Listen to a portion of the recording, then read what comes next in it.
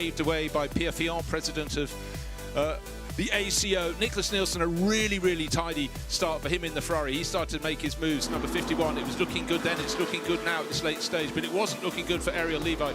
Getting it wrong in his Audi, clattering into the back of the Borgenhorst Aston Martin of JB Day. Two other cars eliminated, and that was only halfway around the opening lap. And then the racing came at us thick and fast, but mainly side by side, particularly through the final couple of corners. And early in the race, drivers were doing single stints. It was simply too hot to countenance anything else. For Winwood Racing, suddenly a wheel bouncing around in the track. No damage done there, but a big shock for all parties concerned, particularly for the driver of the Tempto Audi that ended up in a three-wheeler. Then a couple of moments of off-track madness in many ways. There was the blue and white Kessel Racing Ferrari going left, going right, going off the track between Pouon and Fagna. And then a little problem, right-hand side of your screen, look, exit one Ferrari. That was a number 50, but that was eventually, that is a car back in the mix, up into 5th or 6th place. And then a bit more contact, another Ferrari, the number 71 that time at the final sequence of corners. That's how you do it. Cleanly, tidily, and great positivity. Well, that was Raffaele Marciello in the Rover BMW making the moves.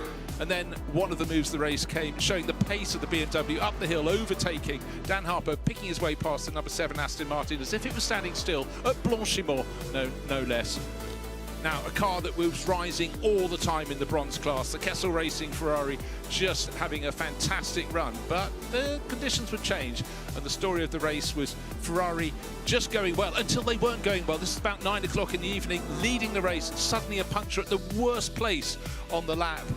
For Alessio Roveri, had to do the entire lap to come back round to the pit garage. A big off-track moment there for Mullner Motorsport. Then the bonnet slamming up on the windscreen of the high-class racing Porsche. And then, while driving back, getting shoved off the track as well. Can you get the bonnet down, slam it down, hammer it down? They did the job, got the car back into the race, and then a glorious moon rose. It was still very hot indeed. Drivers were now going towards doing two driver stints rather than just the one, but they were suffering by the end of that. But a driver suffering enormously, Sébastien Beau dropping a wheel at Curve Paul Frere, and that was over and out for him. Hadn't had many retirements at that point in the race, and then it was as though we were trying to create them.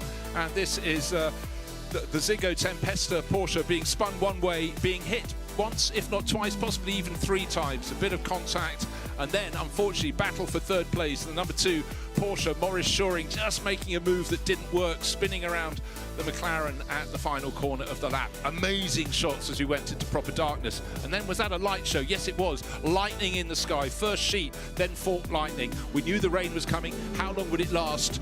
How heavy would it be? And already there were other cars having problems. East Talent Racing Audi going around shedding body parts on the exit of Blanchimont. Scary place for Marcus Winkelhock to go in. And then a huge impact for Sarah Bovey on the exit of Blanchimont. This is the damage to her car, but the best sight of the day was Sarah getting out. And then the rain came. It was heavy. It was intense. But we got through it. The teams had only just changed onto wet weather tyres. Some did, some didn't though. And because the rain was so short, then things started to happen, and there was one of our contenders, not out the race, but out of the running, number 58, Benji Goethe, clattering into the back of a rival. The number 2 car was the one he hit, but then we moved into daylight. The Lion Speed GP Porsche was on the up, but it's the number 51 car, the car that lost nearly 2 laps with a puncture, that has emerged in the morning in the lead of the race by about 8 seconds. And that is it for me. The night shift is now leaving the room to welcome back Joe Osborne and David Addison, looking incredibly fresh and dapper, David. Not really. Bruce, well done. Fantastic work. As ever, all the way through the night. I still don't know how you guys do it for that long in the night, but well done to Jonathan Grace and Bruce Jones. Thanks, both of you. We'll pick this up in a moment, but first, let's just enjoy a lap of Spa with the race leader at Nicholas Nielsen's Ferrari. We've just nudged past 8 a.m. Welcome, everybody, to the CrowdStrike 24 Hours of Spa, led by Ferrari.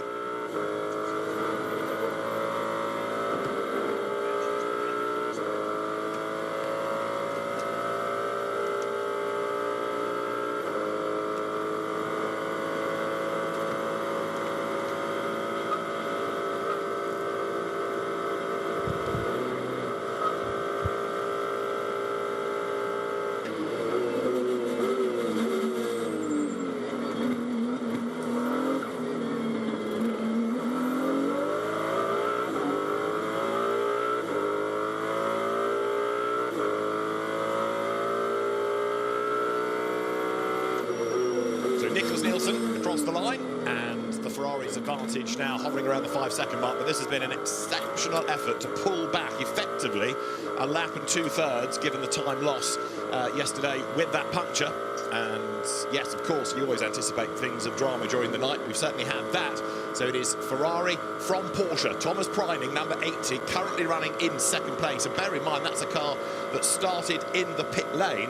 That's another pretty outstanding effort. We'll catch up with one or two of the dramas of the night. I know many of you have been watching, but others might just be waking up and as your first espresso kicks in, wanting to know who's done what to which and to whom through the night. We'll do that very shortly. But bear in mind right now that this Ferrari leads the way, and the other significance of the night is that 46 BMW, now with Valentino Rossi at the wheel, is in the lead battle, and it's there on merits as well.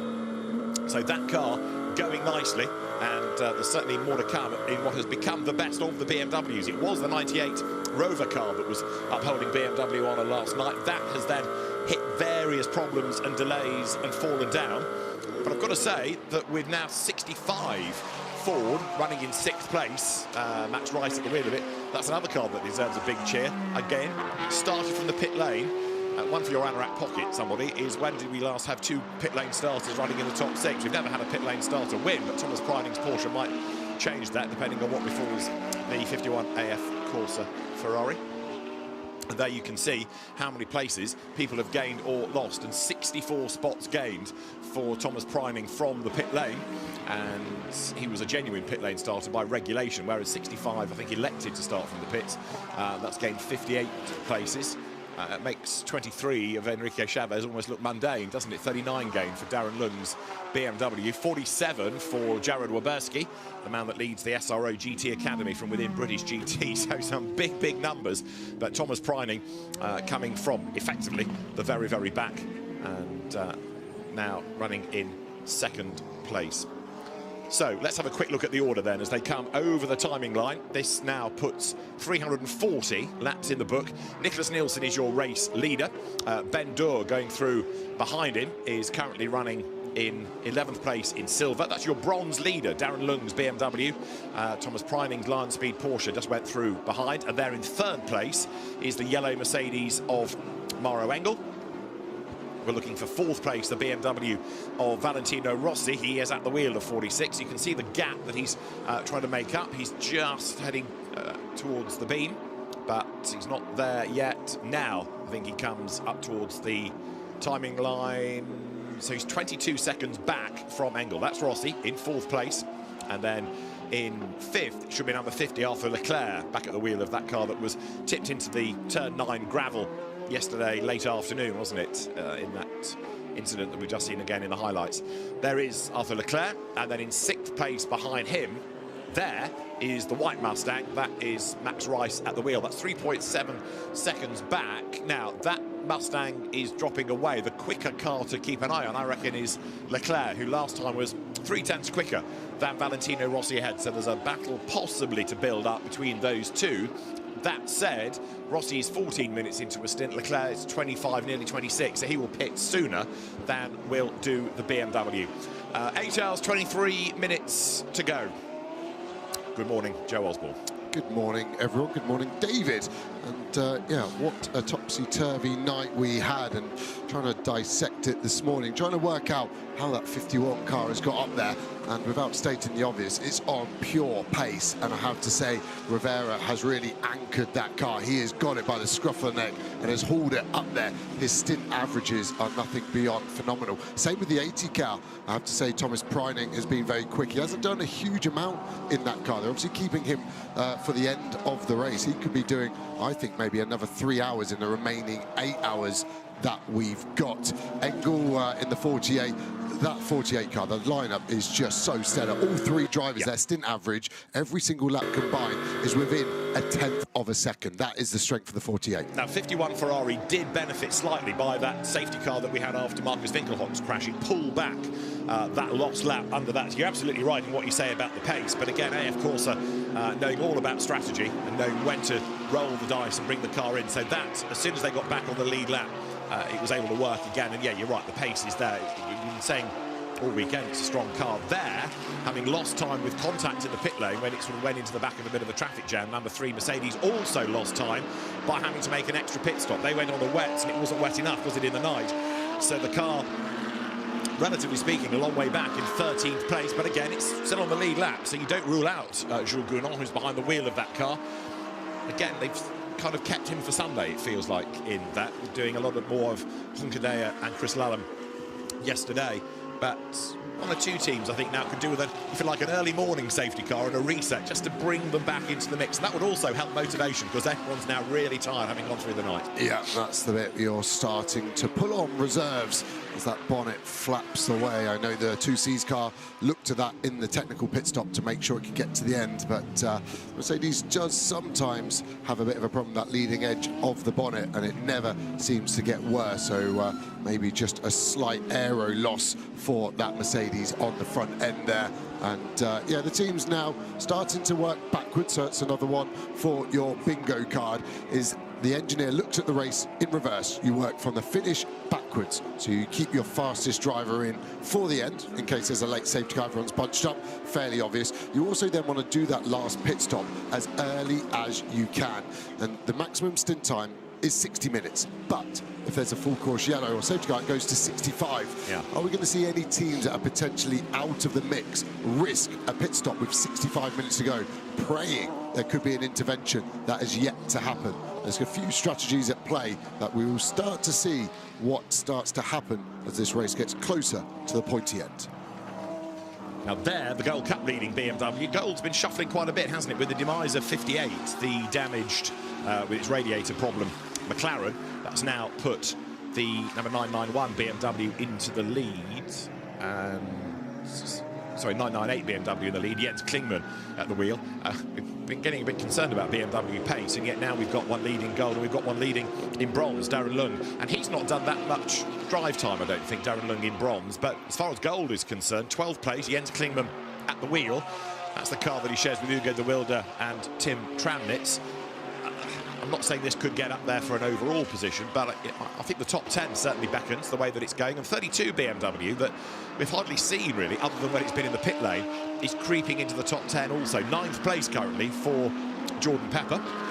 One of the things, Joe, we were discussing about half an hour ago, you and I, was who the quicker drivers had been, and there was absolutely no doubt about who has been the fastest on his average laps over the race, and that was? Alessio Rivera is clear as well, and clear of Tom Fleming, so I've got to give Tom a shout out. And the 58 McLaren you mentioned was leading the bronze class, the gold class, sorry, until radiator damage. I think radiator damage is maybe a bit harsh towards McLaren there. It was obviously a driver error that caused the damage. It went in the rear of another car, which then damaged it. So that what car we're hearing is, though, that with respect, the Ferrari, I think, that triggered it, had stopped in the pit lane, almost like it was trying to stretch the stint time just before it got to the timing beam and created a bit of a traffic jam. But as far as we're aware, because we've double-checked this, it's not being investigated. So, yeah, maybe it was unlucky, maybe it was an error. It rather depends who you talk to, doesn't it? Yeah, it depends which side of the fence you're on. Yeah. But it doesn't matter, the car's not in the race, so yeah. And it was a radiator that stopped it going round. Absolutely right. Big shame, because again, we made the point yesterday about how much better the McLarens were looking. We have still got one of them up, relatively speaking, for a class result. Third in silver currently is Dante Raponge for Optimum. Also running third in gold. Second in gold, forgive me, is Simon Gachet for CSA Racing. What happened to 59? What happened to the other Garage 59 car? Did we lose that one as well? The Kirchhoffer car. Yes, Joseph Loke retired that, didn't he, last night? Yeah, had a failure on the right side, didn't it? We saw it go into Garage, and Garage 59 unable to continue with either of those cars at that point. But they did get the 58 back out there, so valiant effort from them on that front. So there, your gold leader drops downhill. So the lead gap, Nielsen to Preining, 3.4 seconds. Thomas Preining lapping a fraction faster last time, but only by a tenth. So again, you kind of don't get too carried away by that, because it's just harder to gauge whether that was traffic or genuine pace that is now improving. But Nielsen when he crossed the beam, 15 hours and just under 42 minutes done. This is your bronze leader. It's a really strong lineup, this, isn't it? David Pittard, I think you'd probably say, is the star in that, the Nürburgring 24-hour winner from 3 years back. Leighton Forey, who is leading the ADAC GT Championship. James Kellett, who's always been very rapid in Ginettas before coming to Para9 last year. And the man behind it all, the irrepressible Darren Lung, who epitomises what a GT driver is all about, really. He's massively enthusiastic, massively competitive, and massively good for a bronze, isn't he?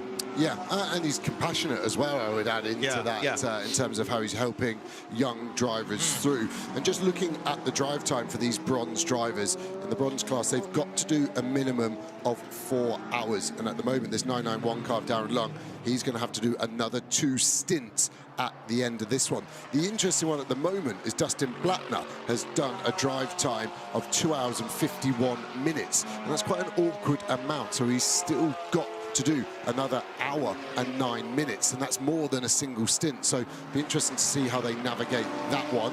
The 12 car, the final bronze class podium car, Gabriele Rindone in that car needs to just do single more stint for that car. So the 12 car could get a big leg up here as the bronze graded driver only needs to do 1 more in there. So I'll keep an eye on all of those minimum bronze drive times across the board. The only maybe other stint time worth mentioning is that no single driver can do more than 11 hours. And at the moment, all the lead pro cars are well within that, and they're definitely keeping their faster one of the 3 as many hours open towards the end of this race. And we also touched on the Boots and VDS travails, having talked about number 10 going better because it's actually done some laps. That ended up with a long pit stop last night after it had a broken track rod because contact with its teammate.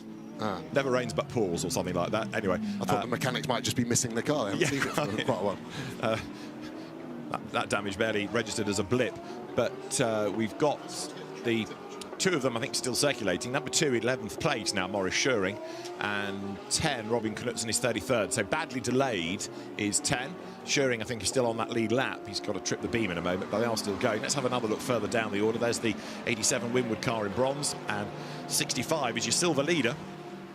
That's the white Ford Mustang. I just bumped into Chris Ward from Ford Racing America and saying the cars are going well. He said, oh, don't say that. There's a long way to go yet. And he's absolutely right. We've got 8 hours, so that's Paul Ricard and 2 sprint races effectively bolted together. And you can see Max Rice there trying to get himself up through the traffic. Gets up the inside of 87, which is the bronze Winwood car. That's Renat Salikov at the wheel of it. Comes up now towards the timing line. So the Mustang rumbles by. Max Rice, who's gone from Formula 4 to ADAC GT. We've not really seen in GT World Challenge Europe before, but got to say he's looking pretty pacey at the minute. And although he's had to work his way through the traffic, that last lap, a 2:22, okay, it's slower than a few of those around him. Big battle going on behind, where you can see Porsche and Mercedes going toe-to-toe, dropping down the hill. But in silver, it's Mustang going nicely. And don't forget, there are only 2 Fords in the race, and they're both in the top 14. Yeah, and the other one would be much higher up had it not had to do a drive-through penalty for speeding under full course yellow, of course.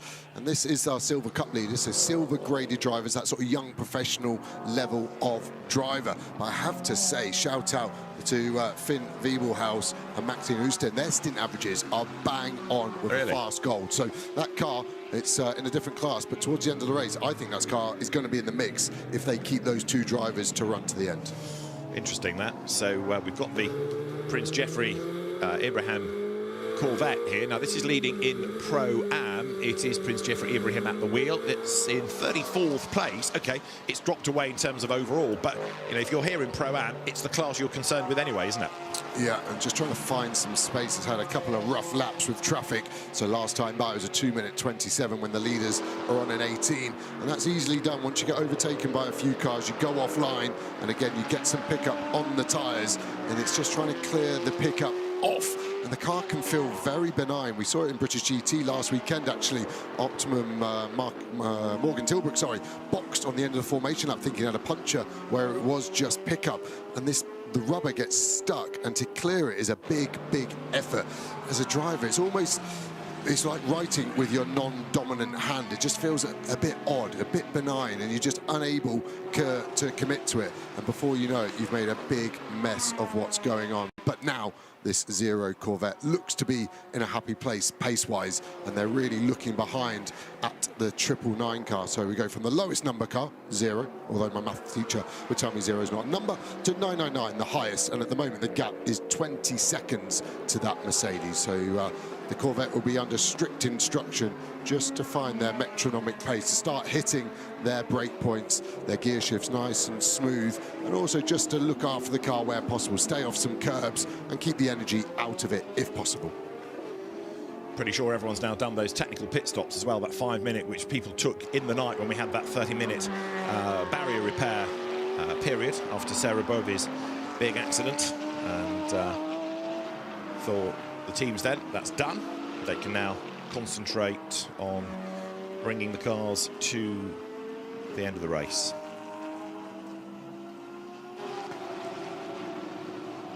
So there's your race leader. It is Nicholas Nielsen. 2.9 seconds up on Thomas Preining last time. And in the background, you can see the white Porsche. There it is. Lights are flashing. Still find it extraordinary that the car has been able to get up there from that pit lane start. It was an engine change. That's why the regulations, as imposed by the stewards, put the car to the pits. May have done it a favour in a sense, because they were out of jeopardy behind the first lap accident, but then had they qualified on pole, they'd have been ahead of the accident. So you pays your money, you take your choice. But the Lion Speed team, after, let's face it, a pretty tough start to the Endurance Cup season, with the car being blitzed at Monza, the power steering failure at Paul Ricard, had a power steering problem at Brands in Sprint Cup race 1, admittedly won the second, but again, tempting fate, I know, with 8 hours to go, but it's going nicely, that, and it's made very, very good progress. And with Ricardo Feder and Bastien Bous as the other drivers, it's a good, strong lineup, that. Although I think you were saying Bastien Bous' his average lap pace wasn't mega. Slightly off, but that's where data can sometimes be misleading. Of course, I don't know what happened through the night. It's taking a top 60% for the average, so it does drop the outliers that are problems. But yeah, Bastien Bous, uncharacteristically 3 or 4 tenths off his teammate, so it might have been dealt a rough hand, maybe not a set of new tyres compared to them every stint. And Preining doing the fastest lap of the race, hustling past the Stella Corvette, which very nicely flicks on the indicator there. Reed in that Corvette helping out Preining. Interestingly, that Porsche just overtook the Acura across Aston, which of course was going to do an engine change, but then decided against it. And again, the data on that one, I'm not sure if that was the right call. They would have had a large stop-and-go penalty as well as the pit lane start. So I think that's what forced the hand. But speed trap-wise, that car is quite far down, so it's obviously nursing a long engine issue. Yeah, the stop-go that would have been imposed would have been just over a lap, wouldn't it? So the gamble, I think, was let's not bother with that and so take the pain. We have seen a brake fire from that car also during the night. There is Thomas Preining then in 80, the Lion Speed Porsche. As I say, he's looking pretty decent this morning. One of the many DTM racers, DTM champions indeed, that we've got on the grid. Stéphane Rattel made the point before the start of the race about how the DTM has in recent seasons got rid of its silhouette touring car format and gone the GT3 route, which is another big tick for GT3, celebrating 20 years in existence this year. And Thomas Preining, who came to prominence as a Carrera Cup champion in Germany, pushing on, and 1.7 seconds back he was last time. In the first sector he lost a 10th, in the second sector he's gained half a second.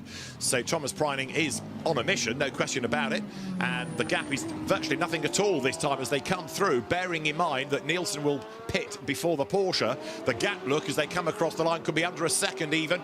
They will break the beam, and it's 9/10 of a second, so this is game on for the race lead. We start lap 348, 8 hours, 8 minutes to go, and 80 is the Porsche to watch. The gap 991, it's the previous generation Porsche. We're now on the 992, of course, so a shame we're 1,000 off. But the only thing I would say is Nick Nielsen's had to navigate that traffic. We've seen Preining get through it very efficiently. Maybe Nielsen not quite as lucky. There's a CSA McLaren just leaving pit exit now, so I think Nielsen might get the speed on him, but maybe Preining not. That's the ebb and the flow of the traffic. Next car up will be the 33.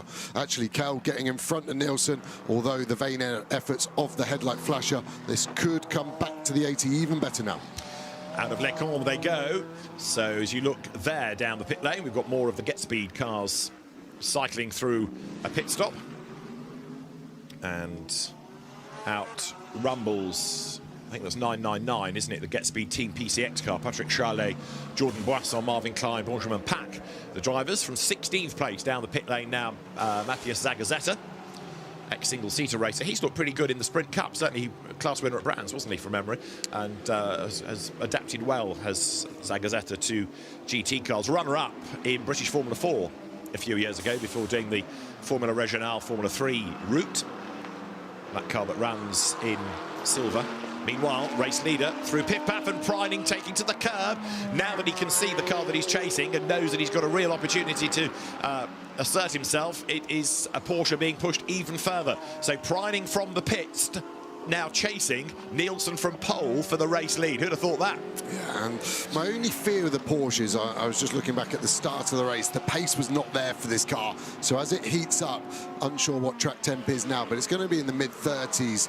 As it gets back above 40, maybe back above 50, is it going to go away and then go back to the Ferrari? Maybe Lion Speed know that, and now they've got to pounce and get in front of the Ferrari and try and dictate this race. Nielsen looking ever more panicked with the traffic in front that was too wide. And he's almost getting crowded out, and the gap's going to open up for the Porsche on the inside, and Thomas Preining has read that beautifully because the road opened up for him. He's got the lead coming out of the chicane, and he's going to go ahead of the 2Cs Mercedes as they come past the pits. So we've got a new race leader, and it's been done on the track, not in the pits. Thomas Preining leads up towards La Source.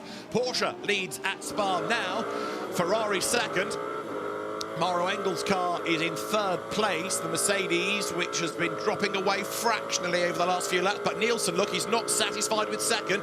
He's right in the wheel tracks. He's going to get a tow heading out of Radion along the Kemmel Straight, and he may well be back in front by the time we get to Le Combe. Let's see, there's a back marker ahead of Preining, the race leader. We're second.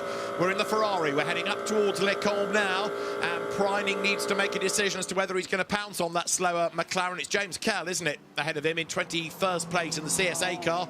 He doesn't catch him, never mind trying to pass him. So Preining now needs to work out the best place to lap that car. Kell is on a brand new set of tyres, so for the first 5 laps, I think they're going to struggle to catch him. Kell fast as well. CSA preparing a good car, of course. Interesting, as soon as we went on board with Nielsen, the Porsche looks fast in a straight line, unable to stay with him through Rouge because of the dirty air. I also think there was contact between Nielsen and Noble in the Mercedes at the bus stop. Look for contact on the left side of the Ferrari. A puff of smoke came up, bang, there. I just worry about punches. We saw contact like that between Alex Arca and Dennis Marshall, and the slightest of contacts can lead to damage, of course. Nielsen thought about, I think, sending it wide, trying to go round, but the Mercedes of the 2Cs was right in the wrong place for that 51 Ferrari. Yeah, in terms of sending it around the outside and getting a track limit penalty, bear in mind Preining at the moment is on 5 track limit warnings and Nielsen is on 1. They are reset every 6 hours, so we've got another couple to go before there's a reset. So Preining, I know he's got the race lead, but he now needs to, dare one say, rein it in a little bit, because the last thing they need, having got this far up the order from the pit lane, is a penalty. Exactly that. So they got a huge way to go before that. So one more track limit in 2 hours and 5 minutes. What's he doing there? He's just really trying to show his intent to James Kell, and it shows you how much grip these cars have got, that you can throw it around left to right like that and it sticks to the floor. As by the looks of it, some of the of course team not happy. Kell now rolls out of the throttle, so he's probably a little bit fearful of Preining. If he's willing to swerve around like that, what else is he going to do? Well, he also got the blue flag in the car because the Porsche will have been with him for over a lap. So eventually, because if the car that's lapping you is within a given distance for 2 sectors consecutively, then you get the blue flag in the car, don't you? Yeah, and we saw that Paul Ricard. Race control to all teams. We have a slow car entering turn 9. That's the voice of Niels Vitic. Turn 9 is Speaker's Corner. So the sister CSA car, the 555. There we go. Right. I'm trying to see what's wrong with it at the moment, but front left punch would be my first guess. Lawrence Lequatier at the wheel of it, and as the car comes down the hill, it's staying out of the way. It is a puncture. There's the Ferrari in second place. So Nicholas Nielsen trying now to get back onto terms with Thomas Preining as they come down to Bruxelles. But a good stint this by Preining, and a really nice move to get the lead. He read it nicely. AF Corso with much shaking of heads, not happy at all. And a bit of consternation, like what's happened here? Now, panic seems to set in, so they can't quite believe what car they've seen. Now between turn 11 and turn 12 on driver's left. seeing if it is just only a puncture. It is, isn't it? It's got a bit of left-hand down as well, though, hasn't it? Yeah, it looks damage on the rear wheel's left. not turning. Oh, it is now. Sometimes the drivers actually are asked to turn the ABS off and ride their left foot on the brake to stop the wheel from Slow rotating. car, exit turn 13 on driver's left. To stop it flailing around. So maybe that's what's going on there.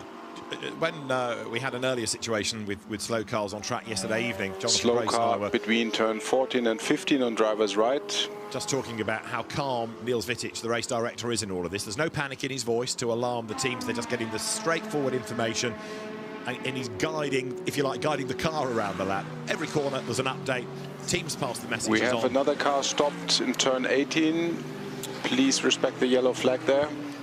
And 18 is the chicane. The Mustang. 64, there it is. So that is, as you see, Fabio Scherer. He was in 14th, and he has had a rotation, but whether it's been slow straight car on. now in turn 16. So let's see how he got there.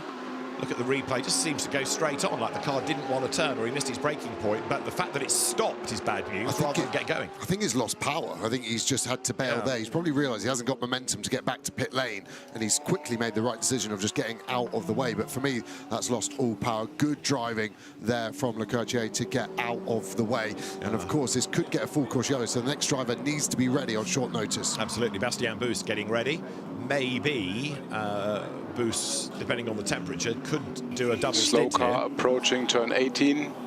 I guess a double stint for Boost would make it a double-decker Boost, wouldn't it? The only thing the teams need to be worried of here is that if their full course yellow is called for the Mustang, is this car going to be going slow? Track is clear, slow car is in the pit lane, and the car in the runoff in turn 18 is about to rejoin as well. Niels Vitic is going to send us a bill, isn't he, for his commentary at this point, because he's sorted out the car in the pits and the Mustang ready to get going. There it is, well, it's moving, but you get the feeling that's gravity more than anything else. He's just letting it roll away. And how cruel is this? He can see the pit lane. He can almost wave to the team.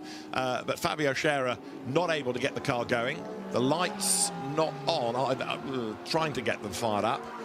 It's too far for the marshals to grab it, though, isn't it, still? And I think you're right, the gravity's got him there, but no further. But if the marshals got to the car, they'd probably pull it back, wouldn't they, into that access point. He wants them to push him to get going. But the fact that it hasn't fired up clearly proves this is a problem. Was that the one you said got the pit lane drive-through last night? Yeah, full course yellow speeding, yeah. And, some teams, there's so many permutations. I remember doing the Spa 24 here in the V12 Vantage back in the day, and we were trained as drivers on how to change the cam belt, and if that failed, we take the bonnet off. Other teams tell the drivers, if you get a failure like that, just spam it on the starter motor as far as it will go, and just use the starter motor and the battery to get you back. And it's just trying to keep that car going, because that was running so strongly, and that had a potential podium in it if it weren't for penalties and potential mechanicals. But it's going to lose a lap, isn't it, now, while it sits at the chicane? It may even have lost that already. Yes, it has. So big disappointment for the Haupt Racing team. You can see other teams are ready, as Joe made the point. If that car has to be moved by assistance, we're going to have the possible full course yellow situation there. The driver, that's Tommaso Mosca, who will jump on board 51. We've seen Bastien Boost getting ready. There he is. The only thing I would add to this, I can't see it being anything but a short full course yellow, which would close pit entry. Of course, the drivers need to be ready, but I don't think this would be a long to safety car full course yellow. True enough. I suppose it kind of depends how they move it. If they pull it back behind the access gate, that's dead easy. If they want to move it there and pull it into the pit lane, you need to get a vehicle across there, and that might take a bit more logistics. So all of that's happening at the moment in race control. Attention all teams, pit entry closed. Short full course yellow in 20 seconds. Okay, so we are at just after 8:30 in the morning, and we're going full course yellow for car number 10 64. 10 seconds. 10-second count comes from race control, and as Valentino Rossi heads up the hill. 3, 2, 1, full course yellow, full course yellow. Full course yellow is called, and it's to move 64 Mustang. Can't quite see it from out of our window on our left-hand side, but that's where the work will be done. And now everybody has to get this delta speed. So Thomas Preining is the race leader, and this is the car in second place. And both of these teams getting ready for a stop. Now Preining, by the end of this lap, will have done, if he comes into the pit lane, round about 41 minutes, and Nielsen will have done round about 47, 48 minutes. So it will be early for a pit stop, but they're going to try and take advantage. But if it's a short full course yellow, does that change the plan from the teams? Yeah, they've got to just keep with what they've got. It doesn't really help or hinder anyone. We're on board with the 51. You can see the lights flashing on the dash, just showing to the drivers we're turning the wrong way. Oh, it's like trying to direct someone back into your garage. The Ferrari, interesting, running at second gear, so it's not trying to keep the temps down. It's ready to go. But where they've put the Mustang, this was what I was sort of touching on a moment ago. If it goes behind the barrier there, that's pretty much race done, isn't it? Yeah, exactly. But if they got it in the pit, short notice, might be able full to course yellow ending. Right, full course yellow ending on short notice. The car's out of harm's way, and let's see how Nicholas Nielsen rejoins. So G go down to first gear, ready for the restart. Look for the green flag, and they're gone away. Nice restart. Look at the jump he's got on the bronze in front. And I have to say, this Ferrari, as it dives to the left, seems to have like a boost activation under full course yellow. Maybe the driver just riding the left foot on the brake to build the turbo pressure, but it launches off that 80k point, and they seem to just always gain half a second each time. But look at the gap to boost in front. That was a telling story, wasn't it? Just before we went, Nielsen unable to get through the traffic as efficiently as the Lionspeed car. Yeah, Thomas Preining then in the lead car. Bastien Bus waiting his turn. Same is true to Tommaso Mosca, ready to get on board from Nicholas Nielsen, keeping Alessio Rovera no doubt fresh for when they need him at the end of the race, which is now just under 8 hours away. Third place, Mauro Engel, still there or thereabouts. I don't think the Mercedes has ever been the gun car, but of course they've had a bank raid for points. It was up there at the 6 and 12 hour mark, so that's done well. A word also about the 74 Kessel Ferrari, because that did lead overall during the night, and it's a shame that it's dropped back to second in class, but Mathieu Jaubert fighting on, and the bronze battle far from over. We're pretty sure that the Nicky Team Aston is done, I'm afraid to say, after that suspension drama, after he had the spin and clipped the wall at Rowdy. On 22 Porsche we're having a quick look at now, which is Ayn Guven. That looked better yesterday evening than it is now. It's down in 9th place, and the Porsche emphasis has shifted, but he is going after Marciello's BMW here, so Guven still in the mix for 8th place, and Enrique Chavez 7th in the Valkenhorst Aston that, remember, got T-boned. It was up on 2 wheels. It was lucky it didn't roll on that first racing lap. How it's got this far, I still can't quite believe. Yeah, they build them strong at Pro Drive, don't they, in Banbury there. They'll be pleased of the development that went into that car. Yeah, and this Porsche trying to get past Marciello at the moment. It's got such a good lineup, hasn't it? Guven in the car at the moment, but Matt Campbell and Makoviecki as well. So yeah, it's a strong lineup, but they just don't seem to have the pace in that car compared to Lionspeed. Of course, exactly the same cars, they're homologating the same point, but the teams have quite a large freedom of setup on it, of course. So it seems like Lionspeed have maybe extracted a bit more pace out of that car than this CLRT version. Yeah, let's see what Guven can do in a straight line. The reigning DTM champion now heading into the sunshine once more. It does feel cooler this morning, and they had a big storm, as you know, last night. That's taken some of the sting out of the temperature, not just here, but I think also the heat wave has started to dip around Europe as Marciello then turns his way through Les Combes.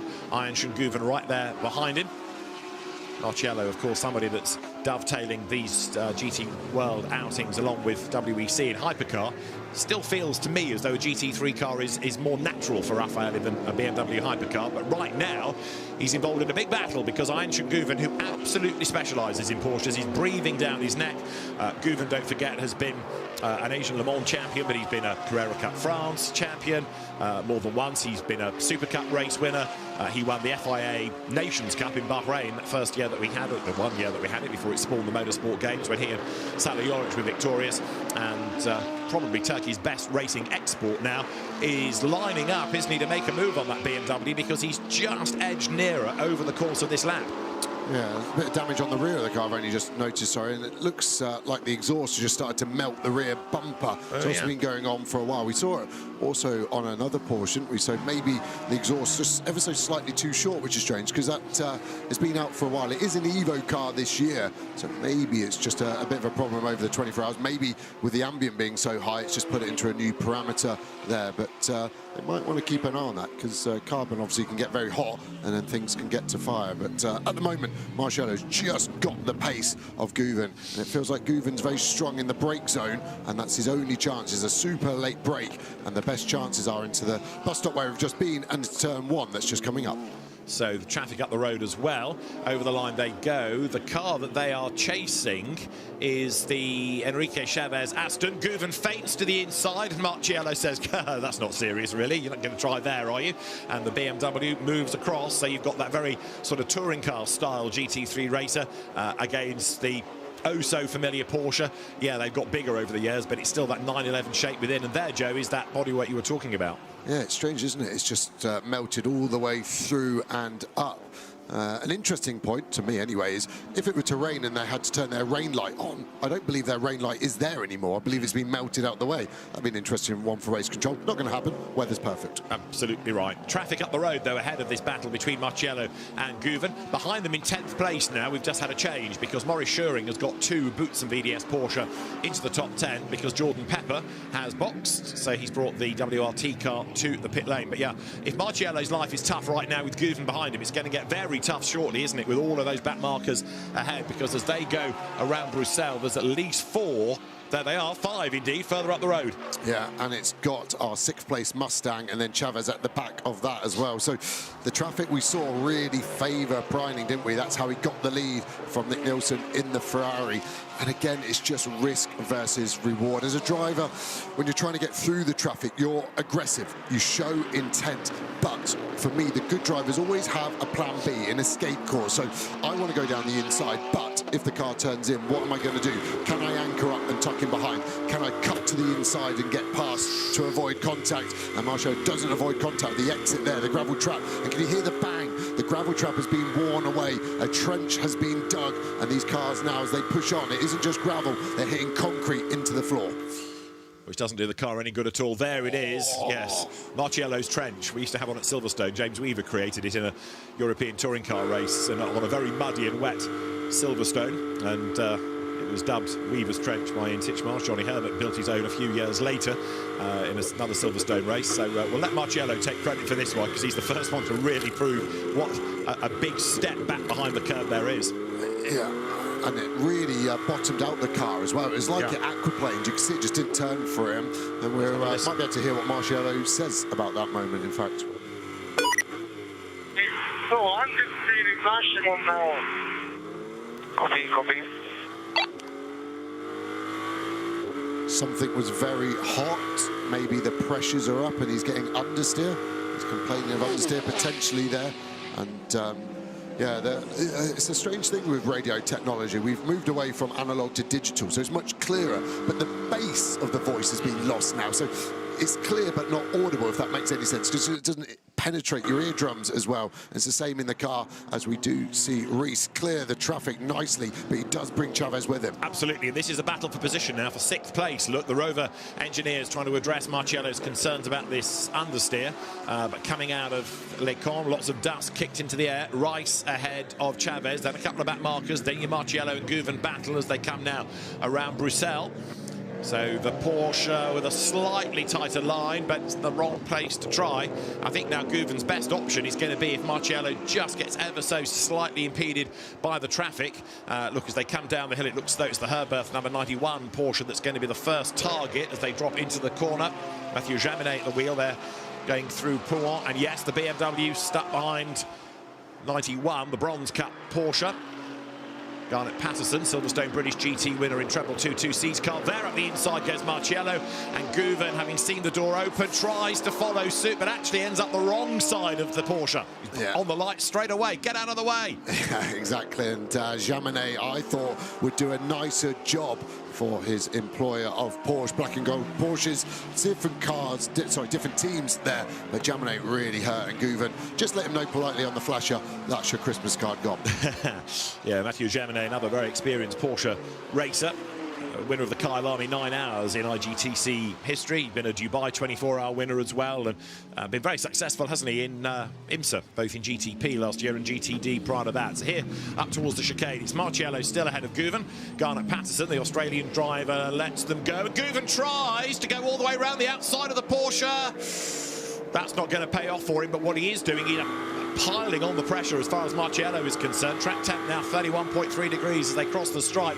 And Marciello is in a big battle as Guven licks the stamp and sends it up the inside, out the other side of the corner. Porsche is ahead. Porsche has gone wide and BMW is back alongside. So Guven through, but wide. Marciello with the BMW booms back up alongside. It's going to be Guven's line for part one of Route. They just touched. Marciello's got the line for the second part. Guven is forced off the road. Marciello's off the road as well, and they're still toe-to-toe going up the hill, making their way up towards Les Combes. It's lap 356, 7 3/4 hours to go. They touch again. Guven is not to be denied. This is his best chance yet. Last of the late breakers to Les Combes. Guven on the outside. Marciello reclaims the place. Fantastic racing. Neither one of them wanted to yield. There's Guven sends again. This is a touring car race, not a 24-hour GT3 race, and Guven has got the done here. And I think Marciello is going to be very peeved, and I think there could be more contact here. Marciello not happy with the dive bomb into turn one, and I think he was trying to let Karma deal with it. They're still side by side into No Name. And here they come with Marciello back on the inside to retake the place, and Guven, at least for a couple of corners, is going to have to slot back in behind, and you can imagine Marciello saying, right, that's shown you, but Ian Guven, we know, is very, very quick and committed. Augusto Farfus watching on, it's his car, and that tells you everything you need to know about that battle. Mega pressure in the garage, never mind in the cockpit of number 98, the Rover car, the Rover Racing BMW, 8th place they're squabbling over, and actually through Piff Path, Marciello has got away by length. Guven now has to regroup and go again, but that was hard racing. It really was, but yeah, the exterior shot of the dive bomb into one. Marciello basically not happy because he had to unwind the lock. He had to be the guy who stopped a crash happening. Ijan Guven, we've seen overtakes like that from how many? I remember Valencia, the motorsport games, where he sent it down the inside. Super aggressive. The pros have respect for each other. Everyone starts on an equal level, but drivers get used to dealing with drivers. And when moves like get thrown like that, the respect goes out of kilter, and I think that's what we're seeing from Marciello, leaning on him down the Kemmel straight, just saying this isn't how we play, and if you're going to play like that, now the bar has been raised, I will fight back with some fire. It wasn't as though Guven barged his way by. It made a bit of lunge, but let's see whether he does it again. I don't think he's quite close enough as they come to La Source. And no, this time he sits tight. A quick update, Ganal has been investigating that 64 Mustang for us. The team saying they don't really know much about the problem. It's something technical, but it's going to be retired from the race. Big shame for Hat Racing team, but it means 65, the Silver Cup leading car, now upholds the honours of the Blue Oval. The gap last time, Marciello to Guven, 0.4 of a second. It does look as though Marciello has steadied the ship a little bit. Now, this is number 50. This has made a pit stop and dropped back into 12th place. Lilou Wadou is at the wheel of it, and that now means that Arthur Leclerc, who has got out of the car, has time to talk to Ganel Longy in the pits. Arthur Leclerc, great recovery since you had a contact yesterday with a back marker. Great job into the night. How is it this morning here as well? It's okay. We are struggling a little bit for my first stint. I was just really struggling with the degradation, and I think just the low temp is not really helping our car. And then the late morning was a little bit better, but still we are a bit behind than the other cars, especially the Porsche. So hopefully we'll find some pace when the heat will come back. Temperatures are rising, so it's gonna come your way. Yeah, I hope. The race is still long, not finished, so maximum push until the end. Thanks, Arthur. Thank you. Thanks, Ganel Longy in the pits for us this morning. Back on shift, and you've got 50 Ferrari then with Lilou Wadou at the wheel, and this is the car that had a spin early on. It's also, from memory, had a pit lane speeding offence, but Sean Galisle, the third driver. Arthur Leclerc, it's fair to say, is the gun in that car, but Lilou Wadou has been a GTD champion in IMSA, and the car's currently lap 3:58, 7 3/4 hours of the race to go. So it is Porsche leading, and although we've not touched on Thomas Preining for a few laps, got a bit busy with the Porsche of Ayansh and Guven, he's just edged away, hasn't he, from Nicholas Nielsen, who owes us a pit stop. Nielsen has just done an hour of his stint, Joe, so we're anticipating 51 to box fairly shortly out of second place. Yeah, exactly that, as the battle rages on between the Mustang and the Aston. They're going to be side by side. Saw us a few laps earlier, didn't we? Guven got the side draft. Doesn't look like the Aston has anything to respond to that Mustang straight line performance. So Rice keeping fifth, Enrique Chavez in the Aston Martin that they have done such an astonishing job with of keeping going after all the contact in the big crash at the start of the race that you've seen in the highlights reel. So up the hill they go. Rice way clear in silver. He's fifth overall, and the next silver car is 17th. So there's quite a buffer there. But Max Rice doing a good job racing at this level for the first time. Turns now in through the Lecombe sequence.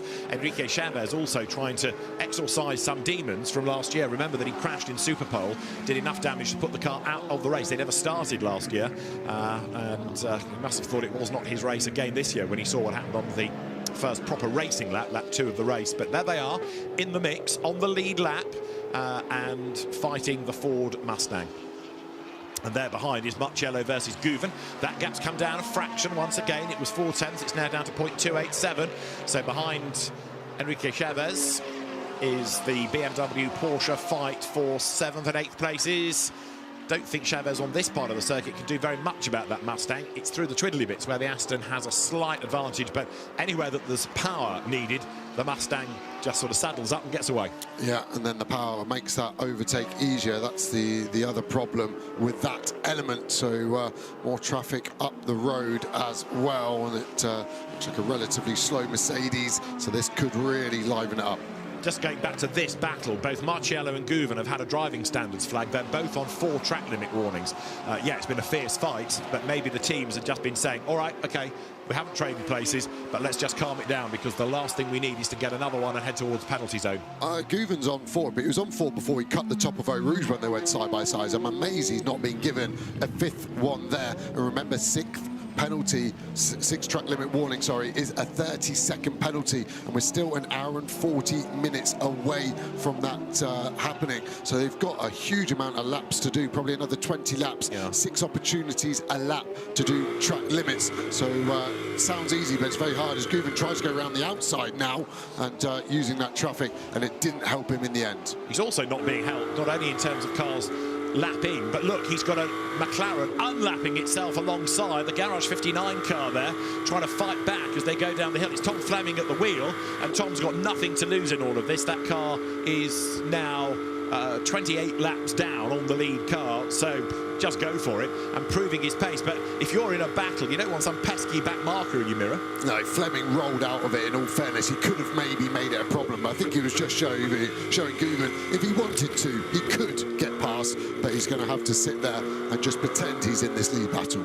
So out of the Lecombe sequence they come. In terms of stint time, Marcello 59 minutes, Guven 57.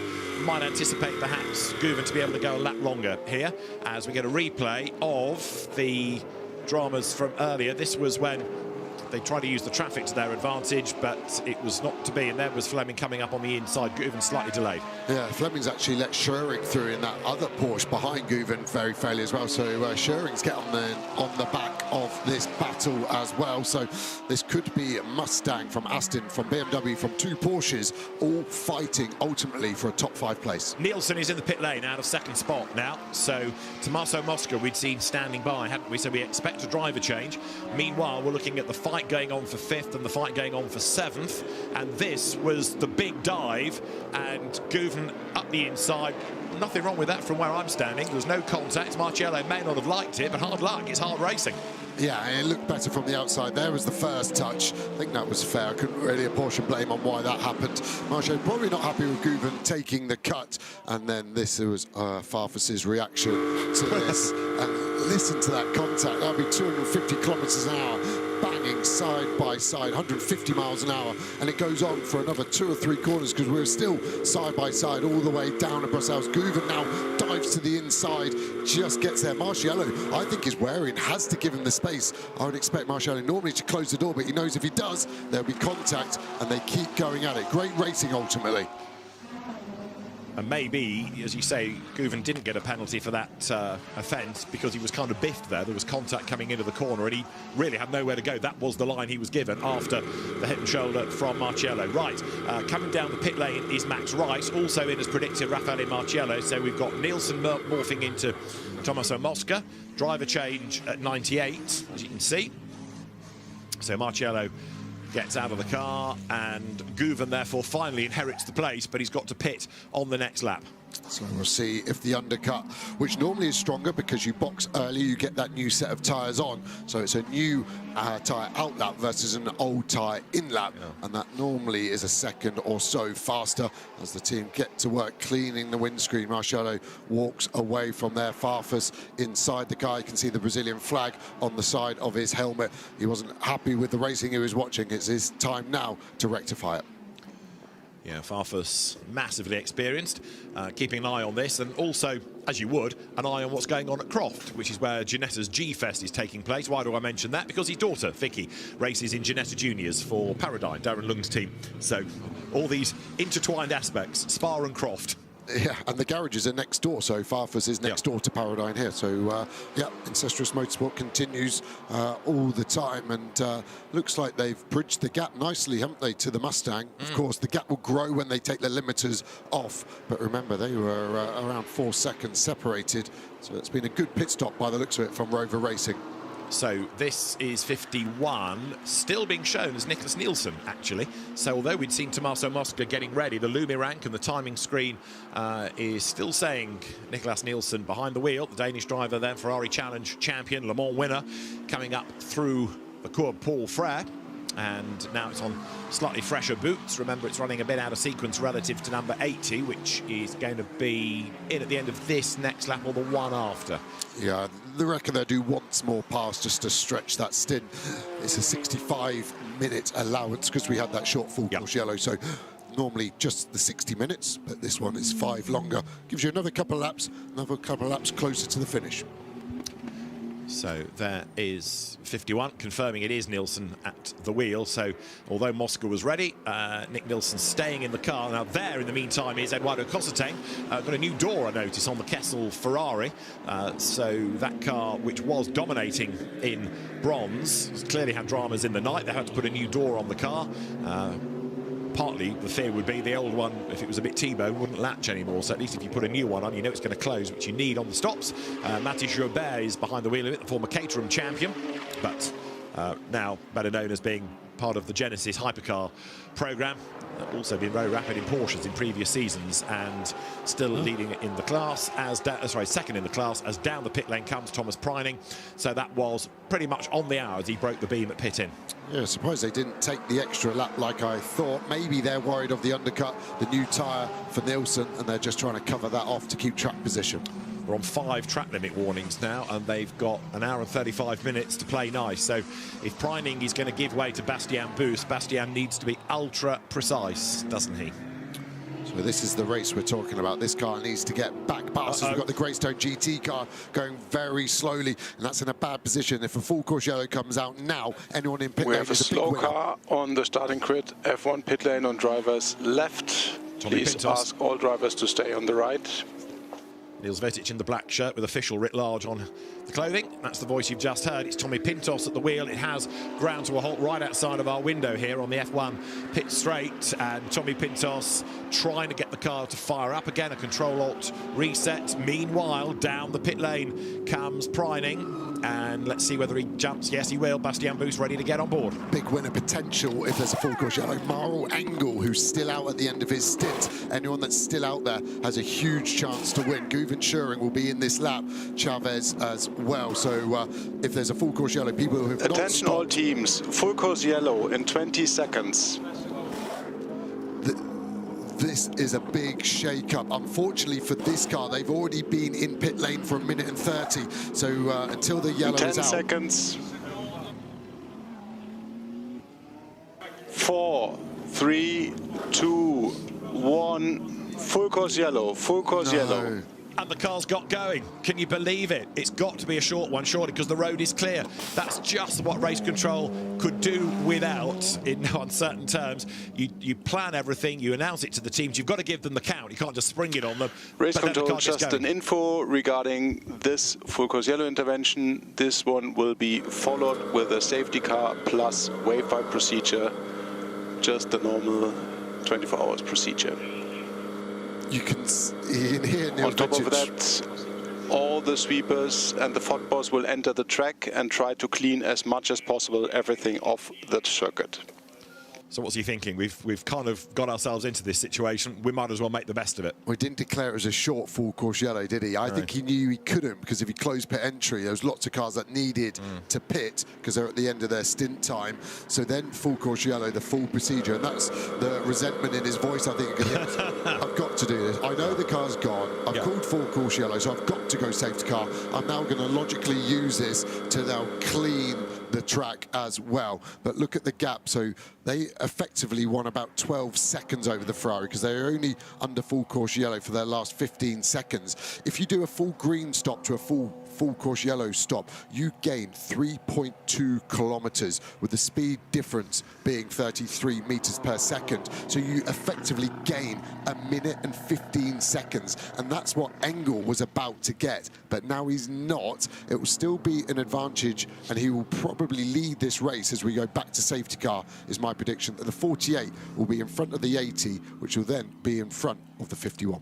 So a big shuffle around, and this is these days how endurance races can be won and lost. You can have all the strategies in the world, but if something like that just comes out of nowhere, and as you were making the point, the Porsche was sort of midway through its pit stop when we went to that full course yellow. So AF Corsa, a bit of a snakes and ladders kind of race, isn't it? Goes well, have the puncture, slide down, fight all the way back up. Full course yellow affects the strategy, slide back down again. Yeah, I think this is going to bring the 46 into the race as well, quite nicely. Rossi aboard the car. Interestingly, just looking at the track mapper at the moment, obviously cars may box in between, that the line speed Porsche to the Ferrari has 5 cars of lap traffic in between. We're going to get a wave around as well, so that might filter some of them out, but that lap traffic can really help as Engel does finally box. Now, just answer me something else. We've got, as an example, let's take Enrique Chavez, who's pitted recently. He's only been on track for 3 minutes. Is there any benefit to them bringing him back in? Because we know this is going to be a long yellow if there's a safety car. Is there any benefit to doing that, or are they just wasting time? As Marshall's found a massive chunk of bodywork in this general clear. That's a McLaren piece of bodywork you can see off the livery. We'll come to that in a second. Just let's talk about that strategy for a minute. Is there any benefit now for doing a number of short kind of splash and dash type stops? Yeah, less so now that the car physically has to stop, engine off and go. It just adds a few seconds. But again, the engineers working from the race backwards, the race end backwards there, are just working out, oh, actually, if we do sneak another 4 minutes now, that could delete a stop later on. And with the stops being so long here, nearly a lap 2 minutes, so lap time 2 minutes 20, it just throws you a strategy, a B option. The top teams don't take that because they can maybe win the race normally, but those teams on the outside of the top 6 for sure, maybe will start to roll some dice, and we'll keep an eye on those rolls to see how they fall. And that's what Rutronic did last year, wasn't it, to get second place? And I suppose also the engineers now, if they're, and they have to be on the money, they're not only looking at their car, but they're also looking at the cars that they're in a battle with to work out what their strategy is and might be to try and counter that off, yeah? Yeah, exactly. And just starting to look towards the end of the race of what they could do on historical data, and it is pretty close whether it's one extra stop or not. So at the moment, potentially could get to the end of this race with just 7 more stops, of course, but it is right nip and tuck. A few more full course yellows makes it easier as we look at the race here between Chavez and Engel. So Chavez has won really big there, hasn't he? He's jumped quite a few positions on that one. So a good pit stop from Valkenhurst. Just had a driver change in the 991 bronze leading BMW. Leighton Ferrari in, Darren Leung out. That car's still in the mix. And yeah, you're right about the Valentino Rossi number 46 BMW. That had come into the equation on merit during the night, and it's still, to use the time-honoured phrase, there or thereabouts. But it's going to be interesting to see the other side of what's going to be a safety car period, where we stand. The teams knowing that it's going to be a safety car period, they are going to get things tidied up. there is Enrique Chavez, who'd pitted fractionally earlier than Mauro Engel's car, and the pit stop time that Chavez did was 2 minutes and 1 second. Now that is the Marciello car, isn't it, into the pit box, or is that Paradigm? It's Paradigm. So 991, forgive me, Darren Lung's car. Leighton Forey was getting into it, but looks like attention to the front of the car. Is this brakes, Joe? Or is this something to do with suspension? We're not aware of a problem, unless that's the technical stop. I'll have a quick look through the data to see if they've had a 5-minute pit stop. Leave it with me, cooler. So that car is looking closer to rejoining, but still the attention on that front left corner. Team telling us about the driver change, but not fessing up to any dramas, as back into the race also goes 74. Dustin Blattner has taken over that car. And it is the technical stop that is being done. Yeah. So, yeah, the 5-minute technical pit stop is why 991 has gone into the garage. So that full course yellow to safety car has come at a good time for them, because they can get the 5-minute stop done and lose less time, relatively speaking, because everyone else is going at a slow pace. Yeah, exactly that. It has to be done between hour 11 and hour 22 of the race. They still had time. The good thing for them is that they're going to have the best brakes. So the teams that did it earlier, their brakes will be more worn, less bite. So that car pretty much set for a sprint on its brakes for the remaining 7.5 hours of this race. Now, Nicholas Nielsen is back into the pit lane. He'd done 9 minutes and 40 seconds of a stint. So that goes back to what I was asking about. Is it worth doing these extra stops, these short stops? Yeah, this is the stop now that makes it definitely only 7 stops to the end. And that's what AF Course are doing there, just resetting that part of it. So might see quite a few cars cycle in just to make sure that they're A-OK and happy. And if you want to do a stint reset, is that as straightforward as it used to be, just drive down through the pit lane, or do you now have to actually stop, engine off and restart? Yeah, latter option on that one. So it's slightly different. There you can see lots of sticky tape around the back of the Leighton Forey BMW. It's had its technical pit stop. Remember, it's got to be there for 5 minutes. So now it will start to lose places, but better you do the technical stop under this yellow situation. Yeah, and it's about 52 seconds to pit exit from there, so they're going to launch any second now, and they'll cross the line after 5 minutes of being in the pit lane. So the team happy with that, had the car back out in good time, and interestingly keep Darren Lung aboard as well, so to kind of use his driver actually no, sorry, Darren's there to the right, so they've taken him out. I thought they might leave him in just to use up some more of his drive time.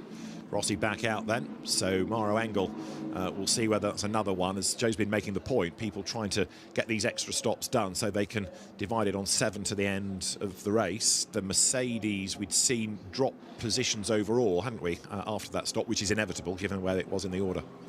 Yeah, the team are super happy, and quite rightly, they've changed the whole brake system on that car in under 3.5 minutes. When I take my car and it takes them 2 days and costs me 400 quid in labour, so I can understand why they're so happy. I'm going to take my car to parity next time. Yeah, that team put together by Darren Lung and Simon Traves, who, when he's not doing this, is a very handy Brisker Formula 1 stock car racer.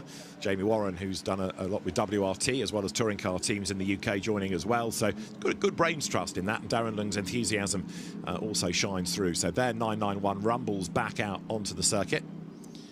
So let's see where Mauro Engel's car is. It's in the 3rd sector, and whether 48 is another one that does a stint reset. The answer is no. He's carried on the track, and Bastien Bus is making his way up towards Blanchimont, and that car took the lead courtesy of Thomas Preining, who did a really good job in that previous stint. So Thomas Preining, we can hear from, he's with Nina Jade Paul. Thomas, a spectacular race from you all so far. If somebody told you yesterday that you'd be overtaking Nicholas Nielsen for the lead of this race after starting in the pit lane, would you believe them? Not really. I think we had high hopes in general, but obviously after the grid penalty, let's call it, for the engine swap, the hopes were a bit smaller. Nevertheless, we had a good car all week. We had a really good team spirit, so we all definitely believed with teamwork we can get to the front at some point. But so far it's been a really, really good race. I'm really proud of the whole team. We've all done a good job so far, but still a long way to go. Yeah, it's a long way to go. The temperatures are rising again. What's your mindset for the next 7 to 8 hours? Well, first of all, we need to make sure we don't get a penalty. We're already a bit on the limit with track limits, so this for the next 1.5 hours until the reset is priority number 1. And we just need to stay calm. I mean, it goes so quickly in this championship. We just lost the lead with the full course yellow. It was timed a bit, unfortunately. So in the end, we just do our race, and in the end, when it counts, we need to be there. Get some rest and some food. Good luck. Thank you. Like the fact Thomas Preining talks about we're on the limit for track limit warning. I think he may have contributed in part to that. But anyway, there is the Porsche, and he makes the point that they've lost the lead. And actually, not only that, but they've lost 1 minute and 20 seconds, because that is how the gap is as they come across the line. But it's a kind of irrelevant gap, because we know it's going to close under the safety car. May not be nose to tail, depends about any other traffic that's not eligible for wave by. By coming in under green but leaving under full course yellow, Maro Engel, having been able to do a complete yellow stop, has now benefited. Dustin Blattner back into the lead of bronze. And while we're looking at the Kessel Ferrari, let us hear from Mathis Jobert, who was in the car in that last stint. He's down in the pit lane, and along with Mathis Jobert is Guenel Longy. Mathis Jobert just back into the lead of the bronze class. Talk us through your night. You've been looking for the points for the championship. That was the main goal, and then you're back into the lead. Yeah, exactly. The goal was to be at the lead for the 6 and 12 hours to score as much points as possible.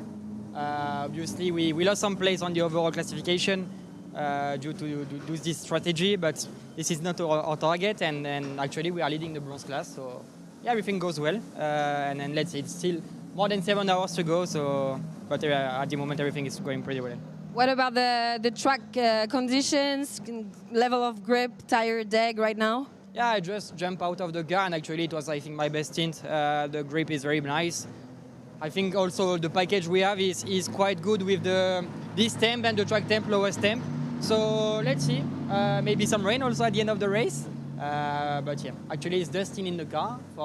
You have to do a bit more than an hour. But yeah, I have great teammates, great team, so I'm very happy to be here. Un petit mot en français, Mathis, à présent pour tous les francophones qui nous regardent. Votre première édition au CrowdStrike 24 heures de Spa, ça se passe plutôt bien. Vous avez repris la tête. Vous êtes allé chercher les points dans la nuit. Tout va pour le mieux dans le meilleur des mondes pour le moment. Exactement. Première 24 heures, c'est une course qui est très spéciale. Beaucoup de changements pour moi. Le trafic, les drapeaux bleus, être aussi dans une voiture bronze et se battre des fois pour des positions overall. Mais pour le moment, tout se passe très bien. On a fait ce qu'il fallait pour être en tête du classement bronze à la fin des 6 heures et des 12 heures, ce qui était l'objectif pour marquer le plus de points possible pour le championnat. Et actuellement, on est toujours en tête de la catégorie bronze. Merci Mathis.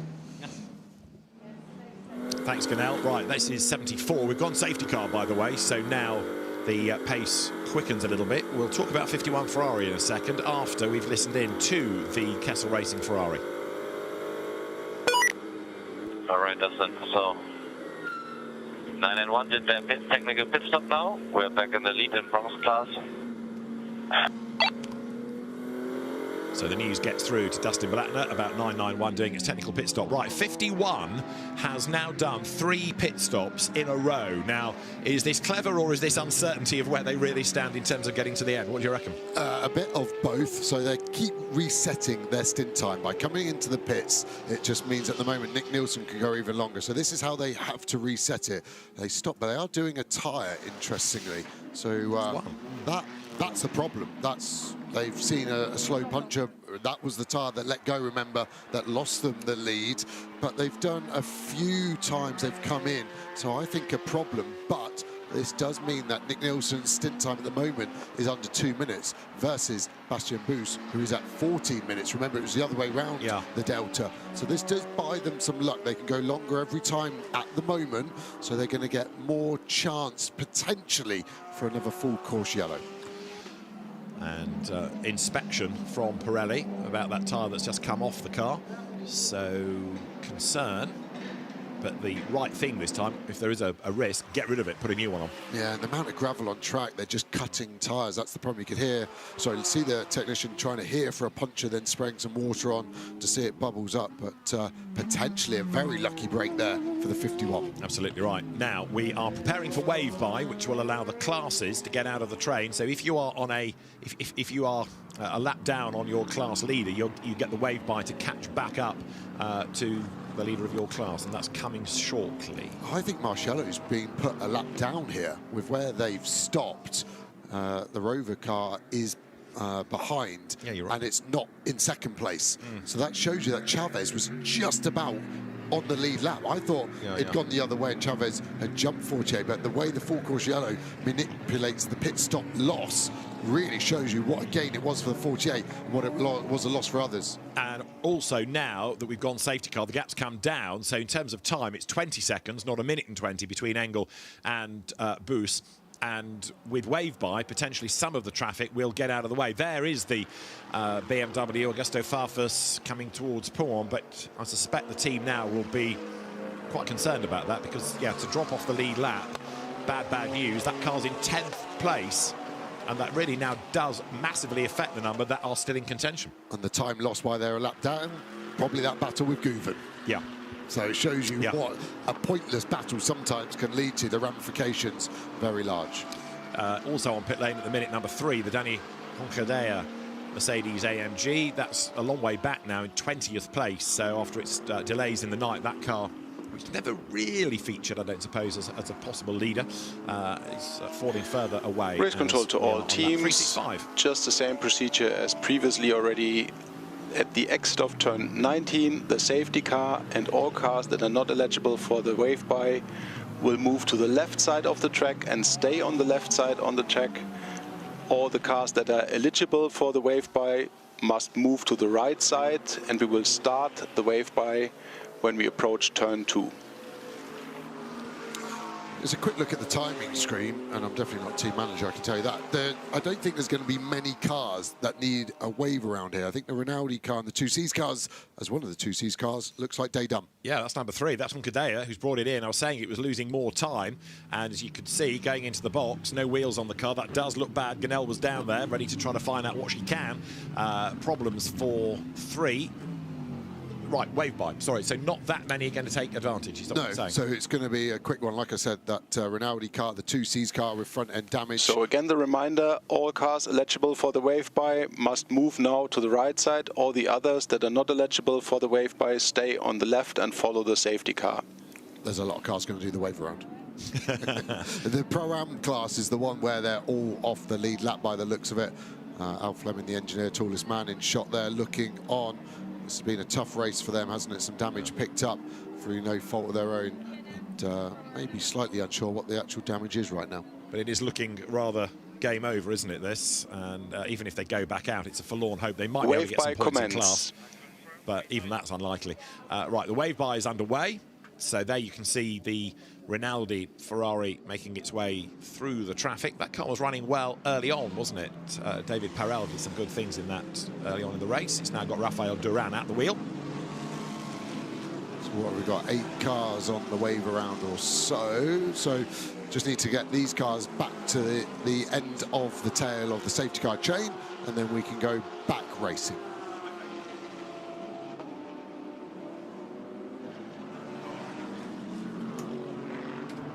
Right, so wave by underway, and this now really does reinforce that point you were making about Marciello, because what he needs to do on the restart, Farfus having taken over from Marciello, he's got to jump past Engel and try and unlap himself, hasn't he? And that therefore means that you've also got 65 Mustang, 998 BMW all in the queue before you get to the second place car. It means you've got 9 on the lead lap. So we've got 7.25 hours to go and 9 on the lead lap. Yeah, what's Engel going to do here? Is he going to fight Farfus? Because he doesn't really mind. Or is he going to be like your Green Dian when you play Monopoly, who's got all the good ones? They put hotels on it and they can destroy your evening. Let's get to the pit lane and find out about number 3, Mercedes. It wasn't looking great. Is it good news or bad? Ganel can tell us. Jules Gounon, it's quite unexpected to see your car back at the garage. Could you explain us what happened? Yeah, we have been struggling, to be honest, since probably 5 a.m. with the engine temperature and some different issues with the car. So we have been trying to fix it. We parked the car maybe 1 hour ago after my last stint to try to clean and try to help, but I was already losing over 1.5 seconds over the lap on engine. So unfortunately, we have to retire. Very difficult year so far, but it's like this. Expliquez-nous en français pour les francophones qui nous suivent, Jules, ce qui se passe pour vous. Vous venez de rentrer enfin pas vous, mais Dany vient de rentrer avec votre voiture et vous venez de nous confirmer en anglais que c'était un abandon. Ouais, on a eu des problèmes depuis, j'ai envie de dire, 4h30 du matin, où on a commencé à avoir des problèmes de surchauffe du moteur. On a eu pas mal de problèmes autour de la boîte du moteur, d'autres problèmes aussi sur les freins, et on a essayé de continuer, mais là, ça devenait de plus en plus dur. On a rentré la voiture il y a à peu près 1h30, enfin, dans mon dernier relais pour essayer de nettoyer les radiateurs, essayer de redonner un petit peu d'air au moteur, mais Dany, là, il est reparti et on allait exploser le moteur, donc on a préféré s'arrêter. Merci Jules, désolé pour vous. So really bad news for the Verstappen racing squad. That's the end then of Jules Gounon, of Chris Lallam, of Dany Honkadea, and Mercedes hopes very much now resting on 48 Maro Engel, because your next Mercedes is 20th. Gabriel Rindone's pit lane starting Get Speed Team Dubai entry. So it is Mercedes, Porsche, BMW, Ferrari, Porsche, Ferrari, BMW, Aston Martin, the 9 on the lead lap. Yeah, it's going to be a great race with those 9, but I do think Farfus is going to send it. I think it's going to be a Hail Mary into turn 1 if he gets a chance, because if he doesn't, there's no point. I don't think he's got the pace to overtake him over the stint. It's got to be early. I'm not sure Farfus is a Hail Mary kind of driver. Marciello, yes, but Farfus, he's always the quick, steady one in that team with all the experience, doesn't make mistakes, but if you wanted aggression and pace, you'd go Marciello, wouldn't you? But when you've got nothing to lose, you might as well go all in. You're up against the wall. The Mafia have come for the money that they lent you 6 months ago. It's your kneecaps or you hit them first. I think he's going to do the latter. All right, OK, we'll see how his kneecaps stand up to all of this. My favourite drone shot, as you see there, the Retronic Lamborghini bail for the pit lane. 1 or 2 others do likewise, so more stops cycle through. And we started with 69, and I think we're now down to 50, give or take. There are 1 or 2 that have been in the pits for a long time that haven't yet been confirmed as retirements, but we know that number 3 has now added itself to that list. Yeah, we had 23 did not finishes last year, for reference. So we're pretty similar at the moment, I reckon, rate of attrition for the 69. Another AF course Ferrari. Just out of interest, asking for a friend, but how many track limits, penalties and warnings were there last year? Well, I appreciate you asking me, because you know I've got the stacks. I know you've got no friends. So it was 6,048 track limits over the 24 hours. There you go. One car won with 44 was the most we saw. It was the Hassati Audi. What we don't have is a race running control total to all teams, safety car in this lap. But we'll work it out post-event, let you know on social media. Right, safety car in this time. So there's Farfus. He's the one to watch, isn't he? But at the same time as trying to dive bomb Engel, he's got to make sure he doesn't let Kosateng by, because that's still a battle for 10th place. Yeah, exactly that. And what are BMW going to do? Have they got anything on the mapping where they can maybe give it a bit more boost, even just for a split second? He's going to have to judge the restart of Engel well, isn't he? We've seen Engel do many safety car restarts in this championship, and he gets away. There's a few tricks you can do as a driver in terms of just you slow the field down. You can't go, stop, go. You can't back people up. But what you can do is just rest your left foot on the brake. So the brake lights are illuminated just with a few bar of pressure, but you are full gas. So the driver behind is seeing brake lights, but also the car disappearing as it gets smaller. And it's just a nice little subtle touch that isn't illegal, just immoral. Which you'd know all about, wouldn't you, after your years of doing it? Right, ready to go then. So look at this. If Farfus is thinking of dive bombing, he needs to be a heck of a lot closer. So waiting to see what Maro Engel does. Engel doesn't need to stay ahead, but doesn't need to find himself shuffled back into the traffic, because he'd like as many cars as he can, really, to protect him from Bastien Bus. Engel 20 minutes into a stint, Bus 24, so the Porsche would be in sooner, and let's see what develops then. It's going to be up to La Source that the big dive, if it's going to come, will come safety from car, Farfus. lights off. Race direction commands the safety car team to turn off the lights, and amongst the drivers of the safety cars over the shifts in the race, Marc Douet, Belgian race legend, and at the other end of the scale, Ethan Gialdini, who was a winner here last week in GT2 for Ginetta. But now Farfus right on the back of Engel, who's weaving around, getting the pressures and the temperatures up, ready to go racing. Surprised Farfus is weaving himself. Normally the second driver just stays dead straight to just give every opportunity to accelerate. I'd also want to be slightly closer to the rear of that Mercedes. Engel really left to right, isn't he? And that is just to keep those tyres clean. We had him in the box last night and he's gone, and it is an awful awful restart from Farfus. I've got to say, that is not good enough, and they're going to stay a lap down. Absolutely, because he's not anywhere near that Mercedes, and he comes up now towards the chicane. Not only is he not catching up to the Mercedes, he's having to fend off Cosseteng, so it's a double whammy. He can't even think about going after the Mercedes AMG as long as he's got to make the car wide and keep that place against Eduardo Cosseteng. So as they go over the line, in fact, there was another winner, I reckon, on that round of stops, and it was Charles Weerts, who has kept 32 on the lead lap. So actually, now Farfus is 10th, not 9th, and as they drop down towards the right-hander of La Source, you can see that Engel's got away. All right, Farfus now has steadied the ship against the Mustang, but he's going to stay a lap down unless there's a problem for Engel. Yeah, the problem is they're going to get blue flags as Bastian Boost now in the line speed car is going to catch them, so that's going to really cement them off the lead lap. The only other thing that will give Farfus the lap back is that Engel is going to have to make his next pit stop before 98 BMW does, but it's a Pyrrhic victory to get it back, because then it'll flip the other way when the Rover BMW stops. And there, look, you've got the other Rover car up a place. Klingman goes ahead of Cosseteng, and how's this for traffic? Everywhere you look, cars all over the place. You can fit 4 wide on the Kemmel Straights. We're only 2 at the moment, 50% capacity left, but there's a lot of cooperation needed from some pretty tired drivers. Kian Jewis in the 2C's car there looks like he's trying to get down the inside of the 50 of Lila Wadu, so not for position. At this point of a restart, you're not really worried about position. It's all about how fast am I compared to everyone around me.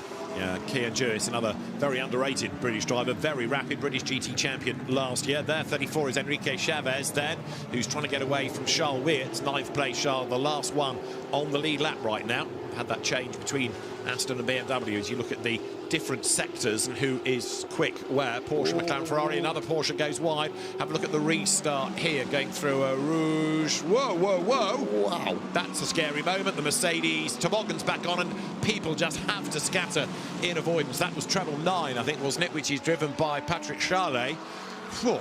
I've crashed and gone off in a lot of places. I've never done that one. That really looks scary, and amazingly the grass very smooth, so congrats to the circuit maintenance staff here. But the cars then had to scatter in avoidance, didn't they? Yeah. And it was like he was wearing not enough deodorant. Everyone else didn't want to go near him, and luckily everyone with eyes on stalks stopped that from being a potential issue and a big crash. Yeah, anybody that was feeling tired suddenly got a wake up there, didn't they? So up front it is Mauro Engel, and he's 2.2 seconds ahead of Bastian Boost. Now the last lap, because Boost was able to get on the loud pedal a little bit before the end of the lap. He had more lap left, rather, to be on the loud pedal than did Engel.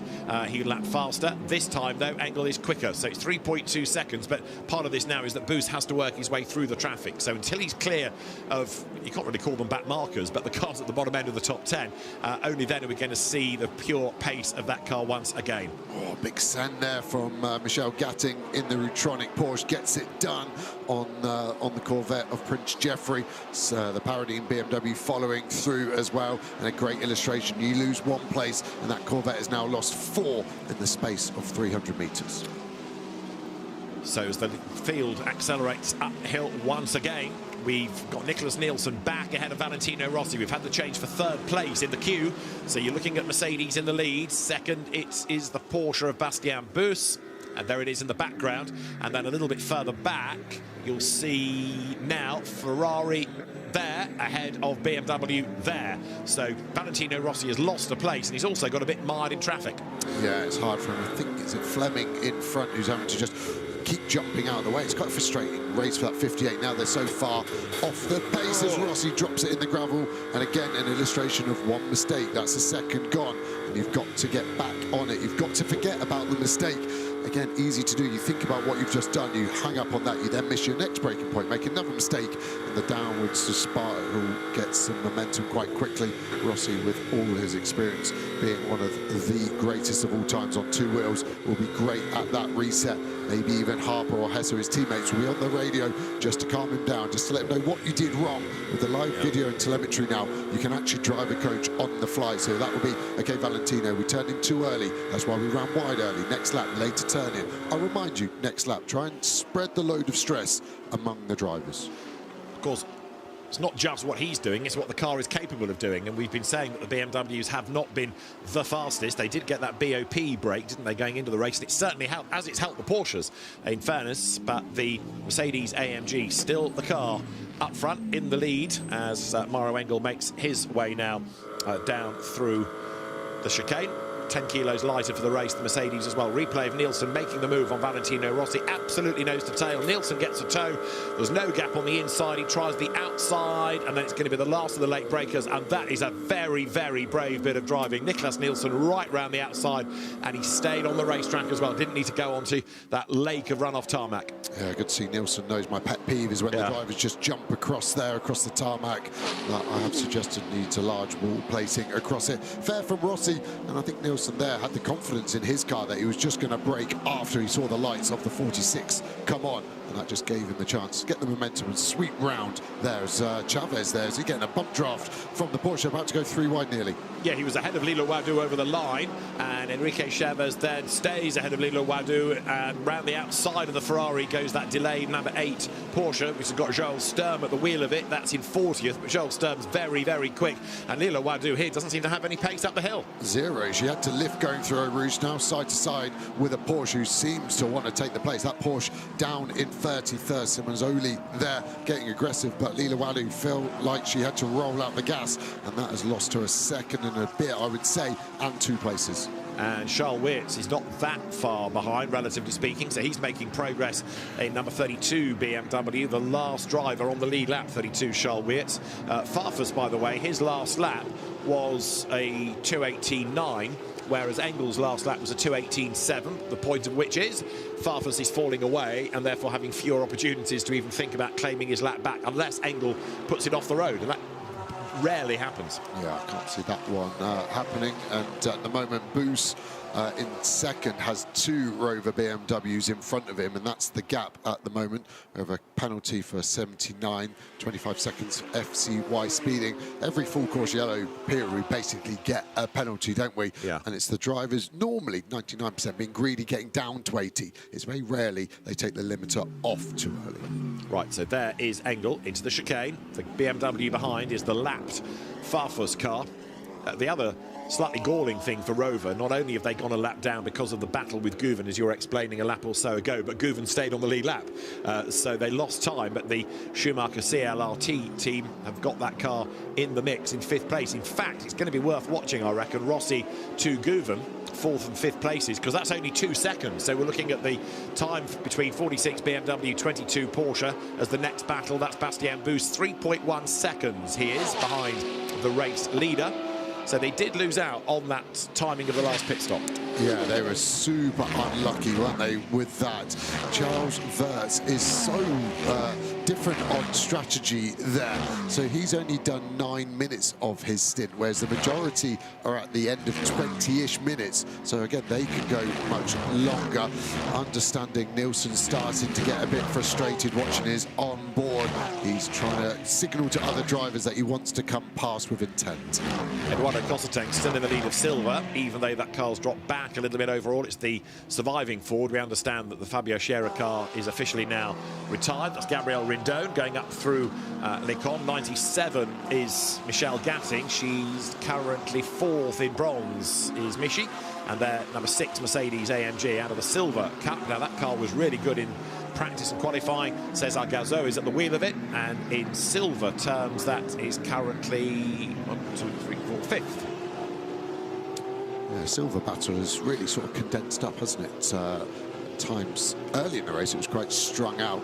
Which we've got some class leaders quite close to each other, haven't we, in overall positions. Klingman 11th, Blattner 13th for the bronze class, and Cosseteng in the middle of them in that Mustang. That Mustang I thought was going to be a dark horse, excuse the pun, for an overall race podium potentially, but the pace has just dropped away for the last stint or so. Yeah, I'm not sure 65 was necessarily a podium. 64, yes, until it had its problems, but you could argue that they're focused on a Silver Cup win anyway, and anything over and above that is just a bonus. Yeah, the only thing was that the pace of Maxime Oosten in that 65 was so good, and Finn Wilderhaus, they were gold pace, so I just wondered if they could keep somewhere near. Now, thinking of gold and gold pace, the Gold Cup leader, Jens Klingmann, has got a 15-second penalty for speeding under the full course yellow. So 998, the purple and white BMW, leading gold, but with a 15-second penalty now. That's going to hurt, isn't it? At the next pit stop, can't touch the car for 15 seconds, and then it gets added on. A huge snap of oversteer for the Get Speed Mercedes there of Gabriele Rindone, the bronze driver, obviously with good car control, but you would say his pace is starting to bottle up cars behind. Chavez at the back of that is still on that lead lap. Remember, he will want to go through as the Paradine car gets down the inside of the Rutronic Porsche. That's Fury getting past, I think that, sorry. There's a 10-second penalty for Valentino Rossi as well for the dreaded full course yellow speeding. So quite a few have been given penalties. This is one of the more significant because the car that's now in 4th place will have an extra 10 seconds to serve on that next pit stop. Yeah, that is really hurting them. And is it tiredness? Is it being greedy? It's probably a mixture of the two. So the rule, quite simple, the full course yellow, we get a 20-second activation. The teams will then tell the drivers. It's also on the driver display. At 10 seconds, there's no more overtaking. And at 0, you must be at 80. So, of course, if you're at the end of the Kemmel Straight doing 270 kilometers an hour in that BMW, you need to work out when to brake. To lose 190 Ks to be at 80. Do it too early and you lose time. Too late, you lose even more time. Yeah. And that's the hard bit. The drivers will practice it to see when they can brake, but a lot of it is done on field. So there is 998 with that penalty to serve on the next stop. 15 seconds. The time difference, 15 to that car, 10 to Rossi, basically is judged on by how much you're over the limit, isn't it? So clearly this car of Jens Klingmann was just a little bit too rapid relative to 46. So there you've got the car of Maro Engel going through, and Bastian Boos has gone by. That's Niklas Nielsen. That's Valentino Rossi with his penalty to serve. There in 5th place, Ian Schenguven. There is the silver leader, Eduardo Cosseteng. And he's doing a good job. Comes from a good racing family. Dad used to race at the Macau Gear race, the touring car race, but single-seaters to German GT for Eduardo. And he comes now up to the chicane. So that's your silver leader. And the next car on the lead lap behind is the leading bronze, Dustin Blattner, in the Ferrari. You see a lot of tape put on the back of the Herbert Porsche there. The CLRT Porsche there. That was the Ian Schenguven car. You'd identified how battle-scarred the back of it was earlier on. There you can see Dustin Blattner being dive-bombed by 91 as they get to the corner, but that's not for position. That's the 91 Porsche trying to unlap itself. Yeah, the only other class we don't think we've mentioned briefly is the Pro-Am leader as well, which is that 0 Corvette of Prince Geoffrey. And great to see the Malayan Royal Racing. Much better to do that with your spare time and money than walk some corgis around a castle, in my opinion. And yeah, do you know much about how the Malayan people choose their king or how it works? Do share. It's quite a unique way they do it, actually, as we look at Prince Geoffrey. So it's you ready, everybody? It's a rotational monarchy system. Every 5 years, the throne becomes vacant, and then the 9 royal houses of Malaysia put forward their new king. So it's almost a democracy way of choosing your king. And this is the son of the king, thundering down the Kemmel Straight. He's in a lovely bit of real estate, isn't he? And at the moment, we have a car stopped. Race control to all teams. We have a car in the runoff between turn 11 and 12 in the runoff on driver's right, and it now continues. And it's problem solved. Track is clear again. McLaren, Arthur Rouget's McLaren. Interesting, isn't it, how many cars, and that's 2 McLarens in quick succession we've seen, sort of pulling off the circuit and having to do a quick reset and get going again. Is this temperature? Not as hot as yesterday, but trying to think what else has caused it. Yeah, and just general fatigue. Things have worked loose, something maybe shorting out in the electrical surface, and just touching, and maybe just that reset needed. And I'm sure Niels Vicic is going to start to maybe give more time to cars to get going. We were close with the Greystone one, weren't we? Maybe another 10 seconds of delay. We wouldn't have needed that last full course yellow period. I mean, sometimes a full course yellow count comes and is then cancelled, but I think equally, as you said at the time, it was worth doing because it allowed the teams to wave by and it could clean the circuit and. So it was a useful admin exercise that. Looking to see whether Rougier is going to come into the pit lane, but I don't think he is necessarily. There is Charles Weerts then. So this is the car in 9th place. He's not that far behind Enrique Chavez in real terms for position. And as the cars go now up through the left of Blanchimont, you've got the lap Marco Mapelli ahead. Now, as Joe had already made the point, he's on a different strategy because he's done about half the amount of stint time here as have many of those ahead of him. So WRT slightly off sequence with 32, aren't they? Yeah, just trying to see at the moment if that's going to cut a stop or not. At the moment, it is not going to be a stop less for them, but it does open the window ever so slightly. A couple of more full course yellows, they could maybe change a full 44-second connection time to a splash and dash, which has to be under 3. So this 32 is our first left field strategy one, and it doesn't surprise me, it's from WRT. And I can't believe we're going to go to the end without any more yellows. We've got just under 7 hours of the race to go, and it's still building up nicely, this, between Engel and Boos right now. And Nicholas Nielsen, who is ahead by another 2 pit stops and has got more of a stint to go because of all those resets that they were doing and the change of tyre, admittedly. His last lap was fractionally faster than both of those ahead. So Nielsen in 3rd place, edging forward as Weerts here wants to get past Mapelli, who is in 16th place, as quickly as he can. We've touched on Eduardo Cosseteng's Mustang leading in silver. Second silver is the Optimum number 5 McLaren of Salman Ovega, who was going well in practice on Thursday night. BMW, this 32 car, delayed early in the race, wasn't it, with a lot of damage on the left front corner, had to make a couple of pit stops. So the fact that that's on the lead lap is still impressive in its own right. It might be at the back of the line of 9, but it's on the lead lap and that counts. Yeah, spoke to Emma Ladderman yesterday, PR for WRT, and she was amazed how well the team worked with a problem they've never had before in terms of the floor coming away. Oh, right. So that was the cable tie solution, and they addressed it further in the technical pit stop, and it obviously seems to have worked, but yeah, they've worked their measure there. And that's where a good team works, isn't it? OK, we know we've got a bit more work to do, but if we can get it to that 5-minute stop and do 2 for the price of 1, like Valkenhorst did with 34, just keep it on the lead lap, keep it in the mix. That is Amorik Cordeel, who is 3rd in silver. It's another WRT BMW. That's the car that is shared with Ignacio Montenegro, Mathieu Ditry and Mathis Lismont. And in silver all season, whether it's sprint or endurance, that's been a good car. Yeah, really strong. WRT preparing a very fast pro car, but also a silver car, and that's right in the money, and all drivers doing well there.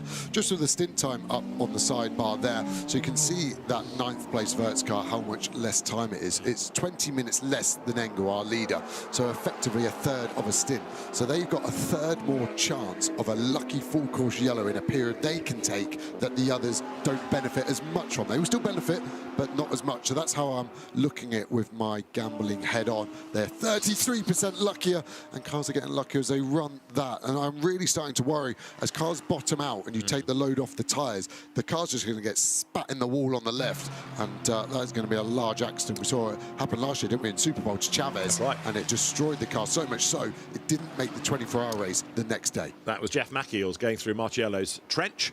18th place this car, and it's 4th in silver. And another massive penalty coming for 914. Not for the first time, the McDermott, Beecroft, Bennett, Fullwood car being given a big penalty for track limits. 150 seconds coming now, it's 2.5 minutes. That's quick math. Did you just divide the 300 by 2 because you knew that was 5 minutes, or did you work out properly? I worked it out properly. 15 track limit warnings that car has now had. In this 6-hour period as well. Yes, indeed, not in the race. Twice. Yeah. So you know your magic number of who's going to win the most track limit warnings. I think that 914 Porsche, it's Kenzie Beecroft at the wheel. Don't ruin my surprise for 12 months' time, please. Okay. You heard it here first. No. Another tank tape special there, damage on the left front. Number 6, Cesar Gazo at the wheel. That's in silver as well. 5th in class, 19th place overall. The skull and crossbones, the traditional Bartone livery. Anthony Bartone from the drag racing family back in the USA, as Jonathan Grace was telling us. And as the car now accelerates out of Blanchimont, it's chasing after the Paradigm BMW, the surviving car. Of course, the other one destroyed on the first lap. Its chances gone, the first racing lap, lap 2 of the actual event itself. But poor old Christian Hahn eliminated along with Maxime Robin and Ariel Levi in that Levi-induced accident. So Maro Engel is your leader by 3 seconds over Bastien Bus. There is Bus in the background. The Porsche ought to be boxing first out of this lead fight. 3 seconds between them. And going now into Les Combes at the end of the first sector, the Mercedes is just ever so slightly faster. And there you've got behind Augusto Farfus. So put this into context. Not only has he been unable to unlap himself, not only has Farfus dropped away from the Mercedes, he's dropped through the pack. So 98 really struggling for pace, and Farfus, if anything, is being monstered by the sister car of Jens Klingman. There's only half a second between them, but those Rover BMWs not on the lead lap, not looking likely to get back on the lead lap unless they fall lucky on the next yellow whenever that comes. Yeah, that's true. And then just looking at this 48, it's just the metronomic pace of all 3 drivers. And that must be such a win for Winward Racing and the Manfield car. That doesn't really matter which 3 you install. They're just an asset. They're just a driver. It doesn't matter which one you go. You're not having to particularly save one for the end. We saw Engel start. That's quite normal, isn't it, with his kind of quite calm composure and decisiveness. He's a mega start driver. Which one they will finish with. At the moment, Stoltz has the slight advantage, but we're talking 500ths difference there. I just wondered when we saw this car at the end of the Kemmel Straight, was something hanging a bit low on the front sort of floor of that Mercedes. So we'll keep an eye out for that at the moment. Maybe a bit of debris that's cleared itself, but just caught my eye for a split second. Yeah, quite often they leave hour for the last stint, don't they? Certainly Paul Ricard as an example in that first Endurance Cup round. It was Lucas Al that brought it home. We're getting a 30-second penalty for the 87 Winward car, the Bronze Cup sister car to this yellow race leader. A little bit more rubber flies in the background as over the line goes Engel. Despite the great CV that Maro has, that Lucas Stoltz has, that Lucas Auer has, none of them have been outright winners of the CrowdStrike 24 Hours of Spa. Maro this year has won Bathurst, he's won at the Nürburgring, he's been an inveterate winner at Macau. Lucas Stoltz has been a double Bathurst winner and also part of the Nürburgring 24 Hours. And of course, as IGTC points need to be factored in for Maro Engel, his joint championship leader, Maxime Martin, not scoring, out of the race, but equally, Engel can't do the remaining 2 IGTC races anyway. Yeah, or can he? You wonder if that will change his I think the conversation's happened already with Mercedes AMG, and Stefan Wendel at Mercedes AMG quite keen that Maro sticks to his DTM commitment. But yeah, conversations have been had. Maybe there's another one to have if he wins this, though. Yeah, and all okay under that 48 super slow-mo showing us perfectly. I actually think it's just kind of a shadow as it gets to the end of this straight. It's where it caught my eye last time, but all A-OK. And actually, remarkably, when we had that super slow-mo of the 48, not really a mark on that car, which is pretty impressive after 376 laps so far of this Spa lap. It's on 4 track limit warnings within this 6-hour period, the 5 of the Porsche and the 1 of the Ferrari, which has always been, number 51 Ferrari, incredibly tidy. We've already talked about that during the early part of the race and how few track limit warnings that was incurring. I wonder if that Ferrari will use them all up at the end of this 6-hour block before it's reset in 46 minutes. As a driver, that's what you tend to do at the end of the race. You have them in the pocket, check with the engineer, how many have I got, and you know where to use them for maximum efficiency. The obvious one is the top of Eau Rouge. You can just cut there. The problem is you cut too much, you can actually then get upgraded for not just a simple track limit warning, but gaining an unfair advantage. So you can't take the Michael too much, but it needs to be in a point where it's going to find you 3 or 4 tenths, and that could obviously help Nielsen just get that gap down back to Bastien Bus, which at the moment 3.5 seconds. Now this battle I was teeing up a little while ago is now on. Aenshin Guven, who knows roughly how to get past BMWs, is going to now try and get past Rossi. With respect, that might be an easier pass than against Marciello, but the gap's been coming down. In terms of stint time, Rossi is 41.5 minutes in, Guven is 46.5 minutes in, so the Porsche will be heading for the pit lane before the BMW. So Guven running out of laps if he wants to get past 46. Over the line they go. There is the Royal Corvette in the pit lane. Jeffrey Ibrahim has brought it in to give way to Jordan Love, and the margin Rossi to Guven, half a second when they went over the line. Yeah, could you say Prince Jeffrey has been dethroned then from the Corvette as he carries on? I wonder if WRT are going to tell Rossi about how Guven was aggressive with Marciello in the Rover BMW that he was overtaking into turn one, the last corner. It would be nice as a driver just to get the heads up there as the Corvette blasts away. I think we just saw a slight bit of fuel coming out the breather, but should be okay on that. There up the Camel Straight goes Valentino Rossi. Ancient Guven in the first sector is at a comparable pace, actually fractionally slower, only by thousandths, but just not quite able to close onto the back of that BMW. But we know that the run up the Camel Straight is a power part of the track. Now you get to the twisty bit. This is where the Porsche may have the advantage. So as it comes out of Bruxelles, drop downhill, and Rossi for the moment staying in that fourth place. So as they head towards Pouhon, Engel with the lead coming down, 2.7 seconds over Boos. Nicholas Nielsen dropped back a little bit last time around, and then this is your fourth place fight. Behind them, sixth, there's another Porsche, number 2, Maurice Scheuring. Seventh is Enrique Chavez, Aston. Eighth, the Ferrari of Lilou Adou, and ninth is Charles Witz. And we've had the change, by the way, for 10th place. A lap down, but Klingman has got past Farfus, who just does not seem to have the pace. And Farfus losing time relative to the sister car. Now you're looking back at Guven. What can he do? The answer for the moment is nothing. Rossi able to stay ahead. It might have to be another demon out braking move this by Guven, either into the chicane or into La Source. Yeah, and that's where the Porsche seems so strong on the brakes. BMW just able to pull away out the corner, but the Porsche is very quick in a straight line anyway, and then the slipstream effect, of course, starts to help. I think he's too far back this lap for a look into the next brake zone at the bus stop, but maybe be able to close up and then launch your attack into turn one. Always best to strike while the iron is hot and momentum is with you. So through the chicane, this is where Guven needs to start the move. He looks quick through the chicane. He's quick on exit. Rossi goes wide. Ancient Guven now is getting closer and closer and closer. We've seen him do a massive dive up the inside of the BMW. He's going to do it again. Look, switches sides. There's a gap on the inside. Guven on the inside line. He's not cleared him under braking, but he might do the other side of the corner. They're toe-to-toe down the hill. This for fourth place. Ancient Guven in the black Porsche. Valentino Rossi just ahead. He'll have the inside line at the bottom of the hill, but then as you turn through the corner, it should be advantage Guven. Rossi up the curb. Guven up to fourth. Great racing. And Ancient Guven yet again proves he's nobody's patsy. He is an aggressive driver, and it's worked for him. It started at the exit of the chicane, and it finishes up the Camel Straight. Yeah, more side-o by side-o all the way to Eau Rouge. Rossi deciding to tuck in, whereas Marciello previously battled all the way around and go back on board with Rossi. Now, can he take anything learning-wise from the Porsche? The Porsche able just to roll off the brake, carry a higher minimum speed through these corners, and just starting to get away already. Rossi obviously not told or not wanting to defend into turn one for that Porsche overtake.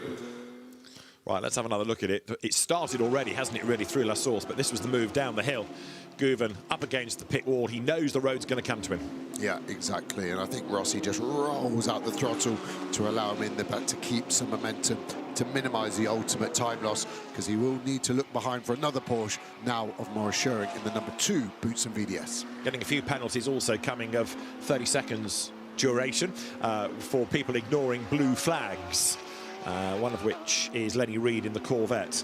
Much rejoicing from our audio engineer next door, who got 22 Porsche in the sweepstakes. He's getting ever happier now. Go on, Dan. There is 46. Valentino Rossi, and he's lost the place, he's lost time as well, but let's have a look back. This was how it started, Joe, coming out of the chicane. Yeah, so he's looking like he's going to try and go around the outside. He rolls out the throttle.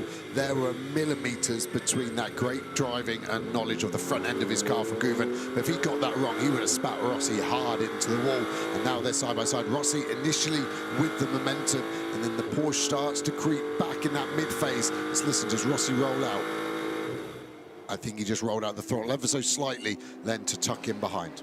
But that Porsche is coming back into the mix, isn't it? I think about an hour and a half ago we were saying, oh, you know, it's fallen away a little bit compared to 80, but Guven's real energy this morning has worked wonders for that car. There it is, look down towards La Source. So Guven's next target is Nielsen, who is 6.5 seconds up the road.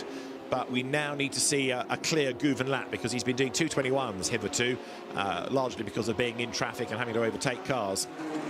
Let's have a look here. That is Kenzie Beecroft. No, this track is limit. Yeah, well, that's the car that's already got, what did we say, 2.5 minutes on its next pit stop for track limits, and it's just incurred another one, potentially. Yeah, a bit of a TWSS there, track warning super sub for Kenzie Beecroft. He was in late into that car, so yeah, he's claiming the throne for that one. In fairness, I mean, he's not done very much GT3 racing. He's not done very much racing at all, has he?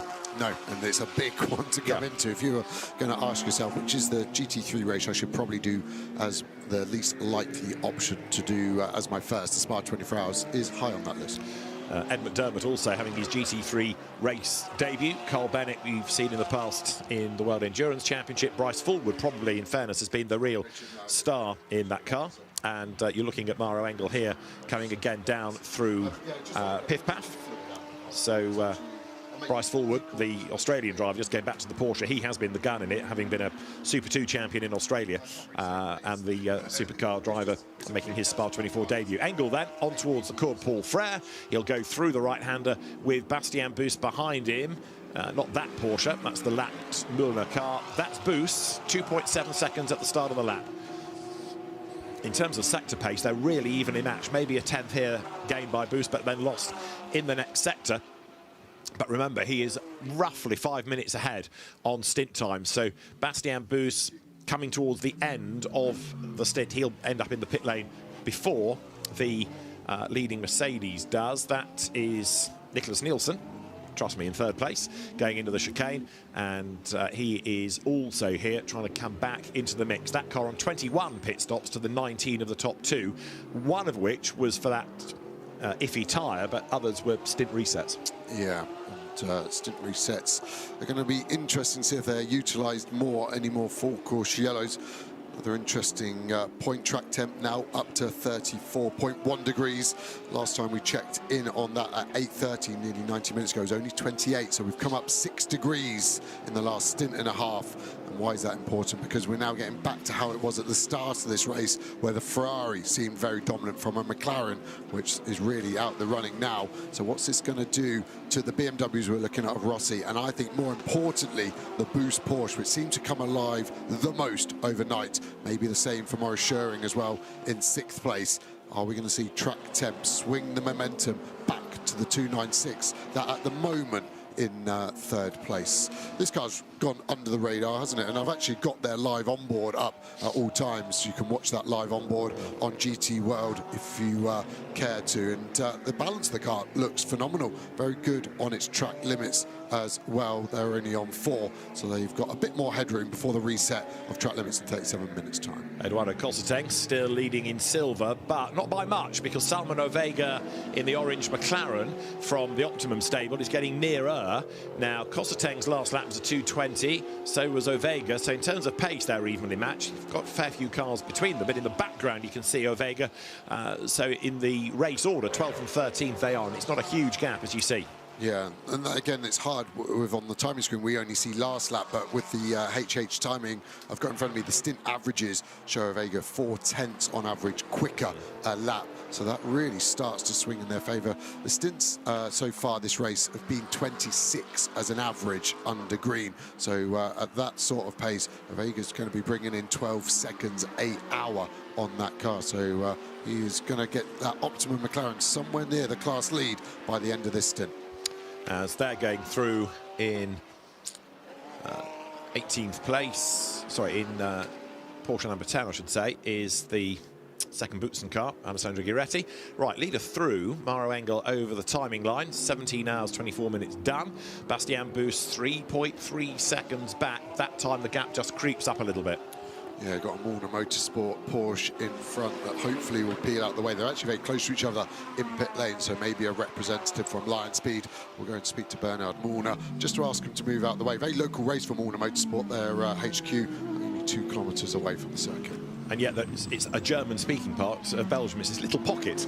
Stayed there once, and it was quite surreal, going from all the signage to the German part. And Müllner hasn't been on this grid for a long, long time, but delighted to be back, and it's good to have the local team here as well. There, 32nd, is Jordan Love, somebody else returning to GT World Challenge Europe, having been a Silver Endurance champion, and that's still the leading car in Pro-Am as we get the super slow-mo here of Enrique Chavez and Lilo Wadu, and then Jordan Love coming through the chicane at the end of the lap.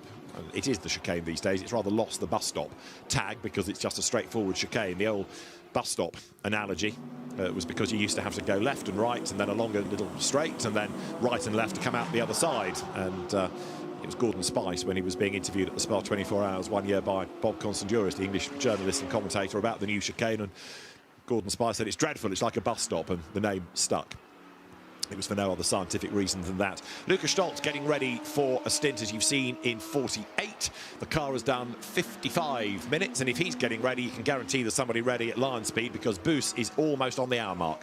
Yeah, unless they double Boos here and then they get into a point where he won't get back in the car and they can maybe just double through the rest of their drivers. Yeah, I think just back to your point on the bus stop, I think drivers such simple folk. Whatever they hear first, it sticks. So I call it the bus stop. I call it no name. I call it Stavolo 1 and 2. And they might get renamed, but unfortunately, whatever you hear first has to stick. There's no mental capacity for learning. Yeah, Australian circuits, if you can take Bathurst, every corner has a proper name, but it then has a sponsor name as well, and it changes every year.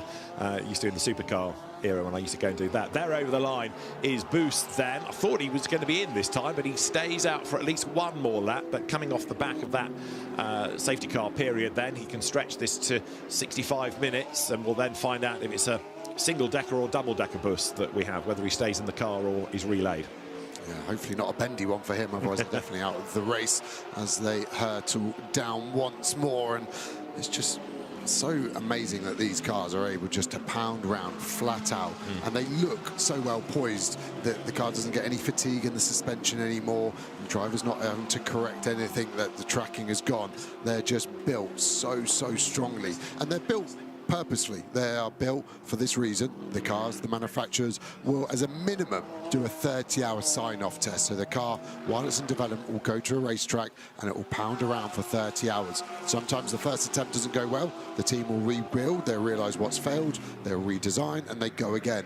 And that really is the mark. And Porsche have always been the mark that set the bar. They will go 30 hours. Well, let's do 36. Let's go and do 30 at Sebring. And they just keep pushing it. And it just raises the chances of these customer teams getting the car to the end of the race. But one thing we haven't had in this stint, even though evenly matched have been Engel and Boos, is obviously Bastian being able to find the speed after that restart to get ahead. I was rather hoping we might see a bus pass, but it hasn't happened, and so the Mercedes hangs on ahead of the Porsche, and Engel looks as though he will have controlled this stint all the way. So the Lion Speed Porsche is in the mix, but needs to find something, doesn't it, to jump ahead of this Mercedes. Yeah, they've just been so similar in pace. Yeah. Nick Nielsen is starting to make inroads at a 10th or 2 here. Track temp coming up, like I alluded, is that the Ferrari now starting to wake up. The horse is maybe starting to gallop from a trot, and that's important timing as we get to almost the last quarter of this race. Just a little bit further down the order, number 12, Mercedes, which has got Gabriel Rindon at the wheel.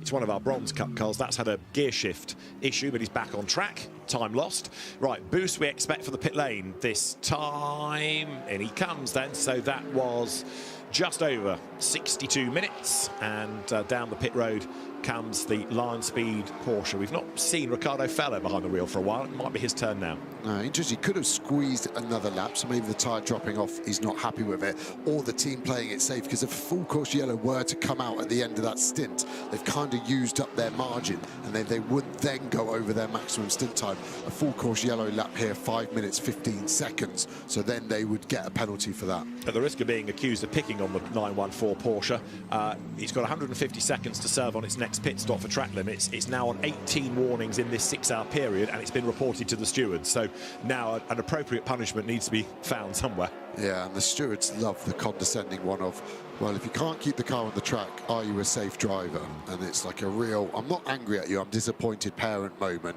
Yeah. And, they're not wrong, but yeah, the frustration for the driver is they're pushing, and a small mistake can lead to a track limit warning. But there definitely seems to be a trend going on there with that 914 Porsche. Right, so this is Boost coming to his stop, and the team ready. And I think he's going to stay behind the wheel, isn't he? Because there's no suggestion of anybody else there. So there's your answer. It's going to be a double stint for Bastien. New tyres, of course, as well as a new tank of fuel, or full tank of fuel. And they're going to leave him in the car.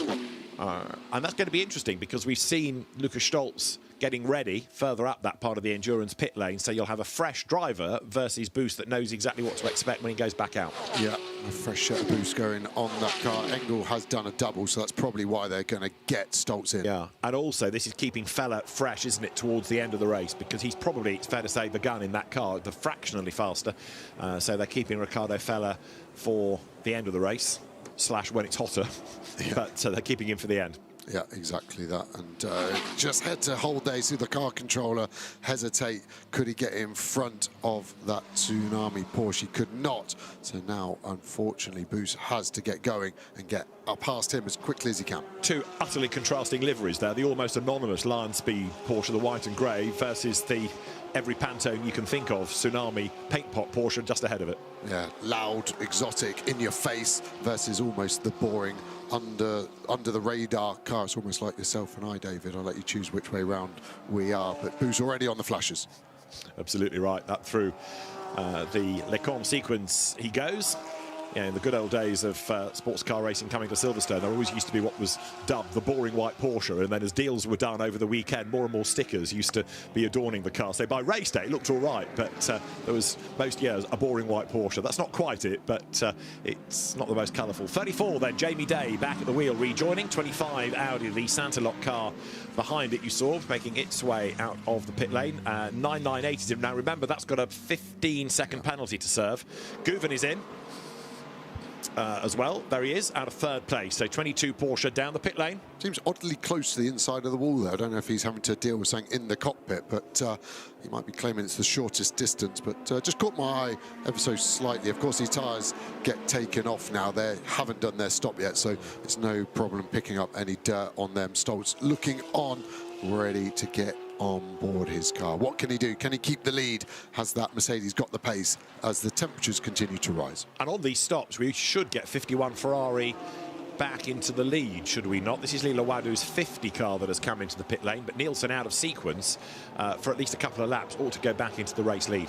Yeah, exactly that. He can do 3 more laps, 3 more time laps, that is, quite comfortably. So Lila Wadu walks away after I thought a hard start to her stint. Her pace really improved, and she was on the back of Chavez by the end of the stint there. So good job from Lila Wadu. See again the AF course guys ready to drop the car as soon as the fueling finishes, and here is Maro Engel. He's going to box this lap. They did roll the dice. If there were a full course yellow on this in lap, he would have gone over the stint time. They've been lucky, and lucky can win you races. True enough. So Engel heading for the pit lane. The Winward team always prefers, it seems to be, in that endurance end. So it's a long drive to the box, but a quick release, as it were. And Maro Engel into the chicane, heads for the pit road. And we were hearing from Ben Tuck last night about how nervous he always is about being through that section because you're so close to the wall, and you see Maro Engel so close to the wall. Really is. Another thing that's close is the silver lead. Is Oega is only 1.5 seconds behind the Mustang now. So we thought it'd get close towards the end of the stint, and it has. They will be boxing in the next 2 laps as the tall, slim figure of Stolz looks pensively on. He'll be at the point of tiredness now where you're trying to work out what's my brain thinking, and you just start to second guess yourself. So you have to go back to basics. I brake at the start of the curve, I go down 3 gears, I get on the throttle. You keep it simple and you rule out mistakes. I turn my microphone on with this button, yes. So as the 46 BMW is due a stop as well, they're getting ready at WRT. Max Hesse will be aboard the car, as you see, helmet on.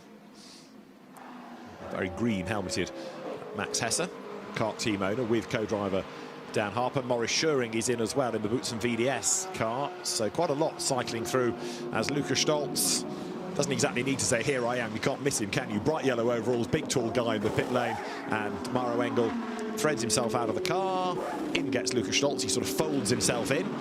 And Maro Engel, as we saw before, pivots on his heels and straight away helps with the belts. Doesn't walk away and let them... Pivots on his heels and straight away helps with the belts. Doesn't walk away and let the mechanic do it. He's totally invested in that pit stop. Yeah, and the driver's even aware of the tyre changes. They're kind of forced out the way, the tyre change. More important than a mere driver as we go on board with Nick Nielsen in the 51. This is going to be the race. They're going to be split by strategy, aren't they, for a while. So Nielsen now needs to pump in some laps to try and do the overcut, which is very difficult because the car that boxes earlier gets the new tyres. And again, you just see the fueler coming off because it's full of fuel, but the connection has to be physical for 44 seconds. Drop the slow V8, rumbles into life, and off they go. And you look at the cones in pit lane there, just to make sure they haven't got an unfair advantage because of the timing tower having no pit stops. They still have to get into the fast lane at a normal rate. So there at WRT, the pit stop is being prepared for 46 BMW. Pit exit for Lukas Stolz then, so that car blasts back on track, and Stolz, another absolute stalwart for Mercedes AMG. He's been given some good cars, good co-drivers, but he's also delivered good results back for the brand. This is Rossi coming to the end of the stint. Max Hesse ready to go. The car is in a second place in quotes for the moment because of the stops all shuffling the order, and Rossi will now give up that second place as he comes even closer to the wall coming into the pit lane. But if you've spent your career on two wheels, that's nothing at all. Yeah, getting ready for the driver change. You're allowed to loosen your belts, can't undo, and you must always keep one hand on the wheel as well. So all normal there. Hesse just warming up his wrist to make sure he's nice and subtle, ready to go. Wonder what they're going to do with driver order for what remains 6 more stints, essentially. I've got a feeling they're going to Hesse double, Harper double, Hesse double to finish. Not sure we're going to see Rossi in the car again, as they've got a penalty as well. Yeah, and Hesse just saunters over to the car with his hands behind his back, as though he was just sort of looking at something in his garden. And Rossi can't get out. Nothing can happen until the time is done, and it was 10 seconds, so that's all now finished. In jumps Max Hesse. Valentino Rossi helps with the belts. Bit of tape on the front of that car from earlier damage. Max plugging himself in and tightens everything up. Valentino Rossi puts the cabling back, the window net back, steering wheel setting is adjusted. I think I'm done here, says Vale. Politely blocks the mechanic with the tyre, but how choreographed is that? Rossi putting his right shoulder belt up on a magnet so it's out of the way. Team happy with his job as the doctor walks away, and getting more and more physical as the heat comes back. Yeah. He looks tired, but a wave. I can see Ganel in the background, ready to go and have a word with Vale. There's the car on its way back down the pit lane. So that would have cost them time net because of the 10-second penalty. And is it going to cost a lap, relatively speaking? Because there, look, the leaders will go through, or is it going to cycle back? It's going to cycle back, I think. Right, so you've got Stolz ahead of Boost. The margin between them, 3.1 seconds, which is kind of what it was before that last round of stops. Yeah, I politely disagree about them staying on the lead lap, because these guys have stopped and have gone past them. So I think they're going to be a lap down. Okay, let's double check, because they stopped earlier. The BMW, if it has dropped off the lead lap, is going to struggle to get it back. Let's No, I politely disagree with myself. Yeah, it is on the lead lap. Yes, thank you. I thought I was right. While you're disagreeing with yourself, Mauro Engel can talk about the race, and he can do it in the company of Nina J. Paul, who was found in the Winwood garage. Let's get to the pit lane in perfect agreement. Mauro, you just put in a marathon double stint there. What were conditions like out there? Yes, it's starting to get warm again, so we're definitely having our work cut out for ourselves. But no, it's good. Balance has shifted a bit, and that's a challenge, but so far so good, and happy with the double stint. You got a little bit lucky with the full course yellow as well, that put you in the lead. Yeah, for sure. Sometimes you need that, but obviously it's a long way to go, 6 hours to go, so yeah. Look in the car now, and we just keep circulating. Good luck. Thank you. Right, just to clarify then, we're still happy that 46 is on that lead lap, but this is the lead car. Lukas Stolz getting very close to the trench then on the exit of Piff Paff, and now growling his way on to the right-hander of the core, Paul Frere. Also in the pit lane, you can see at AF Corsa, the next batch of stops go cycling through. 71, Conrad Larsson's car in as well. So on the road, Nicholas Nielsen is leading, but he owes us a stop, and he's done an hour on this stint, so he's not far away from heading to the pit lane, is he? Yeah, most probably this lap. I don't think they'll risk an extra one there.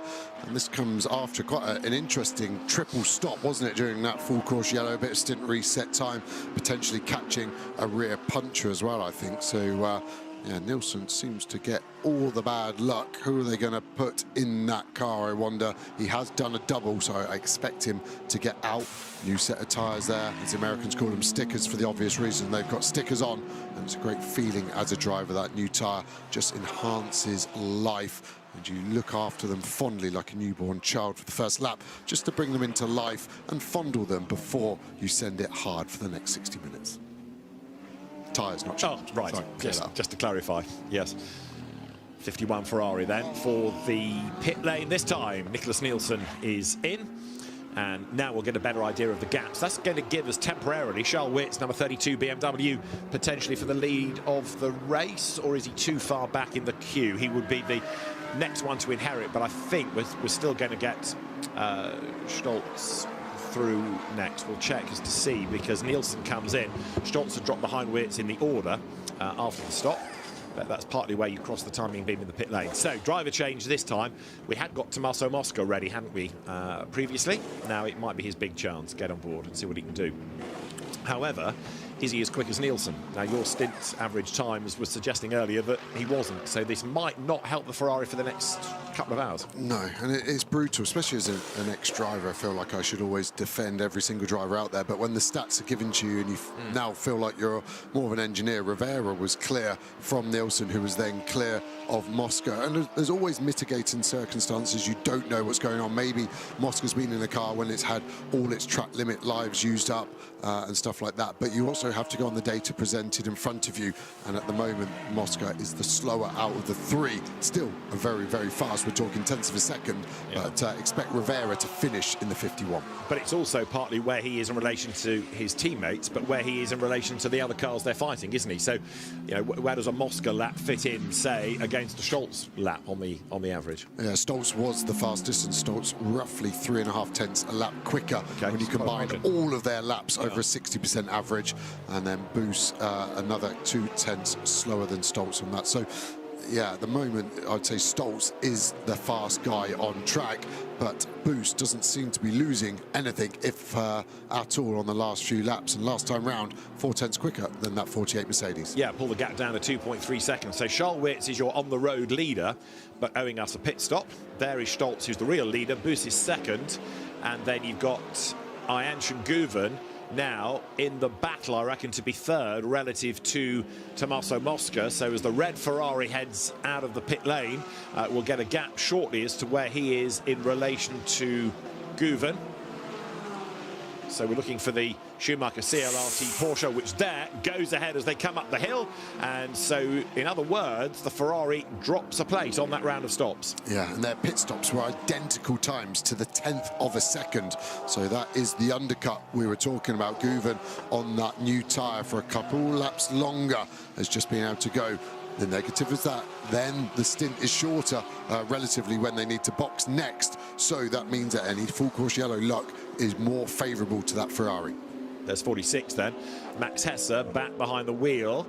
That car now running in 6th place, or 7th place in fact, because they would have been jumped by whom on that stop? Must be Jamie Day in 34 Aston.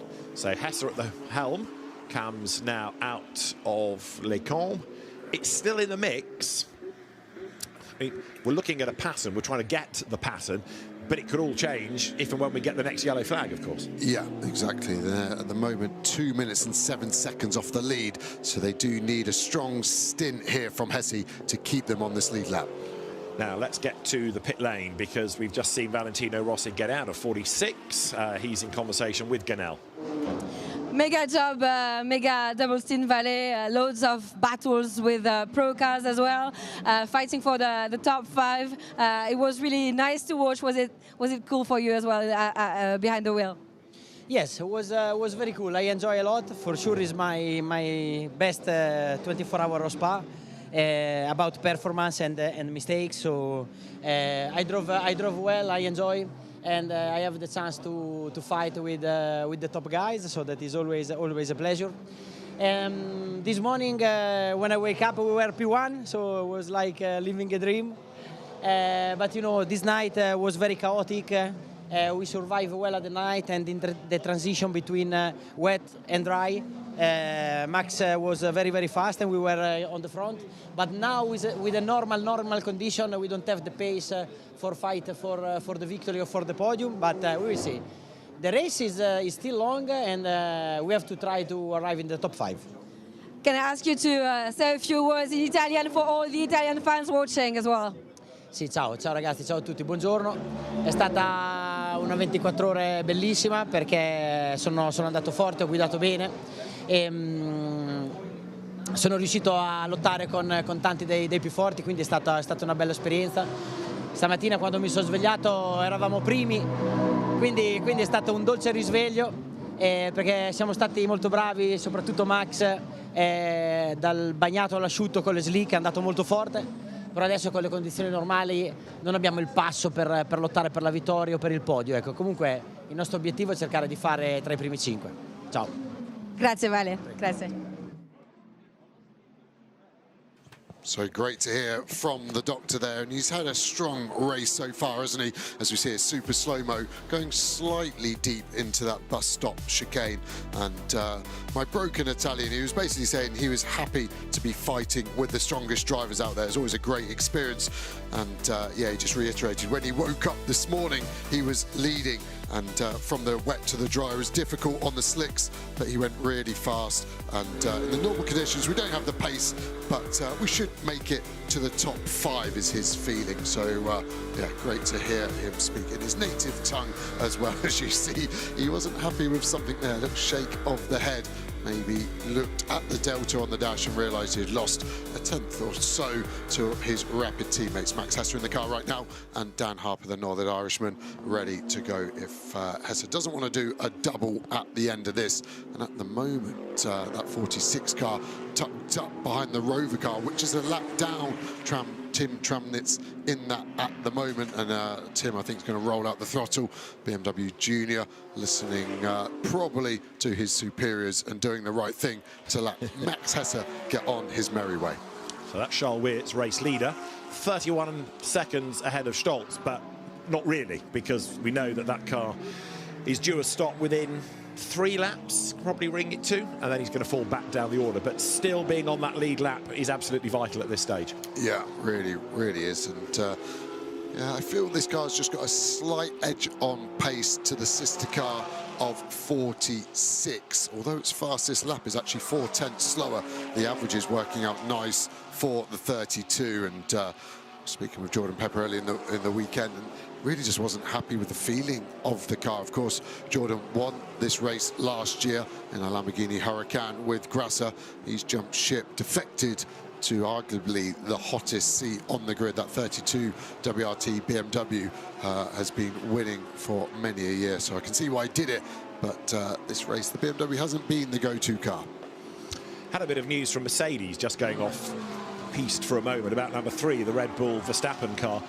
The team saying they think the power loss caused by contact at about 4:30 this morning. A component was damaged, compromising the engine supply system, and that in turn caused it to overheat.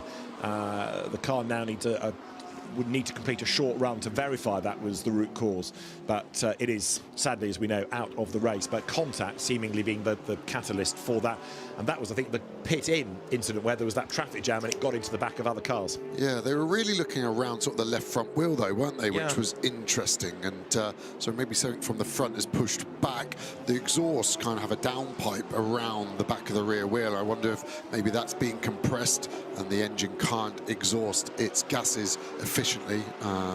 But yeah, they were having a big look there, and again, that's where these manufacturers support the customer teams. 2C's world-class in their own right, but Mercedes with their own engineers there will be able to offer support from things they've seen across the globe with all of their cars.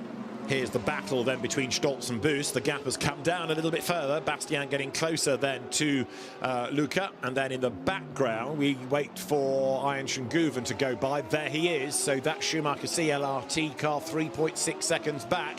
and Guven's last lap was a 2:18 and the two ahead in the 2:20s. So right now, Guven, taking Tommaso Mosca with him, is on a mission. Mosca even quicker, so once Wirtz pits, our top four, Stoltz, Boost, Guven, Mosca, are in the wrong order. The slowest is first, the fastest is last, and they are close on track, aren't they? The gaps between them just over 14 seconds combined. This is going to be a mega race, and with 45 minutes left of their stint, as Mosca wants to get past Guven quickly. Here they come, heading up towards the braking zone. Mosca tries the outside line against Guven. He's going to go all the way around the outside. Excellent move. Tommaso Mosca then, we weren't necessarily getting excited about before he got in the car, but we are now, because Mosca moves himself ahead of Guven. Remember how fiery a driver Guven has been, and he's had his hat nailed on there by Mosca, who's still defending, dropping down to Bruxelles. This might get ugly. Felt like a different driver, Arjen Guven then. Aggressive on the front foot, but very passive on the back foot. Maybe got caught napping from Mosca. Mosca just sent it around the outside. Nothing more embarrassing in life for a racing driver than getting overtaken around the outside. The physics are against the car on the outside. And normally the driver on the inside just rolls a bit more speed in to run in deep to mitigate that. So Guven in front, maybe slightly compromised by the Porsche. We've got the speed in the front. We can't go inside because Guven is there. And now we're going to the outside. So we brake slightly later. We're carrying 1 kilometre an hour 2 more. Guven's on our inside. I would expect Guven, from what we saw earlier with Marcello, just to ease him off, and then it was too late by then. Guven's fully behind us. We have a fake look into Brussels, which Mosca did react to, but great move from Mosca there, and relatively easy done. Next target, another Porsche, this time the line speed. But we'll see whether or not that happens, or whether Boost is going to get past that Mercedes AMG, because he's having a go, certainly, isn't he? Here they come again, up towards the chicane. The gap last time was 9/10 of a second, but yeah, Tommaso Mosca fresh into the car, so fresh tyres, fresh driver. He is absolutely flying. Meanwhile, WRT have got Wirtz into the pit lane, so he gives up that notional race lead. Number 32, BMW, then down the pit road. He stops, and now it is on track. Stoltz the leader, Boost second, and the gap down to 7/10 of a second. Tommaso Mosca goes through, and he is lapping very nearly a full second quicker than Stoltz. That's 0.8 of a second better, and he had to pass the Porsche. So Mosca on a mission. Wirtz getting ready then to blast back out. Fuel, tyres, I think Charles stays in the car by the look of it. So they've still got that long drive down the other half of the pit lane, the endurance pits. But it does look as though 32, if they can keep it on the lead lap, is starting to buy back a few seconds per stint. And I still don't believe in 6 hours and 8 minutes we ain't going to get another yellow. There are the leaders up at Les Combes. Stoltz and Boost, 7/10. The BMW drops down, stick of tyres, and Charles Wirtz then makes his run down the pit lane. Yes, he'll drop back within the leading group, but as long as he's on the lead lap, there is time to be gained. There he is. He will fall behind the Aston Martin by the look of it, 34. Jamie Day at the wheel. So Charles Wirtz now with that long drive down the pit lane, thinking, blimey, this is a long wait to get anywhere. And the car is still making its way down towards pit exit. So this is Charles Wirtz returning to the race, and he needs to be in that top 9 to stay on the lead lap. So he is probably going to drop back to 9th place. Might be 10th. No, it'll be 9th, won't it, as he comes over the pit exit line and now can accelerate away. Quick look at the classes. Silva now going the way of Ignacio Montenegro, but he has just pitted. Second, Jeff Machiels also in the pit lane.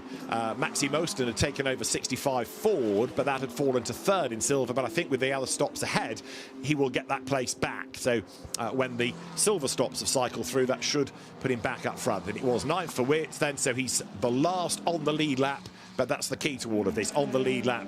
And now WRT need a safety car, don't they, to bunch up everybody and put him on the tail of the queue. Yeah, to give them another go at going forwards with everyone bunched up.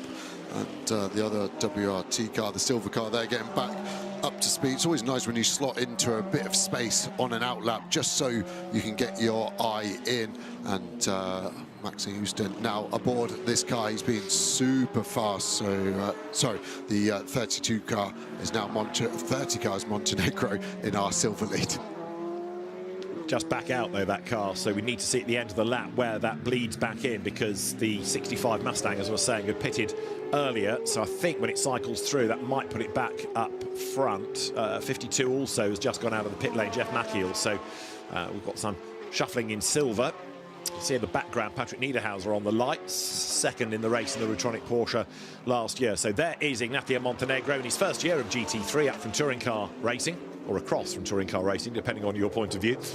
Tim Tramnitz there, going out of La Source. Now, that car had to serve its 15-second penalty, didn't it, on its last stop, but it's still in the lead of gold, so they've overcome that and are now looking pretty secure because they're 11th overall. The next gold entry is Arthur Rougier's McLaren that we saw stop on the circuit. That's in 24th place overall, so they just need to bring it home. 4 laps ahead as well, so just over 9 minutes of lifetime in between those cars, so they'll be able to just stroke that car home. What's their focus? Do they want to get a top 10? Probably not, because the car they would take away from the top 10 is the sister pro car of the 98, which is still the first car not on the lead lap. So potentially just quite a chill run to the finish for the 998. So up the hill goes the bronze leading Ferrari. So you've got Mathieu Jaubert back at the wheel. We'd had Dustin Blattner in for a stint, hadn't we? Working, one assumes here, Joe, to keep Dennis Marshall for maybe a double at the end in that car. Yeah, although the silvers of Joubert and Tuck have been so fast, and I think they're all interchangeable, but Marshall knows the car well, and a bit of bronze driver admin time for these bronze class cars. Dustin Blattner is done in that car. He does not need to get back in there. Same with Darren Lewin in the 991 as well. They've done their minimum time of 4 hours in there, and just looking at the 87 car, Salikov has actually done, he's actually done 5 hours. He's an hour extra. Okay, and Lung is still in 991 looking at the timing screen. There is the silver leading Maxime Osten. Niederhauser comes towards us.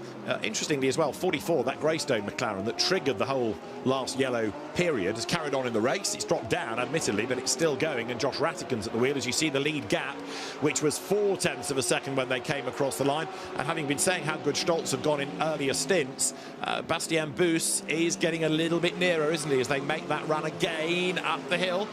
So Bastien Bus looked really good out of Radion, and I would venture to suggest that he's going to be quicker than the Mercedes in the first sector. Is he getting a tow then as they head up towards Les Combes? They'll break the beam. The answer to sector 1 is that there, just by thousandths. The Mercedes is the slightly quicker, but good on the brakes was Boost. Mosca, though, is nearly with him. He's dropped Guven, and so on this lap 395, it's 3, nearly 4 for the lead. Yeah, it's going to be 4 because Stoltz is the slowest. Like we said at the start of this stint, Stoltz struggling in the first car, the slowest out of the 4. Mosca has taken offence to what I said about him being the slowest of the 3 in the 51 car, and for me, he's put in the stint of his race so far. His stint averages are now getting much closer to Nick Nielsen in that 51. So maybe it was force majeure, like I suggested. It could be an old set of tyres, maybe having to limit how many track limits he was doing. But at the moment, the Ferrari, the car on the move. So there's Guven and the Combs-Ledegar Racing Team entry, closing as best it can back onto Mosca, who is certainly hacking away at the gap to Boost, who's certainly closing on Stoltz. Yeah, Guven is sort of there, but just not quite. And in terms of stint time, Boost 27 minutes in, Guven 24, Stoltz 22, Tommaso Mosca 15. So he's got a couple more laps, 3 more laps in that stint as the leaders concertina again towards the chicane. And Boost knows that he needs to jump that Mercedes before the Ferrari gets up with him. So this is now becoming mission critical. Yeah, I'm going to offer you something left field here. Guven is bringing his tyres in slowly. He's just driving under the limit. He's aware the track temperature is coming up. So towards the end of the stint, let's just see if there's a flip in pace in this black and gold Porsche starts to get quicker. I just can't believe the disparity between stint previous and stint now for that car. All right, when it goes over the line, that lap from Guven was a 2:19.0, which actually was quicker than everybody ahead of him. So the pace might be starting to flip. Stoltz, meanwhile, getting away fractionally, 0.7, but Boost to Mosca, 0.4.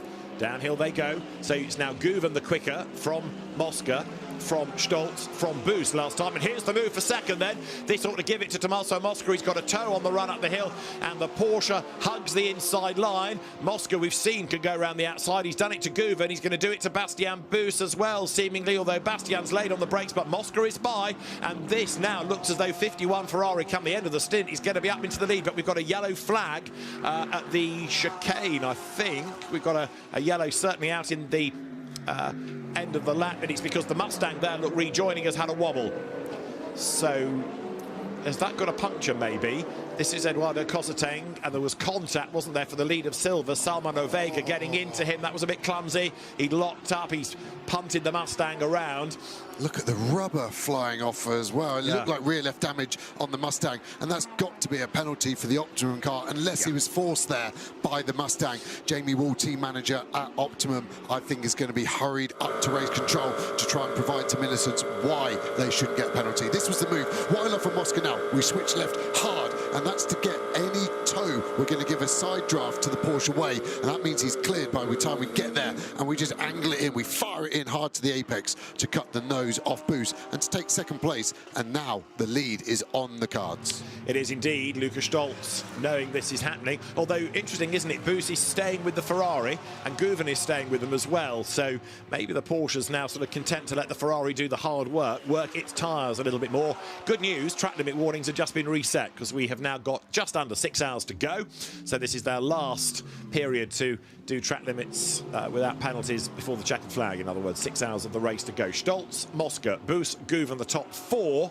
What a race. I wonder if the teams will tell the drivers. Remember, Boost was 1 away from a 30-second penalty. I suggest not. Their teams are going to have to try and save them up for the end of the race. It could be a race-deciding penalty, couldn't it? If you did a track limit towards the end of the race and got 30 seconds. Race control don't care if it's emotional. If that one extra loses you a podium, it's black and white. You went too wide, you get the penalty. So I think the drivers are going to be on strict instruction to keep those lives for whoever is in for the last hour. Yeah, off is off. Whether it's emotional or not. The fastest lap of the race still claimed by Porsche number 80 of Thomas Preining earlier on this morning, as the cars now thunder up the hill once again. So Stolz to Mosca, 7/10 of a second, but Mosca close enough to get the toe there to close up onto the back of the Mercedes. So remember, this Ferrari that's been yo-yoing its way up and down the order, it was a lap down last night, and here it is about to put itself back into the lead of the race. The speed it's got at the end of the straight, 3 kilometers an hour quicker at the end of the straight than that Mercedes. Is it the other cars slowing down, or is this Ferrari speeding up? I think it's the former. As the air temp comes up, it seems like the naturally aspirated Mercedes and Porsche struggling against the twin-turbo V6 296. Slow car there. It was a puncher for the Mustang. Will everyone see it? Top drivers, but sometimes blindsided, and that is a long way back for our silver leader. So I think potentially with the penalty for the McLaren, this could go back to the 30 car of Ignacio Montenegro in the BMW. So third place at the moment for the WRT car, but that potentially could be the class lead with penalty and damage in front. We've got some traffic coming as well, haven't we, for the 999 BMW. It's Klein at the moment in that car. Marvin Klein, we're so used to seeing in a Porsche. Will he have any battle in there as he has a couple of Porsches maybe to let go? Luigi Auer, sunglasses on. Looks like he's been in the nightclub all night, doesn't he? He's just trying to hide how tired he is potentially. So the charging Tommaso Mosca then getting on the back of Luca Stolz, but those Porsches are staying in the group, aren't they? Okay, yeah, Boost has lost a place, but he's not really lost time, and maybe this does come back to tyre life, because it's been 51 Ferrari that, if anything, has had more grief with its tyres. Remember, we had that slow puncture earlier on this morning. They had the puncture last night, and it's been on the same corner. So 51 Ferrari carries on. That puncture for the Mustang was caused by the contact, wasn't it? So the fact, I know you shouldn't judge a penalty by the outcome, it should be on the move, but the fact that it got turned around and it's ruined its next lap doesn't bode well for number 5. It was Guillaume Oliveira, in fact, at the wheel, not Ovega. Yeah, I wonder if there's any case of innocence there that they completed. We only saw the end, didn't we? Like I said, maybe the optional car was forced there by the Mustang as we go on board in Moscow. Potentially too far back, but this is where the speeds start to rise. Look at the difference on your graphics. Mercedes now 260. We're 4 or 5 kilometers an hour more, but the gap too big this time, and maybe following the Mercedes is a different problem for the Ferrari. The Porsche, very slipstream, so it doesn't generate that much downforce compared to the Mercedes. So the dirty air of the Mercedes is greater than the Porsche. Maybe Moscow unable to follow as closely through Eau Rouge, and maybe that's the Mercedes' best form of Slow defense. car, turn 16 on driver's right. And that'll be the Mustang. So Niels Vitic warning the teams to tell their drivers about the slow Mustang, because it's in a vulnerable part of the circuit now, going through Blanchimont. So poor Eduardo Cosseteng trying to limp back, but he's going to lose a lap potentially. He's tumbled down the order in silver, but he's got to get it back without doing further damage to the suspension and the bodywork, so they can just bang a new wheel on and send him back out. Mosca then close to Stoltz, but actually he's finding the final half a second or so that he needs to make up not that easy. It's harder to get on the back of that Mercedes than it was against the Porsches. And look at Guven, Slow closer to car, boost. exit turn 17, still on driver's right. Should be clear into pit lane, shouldn't it, by the time the leaders get there? But yeah, you're right, David. And again, just finishing off my point, the generation of downforce the Mercedes creates means the wake is dirtier, so it's Slow cars at the pit entry, track is clear. Just be aware, someone who is pitting now, there's a slow car in the pit entry road. I do love Niels Vitic, but it's like when you go to a dinner party and you meet a new guy and he just interrupts all your cool stories. It is quite frustrating. So basically, the Mercedes generates a lot of downforce. It's not a good car to follow. See, brevity, it's key. So, race leaders come over the line, 4 of them for the lead. Stoltz, Mosca, Boost, Guven, and the drone in 5th as they go down towards La Source. Nobody close enough there to make a move. We've still got another half an hour or so before we would anticipate Stoltz from the lead to make his next pit stop. And Einstein Guven is starting to think about getting up into 3rd place, and that is a genuine battle between those 2 Porsches. Admittedly, Guven has done 1 stop fewer than anybody else ahead. So just in terms of the number of stops, the leading Mercedes has done 20, 22 for the Ferrari, but we know partly why it was to do with those stint resets and also a slow puncture this morning. Boost has done 20, 19 for Guven. Now in terms of strategy, where do we stand? We're about to have a lead change maybe. Mosca now does make the move to the outside, but Luca Stoltz fends him off. Luca needs to be careful here. He's got the Milner Porsche, the 2C's Mercedes up the road. He's on the lights. That Mercedes needs to get out of the way. Down to Bruxelles. Mosca trying to read the traffic to his advantage. The Mercedes slows and lets all 4 go through. Exemplary driving by the back marker. Yeah, very noble there of Scott Noble in the 2C's car. I thought Stoltz was going to get checked up there, but he actually slowed the pace down well to almost then just get the jump out of Lecombe down the hill. And it is Guven again getting close, isn't it? They're almost equidistant, this top 4. What a sight to see. We're 18 hours 7 minutes into this 24, and we've got 4 cars, 3 manufacturers running as one.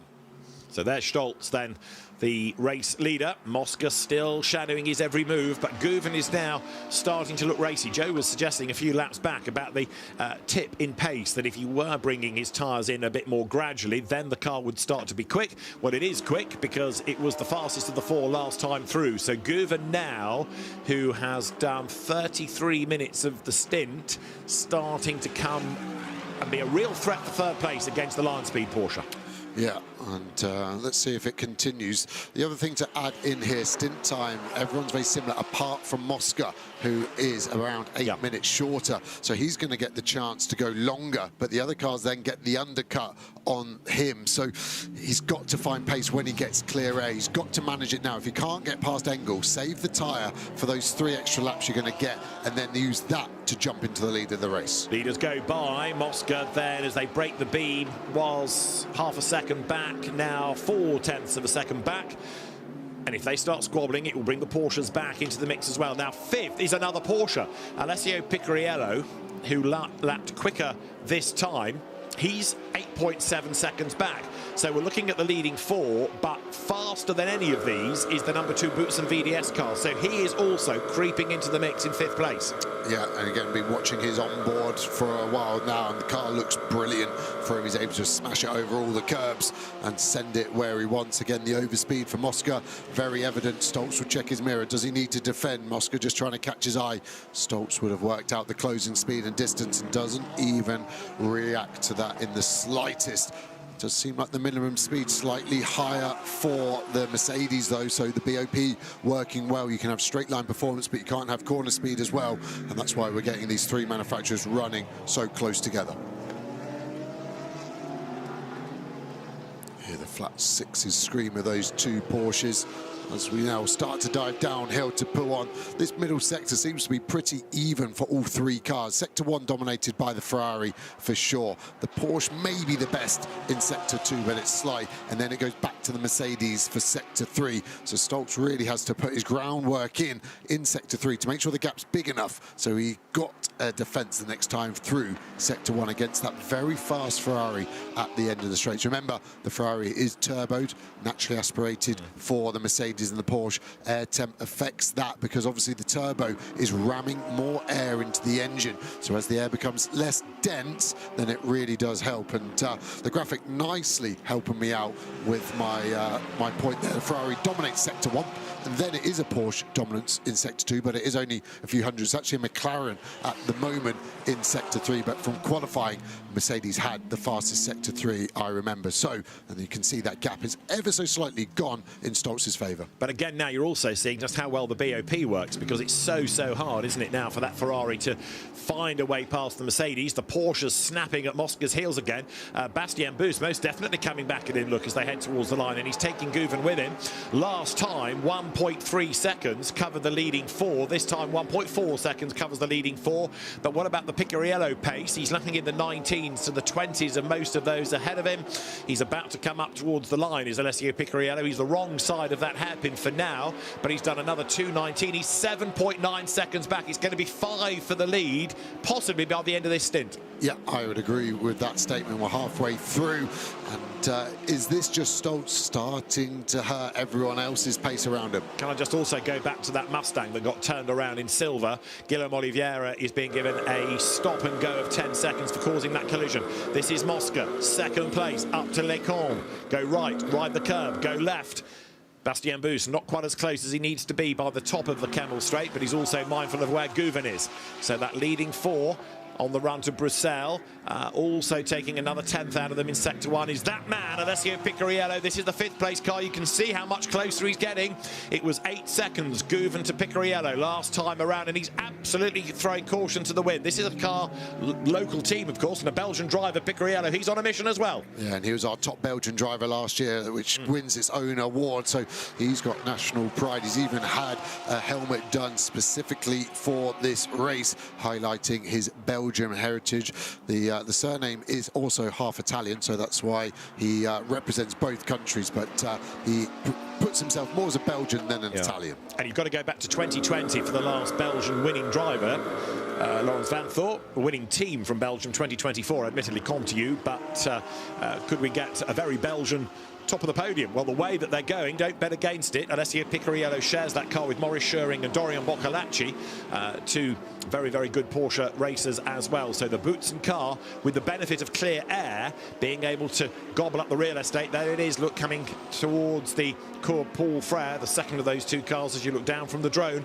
Picariello not on the fastest lap of the race pace. That was a 2:17 early this morning when it was cooler, but boy, is he flying. There are the leaders down to the chicane once again. This is the end of lap 401. Still the same order, Stoltz, Mosca, then Bus, then Guven as they break the beam, but Picariello still is the man to watch as he hacks away at that gap. That was a car that got involved early on with a sister car. They collided and it did more damage to 10 than it did to 2. But now Picariello still 7.1 seconds back. That lap was a 2:19.2. That's quicker than anybody ahead of him, Joe. Yeah, he's looking really racy, isn't he? Just one car to get out of the way. Marvin Klein in that Mercedes got out of the way for the top 4 very well. Maybe Picariello actually get a toe down the Kemmel Straight, and then Klein will get out of the way. And Klein's Porsche knowledge will probably mean he wants to help that brand more than others, potentially. Now you're on board again with Mosca. He's not quite close enough to have a go at Stolz here. Luca positioning the car to make sure Tommaso is not able to get up the inside nor go around the outside. Stolz under huge pressure. There you've got fourth place Guven, so it is still Mercedes AMG from Ferrari, then Porsche, BMW 6th, Hesse, Aston Martin 7th, Jamie Day, 8th, Arthur Leclerc, BMW, 9th, Charles Weerts, BMW. That's your 9 on the lead lap. Stolz doing a manful job, isn't he, of keeping everybody else at bay. I reckon we're now on 47 cars still in the race. 1 or 2, I think we know, are out but haven't been formally declared as retirements, including number 3 Mercedes, but approximately 47 still in the race. Yeah, Stolz has done well here because the rate Mosca courting up, it looked like he would get jumped quite quickly. Mosca dispatched those Porsches very well, didn't he? Picarello is past Marvin Klein, and his first sector was quicker than most of them in front. Actually, Mosca's sector 1, of course, Ferrari is strong, but then Picarello was the fastest in that sector. Then it's going to come to him even more in sector 2. He will have them in his sights. No better motivation than being able to see the car in front that you want to catch. Guven's just dropped a little bit of time, hasn't he? A length or 2 maybe dropped to boost, and on that shot you would say that Stolz has just edged slightly away from Mosca, but granted, all of these cars have their stronger parts of the circuit, and then you can see, look at the exit of Blanchimont, how Guven is closing up on Bastien Bus and even thinks about a move on the inside there. The door was open, Guven right up alongside. He doesn't make it work at the first part of the chicane, but here comes another Guven dive, I reckon, down to La Source. The 2 Porsches all of a sudden are at play. They're going to cost themselves time. Guven on the outside line, but he's not going to go around the outside at La Source, or is he? Yeah, he is. He's going to have a red-hot go. Guven all the way around the outside of Bus. This is for 3rd place. It is just Bastien Bus ahead as they drop down the hill, but Guven is absolutely on it now.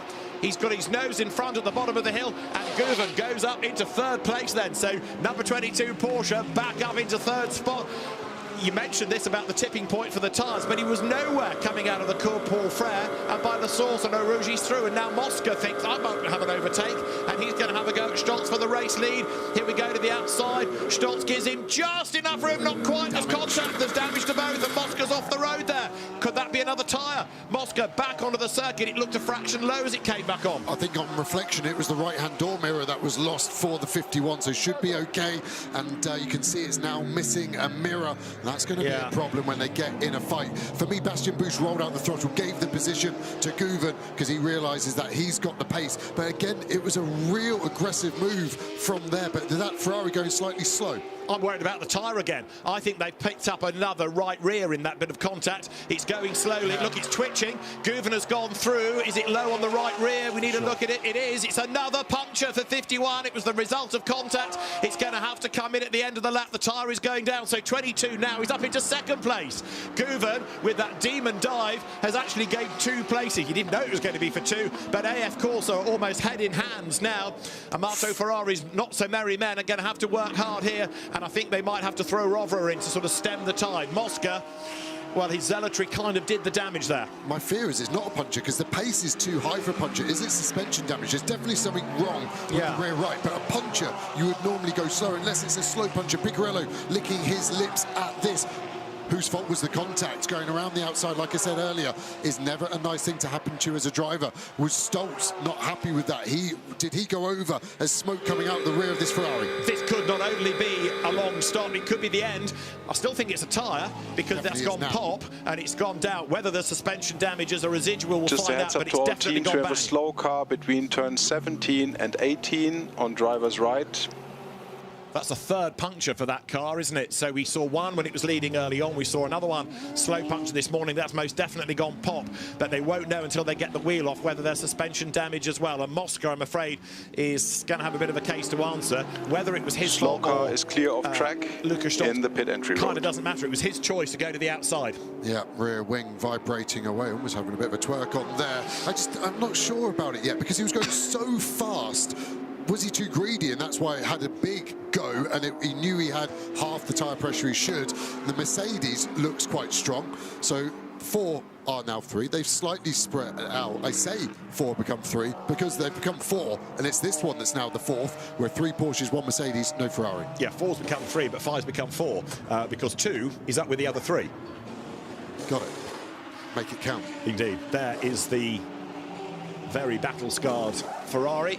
And yet again, right rear puncture. So what they're going to do, take the wheel off, have a look to go. The mechanics are trying to get a look. I need 4 mechanics. So giving it a quick wobble. Hard with the punctured one to know if there's any damage. Put the new one on. Will it go for another wobble? Or are they happy that was just a puncture there? They're still investigating that, aren't they? But amazing, like you said, David, 3 rear right punctures and potentially all 3 different issues as well of why they got the puncture on the same corner. Right, away it goes. And we're also anticipating work with that driver change as well. So we had a look on board initially. Let's go on board again. There's just about the width, but he's leaving it late. For me, the initial feeling is Mosca turns in to Stoltz, which sounds odd because Stoltz was in front of him. It's so difficult.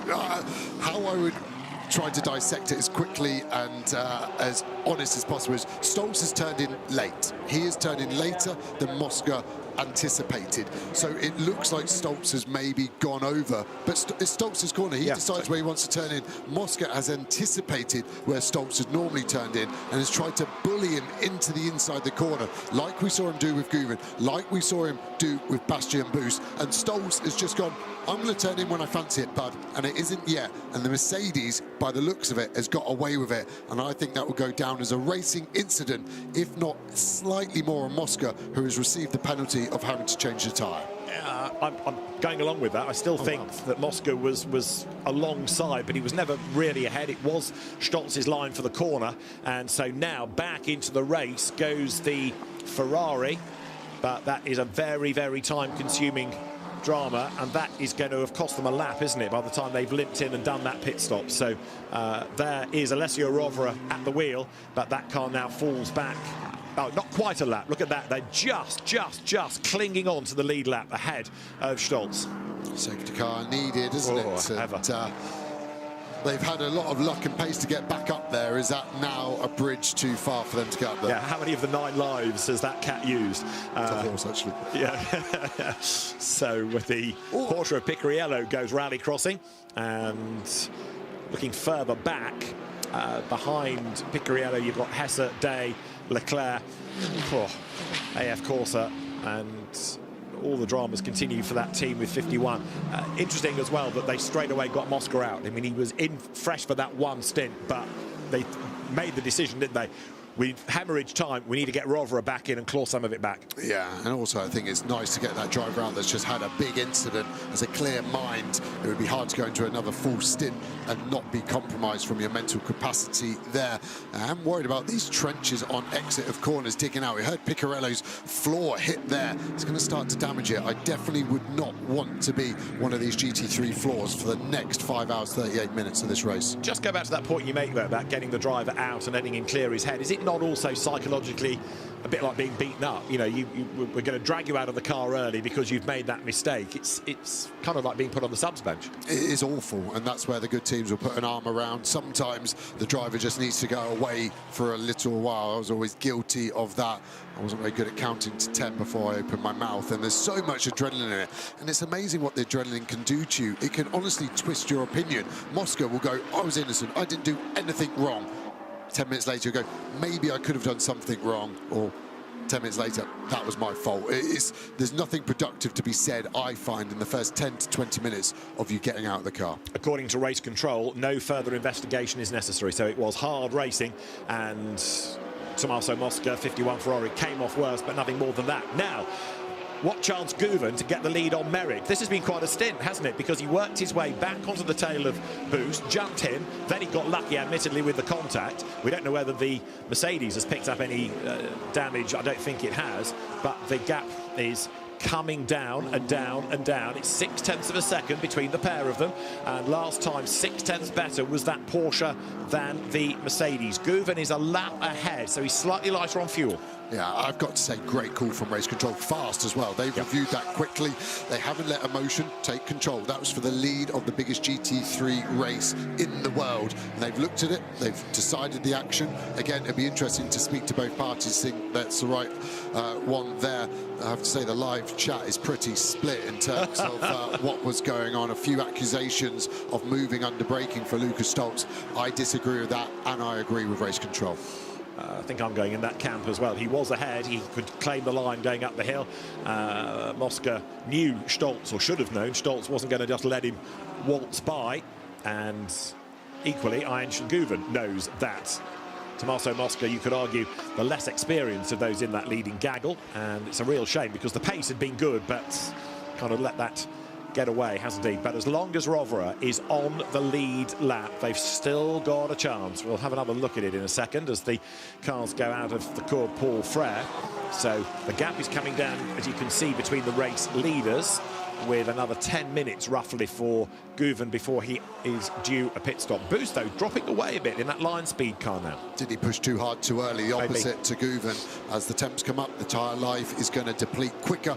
The drivers have to nurse these tyres. They have to last the full 60 to 65 minutes, depending on if there's a safety car or not. And that is a hard ask for a driver that is so used to going flat out. It's boring talking about the weather. I have to because I'm British. But this is an anomaly for the drivers. They're not used to track temps being so high here at Spa. Stolz is really compromised by another Porsche. Indeed so, which looks like it is the Reinhold Kran car, which keeps to its line. And now as Stolz goes by, Guven lines up to get past Kran as well in that car collection entry. Down to the bottom of the hill they go towards Eau Rouge. The gap over the line was half a second. It's going to be a little bit less maybe. And now Guven will get the tow from that Mercedes. Actually, Boost has been a bit delayed as well, so he's dropped off the back Pro 10, 4.4 seconds behind Boost's Picariello, but the Mercedes gets away again in a straight line, so Guven is not going to be near enough to attack. He gets out of the draft just to try to rattle Stolz, but good luck with that. Yeah, it's just trying to catch the eye of the driver in the mirror. It's a bit like when you hide in the wardrobe with your wife and she comes in, you jump out, and then suddenly she drops all the washing, is very angry at you. It's just trying to get them to miss. So, David, you go through the replay on this one. So Mosca goes to the outside. There's just about the width of the Ferrari, and I'm with you. He just tries to turn, but he's never even ahead, never mind fully alongside. Yeah, the bite bit there. Mosca tried to force the issue for my money, and he was found out. Yeah, the Mamba got its fangs into the side of that Ferrari. My other bit of evidence I didn't spot the first time is Stolz still makes the apex at the right. So yes, he turned in later than optimal, but he still got into the corner. So there wasn't any suggestion of he went in super deep there. But look at Guven, because now as he's coming to the end of the stint, he fancies his chances of being the race leader come the end of this. It's been a really dramatic couple of hours, hasn't it? We're heading towards 11 a.m. here. Remember, the end of the race is 4:30, or the first time the leader crosses the control line after 4:30. So there's a lot of racing still to go, 5.5 hours, but it's still wide open with 9 on the lead lap, and there's bound to be another yellow yet, we know that. This is a part of the circuit which favours the Mercedes. It can stretch its legs a little bit. It can use all of that grunt, whereas the Porsche, good on the brakes, good through the corners, and up towards the chicane once more will come Guven. We know he's really good at La Source, but unless he's able to brake late here and stay on the back of the Mercedes all the way past the F1 pits, it's looking unlikely. Stolz through the chicane. All of a sudden, as Boost returns to the scene, because he looks a bit nearer, doesn't he, coming out of the chicane now? Maybe that was just late braking that shortened the gap a bit. Yeah, Picariello is really stopped making inroads, isn't he? He's just lurking there in the background like a friendly stalker. Rovera has just done the fastest lap of the race. Sorry to interrupt you. How wound up is the Ferrari driver, Alessio Rovera, a 2:17.340.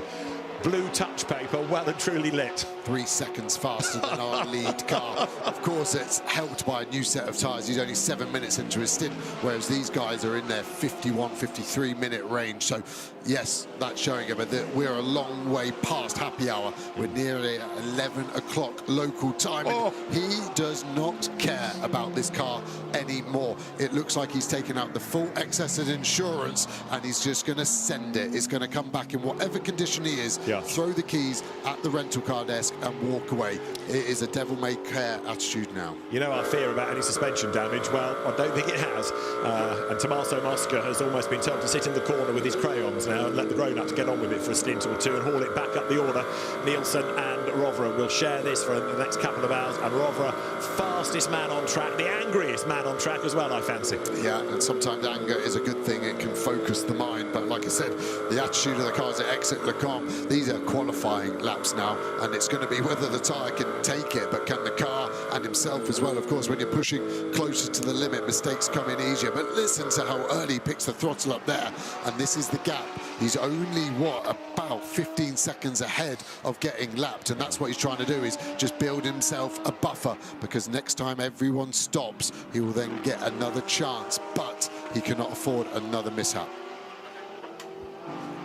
So there you've got the Mercedes still fending off the Porsche. The gap at the start of the lap had gone up to 0.6 of a second, 0.664.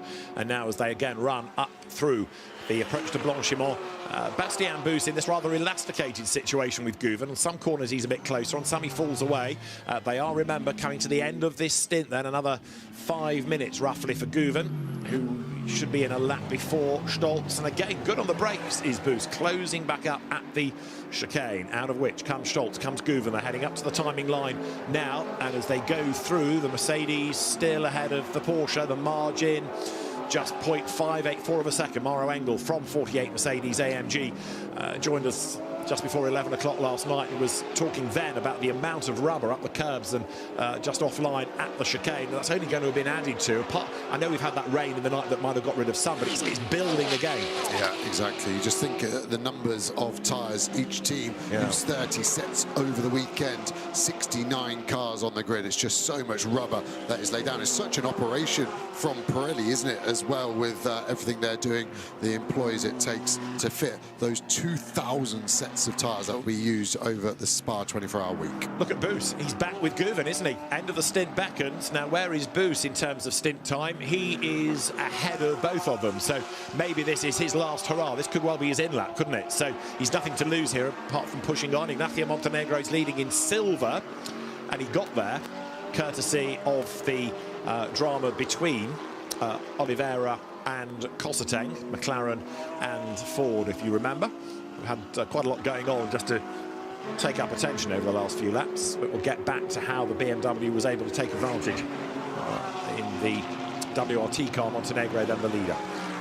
So he's heading up towards Blanchimont.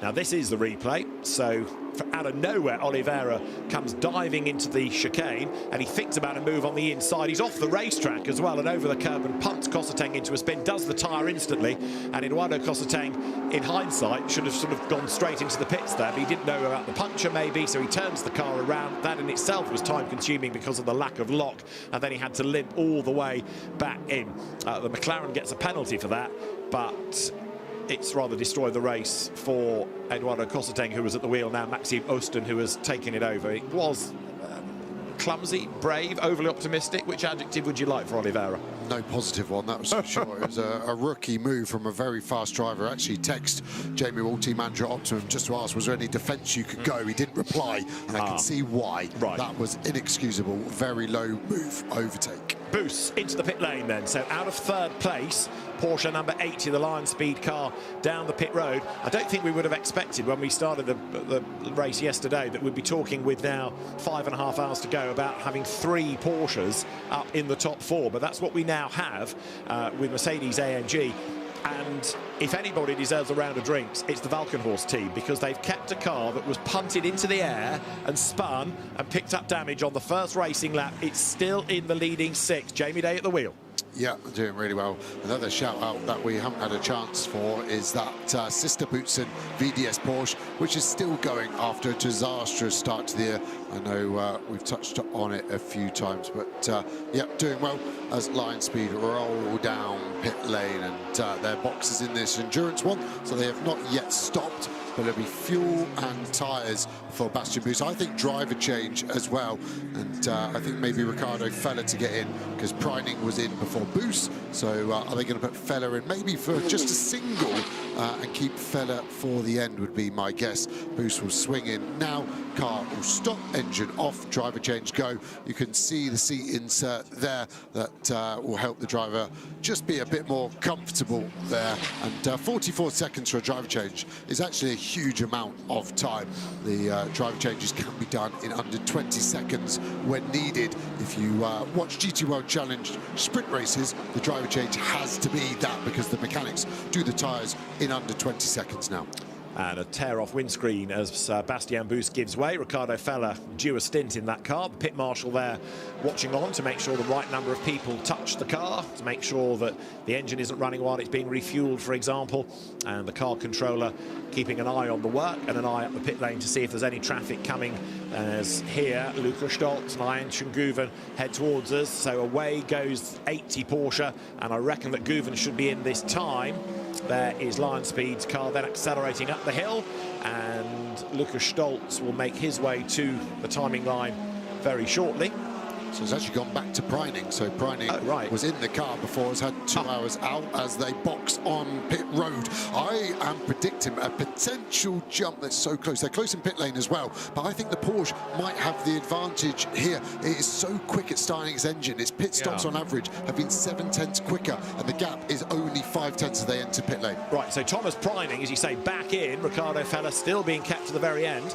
And Preining, who had done the fastest lap of the race earlier on, now has to make this a qualifying lap to see if he can jump ahead of these two. They're both in the endurance pits, aren't they? Winward and Schumacher CLRT, so they'll trundle down the pit lane nose to tail.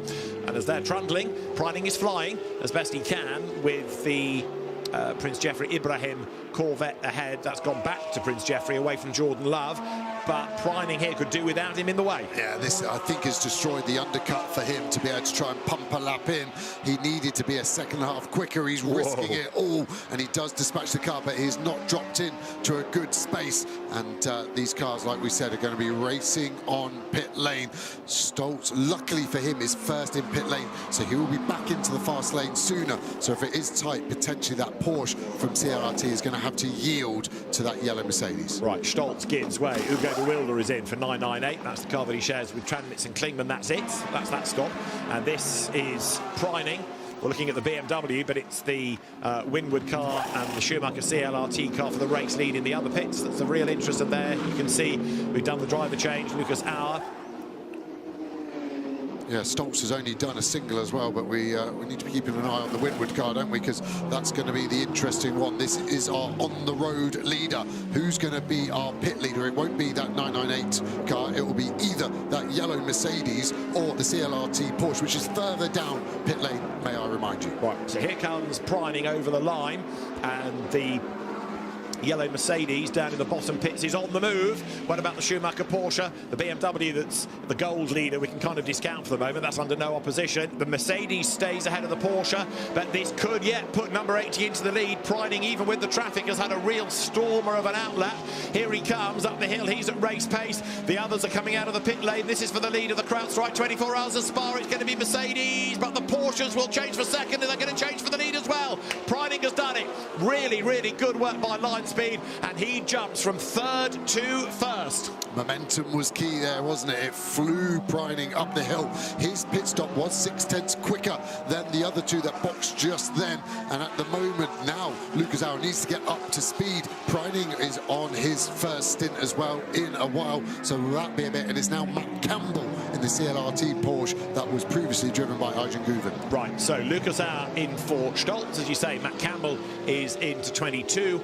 And Thomas Preining back behind the wheel of number 80. So there are one or two out of sequence that are notionally ahead on the road. But actually, not only did Preining get ahead, look at the gap that he's managed to pull through the traffic. Because he was already into the car, the others are fresh in and getting themselves used to them, and also having to get through the traffic and accelerate out of the pit lane. Preining gains the lead and gains time. Last stint, falling away towards the end, and then here he is, or that car is, in the lead of the race, and by a margin that will identify come the end of the lap. But it's really turned on its head, and I'll say it again, don't forget the car that leads now, number 80 Porsche, the real race leader, started from the pits. It has had to come through effectively 60 plus cars. It wasn't the very last out of the pit lane, but it's had to get past the best part of 64, 65 cars to get the lead. Yeah, and let's just see how the tyre life goes. We definitely saw an ebb and a flow, didn't we? We saw Guven start slow and almost, I think, end up the fastest out the leaders. Does Preining now need to just bring the reins in, slacken them off slightly, just to let the tyres go as he hits that curb with so much energy? It looks like, oh, I'm sure a race car, it's exactly the same as hitting a curb in your road car. It is painful. It sends the shockwave all the way from the base of your spine into the top of your skull, and they're doing that lap after lap because they have to. It's the fastest way around the bus stop chicane. Right, let's have a look where Picariello blends back in then in number 2 Porsche, or where that car blends back in. Not convinced they've done a driver change, but he's not going to be the leader. There goes Preining. He's not going to be second. He's not going to be third. So he will rejoin in 4th place. So no real change for Boots and VDS, but the significance is that they are still in contention. And now as he accelerates up the hill, we'll see in this next stint what Picariello can do to bring down that gap. The power of the undercut is so strong. So Preining is in the 17s on laps where they're going longer, and they're doing 2:20. So that's how that line speed car has got there. But remember, his stint will finish earlier, and that's becoming more of a problem towards the end of the race if you have to add a stop, or if a full course yellow comes out when you've already stopped. And that's what we saw benefit so many cars, wasn't it? When they were going slightly longer, that full course yellow that came out for the Greystone GT car really benefited some cars that weren't really in the mix. Down the pit lane there, look, comes the Max Hesse BMW. We'll see whether Max is going to stay behind the wheel. I suspect not. Dan Harper looks like he's ready to leap on board there. So Max Hesse in. That was on the hour. Dan Harper, the rapid Northern Irish driver, Carrera Cup champion, Ginetta Junior champion, British GT champion, Daytona class winner, Nürburgring Langstrecke Series race winner, you name it. He's been a great asset to the BMW ranks. He's the one that, if you like, Porsche shouldn't have let go. He was the one that got away as far as they were concerned. Having won Carrera Cup GB, they should have signed him up there and then, you could argue. Yeah, BMW's gain there, isn't it? And cool to see a car come into pit lane, see the wheel being put up before Hesse had even stopped, unplugged his radio, as we see the 74 car now in. Joubert getting out, helping a new driver in. Couldn't see any of the helmet, so we'll find out who is taking over our bronze class leading car. That's 11th overall. I think I made a prediction that could finish in the top 15. We've already done all the bronze time of Dustin Blattner, so maybe even a top 10 on the cards. Of course, it's a lap down, so top 10 is really the best it could get if it gets the fastest car in front.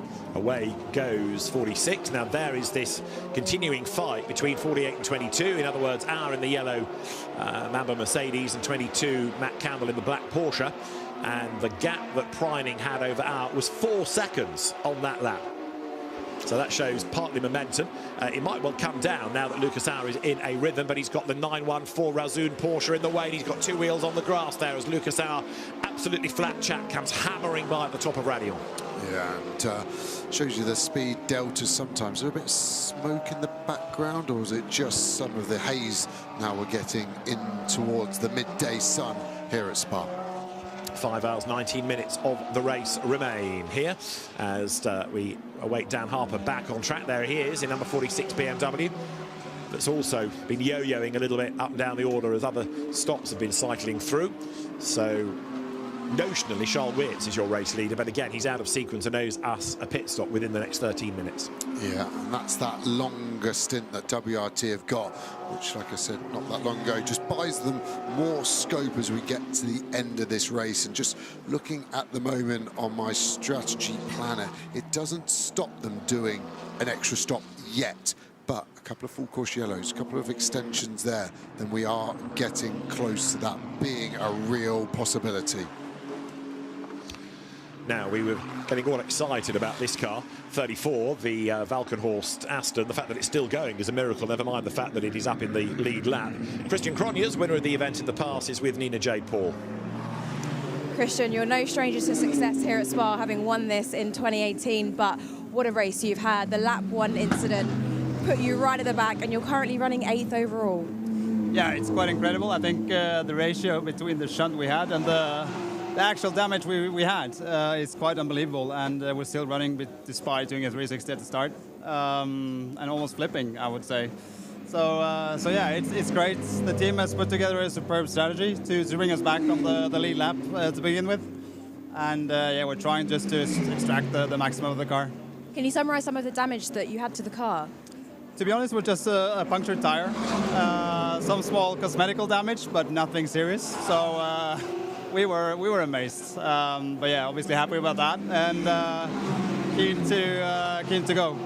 Well, good luck for the rest of the race. Thank you, thank you. Thanks for talking with us. Yeah, Christian Cronier's a winner for the Valkenhorst BMW team going back a few years. And he's absolutely right. It is astounding that the car is still going, and it stayed on the lead lap all the way. They did a series of quick pit stops, partly to help with fuel, partly to look at damage, partly to assess, partly to tape up, whatever they needed to do, but never did they box the car for it to fall off the lead lap, and that was absolutely vital. Really, really quick thinking, because when you and I looked at it, we thought, well, that's done. Yeah, especially with the energy through it, you would have thought it'd be some legacy damage, but quick update on track temp there, sorry, David, 44 degrees. So we checked last time, just an hour and 20 minutes ago, it was at 34. It is rising quickly. We're definitely going to get above 50 again. Race start was 56. Remember, at the time I was talking about why was that important, because it really favoured the Ferrari. The Ferrari of Rivera is up to 6. Remember, they're nearly a lap down on strategy because of that damage that Mosca had to the tyre of contact with that Winward Mercedes. I just wonder where this is going. Drivers are going to have to start to look after the tyres more and more. So track temp becoming more and more prevalent. Absolutely right, as we look on at this fight that rages between here, the yellow Mercedes, Lucas Auer versus Matt Campbell. Good to have Matt back within the GT ranks. The third driver of that car, of course, Fred Makovici. Laurin Heinrich was penciled in, but I think he's on IMSA duty this weekend. So double IMSA champion Matt Campbell, Carrera Cup Australia champion too, brought back into the fold along with Fred Makovici for Combe Ledegaard's team. And as they come out of Blanchimont, the run up towards the chicane, and this will put 414 laps in the book when they cross the line. They're chasing priming right now. Thomas comes to the line. Charles Wirtz has just gone by, but he's now on an old set of tyres, so he's lapping in the 220s and due a pit stop within the next 10 minutes. As you look at 87 there going downhill, Marvin Dienst, fourth in bronze. There's the gap down under braking. Campbell is now within effectively 0.6 of a second of Lucas Auer just up the road ahead. And what's going on behind? Alessio Picariello, 4.4 seconds adrift. Picariello's last lap was a 2:19.7. I think he's got a bit mired in traffic, and that's why his lap times have gone up at the start of this most recent stint for the Belgian driver. It actually feels like we've been relatively traffic unaffected, doesn't it, for the last hour or so? Traffic doing a good job of getting out of the way. Of course, blue flags enforcing that one, but just wonder if it will become a factor, especially after a safety car obviously bunches everyone up. So you get a few clear laps and then you catch the slower cars after a while, and then they're always more grouped up together. As we look on the road leader, Charles Wirtz, car 32. He's done 52.5 minutes of his stint, has to be in before 60 minutes and 59 seconds. So he's got another 3 laps in him before he needs to box. And he's got the number 5 Optimum car, which has dropped to 3rd place in class, hasn't it, after that penalty it got for, I'd say, assaulting the Ford Mustang. And I wonder if there going to be an apology going down to HRT, because that car now for the HRT is dropped down to 6th in class. Yeah, it had its tyre replacement therapy, didn't it, the HRT Mustang, with that new wheel and tyre put on to send it back out, but many places lost. Maxime Austin going after Dylan Medler, who was race winning in the Ferrari Challenge at Le Mans a couple of weeks back, and Dylan Medler in 45 currently, which is the Rinaldi green Ferrari. There's Wirtz then, the on-the-road leader, but again he's out of sequence, so a stop is due, not on this lap, not the next, but within 7 minutes, as over the timing line comes Charles Wirtz. And in gold, Tim Tramnitz is the leader in 998. Let's listen to the team radio. I think something broke on the car. It felt like something broke on the car, front left.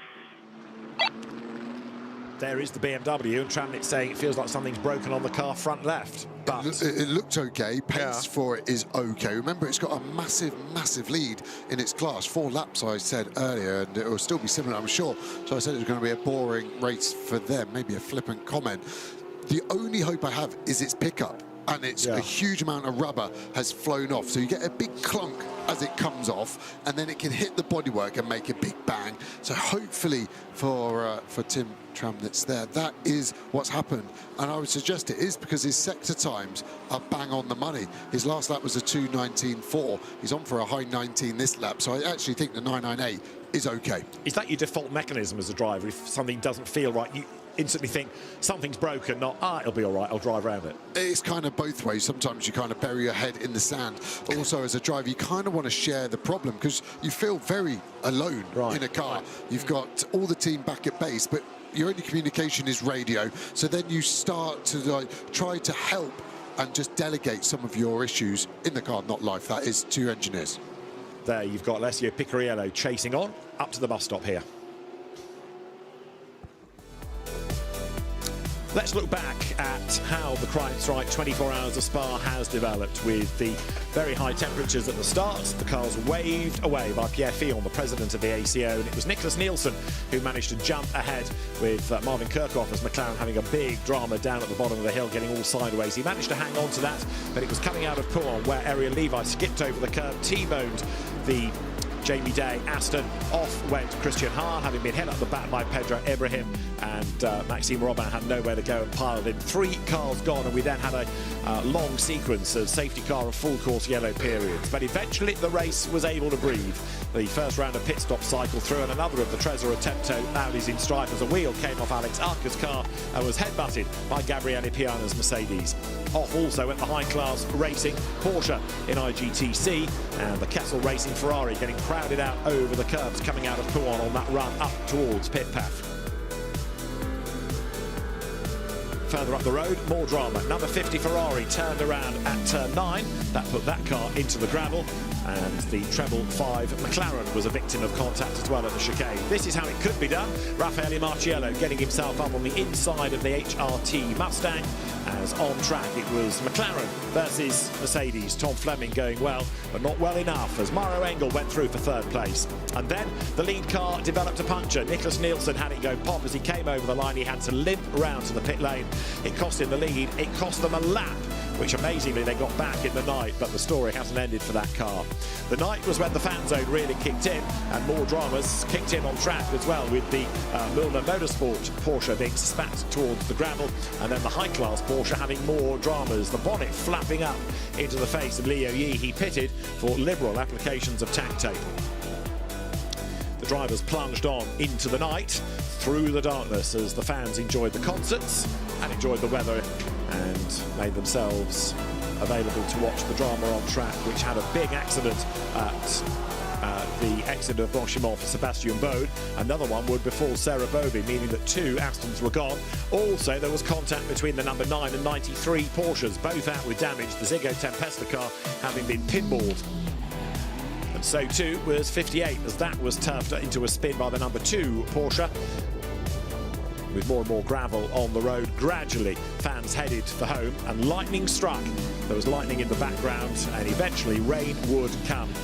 We had the drama for Sarah Bovey at Blanchimont that meant we had a long barrier repair of 30 minutes, and with the front of the Ecurie Cost Blackthorn Aston on fire, that had a long pit stop. Sarah Bovey's accident was a huge one at Blanchimont, and that left a very broken car out of Pro-Am, and it also meant that the teams could get their technical pit stops done. And then the rain came handily while we were under caution period, but there was more contact as the McLaren number 58 got into the back of a Porsche, did the radiator, and that was the end of that car. It did rejoin, but having lost 30 laps, it was a forlorn hope. But number 80, the Lion Speed Porsche that had started from the pit lane, was making good progress. Others not so lucky. A big lose for Nicky Team at the top of Radion. That broke the suspension, and although he brought it back, 007 Aston was out of the race.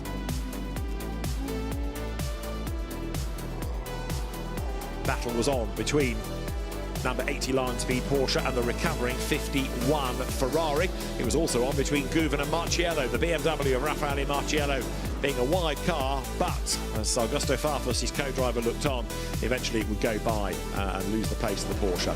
Darren Lung's car served its technical pit stop.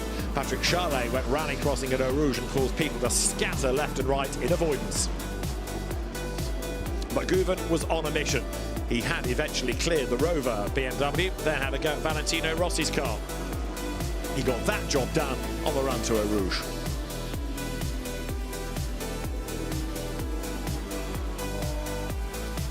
And then Guven had a go in the battle with the Ferrari, but Tommaso Mosca went around the outside of him and took the place, as in silver there was this contact as Oliveira got into the back of Eduardo Cosseteng. For that, he got a stop-go penalty for causing a collision and taking the Silver Cup car out of the lead. Tommaso Mosca went for the overall lead, but made contact with the Mercedes, got a punctured tyre as a result, and another lap nearly was lost. Alessio Rivera put into the car.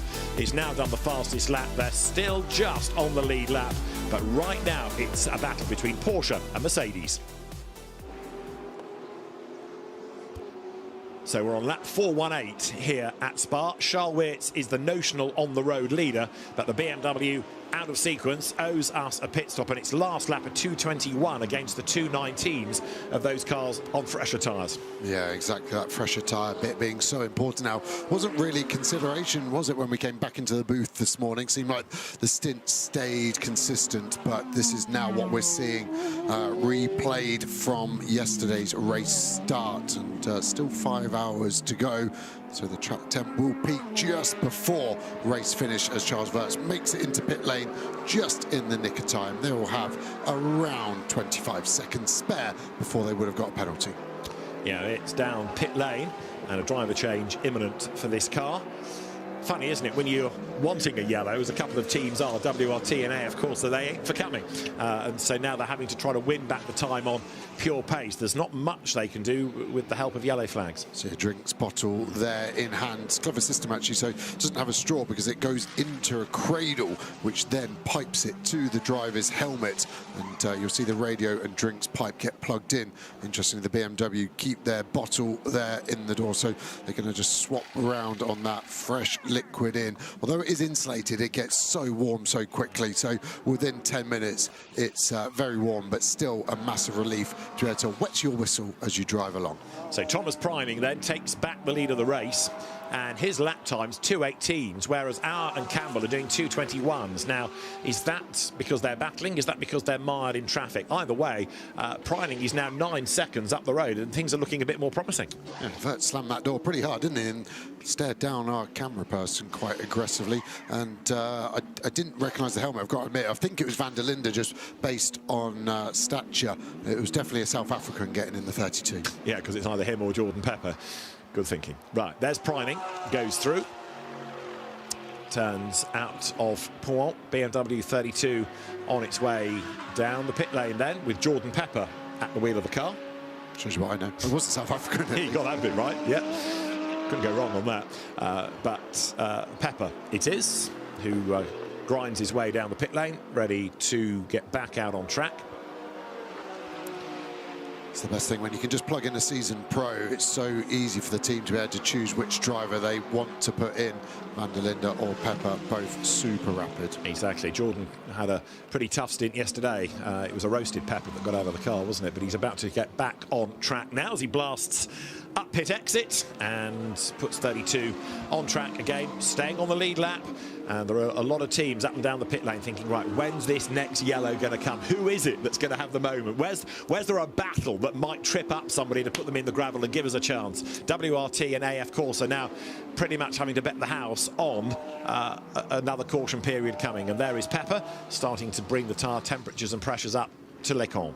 Yeah, again, slots into a lovely bit of space. That is luck in that regard. The team's very good, obviously, but they can't change where the car is going to go. They're always going to maximise the stint, so there's no consideration for that. Black and orange mechanical flag for car 24, so that's the Corvette from Stella. They're well out the order, but another transponder not working. That's 3 that I know of, and the transponder is obviously what tells the timing people the car has crossed the sectors and the lines, and it's now almost a safety thing as well. If it's not working, we can't guarantee where that car is, so it has to come in. But it also helps with the pit lane speed and the stint times as well, so it's more than just a lap time, as you're rightly saying, that they need to be aware of. That is Charles Weerts, who has done for now and takes on some liquid and gets his breath back after another tough stint. Temperatures rising. That's his father, Eve, with his back to you, standing over the pit counter with the white shirt on. Thomas Priming then goes downhill So he's on lap 420, and we've got 5 hours still of this race to go. So we've done an hour of our Paul Ricard season opener, in effect, and we know how dramatic that was. So we're not done yet. That is absolutely true. Just a quick look within silver. Number 52 Ferrari now is starting to look a bit more menacing for the lead. It has got Francesco Braschi at the wheel, and he's only 22 seconds back from Ignacio Montenegro, but Preining here steers clear of the trench, and we know that he's fast because he did that best lap of the race early on. It's been taken away from him by Rovera, but Preining is still charging. There is Pepper, and he is still the last on that lead lap. Yeah, you can still see the damage that they suffered early on, wasn't it? It was the opening lap, that big kerfuffle halfway around the lap coming out of Pouan that caught them out. Now, as you look at 32 BMW, we can head to the pit lane. Ganel Longy has found Charles Wirtz for us. Let's hear from them. Charles, you're running a different strategy compared to your opponents for the fight for the win. How much do you think it can come your way later in the race? It's very difficult to say. Obviously, we are in Spa. Everything can happen. Still 5 hours to go. Yeah, I think we need all stars to be aligned. Anyway, that's what you need when you want to win in Spa, obviously. But yeah, to be fair, even if everything goes perfectly, I think it will be very tight. Just on pace. I don't think we have the absolute pace like the Porsche or the Ferrari to fight for the win on a consistent base. But yeah, I mean, we will give our best for sure. We will push until the checkered flag. We will see what comes out, but it's not like it's all gifted. Do you think this lack of pace is due to the temperature rising? Because it seemed that you were quicker over the night and cooler temperatures. I'm not allowed to speak about why we are not fast enough. I can only say our car is amazing to drive. It's one of the best cars I ever drove in Spa, but unfortunately, it's not enough. Thanks a lot, Charles. Thank you. Ooh, that speaketh a grumpy race driver, and feeling perhaps that they have been given the wrong or a disadvantaged BOP potentially for this weekend. That said, 46 BMW remains ahead, so there is an element to the story of the time loss earlier. Yeah, I mean, maybe it was worth touching the strategy options for this 32 car now, because it's such a left field one. It's 4 minutes into its stint, which is roughly 22 minutes shorter than everyone else. At the moment, it doesn't save a pit stop. It has to do a 2-lap run more at the end. But one full course yellow might just take away a pit stop there. So potentially that could do a stop less. That could be a race-winning strategy forced upon them, but they need at the moment a full course yellow to allow them to drop that 2-lap extra part, which would mean they would go over a stint. But we keep an eye on it. Now, this is Tim Tranmere that we're looking at, and he has done 24 minutes of this stint. So I think that when he said something had broken on that team radio, they kept him out there, and he's driven around the problem. You made the point about the sector times looking okay, so that initial panic seems to have been unfounded, doesn't it? Yeah, it really, really does. And I'm not surprised the pickup is huge out there, and if you go offline to overtake or you make a mistake, it just gets stuck to the tyre. These tyres, when they come off the car, you would place your hand on it and you struggle to pull it off. The adhesion levels so strong. So imagine that with the car forcing it into terra firma. You can understand why potentially Tim Tranmere thought he had a problem. Charles Wirtz, though, not leaving you in any doubt as to his general mood or that hard work, but really frustrated that the pace just does not seem to be there. Of course, we know there were BOP adjustments after qualifying, and everybody wants a faster car, don't they? But it's a tough ask to get everything absolutely right, especially over 24 hours. And as you've been making the point, there's the temperature to factor in. We've had that bit of rain as well, and some cars better when it's cooler, and that's not necessarily a problem with the car. It's just the nature of whether it's a turbo or normally aspirated. There are some cars that work better on certain circuits, whether they are, front, middle, rear engine. There are all these aspects to take into account. I think the bigger aspect that it must be almost impossible to factor into the BOP is how does the car react in dirty air? Because there's going to be a better car than others in dirty air, and that's so important in a 24-hour race when you've got 69 cars on 7 kilometres of track. So for me, the BOP, it is a necessary evil. It's the way I describe it. Stefan Rattel had this vision that no one had ever thought about before, and it was a perverse idea to slow some cars down, but it stopped the boom and bust of motorsport. Whoever spent the most won, and that's why we always had feast and famine. And with the 20 years of GT3, sorry, we've created a stable platform for lots of drivers like myself to be able to get paid to drive around in circles, for teams to operate across the globe. So I will always get on my high horse to defend BOP. Yeah, Stefan is modest enough to say that the idea really came from Max Mosley, who was then the FIA president, because the FIA GT Championship had the Maserati MC12 arrive on the scene, which was in danger of being so far removed from a GT car that it would again damage the championship. And it was Max Mosley's idea to peg it back, to reduce its aero and to reduce its power a little bit. And Peter Wright from the FIA Technical Commission, the late Peter Wright, was then given the task of trying to work out how on earth you could equate that car against the others, and that's really where the BOP gestation came from. And as you rightly say, it has been quite something. In the bronze battle here, you're looking at cars laps apart, Ben Tuck and Sven Muller, and Ben Tuck back at the wheel of the category leading number 74 Ferrari. Sven Muller, it's always a delight to watch Sven in the Porsche. I know he's a long way back, but that car just dances when he's behind the wheel. He's just so aggressive, isn't he? Yeah. Every time we talk about him, I'm amazed the front bumper's still on the thing. We saw him in British GT for a season, didn't we? Yeah. And he just loved to rub everyone up. And at least he's consistent. You know what you're going to get with Sven Muller. He's not going to hold back. And Ben Tuck, that we had in the booth last night, to the delight of some of his fans. Good to see Ben back on the CrowdStrike 24 Hours of Spa grid. Really, really good silver, managed by Ollie Gavin, and he is a class-leading 12th right now. He could afford to let that Porsche go, and it might turn out to be a prudent move, because Muller is all over him like a cheap suit at the minute, isn't he? And he does not need to be defending a car that is many, many laps down, because that's about 16 laps behind the Ferrari. Yeah. Let him go. Yeah, and they're about to overtake the Pro-Am leading Corvette still, so that car has kept the lead, hasn't it? Yeah. As I thought they were going to turn in, but Ben Tuck gets down the inside, dispatched nicely. 2Cs in with the 33, and the bonnet is also up on that car, despite the copious amount of tape that's been trying to hold it down. So they're in the pit lane 33 from 2Cs, and as we saw on the Porsche last night, you can just about see, but I think the whole thing has come away on the left-hand side, hasn't it? It's not connected there anymore, so it's up, but also peeling off. It's still connected on the right, but not on the left, and this is another of those cars that just seems to have been in the wars all the way through. Yeah, I'm surprised the amount of bonnets we've had this year. I wonder if there needs to be a contingency from teams in a respect that bonnets should never go up in a 24-hour race unless you've got a problem. So is it worth fixing it stronger, as a huge bit of pipe is hanging out there? I have no clue what that is. The only thing I can think is that actually some... No, it definitely looks like a pipe, doesn't it? Right? Yeah. I thought it might be some trim, like a rubber fit.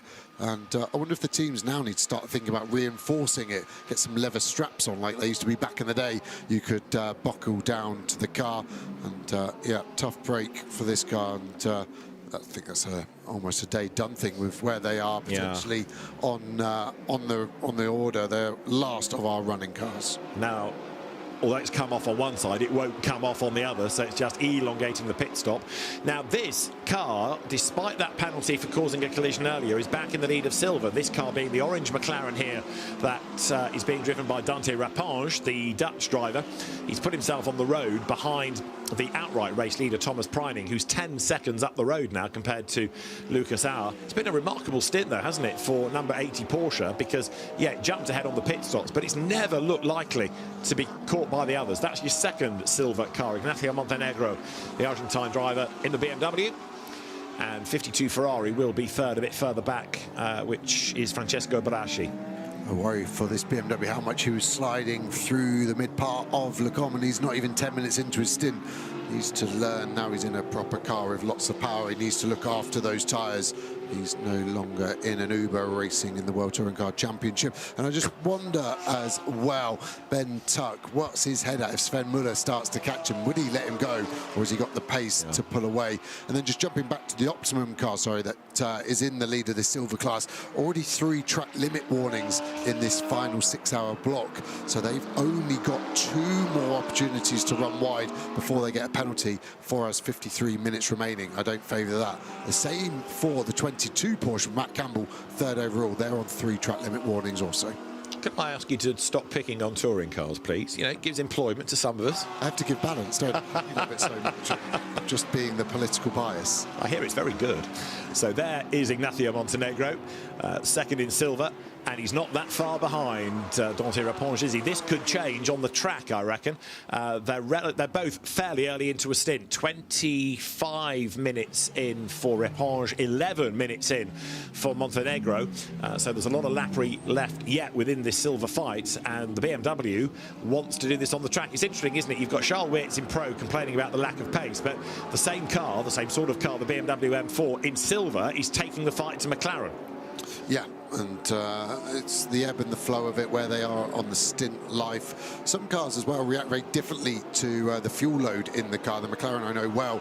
The balance stayed exactly the same, but no one could really ever explain to me, which is a bit embarrassing and bizarre. But it just went slower in a straight line. Yes, it's heavier, but its VMAX was massively affected by fuel. I've never had a car with that characteristic. Normally, wherever the fuel is, it kind of enhances that axle. So the Porsche, for example, the fuel tank is in the front, so when you fill it full of fuel, the front is really pointy, and then a car where the fuel tank is behind you, it's the same but on the rear. Right, just explain what's going on, will you please, between Preining in the lead and Auer in second place, because that gap has crept up all the way through this stint. They're on a comparable stint time. Preining, I think, is 1 lap ahead, and we saw that because that's how he jumped through, he got that undercut. But never has Auer nor Campbell, who are still nose to tail, looked likely to bring the gap down. It's steadily increased all the way through the stint. Yeah, there's obviously numerous things it could be. I still just think it's drivers learning what the tyre's doing in this temperature now. They've had it easy through the night. They were able to push on hard. I think they're fearful of pushing too hard too early. 2 reasons. 1, the pace drops off because you've destroyed the tyre. The second one is the tyre destroys itself because it will have a higher risk of a puncture if you're sliding it constantly. And now Lucas Auer with Matt Campbell so close behind, and Picciarello. So it's going to be a similar story for Auer, isn't it, as we saw for Lucas Stoltz at the end of his stint, trying to make this Mercedes, the Manfield to Windward yellow Mamba car, as wide as possible. There is Auer in second place then. So they look really... big snap of oversteer midway through Pif Path. They looked so solid this morning, didn't they, being able to control the pace, but jumped on that pit stop. There is Campbell, and there's Picciarello. Look, now he has really been the mover in this stint within this battle pack. He has brought the gap right down to 0.2 of a second at the start of it. In terms of stints and total pit stop time, you can see now that 51 has spent more time in the pits other than the Valkenhorst car, which did all of those stops early on. So of those that are fighting for the race lead, we're looking at 45, 44, 43 minutes, and still number 48 has done the same number of stops as the race leader, but has spent less time in the pit lane. As here, Picciarello closes right up onto the tail of the 22 Matt Campbell car. You're on board Porsche number 2 with Alessio Picciarello. Firing down the pit straight. We'll get all the way up to 5th gear before we've got to get on the anchors, slow it down to 60 kilometers an hour, rotate the car full throttle. Now back up to 2nd gear. We're going to get all the way up to 6th before we even get to Eau Rouge, diving downhill at an alarming rate of knots. There's Eau Rouge, infamous for quite good reason. Lots of curb on the left, open up, full throttle all the way through. Look at the smoke coming out of the Porsche in front, a little bit loose as well. Could you hear the revs rise as we were starting to wheel spin? We actually grabbed 6th on the exit, torque not high enough in the Porsche seemingly to fire it through. Camel straight, speed rising, we're getting a nice toe off the car in front. Gonna nearly get to 270 kilometers an hour before we slow it down to 115. 3rd gear now, hook up the curb. You can see why the tyres are getting abused. The car sliding around. Campbell missing the apex in front. We drop it in the gravel.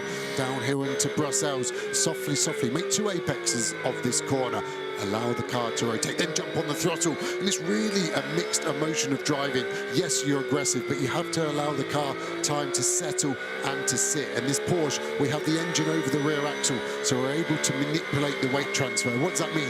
We take the brake into the corner, we put the weight on the nose of the car, we then jump on the throttle and put that weight on the rear axle. And at the moment, this car's starting to look loose for Picciarello. I can see a traction control adjustment that has just been done. I assume he's turned that up just to stop the engine giving him as much power early on. Stop the spin through Pif Path, all over over these curbs, hook the curbs up. It gives the car more front-end grip. It just allows you to rotate the car ever so slightly better. Same here into Stavolo. Now we run wide. We try to be flat through Stavolo 2, because that means we only have to brake one more time of this lap. Quick chance to breathe, because it's been a while since we've done that. Sector 2, so fast and furious. You're in it for 1:04. Now Blanchemont. This is where we saw Sarah Bovey have this huge accident. You can see why it's huge, because you're flat at 240 kilometers an hour. We had to breathe out the throttle ever so slightly at the end of this stint. Bus stop to go, hard on the brakes. Are we going to use all of the curb on the right? We're going to smash it? Yes, we are. Then we nibble on the left. We open the lockup and off we go. Nice lap from Piccarello, but the car looking hard work. And the windscreen, the white dots just to clear up. That's bits of dirt that were on the windscreen when they applied that windscreen tariff. No different to when you do it to your mobile phone screen.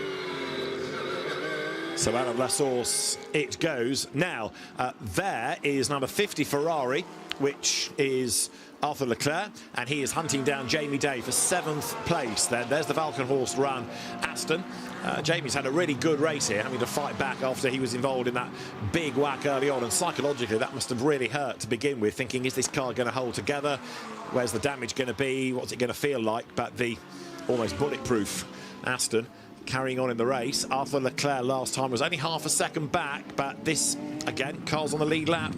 Currently 50, the second of the Ferraris. It's still not been able to overhaul 51, and Arthur Leclerc, we know he's probably the fastest of the 3 drivers in that, and he's currently got the driving duties to do. So over the line they go. Arthur Leclerc not close enough to have a go. 8/10 the margin, but it's still up for grabs, this place. Yeah, just wonder if the pace is going to come back as the fuel load comes off. I still think the Ferrari is the best when the weather is hot. We saw that yesterday at the start of the race. We saw that in qualifying. And I just wonder if it's going to ring true by the time these cars get to the end of the race. With 426 laps on the books, we're racking up the kilometres at an alarming rate of knots. So the Valkenhorst run Aston heads up the hill. Valkenhorst, a team that's won going back to its BMW era, going to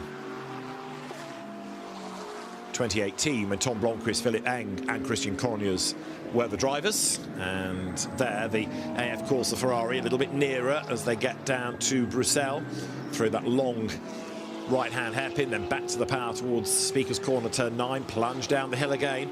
But Jamie Day doing a good job here. As we say, he's sort of got on quietly with the job, having been a GT4 star in Britain before coming to GT3, and a good single-seater racer prior to that. So the Valkenhorst Aston versus the AF Corsa Ferrari, heading on towards Piff Paff now. And the circuit has been fairly quiet earlier on in the day, now starting to get busy again. More and more fans deciding that they really want another day in the heat. They really want to see who it is that comes home victorious.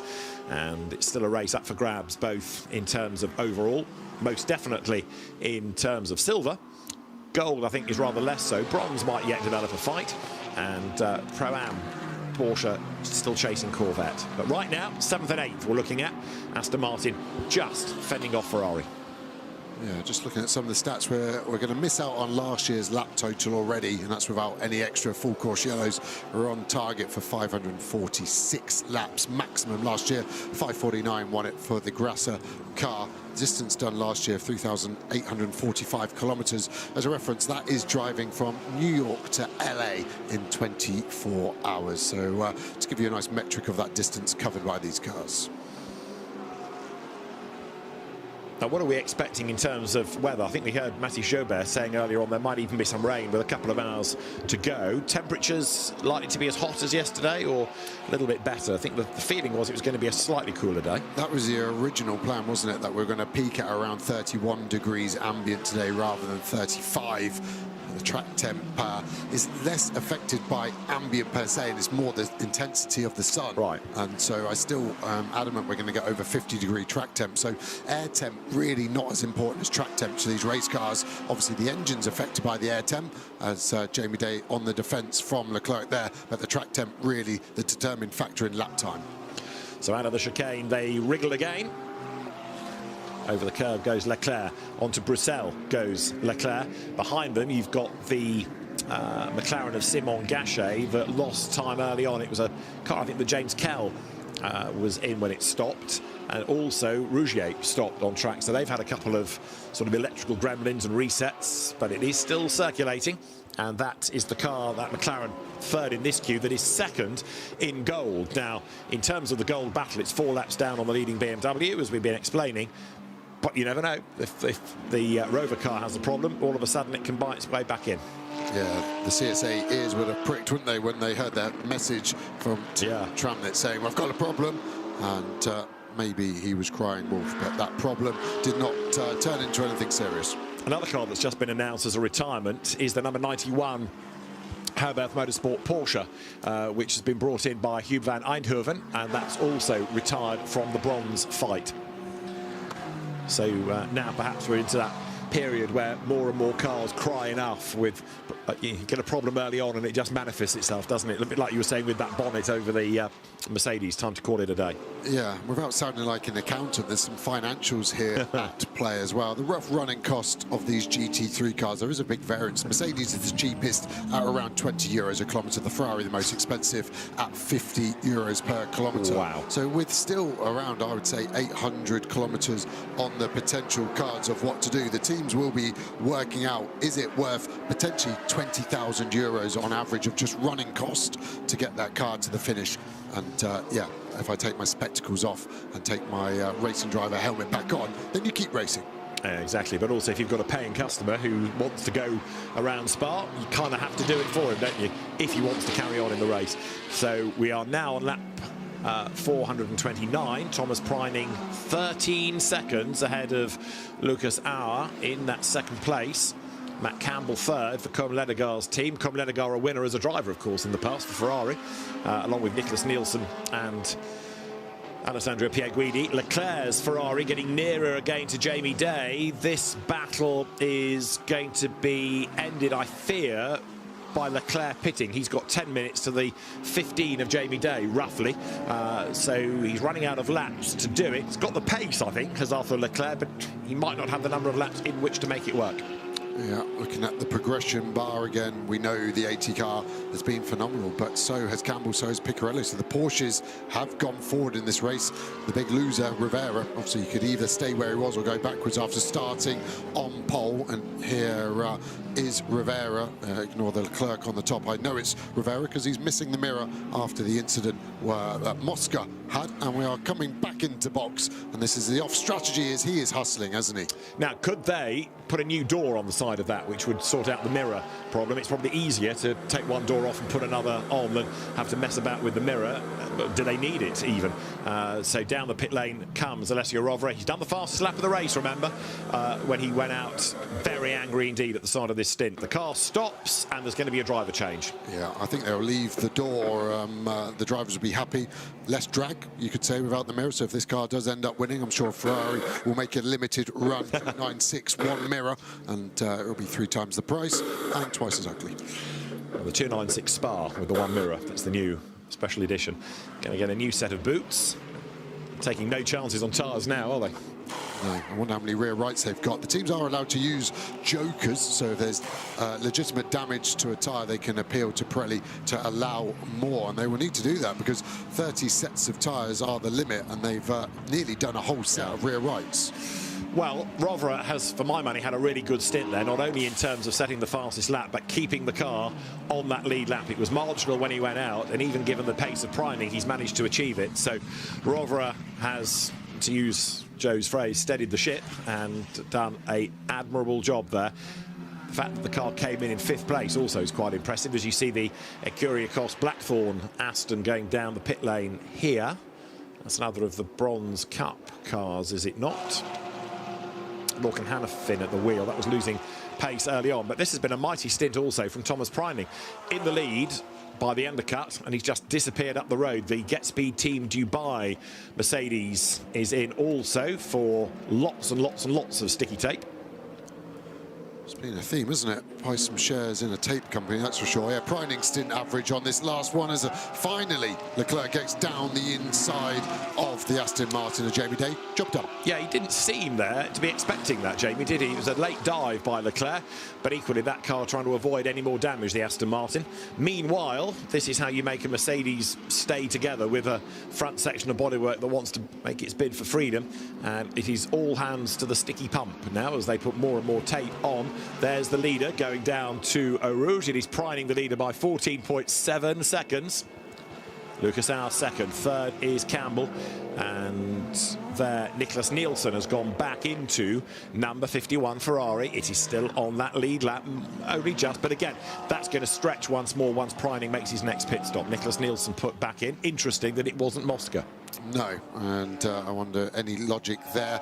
I think Rivera did the single just to keep him fresh for the end, personally. It wasn't that they didn't want him in the car. They can't have him in the car for the remaining part. He started off super fast, doing the fastest lap of the race. The stint average did drop off, and it was a 19.1 as an average, but Preining's is a 19.0. Everyone around him is a 19.6. That's why Preining has got this gap up to 15 seconds. Apologies, wrong get speed Mercedes. It is 999, Jordan Boisson's car, that was being taped up, not 12 of Rindone. So now that's been given over to Benjamin Pack, and it was rejoining the race, hovering around third in Pro-Am. There is Ben Tuck in the Kessel Ferrari ahead of Ben Green in the Corvette, the JMR car. 71, he's in 29th place overall. Malte Ebdrup. Now that was in third, wasn't it, for much of the opening couple of hours when Frederick Scharndorf was behind the wheel, and I'm trying to remember why that has ended up dropping away so badly. It started off with a penalty, didn't it, for Ebdrup hitting the 555 CSA yeah. McLaren at the final chicane. That was a drive-through penalty. 72 seconds that would have lost them. So yeah, it was kind of the start of the demise. And I think as well, it's a young driver lineup, relatively inexperienced apart from Scharndorf, you would say, in terms of this level of racing. So I think it's a good year to get into GT3, and that program will continue to strengthen. Now this is the car that is second in Pro-Am, and here for IGTC independent points, because one of the drivers of said Porsche, currently second within IGTC independent, is Kerong Lee, but it is currently Hong Li, or Leo Yi, behind the wheel of that car, double GT World Challenge Asia champion. Bob Yuan is one of the other drivers, but it is currently Leo Yi behind the wheel, and he and Bob Yuan regular partners, whether it's been in Asian Le Mans or GT World Challenge Asia, and that car now makes its way once again over the timing line. It's going after the Zero Corvette, and it's about just under a minute and a half behind, but they are on the same lap. Yeah, their tape looking super ropey, keeping down the bonnet. Their tape looking super fresh because it's only just left the box, the 999. Brosson gets out to go and get himself a well-earned beverage. And Benjamin packed into the car to bring 999 after its emergency stop for tape through Piff Paff. Benjamin Pack comes out of Piff Paff. Got Jordan Pepper up the road, who has got himself up into 8th after that recent stop for 51 Ferrari. Yeah, pace good on the BMW at the moment. For me, if I'm seeing cars in the 19s, that's what I'm going to say is a good pace right now as we're getting close to midday here at Spa. And some cars unable to stay in the 19s. One of them I'm surprised about is the Picciarello Porsche. He's really been struggling on the last few laps. Same story for Dan Harper as well, unfortunately. So we're seeing a disparity between some brands here. For example, the Lionspeed car leading still well in the 19s. Other Porsches unable. The Pro-Am class car here of Tsunami RT, the 79 car, is going well there. And yeah, just trying to see if they're getting caught by that Mercedes behind or not. And this is 4th in class at the moment. And you can see the stint time means Menzel will have to be in the next 6 minutes or so. And then we have Medler there in the Rinaldi 296. Again, that looks strong, didn't it, in the hands of David Perel earlier in the race. That car actually had the fastest Sector 1 out of anyone for what felt like the first 10 hours of this race. So, again, illustration of how the cars and the pace of drivers ebbs and flows quite naturally over an endurance race. And I think the 87 Windward car is starting to catch this Tsunami RT Porsche. Yeah, the Tsunami RT car has been one of those with a weekend of problems. It began, didn't it, by missing qualifying because it needed an engine change, and it's had a pit lane start because of that, but it's still going. And with all due deference, if you're in Pro-Am and you've got customers that just want to come and race, keeping the car going is absolutely paramount. You can't have a car that expires early on. It's Nico Menzel at the wheel, who's a very rapid Porsche driver. You've got the experience of Fabio Babini, and they've had pit lane speeding problems, they've had full course yellows, they've had track limit dramas, and it's still running 4th in class and 37th overall. Getting to the end is the tick that they're after. Yeah, it's a feat, and you get kind of huge like that, so I took my breath away. It was so spectacular. Yeah, as a team, you kind of been working so hard together. The final release of the emotion when you finally get to the end. You've worked together and he's just rolled up the throttle to let the 87 through. But yeah, some of the best nights of my life have been after a 24-hour race. Sleep deprivation and a few drinks certainly make for a fun mix. And yeah, everyone works together as a team. The driver, you are fully aware that you have got the best job in the world, but everyone around you doing their jobs makes it possible. Nicola Rossi through there, another of the Pro-Am entrants, the Italian GT regular, and he is 39th overall, but another Pro-Am driver. Pro-Am people have gravitated towards Porsches, it feels like, this year. Car collection, we used to see running Audis, didn't we? But they've gone the Porsche route. And this car, again, a long way back in terms of laps, 23 laps down after dramas and penalties and whatnot. But again, the 4 pretty much at AMS, bringing this car home. Nicola Schiro is the one pro in that. He's a former Formula 3 champion. And Nicola Rossi, ex-Ferrari peddler, coming out of Les Combes right now. Yeah, Porsche, you're quite right, the most popular brand this year in the 24-hour, 15 cars as the Aston Martin Jamie Day jinks to the inside to get around the bronze-graded driver of Rossi. Again, that's why the purple light flashing on the rear of that one. The CSA McLaren trying to sweep through. Rossi, I think, just wants to get rid of this traffic and find his pace once more. But yeah, Porsche have done a mega job. I think they're probably the yardstick now. Audi have pulled out of GT3. If you weren't sure which car to buy, I think it would be this 911 992 Evo.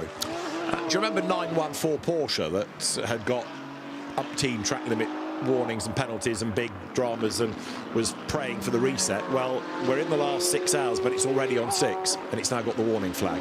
So Bryce Fullwood, the Australian very quick driver, as we've seen in touring car racing down under, he is in jeopardy of a penalty, another one coming for number 914. Meanwhile, the Pro-Am leader is Ben Green, getting involved there, you can see, with the McLaren, currently in the hands of Simon Gachet. That's a gold car versus a Pro-Am leading car of the very regal Corvette, the 2 Malaysian princes, Prince Jeffrey and Prince Abubakir. Jordan Love is the other driver, along with Ben Green, who's been hustling that along. And JMR, again, they've lost ground, they've lost time against the leaders, 10 laps down, but competitive for a class win, and that's the main focus here. Yeah, certainly. And you see the damage to the floors, and unfortunately my stat from New York to LA wasn't that impressive for someone on the live chat, Eduardo Alini. So how about Lisbon to Moscow? Is that a better representation, considering we're in the continent of Europe? Possibly. In 24 hours. Might see you do it, David. You got to drive back to Liverpool anyway.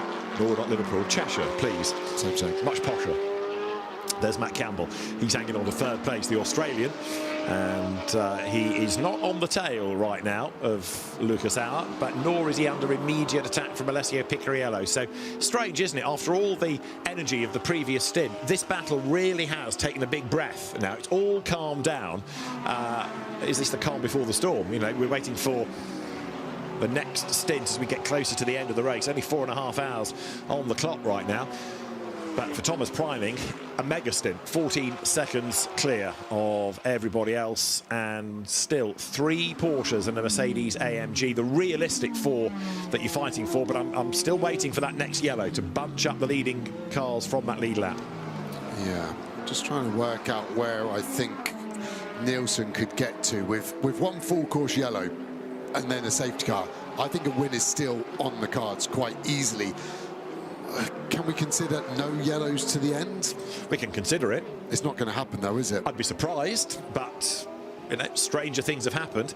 I would have expected that monster accident to come out of Pour on the first racing lap, because we've seen nothing happen on that part of the racetrack really all weekend. Here, maybe Les Combes, maybe Bruxelles, possibly, but where it happened, no. I'd love to fire it into a clever AI algorithm, because we've lost a third of the field. They're not running right now, so we're a third less likely to have an accident, but the cars at the end of the race are more likely to expire, aren't they, at the end of a 24-hour race? So I assume it must sort of equate to the same. You've lost a third of the cars, but the potential of a car breaking down comes up by a third as well. Yeah, and it doesn't have to necessarily be a car with a spin or an accident, does it, that triggers that yellow? It could be a car with a cutout like the earlier Greystone GT, and that comes back to temperature, and temperatures are going up. So discuss. It might yet happen. We're not willing a yellow flag, but you've got to say there are a couple of teams really now with that as their only chance of being back in the hunt. I'm willing a yellow, I don't know if I'm allowed to say it, but the racing you see after a safety car is always intense. The ebb and the flow of a 24-hour is something special, and the purist out there.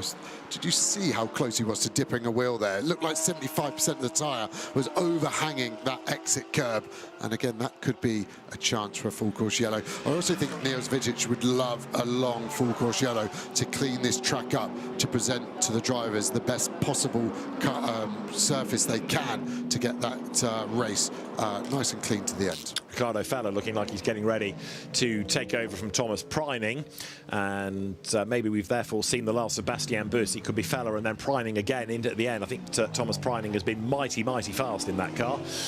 More as he comes in this time. So the leader is in. Thomas Preining pits with 4 hours and 26 minutes, just under 4 hours and 27 to go. We talked about Sven Muller a little while ago. That car lost a lot of time this morning with V-belt repairs. Then it had to go back to the pits for a front left wheel bearing, so that's why that's lost a load of time in bronze. But this Lion Speed Porsche finds something to touch, keeping out of trouble, unlike the previous two endurance rounds that we've had in GT World Challenge Europe Endurance Cup. Been a winner in sprint at Brands Hatch.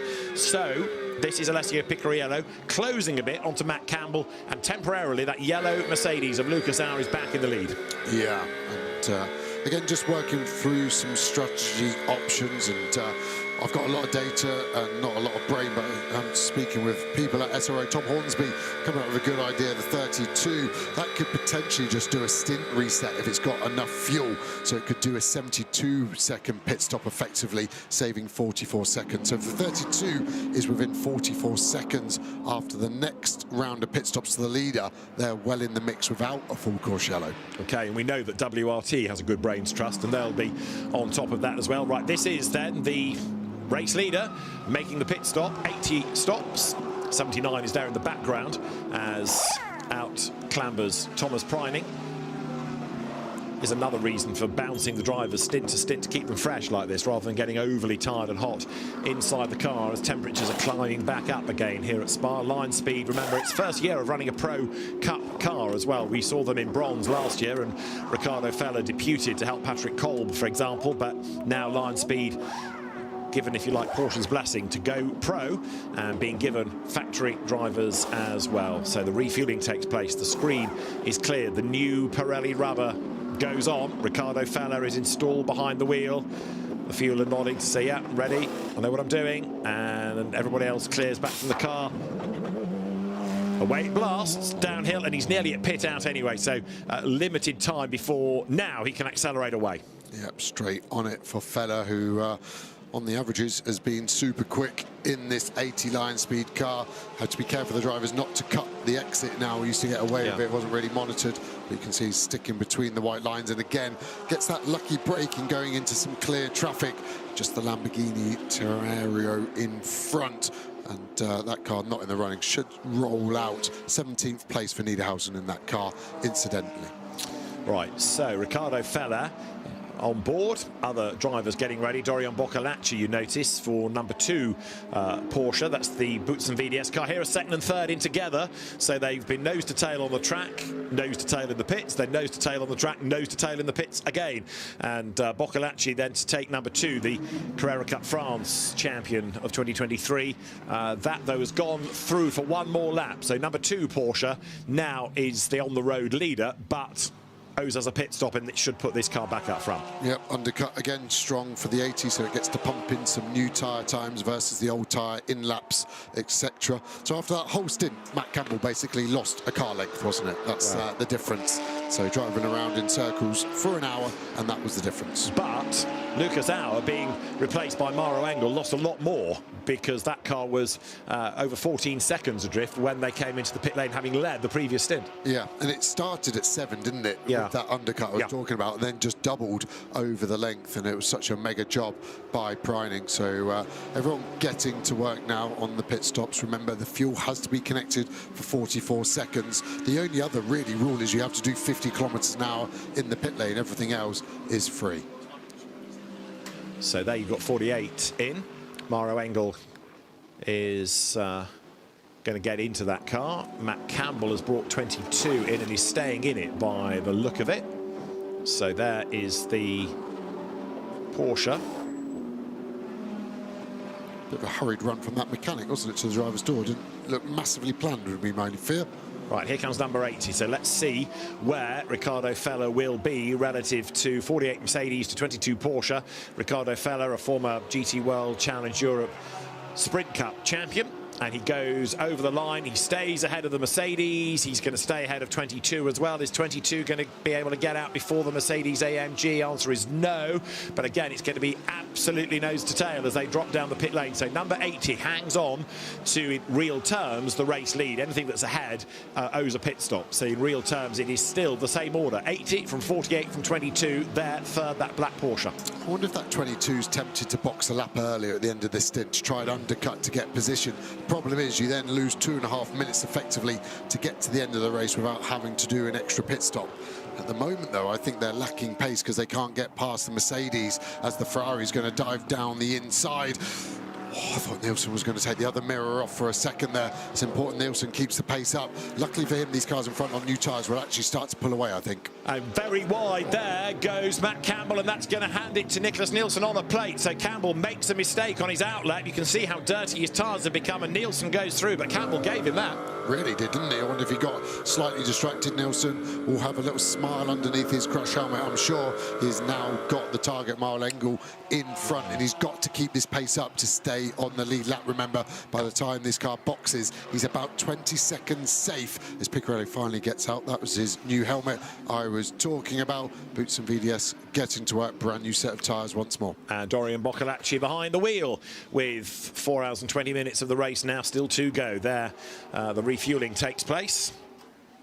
And let's have a look in replay at the 51 Ferrari. You see Matt Campbell misses the apex, gets on the dirty part of the racetrack and opens the door. Surprised at that. New set of tyres, maybe they were slightly under pressured, maybe slightly lower temperature to help them later in their life, and that's caught Campbell out, because normally those tyres are ready to go out the oven on the outlap, but it definitely looked like as soon as he turned right, he only had understeer. It's got him fired up, mind, hasn't it? Because he's coming back at the Ferrari, so Matt Campbell red-faced, losing a position to Nicholas Nielsen, and he's coming back at him now, as you see, into the chicane, the Maro Engel-driven Mercedes AMG. Look at the rubber that Engel was talking about on the apex curbs there, and it's obviously like getting almost ripped off the tyre. What I would imagine that is any car that has some pickup on their front right as they're trail braking onto the curb, that serrated nature of the curb is then pulling the pickup forward but leaving it there. And I can see exactly what he's talking about, and I've never seen it at any racetrack in my life before.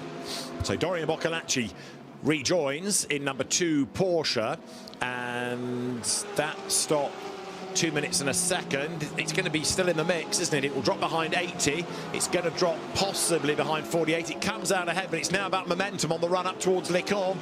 So Boccolacci has temporarily gained 2 places, but can he hang on to them? Here, look, comes Engel to the outside, but it looks like the Boutsen VDS car is going to stay ahead of the Ferrari definitely stay ahead of 22. So that's been a good stop for Boutsen. Wow, really, really good. You can see the speed difference was 20 Ks that Engel had by being on track rather than leaving pit lane. I had to take a breath in because Nielsen was swerving left to right. They must have been so close to contact. We've got onboards on both of that Boutsen VDS and the Ferrari, but that was close. Piccarello looking on as he's just finished his double stint, but that was high risk from both of those. Right, let's get to the pit lane. Alessio Picariello has just done a really good stint in number 2. He's given it to Dorian Boccolacci. Let's hear from Alessio Picariello. Alessio, impressive double stint for you. And now Dorian just exit the pit lane in P3. Yeah, I mean, the car was good. I could catch up to the pack in front. All 3 Porsche seems to be quite quick at the moment. The Mercedes struggling a bit. Did my max on the in-lap to try to gain some position. Actually, we passed the CLRT, which is good, but we are still behind the Mercedes, so yeah, let's see later. Do you think that you can keep the pace even if the temperatures are rising a bit? Yeah, I think we are quite good on the degradation compared most of the others, but it's quite random actually. Some stint we are fast, some stint we are a bit slower. It's a bit the same for everyone. These tires are really sensitive, so yeah, let's see. I hope it goes in our way for the end. What about the drink system in the car? Because I've heard that there were some issues with the drink system. Yeah, I mean, also the AC is not working so well anymore. So as you can see, I'm sweating quite a bit. But yeah, I mean, I trained for this, so I'm actually enjoying it. Congrats. Thank you. Interesting to hear about how sensitive the tyres are, plus the lack of an AC system in number 2 Porsche. So Alessio Picariello struggling, but the pro drivers, you could argue, are fitter. They can cope with it. It's tougher on a bronze or an AM. But right now, we have the number 80 Porsche of Ricardo Feller then clear by the best part of 20 seconds over this Mercedes of Mauro Engel. But yeah, Boutsen is winning on stops, and it's been a good stint that by Picariello. Now Boccolacci needs to make the car as wide as possible, doesn't he, to keep at bay Niklas Nielsen. Yeah, without stating the obvious, it must have been a mega in-lap from Piccarello time-wise to be able to do that jump. First time we've seen the overcut work as the battle rages on. We've seen this before, it did well and well for the 51. It's going to work this time, though, because he's through and into the gravel goes Boccolacci. Niklas Nielsen says, I am coming through. Make your own arrangements. And that is exactly what Dorian Boccolacci has to do. So Niklas Nielsen, who, again, is massively irate after the time that car was lost with the punctures, fighting back. Oh, so aggressive. He's won the event before, remember, with Pierre Guidi, with Comme Ledegar. Niklas Nielsen drops downhill. So he's moved himself ahead of the Porsche. And 51 Ferrari is still, therefore, fighting for honours. They are not letting this get away from them. They've had the pace all race, if not the luck. Interesting one here. So the Ferrari eases us off the track here. There was contact, actually. Didn't see that from the outboard shot. It's going to go down as a racing incident, but it's not the cleanest bit of driving from Nielsen. Boccolacci gave him respect and space at that point, and then Nielsen decided not to. The contact might just take it away from being a racing incident. It will be investigated. So we're going to the outside. Boccolacci gives us space at this point around the right. This is okay. We then go left, and then we just ease him out. You actually don't really see the contact as much from the 51 there of Nielsen, but Nielsen not as fair with Boccolacci as Boccolacci was with Nielsen. I also thought I saw something fly from a car, and it looked bigger than a chunk of rubber. So whether that's been a little bit of diffuser from maybe the Ferrari, we'll see. Big slide from the Tsunami Porsche there. Fabio Babini getting a bit carried away going up through the chicane. So Ricardo Feller 10 seconds clear of Jordan Pepper, but that will be a car to pit. So through goes now Mauro Engel. So your lead gap is 22.6 seconds. It's a massive gap over a stint and a stop. Yeah, Babini in that Tsunami car is going to have to try and stop the tide of these pro cars, otherwise he's going to lose his own pace. And at the moment, that car 4th in the Pro-Am battle, so he will be focused on that.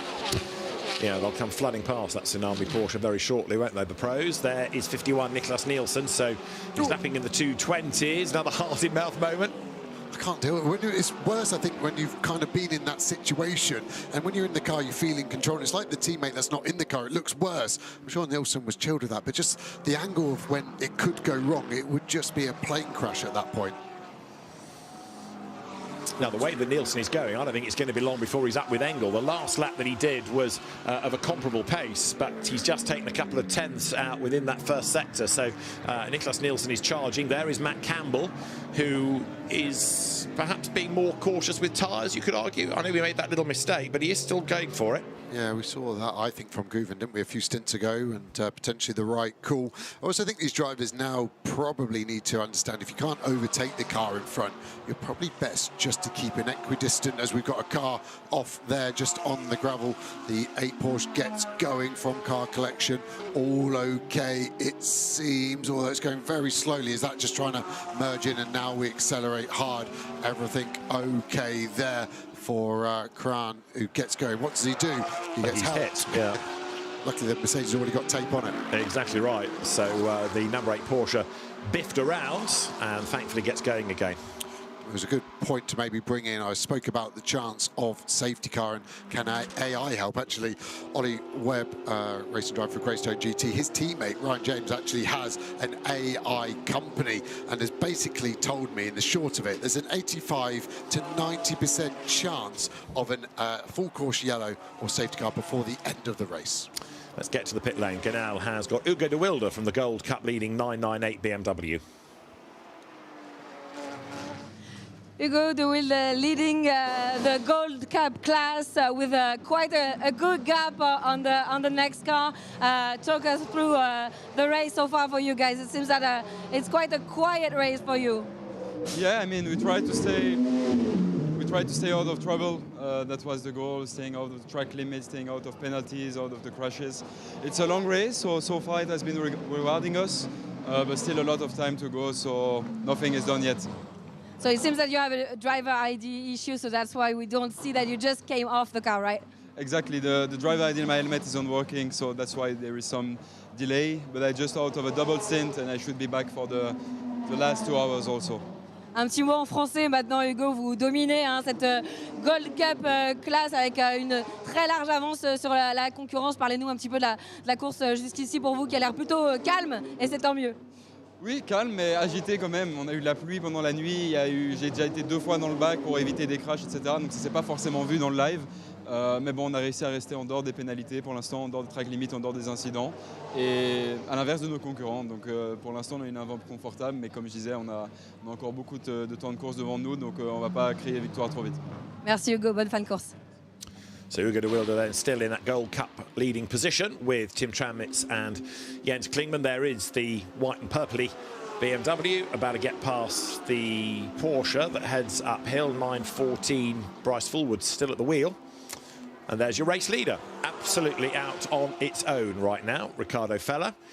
Jordan Pepper is notionally second on the road, but again, he's got a stop that is due. And Thomas Preining did a ripper job in that previous stint to build that gap. And Thomas Preining can reflect on that stint with Nina Jade Paul, who is down in the Lion Speed Garage. Thomas, you looked visibly exhausted getting out of the car, understandably, in these conditions, but what a spectacular stint you put in, building a gap of over 12 seconds, up 65 places after starting in the pits, and the fastest Porsche on track. Where has this pace come from? The team prepared the car really well in the end. We've had a good race since the beginning. Obviously, we had to work our way forward for the first couple of hours, but now we've settled in the front group.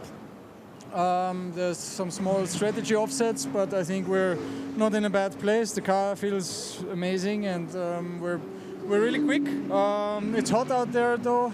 We lost the drink, unfortunately, in the last stint. The AC we haven't had on in a very long time either, so it's hot. It's like in the oven, but in Austria there's a saying, be careful with choosing your job. So I'm not complaining, I love my job, and let's see, maybe we can bring it home. Absolutely, and we saw a little issue with the wheel nut on the pit stops, but didn't seem to cost you too much time. No, it doesn't cost anything. Well, good luck for the rest of the day. That's another Porsche without much of a drink system and not putting the AC on. So what's the Australian's phrase? Toughen up, princess. So Thomas Preining has toughened up, and a really, really good job done. Right, we've got 4 hours and 10 minutes to go as you look in super slow-mo at the launch over the curb of the Porsche. That's quite something, isn't it? Getting ever more flying rubber splattered at the front as well. It's a good thing with the light colour, isn't it? It really shows you what's being thrown at this car, the wrap peeling away from the bottom of the sill as well. And that'll be as they dip it into the gravel, the front wheels flick the gravel, pebble dash itself, rear bumper. Looking okay on this Porsche. You can see some heat protection around the top lip of it, however. So with the Mercedes, Mauro Engel coming towards us. Nicholas Nielsen is behind. 0.7 of a second is that margin. Then you've got Boccolacci, then you've got Matt Campbell.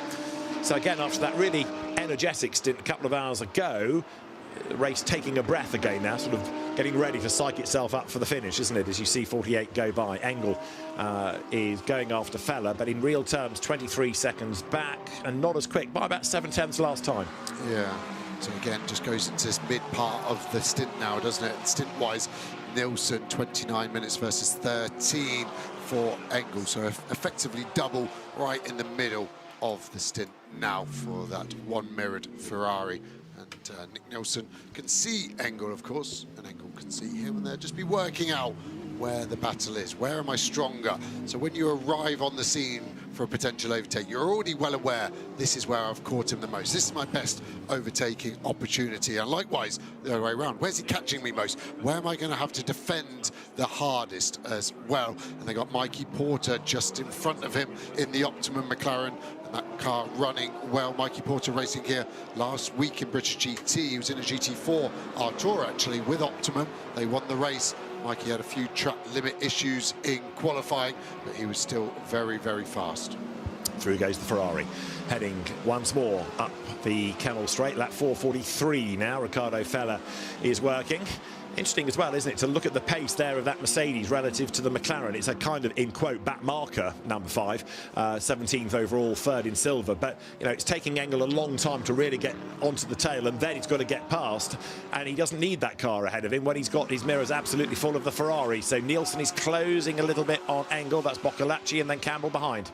Yeah, and I think Engel will be getting closer to the frustration. Still no headlights on. It seems like the Whitworth team never run headlights apart from night.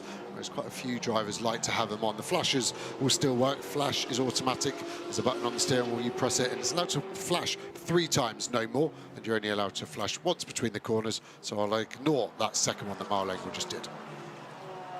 There's Boccolacci then, that Boots VDS Porsche, which really has worked its way into contention. It's a shame it's had a couple of incidents, but doesn't look that damaged, does it? We've seen it in a couple of scrapes, but relative to other cars, still looking almost pristine. There's your Tsunami Porsche a little bit further back. Now, Mikey Porter here, 17th overall, and a couple of laps down on the race leaders, but running 3rd currently within silver. That car did lose time after the stop-go penalty for turfing out the 65 Mustang.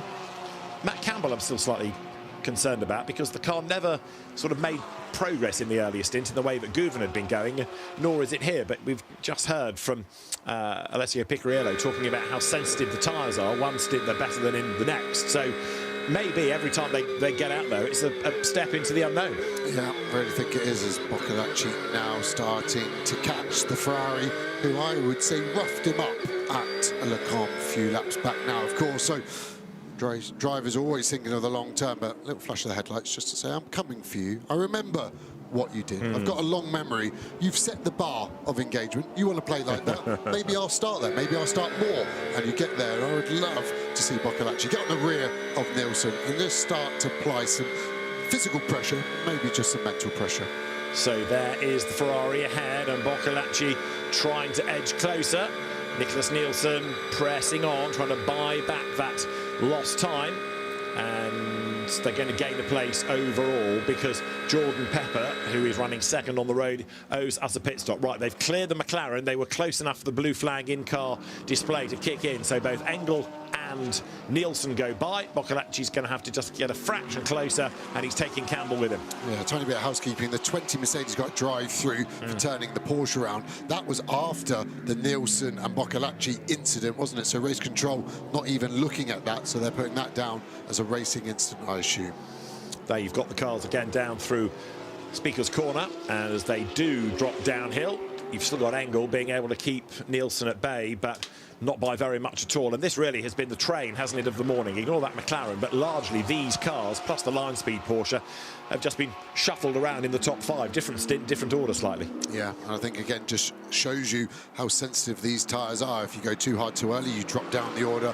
Ultimately, as a stint average, if you can manage them, you can jump a place or two. And I think that's what Picciarello did well to get the Boots and VDS, that silver black car, ahead of the golden black car. See if the colour of the metal represents the trophy at the end of this. So there, Campbell goes now on through Blanchimont. And as he does so, Jordan Pepper goes through ready for a pit stop, because the 32 BMW has just tripped over the hour. Big slide out of there again. Yeah, so have they gone too far on this? I'm trying to think back to when we had our last full course yellow. They're going to be in just in time. It gets rounded down, doesn't it? Yeah. Which is an odd rule. I have to say it's a 60-minute maximum stint, rounded down to the nearest minute. So he comes in after 1 minute and 31 seconds, 29 seconds to spare, loads of time. And that actually probably shows you last time that car came in with Charles Wirtz, they were only 22 seconds clear. So it's a stint that Jordan Pepper has just pulled in 8 seconds. So that's what they've got to do, keep on pushing, keep trying to claw back the time that's been lost. Stay on that lead lap as you look at Boccolacci again going down the hill towards Eau Rouge, still ahead of Matt Campbell. Just over 4 hours then on the clock now as they again make that climb up the hill. There is 32 BMW then cycling through the stop. They're going to get the sister car of the 30 in as well very shortly, so potentially going to have an issue there. Maybe they'll stop on the rig behind by the looks of it, with the car controller and fuelers ready behind, so no problem for this 32. Okay, it should also be ready to leave, obviously long before they are going to be thinking about getting 30 through the stop. Yeah, there is another rig behind, isn't there? You've got sort of the Pro and then the class cars there.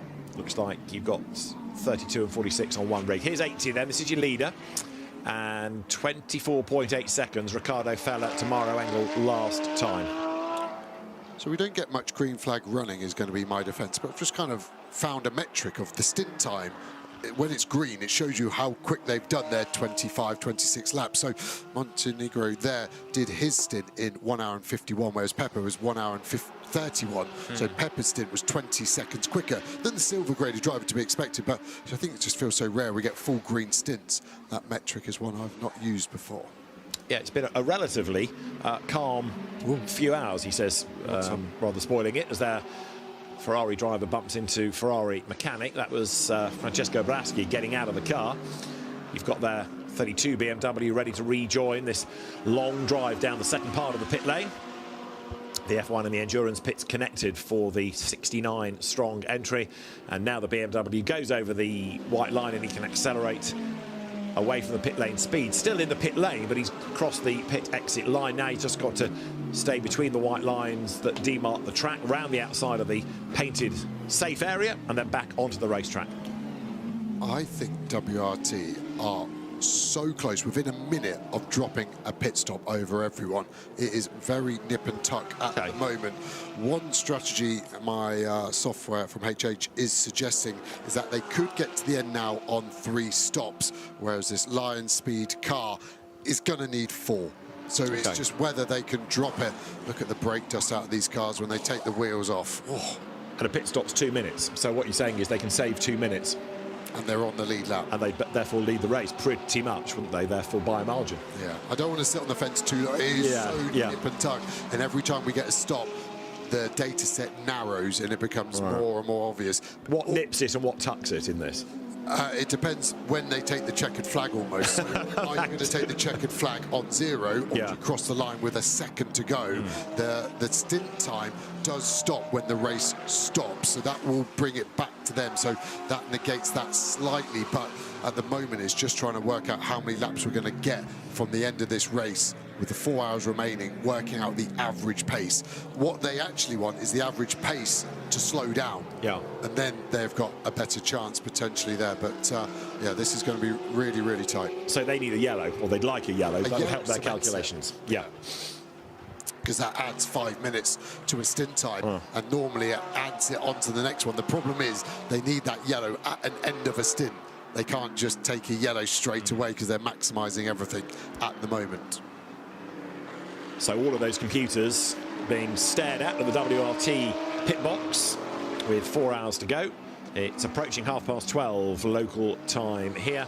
Race finished as soon as the leader crosses the line after 4:30. As you see Lorcan Hannafin come towards us, Amaury Cordial goes through, and there is the Tom Fleming Gold Cup McLaren that had all of that damage done to the radiator early on. That car 28 laps down. Really, really tough to motivate yourself from there. 30, Amaury Cordial then was the silver leader before the most recent stop. Now second within the class, and Amaury Cordial taking over from Ignacio Montenegro goes up towards Blanchimont with the other classes. Still gold BMW Tim Tramnitz, bronze Ferrari Dennis Marshall, and in Pro-Am it's Corvette Ben Green in 30th place overall right now.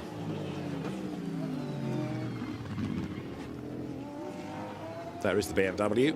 Cordial into the chicane, rides one curb, not the other, and now straightens the car up, lets it run as wide as the regulations allow, keeps one set of wheels on the racetrack, and chases then after Lorcan Hannafin up towards La Source, where the road climbs again as you get to the end of that straight. Slightly cambered corner, and then finally you get that run down the hill. You can see how dirty the racetrack is offline as well. So the number 5 McLaren ahead for the moment, but they're slightly out of sequence by about 19 minutes in terms of their stint times. So once number 5 McLaren pits, this car will go back into the lead of the class. I think Silver is hotting up nicely now because you've got more and more cars getting themselves together as a bunch, and 52 Ferrari back in the hands of Matthias Zagazzetta, now third in silver, and that should be at the back of this gaggle of cars. Look, with the green mirrors coming up towards us, you see Jaden Kelly going through the Greystone GT McLaren. That's Matthias Zagazzetta then, third in silver. And number 6, the Mercedes of Karol Bash, the quick Polish driver, currently fourth. That's the Bartow Mercedes, fourth in silver. Yeah, Dave Perel, Coach Dave in the 45, has been super quick all week. He's actually, I think, in some great form this year. He's always been fast, but just feel like we're seeing his name closer to the top end than before. Managed by Matt Griffin, so Matt able to help him, of course, find these drives, but also operate at such a high level. Mikey Porter then, a winner in GT4 here a week ago, doing a good job as ever you expect from Mikey Porter. Makes a good double act with Optimum. He's had a lot of his successes with the Bas Linders managed team. That's not actually here for the first time in a long time yet. He's unfortunately had to go to IMSA to look after Inception Racing instead, so we wish him well. So Mikey Porter down to the chicane. It's interesting as well, matching his pace against 22 Matt Campbell ahead. He has let the pros go by, but he's sort of tagged onto the back, and look at all of that rubber in the background. It's going to take an awful lot of work tomorrow morning for the Spa circuit staff to make this a clean racetrack again, isn't it?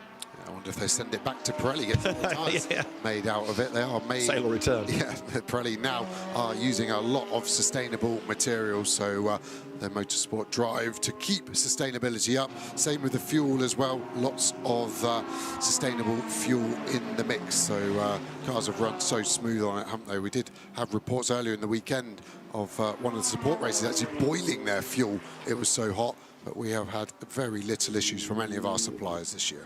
There's the Corvette pressing on.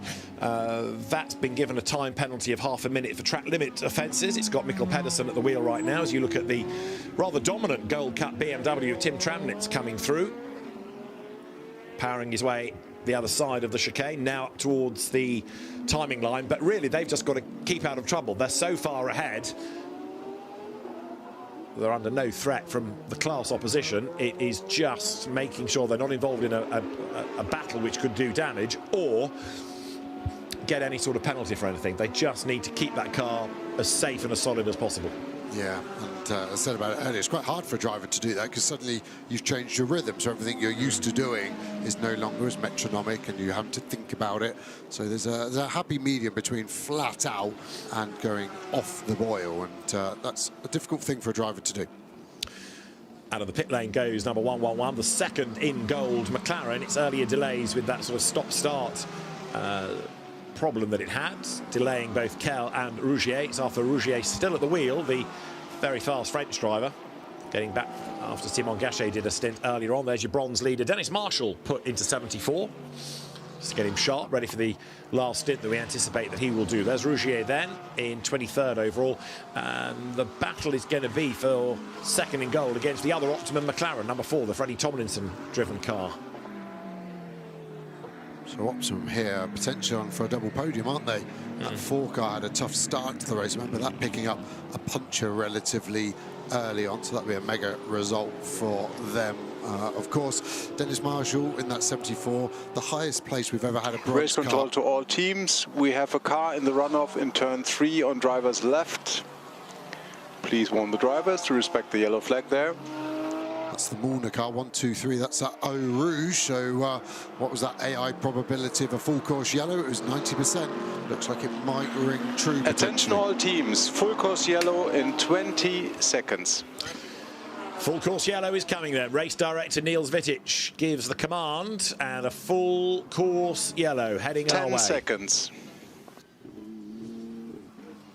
So into the final 10 seconds. 4, the 5 count 3, comes.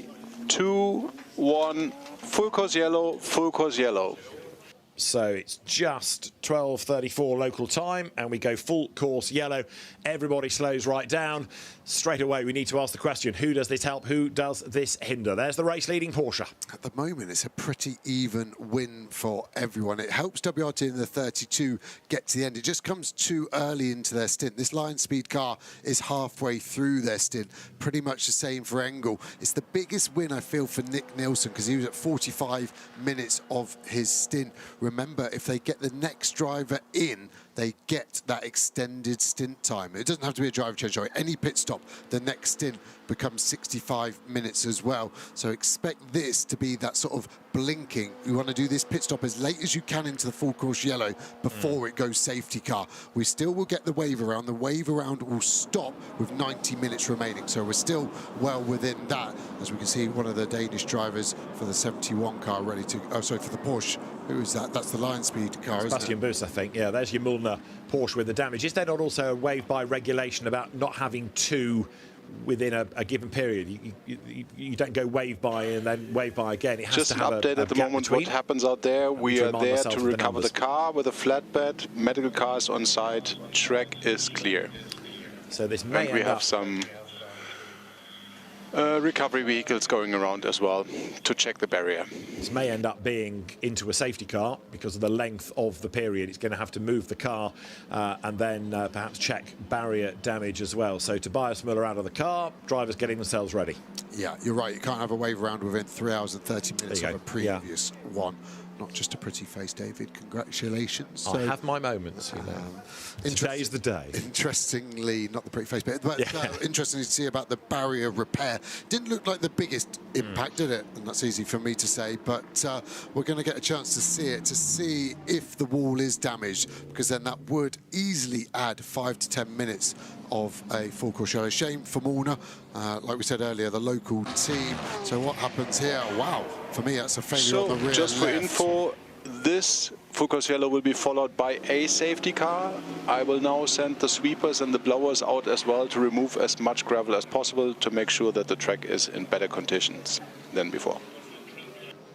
Thanks, Niels. But yeah, as he turned right, the left was gone. Was it puncture? Was it suspension? I can't tell. But yeah, snapped, didn't it? Yeah, really aggressively as well. And that would have been a huge surprise into a corner at 240 kilometers an hour. And suddenly the rug has been pulled from under your feet. Circuit officials already there repairing the barrier. Spa-Francorchamps, they're one of the busiest circuits in the world, so they're very well versed. So maybe more like 5 minutes of barrier repair rather than the 10 I said it could be. I was going to say it doesn't look the biggest of damages, but we have regularly seen cars suddenly be moved, and there's a lot more than you first thought. So we'll just say it's a badly damaged Porsche and leave it at that. But there, Maurice Schuring is ready now, the Dutch driver, to jump on board number 2, the Boutsen car. And we may well get a whole raft of stops now. Yes, we are. So down they come. Pit lane is open, of course, and because they know this is going to be a long yellow period, you've got coming into the pits Boccolacci, Campbell, they're also Mikey Porter. So that's the silver leading McLaren in. This might help number 5, mightn't it? Because it was slightly out of sequence. Race control to all teams. Please ask all the drivers that they must stay away from the curbs, because I will ask the marshals to go in certain areas to flatten the gravel there and put the gravel close to the curb again. Please ask or advise all drivers that they have to stay away off the curbs to allow the marshals safe working. Credit to Niels Wittich, not only for the instructions that he's giving, but for the attitude he's got. You know, he's been given this absolutely perfect chance to, if you like, freshen up the racetrack, and he's prepared to do that. Yes, there's gravel all over the place, but rather than just shrug and say, well, you know, it's in a bit of a state, he's doing his best to give the teams a nice surface on which to race. Yeah, I feel like some race directors in the past, with the arrogance they have, is you create the mess, you race on it. Whereas Niels Wittich understands the show that we want to watch. Camera always dies as the car fires up just because it draws all the electricity away. But don't fear, that car. It's going to be A-OK. I really think this full course yellow, where it's fallen, is just going to really nullify everyone's strategy. Right. It's going to align everyone onto the same strategy. And I don't think anyone is going to massively lose out or benefit. I still just feel it brings the Nick Nielsen 51 Ferrari properly back into the game. Remember, that was just about surviving, going a lap down. It's going to bunch them all up, and it's really who wants to stop as late as they can. Race control to all teams. Again, the reminder, please advise all drivers to stay away from the curbs, that the marshals are allowed to work safely.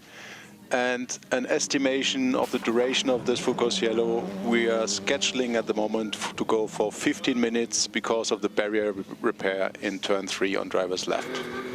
Listen, I'm just going to start the Niels Wittich fan club. I love him. I think we need to get to a point. They do this in the US where race control can talk directly to the drivers and cut out the engineer. I almost think this could be a good thing now because he's so calm. It might be easier for him just to communicate directly to the cars. Of course, it's possible with technology. But yeah, just a super fan of him. Keeps the drivers safe and keeps the racing fun. And as we were saying yesterday, does it in this very calm manner. There's nothing overly excitable about it. It's just calm, it's clear, it's concise, everyone knows what's happening. And to give the teams that heads up 15 minutes rather than, is it 1 lap, is it 2, is it 3, is it 4 of safety car, they can plan. You might say that takes some of the jeopardy out for the teams, but he's doing it from a safe point of view from race control. Right, let's have a quick look at some of the traffic. There then is Maurice Schuring, who has taken over number 2 Porsche. 22 is still Matt Campbell. No, it's not. It's Einstein Guven. It's just tripped on the next timing point, and there is the track work going on. There's another of the track sweeping devices heading down the hill. Would you like a Jim Weeks fact? Do I have an option?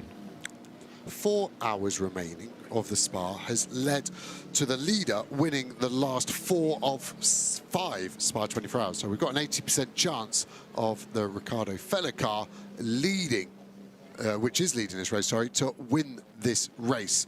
And could you just remind me, David, where this 80 car started the race from? It was the pit lane. That's right. So that's never happened before. I believe our furthest back winner came from 29th place. And before the facetious people say all cars started from the pit lane, I mean they started the race from the pit lane when the green flag was waved. I've never quite had this in an endurance race, but by popular demand from the director, as we have a full course yellow, we've been asked for a joke.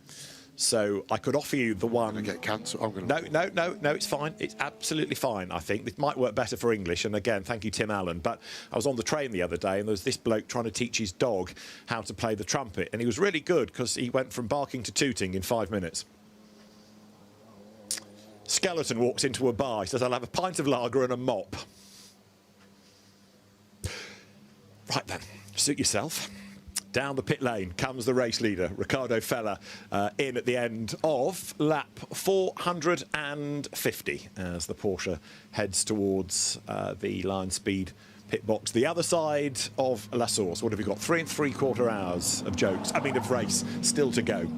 I preferred your Le Mans one. Yeah, but I've used it now. Would you say it again? Probably, yeah, I would, but it's, you know, it's out there. That was a Le Mans joke. You've got to have different jokes for Spa. These are GT3 jokes. That was a hypercar joke, totally different. In comes Engel. So Maro in from second place, and also in comes Nicholas Nielsen. And you're thinking that this is about the one winner, not so much WRT, but AF Corse and wheel benefit, yeah? Yeah, they're essentially 2 minutes off the lead once all the stops had cycled through, and that is now going to go down to whatever the gap is of traffic between them and the leader, which should still be the 80 Lion Speed car. And yeah, this is really going to negate it, and it's going to certainly make it into a sprint race to the end. And teams will still want full course yellows to be able to get these cheap pit stops, but it's only an advantage if others don't get it, of course. Right, so there you've got Ricardo Fella being replaced by Thomas Priming. So have we seen the last of Bastien Boost? 3 3/4 hours? Might give him one more stint just to keep these guys fresh, I guess. Yeah, I don't think anyone's going to want to double their last driver. I think they're going to want them super fresh in the car, maximum attack. We've had a driver change for the 991 Paradigm car. Also got to factor in the drink spotter wasn't working in the 80 car, we were told, weren't we, by Prining. So unless that's been fixed, the single's more likely. I've had a drink system fail in the car before. It was in a Asian Le Mans race, I think, in Dubai, and it was really warm. And so I was doing a double, and the team passed me a bottle with a tube in that you could see there. And I just remember sipping on it, and the pit stop's so short, they were asking for it back. You say, no, it's mine. No, I'm going to take this. And, I think I may have let it fall out the window on the outlap. But yeah, you need to stay hydrated easily. 2 to 3 kilos of moisture lost from a driver in a stint, so you need to keep topping it up, otherwise as soon as you get dehydrated it's very hard to get back in the game. There is Maro Engel going down the pit lane. Interesting to hear from these Porsche drivers that have been saying they haven't had the drink bottle, so a lot of rehydration being needed after the dehydration of being in the car. There you've got the Boots and VDS Porsche crawling up the hill. That is Schuring, and that's Guven behind him in the queue. And yeah, is Maro Engel, who is going to slot back in ahead. You've got the 51 Ferrari Tommaso Mosca put back into the car, and it will stay ahead. So nothing really has changed within that order. Because everyone's at 80 or 50 in pit lane, and it's down to the pit crews, and they're all so well versed.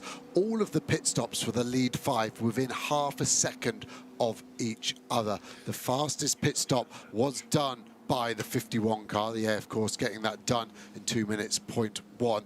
The slowest one was actually the Boots and VDS car, which was, yeah, 9/10 slower in the end, actually 2 minutes and 1 second. Still looking at the classes, 998 BMW, Tim Tramnitz ahead in gold. Silver has gone back the way of Amaury Cordeil's BMW after Mikey Porter pitted. And the Zero Corvette is still clear in Pro-Am, as Ian Guven going through in 5th spot. Try and have a look at the Corvette in a moment or two, see how it's getting on in class, because it's being chased by Bob Yuan's Porsche, which is up for IGTC points, whereas the Corvette is also IGTC registered as a manufacturer. There's the clear-up operation, and we will, as we know, go safety car in due course once that tyre barrier has been sort of put back. The runners in front of it, the sheeting in front goes back on, and it's all secure once again. New tyre bundles brought out as well. 1 or 2 more engines just firing up beneath us in the F1 pits as more stops are completed. So the Corvette of Stella down the pit lane this time. 1 or 2 more to cycle their way through the stops. Kessel's Ferrari, you notice in the background, is in. Jordan Pepper in also, 32 BMW. There it is coming towards us. So WRT trying to buy back a little bit more time here under yellow flag conditions. Yeah, just trying to go as long as they can. And, we're going to see anyone come to reset driver time. So we, of course, doing it somewhat, didn't we, as a lovely RT shot. Just remind us where we are next at the highest point of this circuit here at Spa. 102 metres of elevation change over the lap, and that is the highest point of it. You just seen 123 being taken away. That's another car then that sadly we can cross off the list from the 69 starters. Tobias Müller, Bailey Hall, Armand Fumel and André Latour then out of the race. The local team, Milner Motorsport, the Belgian squad, out of the race. Bailey Hall, one of those drivers, the Australian. He's come from Super Utes, an Australian GT. Tobias Müller, regular Porsche driver, but in fairness to him, I think that was a drama when something broke going into the corner. There's Zero, that's your Pro-Am leading Corvette. It's probably got one of the best brains trusts of any car, that, because John McGregor, the race engineer, has won Bathurst 1000 with Craig Lowndes. He's been a GTE Le Mans class winner back in 2022. He's been an IMSA champion with Lawrence Van Thornell Bamber. The strategy engineer on that car, Maxime McCann, who was the performance engineer when the Pink Pig 911 won at Le Mans. He's had a Nürburgring 24 win and the GTE championship, and also strategy engineer these days for WRT in Hypercar, was part of Adam Hardy's squad at Le Mans. So a great brains trust on that Zero Corvette coming out of the JMR stable. Meanwhile, this is your third place Ferrari going round the track sweeping device, and there's another one a little bit further up the road. Tommaso Mosca at the wheel, and we might be able to hear from Nicholas Nielsen, I think, in a moment, because Guenel Longy has gone in search of him. Let's get down to the AF Corsa pit. Nicholas Nielsen, not an easy race for you guys so far, since you had plenty of punctures, I guess 3 so far. But you're still in the game, and you showed yesterday you were really quick on hard conditions as well. Yeah, it's been quite a difficult race so far. Hopefully we are done with the punctures for now. Car is quick, but so are the others. You know, it's really tight out there at the moment. So yeah, it's difficult really to say what's going to happen. But hopefully we continue like we do now, and then we see by the end of the race. How's the car handling? Do you think you can try and get that win? Yeah, it seems like it's different phases of the stint where we are a bit faster, then it's a bit neutralized, and then some of the other cars. So it's a bit difficult really to know when. And then obviously when you have the pace advantage, you need to go for the overtake. So yeah, we will see. Thank you. Thanks, Nicholas. So Nicholas Nielsen's third placed Ferrari. The previous event winner walks away. And the stint reset we've just had from number 80 as we get a super slow-mo look at the chicane. Nicholas Nielsen there ahead of the Matt Campbell Porsche. Yeah, so the stint reset, we're not close. We need to lose 38 minutes to drop a pit stop now. So this is really why it hurt 32's left field strategy.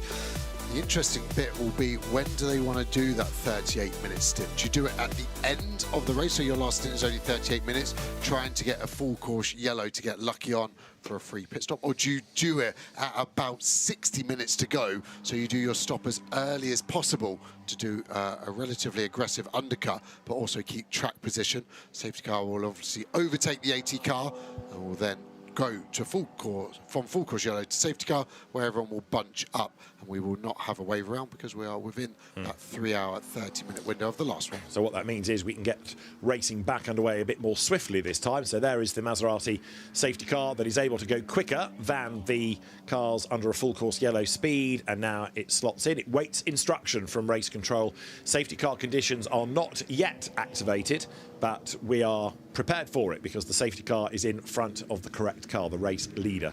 So it's another good way of doing it, this regulation that allows the safety car to be out there, but without its lights on, means that you are absolutely ready. When the safety car procedure is activated, it's in the right place. It's not a case of suddenly scrambling it and missing the race leader, as remarkably often happens, and happened yesterday in the GT3 Legends race. So there you can see the cars are coming down towards Pouin with 3 hours and 36 minutes still to go. Who's going to win? Fans of GT3 racing are the big winners in this wide open race. How's that for an answer? I cut you open, you believe SRO, right? I still don't know. I'm kind of pinning my hopes on a Porsche, as you know, but which one, I don't know. The one that I've got to say has impressed me most this morning, apart from 80, has been 2, the Boutsen car, because although I thought 22 was going to be in the mix, it's dropped away a little bit, but the Boutsen car has sort of arrived on the scene, hasn't it? Maybe uninvited, certainly unannounced, but it's at the party. Yep, I don't disagree with that. I Your prediction for a win? 51. Still think it's going to do it with all the punctures it's had? 51 from 80 from 48. I think that's my guess at the moment. I think they've ridden their bad luck. Okay. And yes, they've used up some of those horses. Not sure how many a prancing horse has, but I just feel like the pace is there. The drivers seem G'd up for it. Right, Tommaso Mosca behind the wheel and put into the car while this safety car is on track. So keep the Nielsen and Rovera stints for green flag running. Burn a bit of Mosca's time under full course yellow and safety car, which we now go to. Race control to all teams. Safety car, safety car. Safety car called, and it's on track as we've seen. What this also does, of course, is bring down Race the control gaps. to all teams, business as usual. All cars in front of the safety car will pack up the speed and queue behind. So Preining is going to be caught by Engel. Just have another look and see one car between the two of them, one back marker. It looks like number 30, Amaury Cordial's BMW, isn't it? That's there, if I'm reading it right. That's the silver leader. Which is lucky for the silver class pattern, isn't it? Because we wouldn't have had the wave around. That could have potentially given that car a whole lap advantage had it been in front of the 80 line speed. So great news for the silver battle. Great news for Optimum. Great news for AF Corsa as well. So our top three are all together on track. They will be split with traffic, but yeah, this is going to be an exciting restart for sure. So across the line they come, and as we made the point, there's no wave by this time because it's so close to the previous one. It's got to be a gap of, what was it, 3.5 hours. So here they come round La Source, and Thomas Preining then on the road leading from Engel from Tommaso Mosca. Going to be interesting, isn't it, to see what Mosca does, because he's been really fiery, but might he now just be a bit less zealous, knowing that last time he really did cost them time? Depends if he thought it was his fault or not. Yeah, what I'd love to see is that the top five are really quite close together, aren't they? You've got one lap car between first and second, one lap car between second and third, and then fourth, fifth and sixth all together. And Hesse isn't out of this either in the 46. Lila Wadu as well is in the mix, but these front five, it feels, are really in a slightly different class to everyone else behind.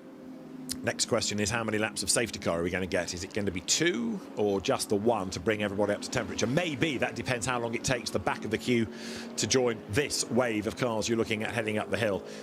So the lights are on the Maserati safety car as it goes up now towards Les Camps. Thomas Preining weaving around, ready for the resumption of the race. He's got that little buffer, hasn't he, between himself and the Mercedes, that lapped BMW, Amaury Cordial, who now is in a real fight with Mikey Porter. There's only 6 seconds between the BMW and the McLaren, so Silver has now really ignited, and Matthias Zagazzetta is a further 9 seconds back, so Silver's going to be really interesting from here on in. Yeah, it's going to be a mega race within a race, isn't it?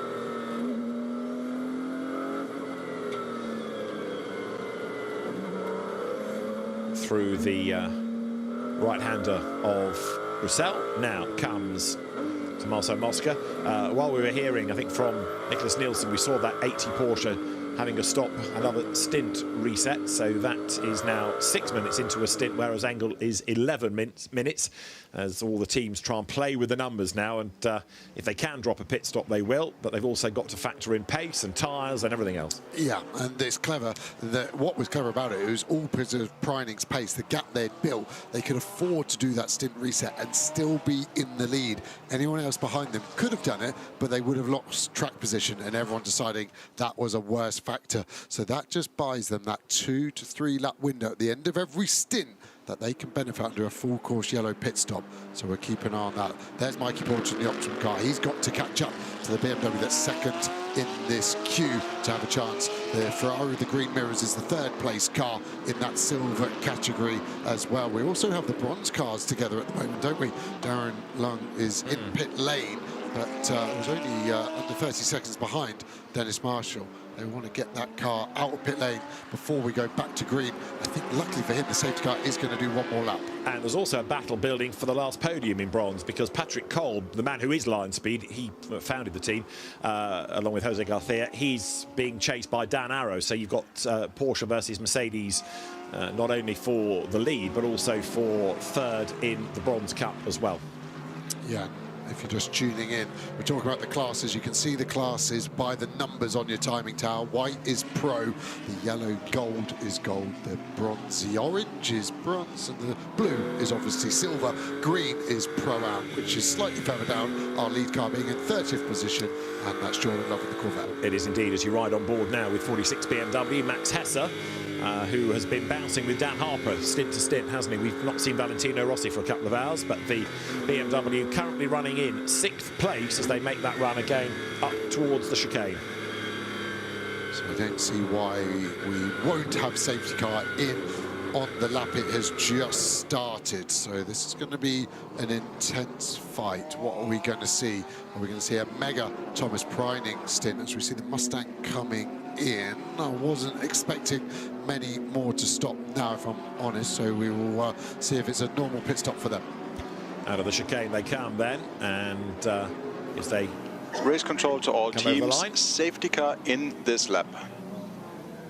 As the race director, Niels Vitic, in the middle of the picture in race control, giving the instruction that the safety car will be in this time, and we'll go back racing then as the cars come towards Les Combes. Lots of vigorous weaving going on now, so 3.5 hours on the clock as up towards the sequence of right, left, right corners they come. So you've got Preining, then a lapped car, then Engel, then a lapped car, then Mosca, then Schuring, then Guven. Still building up nicely, this. So who's who. We've seen some aggressive driving from all of those parties, so they're going to do a stint reset, one more, just trying to buy some luck. I feel here this might be a harsh statement. They know they can't win this race on pace. They've got to be different. The difference that they did have that looked like that could potentially win them was taken away from them. So they now need to go again. It's going to be quite a quick outlap to catch the safety car train on this one. At the moment, this doesn't save a pit stop, but opens up a longer window. So down the pit road comes Jordan Pepper. Ahead of him on the classification is going to be Christian Cronjes, back at the wheel of the 34 Aston. Ahead of that is 50 of Lilo Wadou. And now Pepper crosses the pit exit line and can storm to the back of the queue, but he's going to have a huge amount of traffic in front of him. Yeah, that's not going to be a nice place to be. Actually, I think they will want a safety car quite quickly and then to try and get track position back as other people then reset their stint time potentially. But yeah, that is going to be hard work for Jordan Pepper, especially remember we saw all the safety car lights off.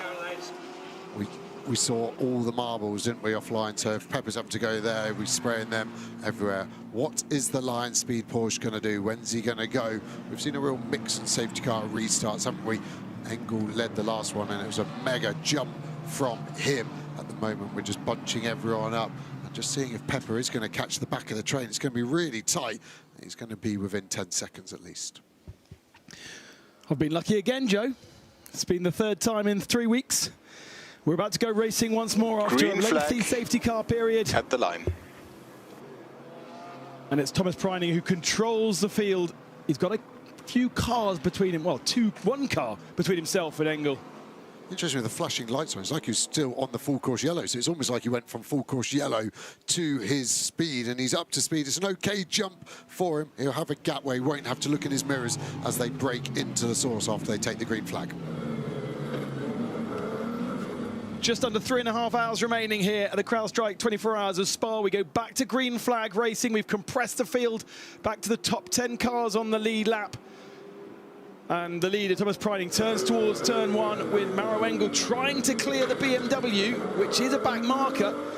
And we've got a car in the gravel in the back of shot. Is that the 999? Yep. Was one time leader in Pro-Am with Jordan Boisson aboard. And he's not going to lose a position there because he's safely in second position, but gets out of the way very conveniently. The silver leader is the BMW that's in the way, who just has an advantage of 2.7 seconds over the number 5 McLaren. But that was a nice restart for Thomas Preining, who had the lap of the race lap, fastest lap when I left a few hours ago, but that's gone back to Rovera, as you would imagine. And here is his teammate Tommaso Mosca next to try and clear that silver traffic. And of course, doesn't necessarily need to jump out the way as we would expect to see in other forms of motorsport. You can see no blue flags being shown, a very interesting regulation that if you are running to a certain speed, the blue flags will not be shown. You do not have to jump out the way. And all of this is allowing the number 2 of Schuring to get onto the tail of the 51. Yeah, I was surprised how well the BMW of Cordell got out of the way for Engel at turn 1. It was almost like they were teammates. Engel will be looking in his mirror, very happy with that move, and he can fully focus on the leader of Preining, who has gone. We've got to keep an eye on that orange McLaren for the silver class battle. He's trying to catch his BMW, which is still holding up third, fourth, and fifth place cars. Otto Leclerc, of course, sharing his Ferrari, the number 50 machine, with Sean Gelael and Leela Wadu. They are still on the lead lap. They're down in 7th position. Leela aboard that car and in close courtship at the moment with the 46 BMW of Max Hesse. Those are one of the last couple of cars on the lead lap. The last car is Jordan Pepper with the 32, right at the tail of the safety car train as we went back to green. That's cool. When the nationalities of the driver, 9 nationalities inside the top 10, 47 nationalities represented, remember. And I think finally Mosca gets down the inside. Can Schuring follow him? I think not. So this is now a lap for Mosca to get away from the Porsches behind. There is Leela Wadu. She's got a bit of traffic to contend with. Looking down the inside of that McLaren. We ride back on board at the head of the field then, with the number 2 has not managed to clear the BMW, as you mentioned. Climbs the hill. Sounds so good, so stable. It's over 30 degrees now, back out on circuit into the heat of the day. And a time penalty for the 51. That's from a long time ago. Remember, that was Nick Nielsen again, Boccolacci. Boccolacci was in this car, and it was this corner where he was forced off. But time flies when you're having fun. But for me, that was a good 45 minutes ago at least. That is what I kind of said in the end. I thought at the point it was a racing incident, but the contact from Nick Nielsen in the mid part there, and that's what the penalty is for. 5 seconds at the next pit stop will be added. That maybe is taking the game away from the 51 for the win today. As you mentioned at the time, it was fair racing, wasn't it? But oh, I need to be careful. Wow. Okay, race control. That was a message purely for race control, that one. Luckily, he was in agreement of it. But just getting his elbows out, the racing was really, really fair up until that point. On board. Like I said at the time, I just felt Boccolacci left him the room, so it would have been the right thing to do. The favour right and the fast thing are different things in motorsport. I couldn't see Nick Nielsen's hands. I couldn't see if he unwound the lock to instigate contact. The contact happened. Race control have adjudged it to be his fault. The penalty is done, can't appeal it. But yeah, Nick Nielsen, has, I think, got to calm down if he's going to get back in the car. The problem is, you're also on the edge of adhesion, aren't you? And they were unsettled through the first part anyway. Either way, 5 seconds, only 5 seconds. And that will be taken through the next pit stop. So the next pit stop slightly longer. And all fine and well and good if we don't have another safety car, but if we do, then these gaps ebb and flow. Still haven't cleared this silver class leader for Maurice Schuring. He has now, and just puts a little bit of breathing space between himself and the 22 Porsche of Archan Guven. We know can be very, very aggressive when he needs to be. Mosca in the 51 now, closing onto the tail of Maro Engel. Is he close enough to pick up a slipstream? Good drive over Radion. And this could well be a look down the inside for second at this moment in time. They've given 4 seconds away to our leader. Big deja vu here for Mosca. Last time we tried this, we lost our right mirror. We got a right puncher as we tried to go around this man filter car. It was Stoltz at the wheel last time. Now it's Maro Engel, almost interchangeable with their pace, but I'd also say their aggression as well. Mosca backed out of it. This Ferrari has a real straight line performance. On average, 5 Ks quicker at the end of the Kemmel Straight. That's going to be where the move is done. Can it be done cleanly? Can it be done in this stint? It was all nicely line astern as we went back to green flag racing. We didn't have any straddlers at the end of the safety car line, so we will not be catching traffic for a couple of laps, and therefore Tommaso Mosca won't be relying upon that to put Maro Engel offline. He's going to have to do it himself. And now that Scheuring has been released, and soon Guven will be released as well, it is really a time to push forward, not get distracted by looking in your mirrors, and make sure you get this move done before you have to start defending as well, because it's one thing just attacking, it's one thing just defending, but when you're having to do both at the same time, that can really compromise your pace. Yeah, and I think we're playing a very high-speed game of hide and seek. Who's hiding? Thomas Preining in the lead is 4 seconds ahead of this Maro Engel Mercedes. He has had an amazing restart. We've not even seen him in the last few shots, and he has made his escape. That 80 speed car has got some serious pace. This 51 car has to get past this Mercedes, otherwise it's not going to be able to get back on pace with our race-leading Porsche at the moment, is my fear. The question for me is that Porsche was particularly good in the early hours of the morning, and the sort of sun broke this morning. We are now getting back into the heat of the day. It's over 30 degrees once more. We didn't really see so much of the Porsches when it was at its hottest. So is it a car that prefers this cooler temperature, and is it going to fade away as we get hotter? I would have agreed, but it's not cool anymore. Track temp is back up to mid-40s. Normal smoke out the back. It's always a preferred thing to say. Just as the car bottoms out, it loads the wheel into the arch. No problem. This is closer than last lap, isn't it? Speed's rising. Engel's going to cover the inside and stay there. He will then wait for Mosca to go left. They will both go back to the racing line. A flash of the brake lights. I would like to clear up, in my opinion, that wasn't a brake check. That was him probably just bringing the brake pads back to the disc. There was no slowing down of the car. Depends which side of the fence you sit. Is it German or Italian? The Italian side will say that was a brake check and it was just trying to catch Mosca. The German side, I think, will just say that was him just making sure the brakes were going to be there.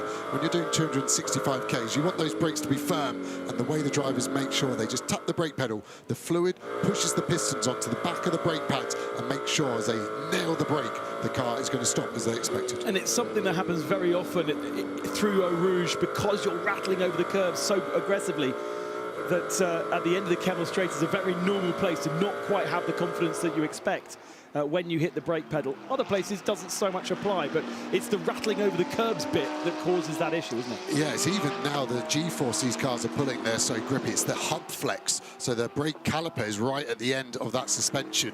So the whole thing is flexing all the way from its pickup point on the chassis. So that, again, just distorts it. So it's kind of like the difference between flicking someone with your finger or slapping them with a fly swat, the leverage making a huge amount of physical pressure in that brake caliper. And the problem is, of course, travelling at such speed, when you bang on the brakes, you want them to respond instantly, and a slight delay could mean another 5 meters up the road, and then you've missed your braking point. Yeah, the feel of the brake pedal is the single most important thing for confidence inspiring of drivers. Again, in development of cars I've been involved in, there's always an argument with engineers of that's acceptable. Nothing's acceptable. It would get to a point where it would have to fit a potentiometer so you could see the travel of the brake pad. So it took away that feels bad or it is bad, and that is, we're talking in millimeters. 5 mil, 6 mil of brake travel feels like the brake's about to go to the floor and you're going to go flying on.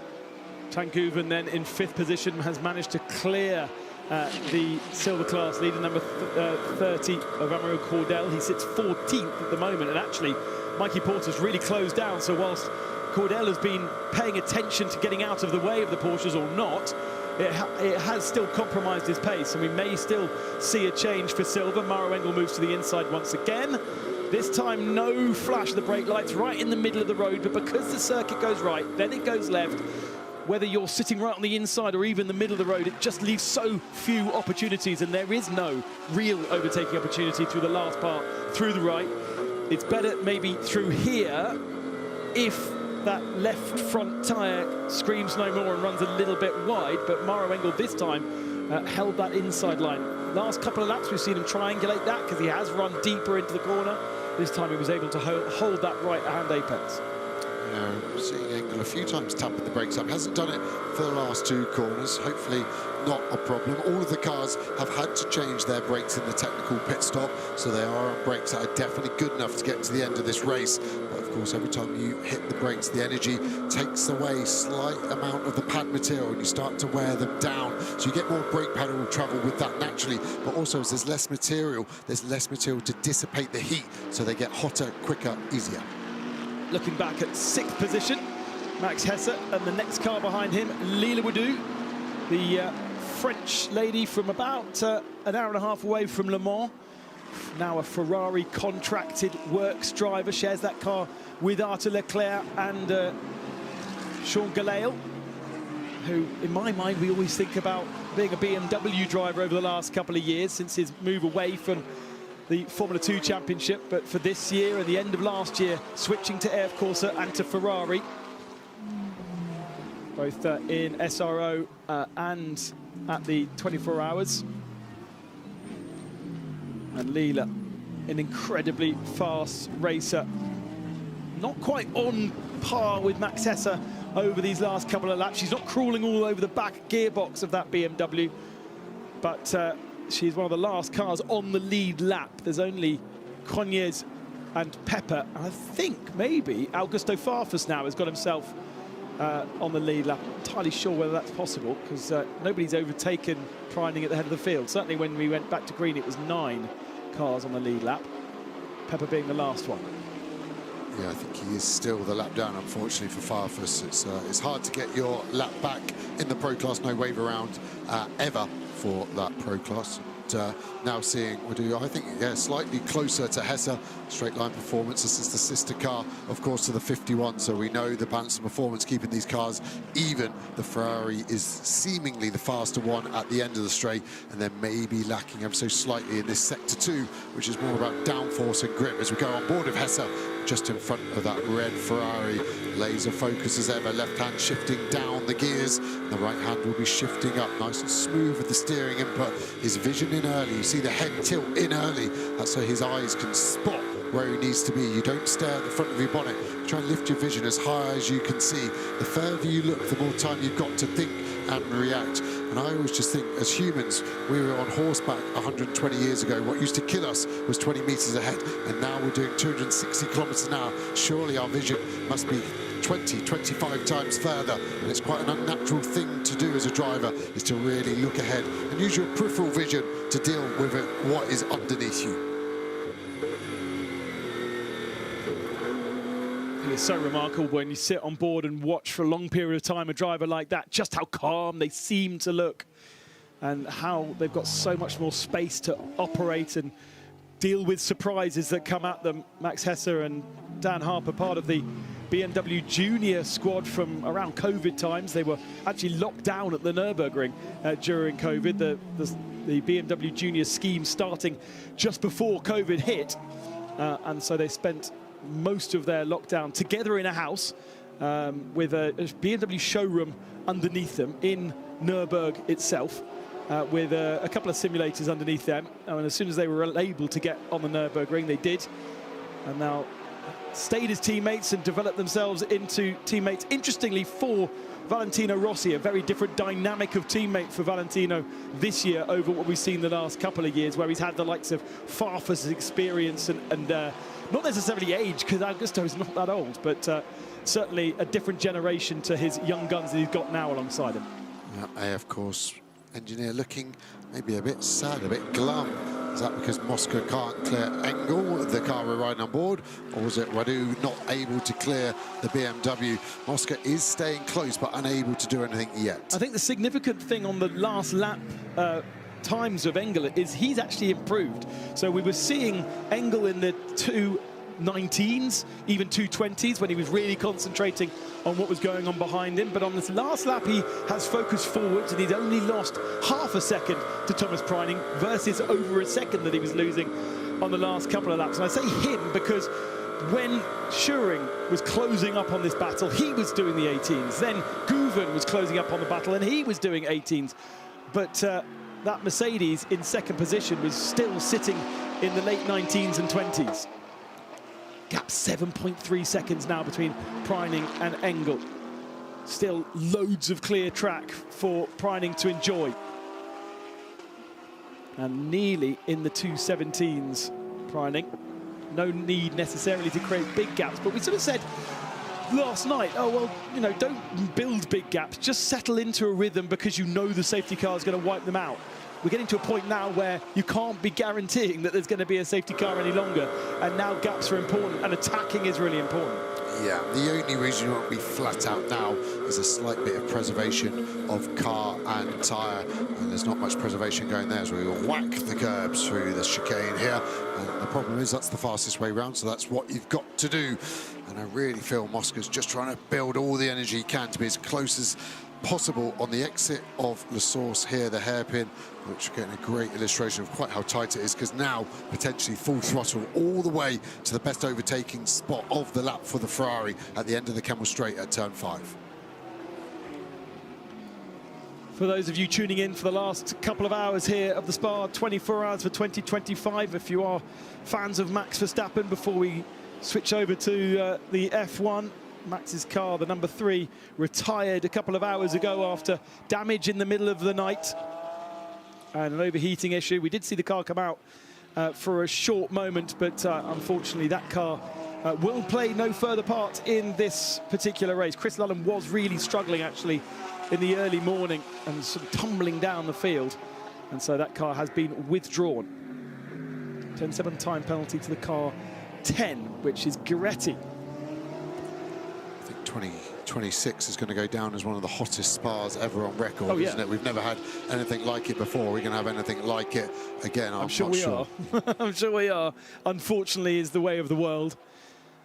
Could be a few more years. Same dates next year, announced on a provisional calendar, and I am reliably told that that is a provisional calendar, and there may be changes to the calendar next year. Still waiting. We've had the Formula E calendar out, which obviously affects Jake Dennis, for instance, who tries to do a dual program. A bit of a clash. Formula E and GT3 racing next year. British Touring Cars has released their calendar before they even got racing for 2026. We haven't, though, had a Formula 1 calendar out yet. And so everyone was waiting with bated breath to see what they do and maybe make a few adjustments to their calendar, particularly when you consider the likes of Max Verstappen is so very interested in GT3 racing. And I imagine having ticked the Nürburgring 24 Hours off the list this year, a round of the IGTC, Spa 24 Hours will be the next one that he wants to hit. I would imagine so. We saw his performance and commitment at Nürburgring, so I've said it before, I make no hiding of my hero status that Max Verstappen holds. I think he's the greatest of all time, so to have him on our field would be amazing. But just to have his support through the Verstappen.com 2Cs car, which was unlucky, wasn't it, last night, picking up damage, which has ruled them out. That's a car that could have been in the mix. We saw it mixing and even in front of this yellow Mercedes early on in the race. That car definitely could have been somewhere near the front by the end. Interesting that Red Bull give Jos Verstappen, Max Verstappen's father, a rally program to go and participate in. He was not far away, about 2 hours away at the Ypres rally. And now the big defence from Maro Engel this time, but keeps that Ferrari to his outside line into the first part of Les Combes, so not really a possibility. It's always such a faint move that through the last part of Les Combes for the 51, just closing the line, but it somehow psychologically feels a good thing to do. If the car in front is trying to open up the corner, sweeps through, if there's a sniff of an inside line, even though it's hardly likely to ever work, it's something you seem to want to do and make us feel a little bit scared if there is an overlap. Yeah, there's a car width there, and by going straight, you're going a shorter distance, of course, so suddenly you close that gap. Going on board now, the dirty air from that Mercedes seems. Have you ever made that work? Not in real life. On sim racing, iRacing, I do it all the time and get banged for it, but, but you don't brake there. So by obvious nature, the speed delta is not big enough to make it work. So it only works either if the car in front lets it, or they have a very bad run through the left part of Le Combes.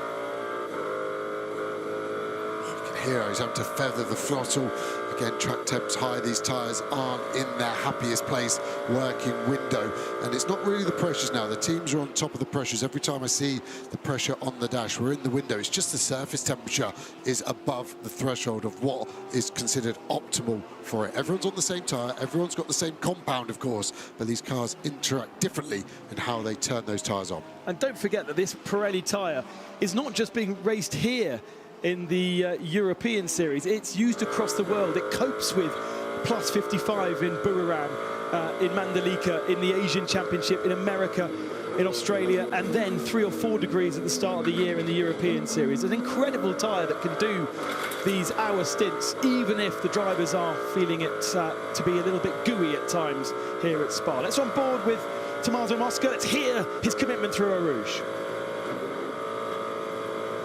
Sounded flat to me. We've got the run on Engel. We're a bit far back, but this is the closing speed, the largest. Engel recognises that.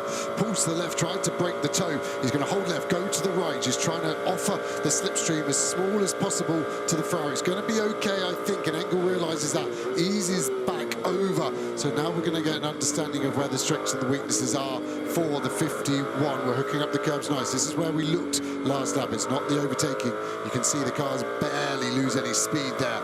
Now diving downhill, we're going to see a difference in line. Front engine Mercedes in front, mid-engine Ferrari, slightly later second apex. That allows us to be further to the right potentially here to carry more speed through No Name down the hill. Engel's right on the edge here, isn't he? Up to every gravel trap. This is really interesting information for Mosca in the 51. He's starting to learn more and more where the strengths and weaknesses are. Strength of the Mercedes there, able to pick up the throttle super early, kicking the dust up in the front. Even as a driver, you sometimes think about, will that just block their radiators and filters? Can I get away with that? Both of them going slightly too deep there, missed the apex. Easily done as a following car. You tend to use their reference of where they brake, of where you brake. So if they brake too late, surprise, so have you. And we're staying a little bit more stable with the gaps now. My second favourite corner lap, Stavolo 2. The jeopardy so high there now, they've brought the gravel trap right onto the exit. But again, a great illustration of how strong that Mercedes is in Sector 2. And it's slightly stronger in Sector 3 as well. It's really only that first part of the lap that this Mercedes able to stay with, as we had a big moment there by the sounds of the RPM. Big jump on the brakes now. Slow the car down. This is the curb. We smash on the right. We miss it again. Maybe the brakes, front tyre not offering the adhesion we need so much. But this has been a really, really good lap now from Maranello. Has just brought that gap back up to just over 0.7 of a second. This is your battle for second position. Maro Engel, Tommaso Mosca, Maurice Schuring and Ayachan Guven. All 4 cars in the same drone shot as they head through Eau Rouge once more. Certainly not close enough to change positions this time, and interesting to see that those 2 Porsches, having closed up on the Ferrari, have chosen not to challenge. They've still got another 20 minutes before they're expected into the pits. And an opportunity to see the wonderful Spa-Francorchamps circuit. Of course, the old circuit going left there and heading down towards the Bernonville village.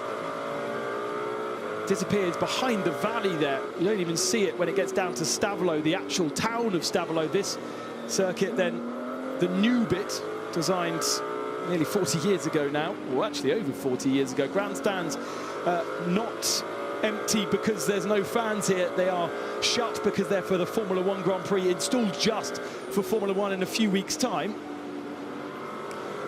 And even if this part of the circuit, the newer part of the circuit, was criticised so heavily in the 1980s, where it ruined the flow of the old track, of course it was a lot safer. And it is still a wonderful circuit to drive. But back in the 1980s, it was not a very popular thing. Coming down towards karting, there's a kart track, there's the campus, the engineering college on the inside there. Then you'll see the karting track appear underneath us. New medical centres being built, and this is rejoining that original circuit then, and the original path down back towards the paddock area, the La Source hairpin. And really, the La Source hairpin is the only corner on the lap still to be totally original. Everything else has been slightly modified, including, of course, this final chicane. Once upon a time, a bus stop from the main circuit when they need to slow down the cars before they got to pit lane. And this part is, well, for many, many years, the last corner, La Source, until the F1 paddock was built and made this corner the first corner of the lap.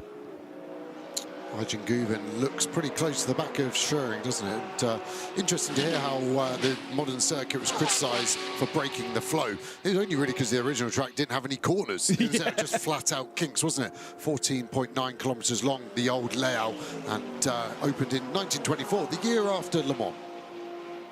They're all my facts, by the way, sorry. Yeah, originally from motorbikes. Boring fact for you, but it's called Spa-Francorchamps, not because Spa is close by, although of course that has something to do with it. It's the owners of Spa water that comes from the spring at Spa Town, of which it's named, and of course Spa being good jacuzzi, or Spa Town, which like Bath has public baths in it from the UK. And so Spa ended up being the sponsor of the first couple of years of racing, where you went from Francorchamps town down to Stavelot and back. And it wasn't because it was a town close by, but it was actually the sponsorship name, and of course that became synonymous. And also Spa was really, really well known, even in other Agatha Christie novels. She based some of her crimes in Spa town, so very, very well known to the world, whereas obviously Francorchamps was not. That boring fact kept on going and going, nearly for a whole lap, didn't it? But yeah, I mean, it's a beautiful region as well, part of the world. It's so much sort of old money around here, some beautiful buildings and some beautiful areas to go and eat as well. Including this week's residents, my sauna. Laura Scheuring slightly more under pressure now from Arjen Guven. Those two Porsches running much, much closer as we wait back to see Amaury Cordel, who's still there ahead of Porter in fifth in the number 5 McLaren. They've got 18 seconds over the third place silver car. And that 5 has been there and thereabouts throughout this 24 hours. There's been lots of different leaders coming from the silver category. And actually, I think waking up to the 30 leading is the first time we've seen the BMW at the head of the silver field.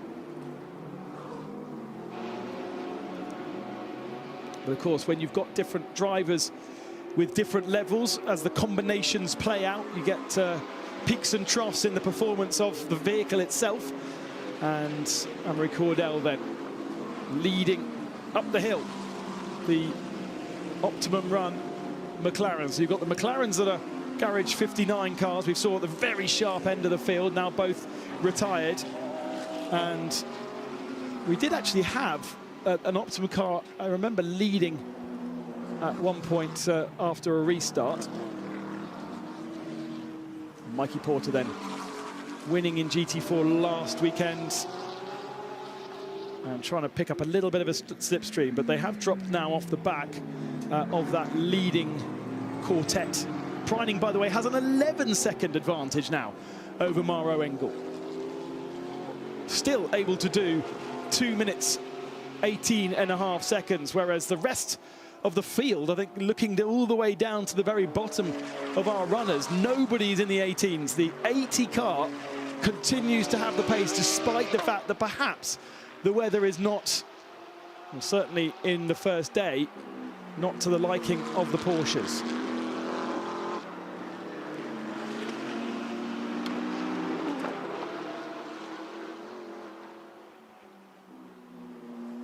Still with at least 10 minutes for some of our earlier pitters, including the Porsche number 2 and the second Porsche 22.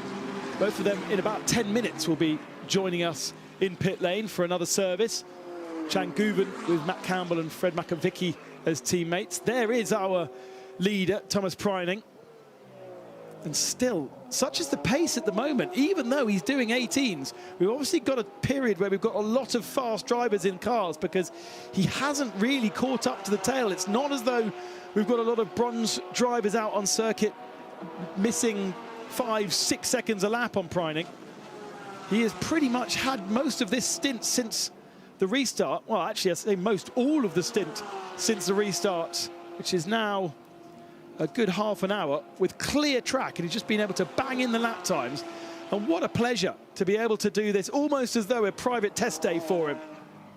I'm sure that car doesn't feel quite as sharp as it did at the start of the week. But Preining able to just consistently be in the 18s. Maruengo matching him on that last lap and going slightly faster than Mosca, but it's not consistent from the Mercedes behind. One lap is a 19, then it's an 18, then it's a 20. Not because of traffic, but I think mainly because Maruengo's so focused on what's going on behind him. Now with a little bit of a gap, you can see, not having to defend as hard, he's able to run the racing line as you would want to do. And exactly the same as what Maurice Schoering's doing. He's dropped into the tail of Chang Guven, those two Porsches together, and all of a sudden his focus is on behind. What's going on behind me? And obviously Chang Guven's not going to be too aggressive in the Schumacher CRT run Porsche. Boutsen VDS running the number 2. Sometime Formula 1 driver Thierry Boutsen with Mark van der Straten. Thierry recently selling his used airline business. Used to deal in second-hand planes when he came out of Formula 1, and reliably informed that he's now sold that company, as you do. He did say he's moved into something else, but I can't remember exactly what it was. How much of a influence he has on Boutsen as a team still. It's not as though we see him at the racetrack very often, but that Mark VDS livery we see in MotoGP as well, and we saw in that GT Legends race earlier on the weekend, synonymous with racing here at the 24 Hours with that lion, yellow line over the wheel arches. Ooh, and that looked like a little bit of compromise there from Schoering, just as he caught the forced traffic through La Source. And now Chang Guven really on the flashes, has to follow him super close up the hill, is able to keep the car on track, and actually may have just had to back out of it a little bit because the gap grew as they crested over Raidillon. Problem is that dirty air once more. The car in front can do it flat, but you cannot, so you lose the momentum. So then suddenly you have no chance to overtake as you hit the brakes at the end of the straight here, and it's super frustrating. Sometimes you're better to actually be further back as you approach Eau Rouge, keep the car in a happier window and use the momentum then to overtake. It's very rare we see an overtake from a car that is right on the rear bumper as they turn in to that very infamous corner at Eau Rouge. So not too much traffic to contend with, but you catch one car in the wrong place, which is exactly what happened to Schoering there, and it can absolutely ruin you. It's the 914 Pro-Am car of Razan Malden Racing. Usually see them running KTM Crossbows in the GT2 European Series, and they are the last car running in the field, I think, down in 44th position. Has that car got like 3-minute penalty or something for track limits early on? I've seen a 2.5 and a 5 minute. Yeah, we've seen every 6 hours it reset, but I think they're probably up to around 40 track limits for the race so far. On board of number 2, you can see where we are on the track map. Track maps still so prevalent in motorsport. You thought with all the technology we'd have something more advanced, but this sticker will be on the car somewhere for the drivers, every corner number, every sector. So when a yellow flag comes out, the engineer will say yellow flag turn 16, for example, and you know exactly where you are.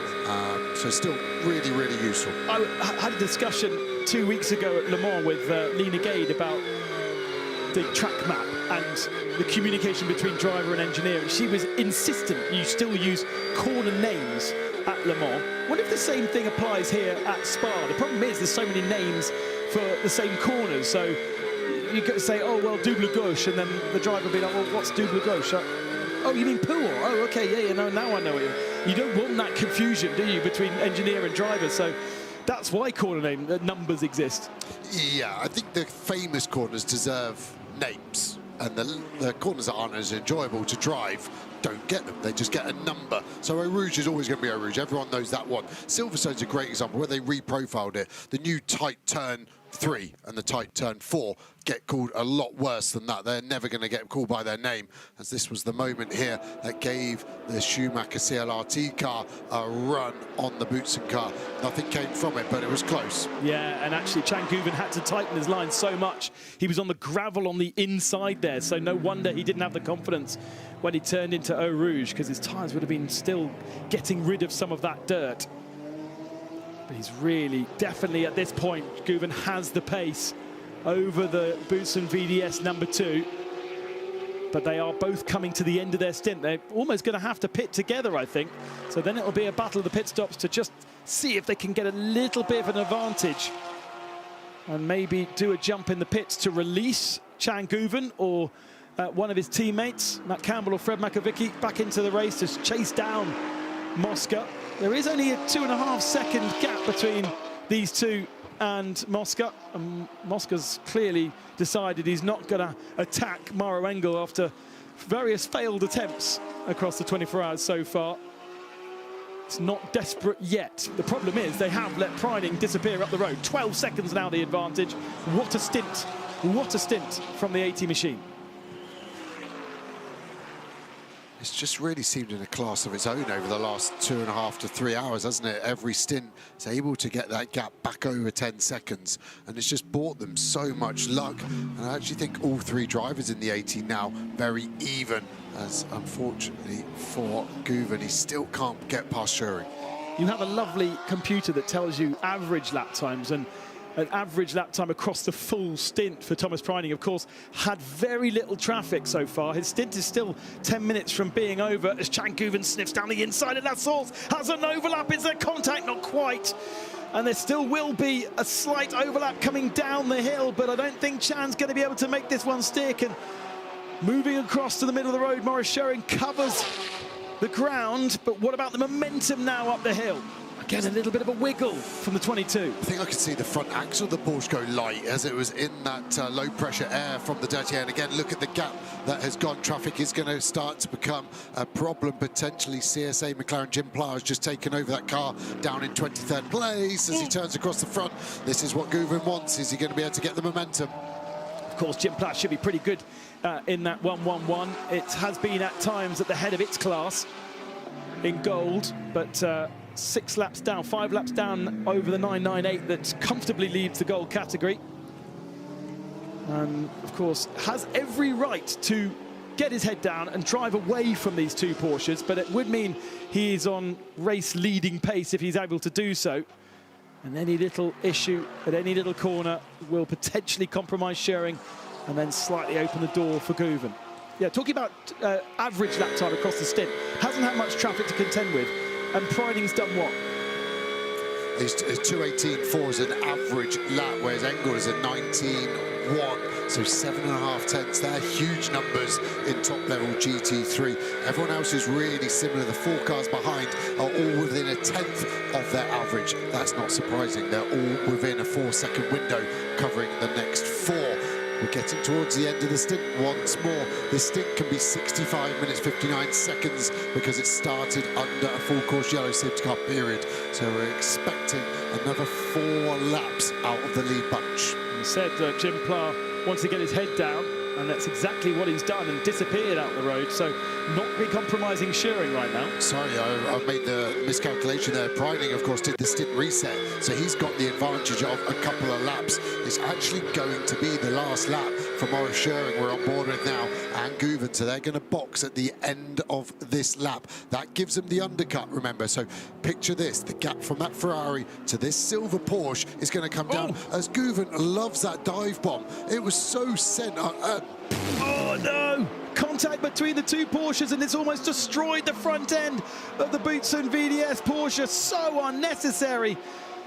But Chan Guven fed up, last lap of his stint, fed up of following that car that was compromising his pace, and I mean, you would never expect it to rip the front end off quite like that, but that's huge damage to the two. Here's the headlight still flashes. That car's done. There's no way. That I'm still learning my game in what I'm allowed to say in commentary. That was low IQ from Guven. There was no need. The dive bomb was one thing. Then the frustration as he opened up the steering to have the front end of this car. Who's the employer of Arjen Guven, do you know? Well, yeah, he's Porsche. A works driver. I don't get it. The move is great. It's a dive bomb. It's not the nicest move, but he's there.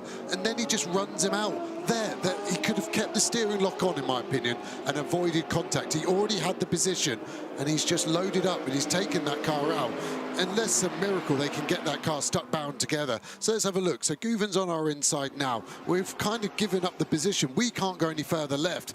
And Guven just goes into us. I don't see any twitch. I don't see a drift from Guven allowing for that contact to be acceptable. I think he's going to have a very awkward Monday morning meeting with his bosses at Porsche. And a young Porsche driver, as in hasn't had many years worth of contracts, been a junior driver. Came from sim racing as well, actually. Can Guven, Turkish driver, initially showing his form there. Done many a lap on iRacing around this circuit. I've not stated the obvious. I think it's going to be a penalty for Guven as well. Yeah. So he's taken out one Porsche with damage, and I think he's taken his own out. I think that's going to be a drive-through. Drama with 2 hours and 45 minutes remaining. I wonder whether the bumper is still pretty much fixed on. There's only one clip holding that right wheel arch. And it's whether the fixing has been damaged or not. The light was working, as we saw. And into the pits, both of them come then.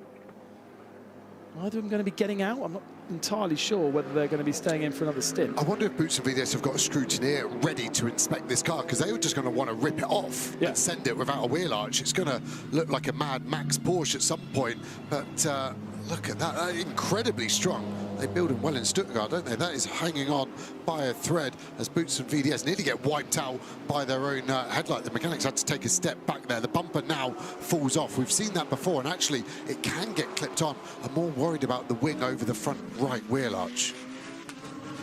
Just to clear up, the team get to work. They're not ignoring it. They're not trying to ignore the massive issue. They do their fuel, they do their tyres, and then they make the decision. Are they clearing a space in the box? It seems not, so I think they're going to do this work in pit lane. As you say, it gives them a little bit more decision-making whilst they're in pit lane to some spare bodywork on the left side there. Looks like they've got a bumper ready to go. Can Guven, though, Maurice Schering staying aboard that car. And here is Can Guven, and he will be getting out. So let's see the Red Bull Turkish driver, Porsche Works driver. See how he feels. Now, just be trying to get that arch clipped back on the number 2. And a nice normal service for the 22. Because absolutely no damage, probably barely any rubber. It's a very unlucky contact to cause such huge damage. And there we go.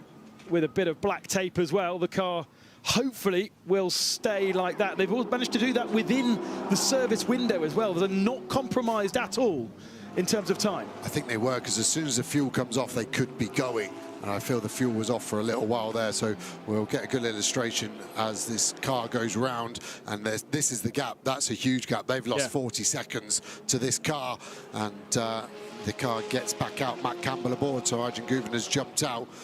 Be interesting to get his take on it, of course. And yeah, my initial reaction is still, it just didn't need to happen. He could have kept the lock on, waited slightly longer for the throttle. He'd got the position, he'd got what he wanted on an in-lap as well. So he was only going to gain a small amount with the clear air he'd finally got.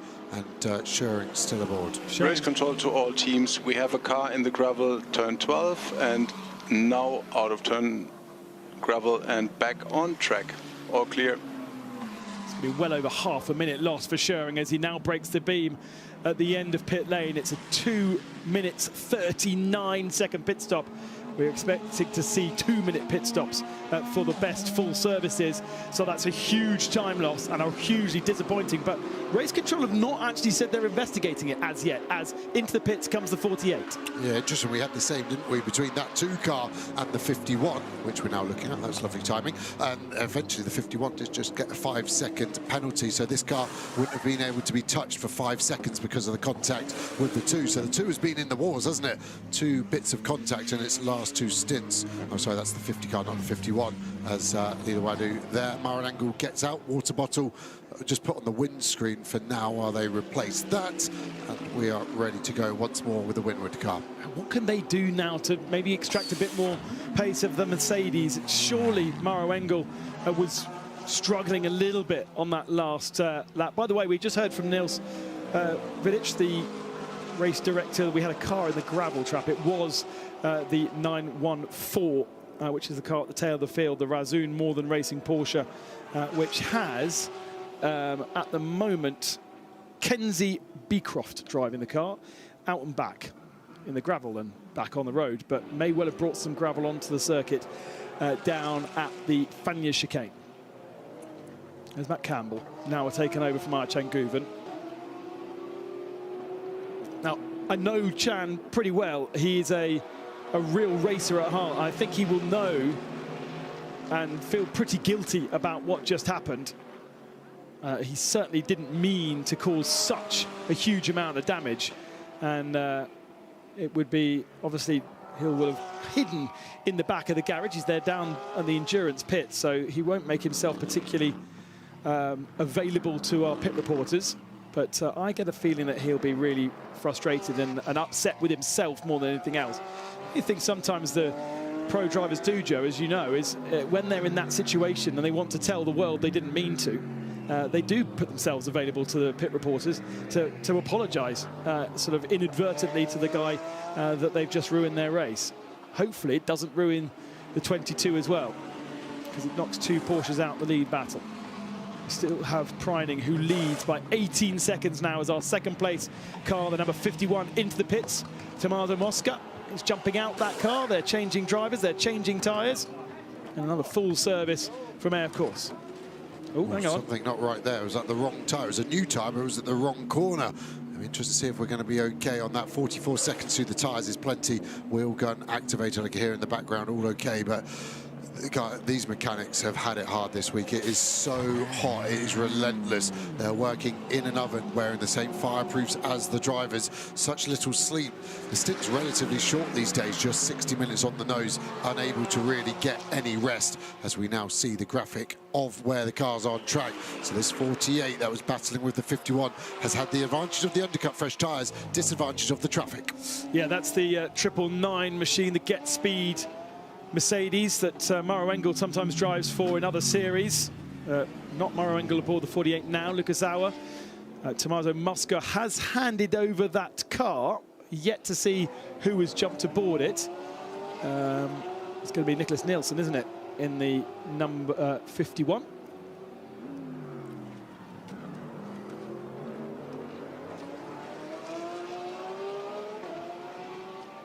And here comes the Mercedes then. It's going to be quite clearly Mercedes ahead of Ferrari. So what was that? Was that a slow stop? 2:06. Yeah, so yeah, it gave away 6 seconds to the 48. And nowhere near as close.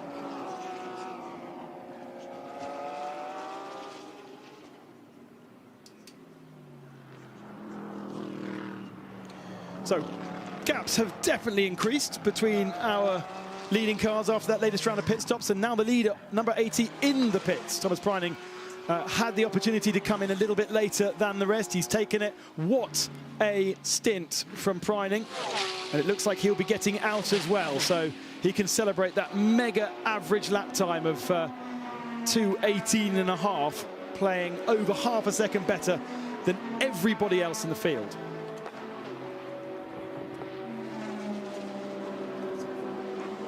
So this is the longer strategy, and the undercut maybe didn't work out for the 80. Let's let's see, but it just gives them a chance to potentially get this full course yellow. It hasn't happened this time, but it will happen again, this opportunity later on in the next stint. And that's what the teams are playing. It's a strategy, it's a percentage game. And now, where's this going to be? The gap was just over 15 seconds when the 80 line speed Porsche pitted, finishing up their driver change. So where's it going to be? Let's see, because the stop cycles through, as you can also see in the foreground there, the WRT 46 BMW. More incidents between some of the Pro-Am silver cars being investigated as Lion Speed goes to work. We thought we may have seen the end of Bastien Boost, but he was in, of course, most recently. Hasser in 46. Away goes the Lion Speed Porsche, and it's still game on between that car and Lucas Auer back at the end, back at the wheel, I should say, of 48. What do we got? 2.5 hours to go. So Boost, a 2-minute pit stop time for the number 80. Shows just how much time the 51 crew gave away on that last round of pit stops. That rear right wheel coming off, or going on, then coming back off again. The mechanics almost spotting something, but then quickly went on again. Was that the reason why they gave away 6 seconds in the pit stop? But suddenly, from a battle on track where we had 4 cars really, really close to each other, we've lost 1 Porsche due to contact. The second one, as you can see there, Matt Campbell within striking distance of Lucas Auer, but the Ferrari further down the road and dropping behind the 22 Porsche. The 2 Porsche even further back, of course, because it was half a minute extra in the pits when they got the duct tape out and taped back that front end onto the number 2. Yeah, it did look very dog-eared, didn't it? But he got back in 22. Matt Campbell, he's done quite a lot in the last, it feels like, 3 hours. Sort of been glued into the car. But just get the feeling, and I might run the risk of offending people here, but Lion Speed have just done a slightly cleverer job on the strategy somehow than CLRT has, because they got that car from the pit lane very much into contention. This is currently being looked at.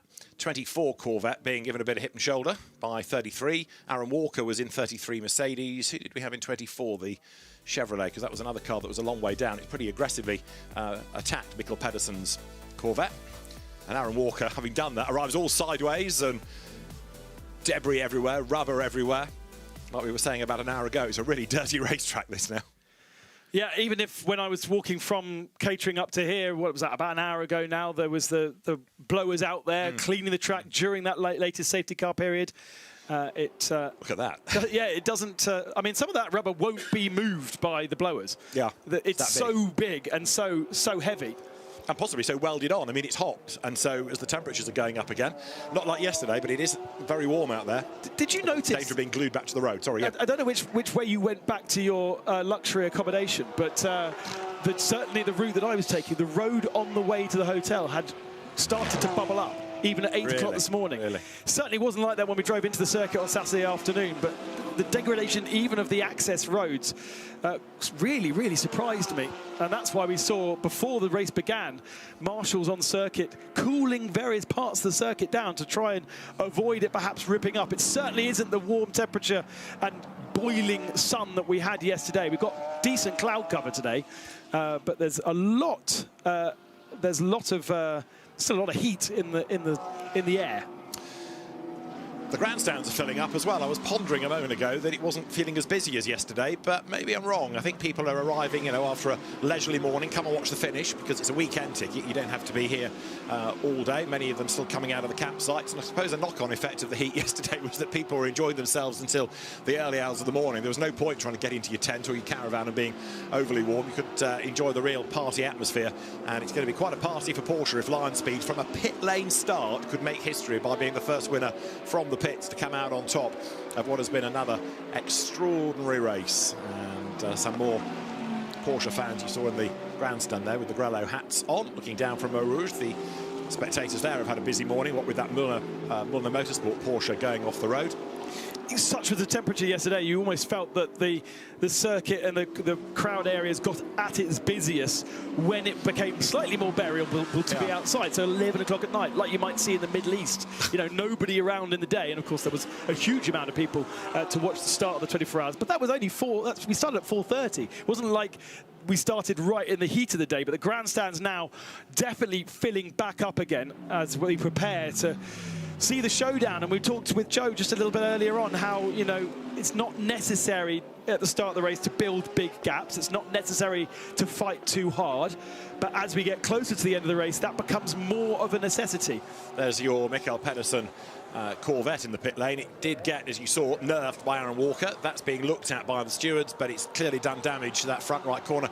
Here's a car that's had a really tough race. Stella, a really enthusiastic team. They're doing this on a limited budget compared to many teams, and they've been in the wars all the way through. Starter motor broke very early on in the race. That cost them a load of time. They've had penalties. They've had the occasional drama on track. Now they've got that damage, and here you are, 2.5 hours from a checkered flag. You just want this to be over when you've had that kind of a race, and there's another problem that you've got to sort out. How mechanics motivate themselves to do things like this, I don't know. Drivers the same, but for the pit crew that don't get any rest because they're constantly having to work, it's tough.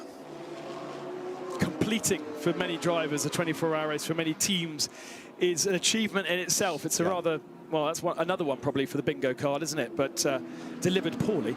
But absolutely achieving and finishing a 24-hour race, if you are a young team especially, is as much reward as winning at certain points. And it's good to see two Corvettes in the race, both still running, proven 24-hour winner now. The second one is leading its class with Jordan Love and the Princes. You're right, it might be a cliche, but it is still true. Personally, I avoid cliches like the plague. Never. Now there, Jens Klingman back on track. They've had a really good day in terms of all the opposition has just fallen away. So Joe and I said about 3 hours ago, they just need to drive round and round, and that's exactly what they're doing. We had that panic radio call from Tim Tranmere saying, something's broken, left front, feels awful, something's broken. And it wasn't, it was just pickup as far as we could detect. So they kept him out, and he's driven around the problem, and there they are. They had a 4-lap cushion, and still have a 4-lap cushion over the next Gold Cup car. So, you know, that victory speech is writing itself right now. Meanwhile, in silver, it is another BMW, Mathis Lismont. But look at this, pressure. Guillaume Oliveira right there behind him then as they come out of Piff-Paff. So nose to tail for silver. Mathis Lismont doing a really good job, the one-time motocrosser, and he's got the Portuguese driver Oliveira behind him now. Mathis Lismont needs to watch out, doesn't he? Because the last time Oliveira was fighting with the Silver Cup leader, it was the Cosseteng Mustang, and he tipped him into a spin at the chicane and got a penalty. So he needs to keep his proverbial clean here. You can see where the BMW has got the advantage. You can see where that McLaren has an advantage. And it still fascinates me this. We've got two of the classes being led by BMW. And yet when Ganel was talking to Charles Wirtz this morning, he was saying we've got no pace and we know why, but I'm not allowed to say. And he was really downbeat. And yet, against other opposition, BMWs are having quite a good day. And of course, not all BMWs run by WRT. We've got the Paradigm guys there leading. Falcon Horse? No. Not anymore, they're Aston. Not anymore, no. Yeah, Paradigm, Rover, WRT, your key BMW teams. Darren Lung's team, Paradigm, Darren Lung, Simon Traves, the two people behind it. And who's in the car? David Pittard, another very, very fast Brit. The German-based British driver, lives a stone's throw from the Nordschleife, doesn't he, David? He's set out in 991. Yeah, last couple of times I bumped into David, he's been the driver coach for the team rather than being in the car himself. But because Darren keeps developing all these AI systems to do the jet engineering and driver coaching for him, they can analyze all the numbers, crunch all the numbers, give the driver advice with really cutting out the need for a performance engineer or even an engineer itself. And so perhaps Pittard now more useful as a driver in the car, and he is a very, very handy driver. Because the AI has taken over in the performance. But here is that Pro-Am leader that we spoke about a little bit earlier, the two princes of Johor, their father, the king of Malaysia. And neither prince is in that car right now. It's Jordan Love, who's been a long-term member of that team. When they were 888, run by 888 and Mercedes, and now JMR, Johor Motorsport Racing.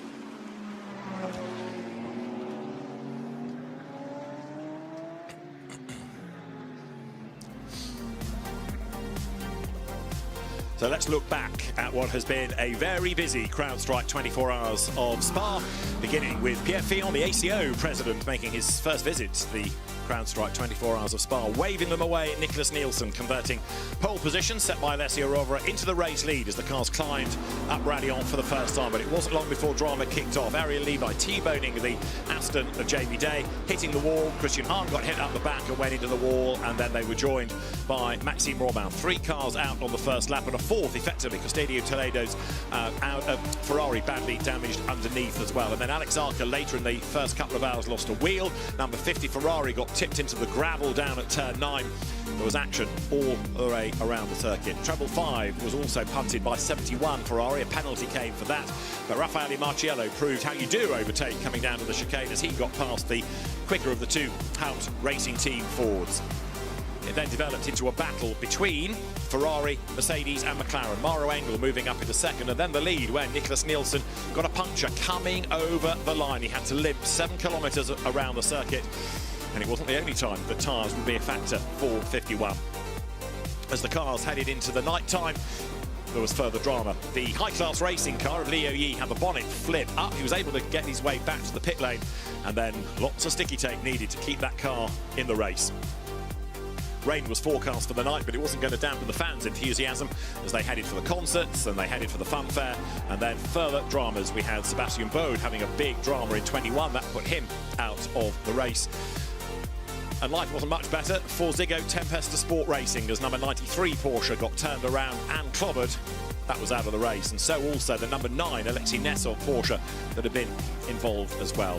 Then for Boots and VDS, number 2 turned around one of the Garage 59 McLarens. Lightning was starting to be apparent around the back of the circuit, and that would herald the arrival of rain. There were still more dramas to come. Cars getting it wrong, coming out of Blanchimont, scattering debris across the circuit, and a small fire at the front of the Ecurie Ecos Blackthorn Aston in the pit lane. A big off for Sarah Bovey. She was okay, but the Pro-Am leading Aston Martin destroyed. Sarah was unscathed, and that was the good news. And then, under the long barrier repair induced safety car period, the rain came. It was short, it was sharp, and there was further drama as number 58 McLaren got into the back of traffic, badly damaged its radiator, and that put the car 30 laps down, well out of contention in gold. As dawn broke, the Lion Speed Porsche that had started from the pit lane had wriggled its way into contention, and Nicky T made a mistake going up Radion, the Aston Martin spinning around and the front left clobbering the wall, breaking the suspension and putting the Dane train out of the race. So it was game on as the Porsche of Lion Speed and the 51 Ferrari squabbled their way to the line. Ayenchen Guven was in a big battle as well with Raffaele Marciello. Elbows out for both, 2 uncompromising drivers, much to the scare of Augusto Farfus, Marciello's co-driver. And then Tommaso Mosca started to pull some really impressive moves. He got round the outside of Guven going up towards Les Combes, and that gave him the confidence to keep on trying it, as in silver, Guillaume Oliveira got rid of the class-leading Eduardo Cosseteng. For that, he got a stop-go penalty, but it ruined the Ford's race. This was a turning point. Mosca tried his outside move on the 48 Mercedes of Lukas Stolz. It didn't work, and worse was to come heading downhill. The tyre went bang, and that's a 3rd tyre drama on the right rear for that Ferrari. After the next round of stops, number 80 Porsche, having done the undercut, took over the race lead, and 51 of Nicholas Nielsen back up the inside of Matt Campbell's Porsche to retake the place. Now, for Boots and VDS, a good stint had been done by Alessio Picariello, another one by Dorian Boccolacci, and that had moved the car into contention, despite the energetic efforts of that Ferrari once again to get itself back up the order. Alessio Rovera behind the wheel, having set the fastest lap of the race, and he gave way to Nicholas Nielsen, who had even sharper elbows. And then there was more drama when the 123 Milner Motorsport Porsche had a big lose and a big whack into the wall at the foot of Eau Rouge. So that brought out the safety car once more, the other side of which we had Ayenchen Guven and the number 2 Maurice Schuring Porsche getting together. That did enough damage to 2 to put that down the order, and 33 Aaron Walker getting a drive-through for that drama with the Stella Corvette. All of which takes us to 2 hours and 22 minutes of the race to go, and what a race it has been. Fans in the grandstands have loved every minute of it in the most untypical Spa-like weather, and if you are a visitor to Spa for the very first time from America, like Jonathan Grace alongside me. It must have been quite the race to come to for the first time for your first experience of Spa, of the 24 hours here, and of GT World Challenge Europe. It has been an absolute treat from start to finish, although I thought it rained here at Spa. I think it rained as a formality since I've arrived for the first time. But if that Ryan Marine told you that, don't believe him. Well, you can't trust everything you hear on air. Makes it up. Well, I've done a lot of learning from Ryan's stints in the booth here at the CrowdStrike 24 Hours of Spa, but we are getting into the serious hours here, aren't we, David? Let's get to the pits quickly, because Nina Jade Paul has found Gold Cup leading Tim Tranmits with his BMW. Tim, your first ever experience racing here at Spa 24 Hours, and you're currently leading your class. Yeah, I mean, I think everything went well so far. Obviously, it's a long race, not so long to go anymore. Just crossing fingers now from the sidelines. I just came back from my double stint, from my last double stint, and yeah, with the sun out now, it's pretty hot in the car again. So it's your last double stint, you won't be getting back into the car. Any advice to the driver, your teammate that's in the car now? I think we have quite a bit of margin now, so I would just bring it home and just be careful a bit with curbs and everything. I mean, especially with the tires, we saw a lot of punctures, so just being a bit careful on all the curbs, and then it should be fine. Fingers crossed. Thanks, Tim. Thank you. Really good effort by the Rover Racing team. Jens Klingman has been put back behind the wheel of the very distinctive sort of pink and purple car. It does look a bit like a bruise, really, but it's managed to keep out of the wars. It's going after the sister car. You can see 98 a bit further up the road, Augusto Farfus. That actually is for position. 10th place is becoming a Rover fight. Farfus in 98, Klingman in 998, and just under 2 seconds betwixt the two at the start of this lap. Those two BMWs, part of the 8-strong BMW attack going into this race. There is a penalty floating in the direction of number 71, Simon Birch's Ferrari. That was well up, remember, at the start of the race, fighting for the overall lead when Frederick Scharndorf was driving it. That's getting a 1-minute penalty for ignoring blue flags. So on its next pit stop, it's got to sit there for a minute, which will lose it a lap, effectively on top of the pit stop. Yeah, sitting 29th on the road at the moment is Birch's Ferrari. 9 laps is the prescribed gap, and that is not the part of the racetrack you'd like to be on if you're that Porsche. And now finally rejoining the proper racing surface.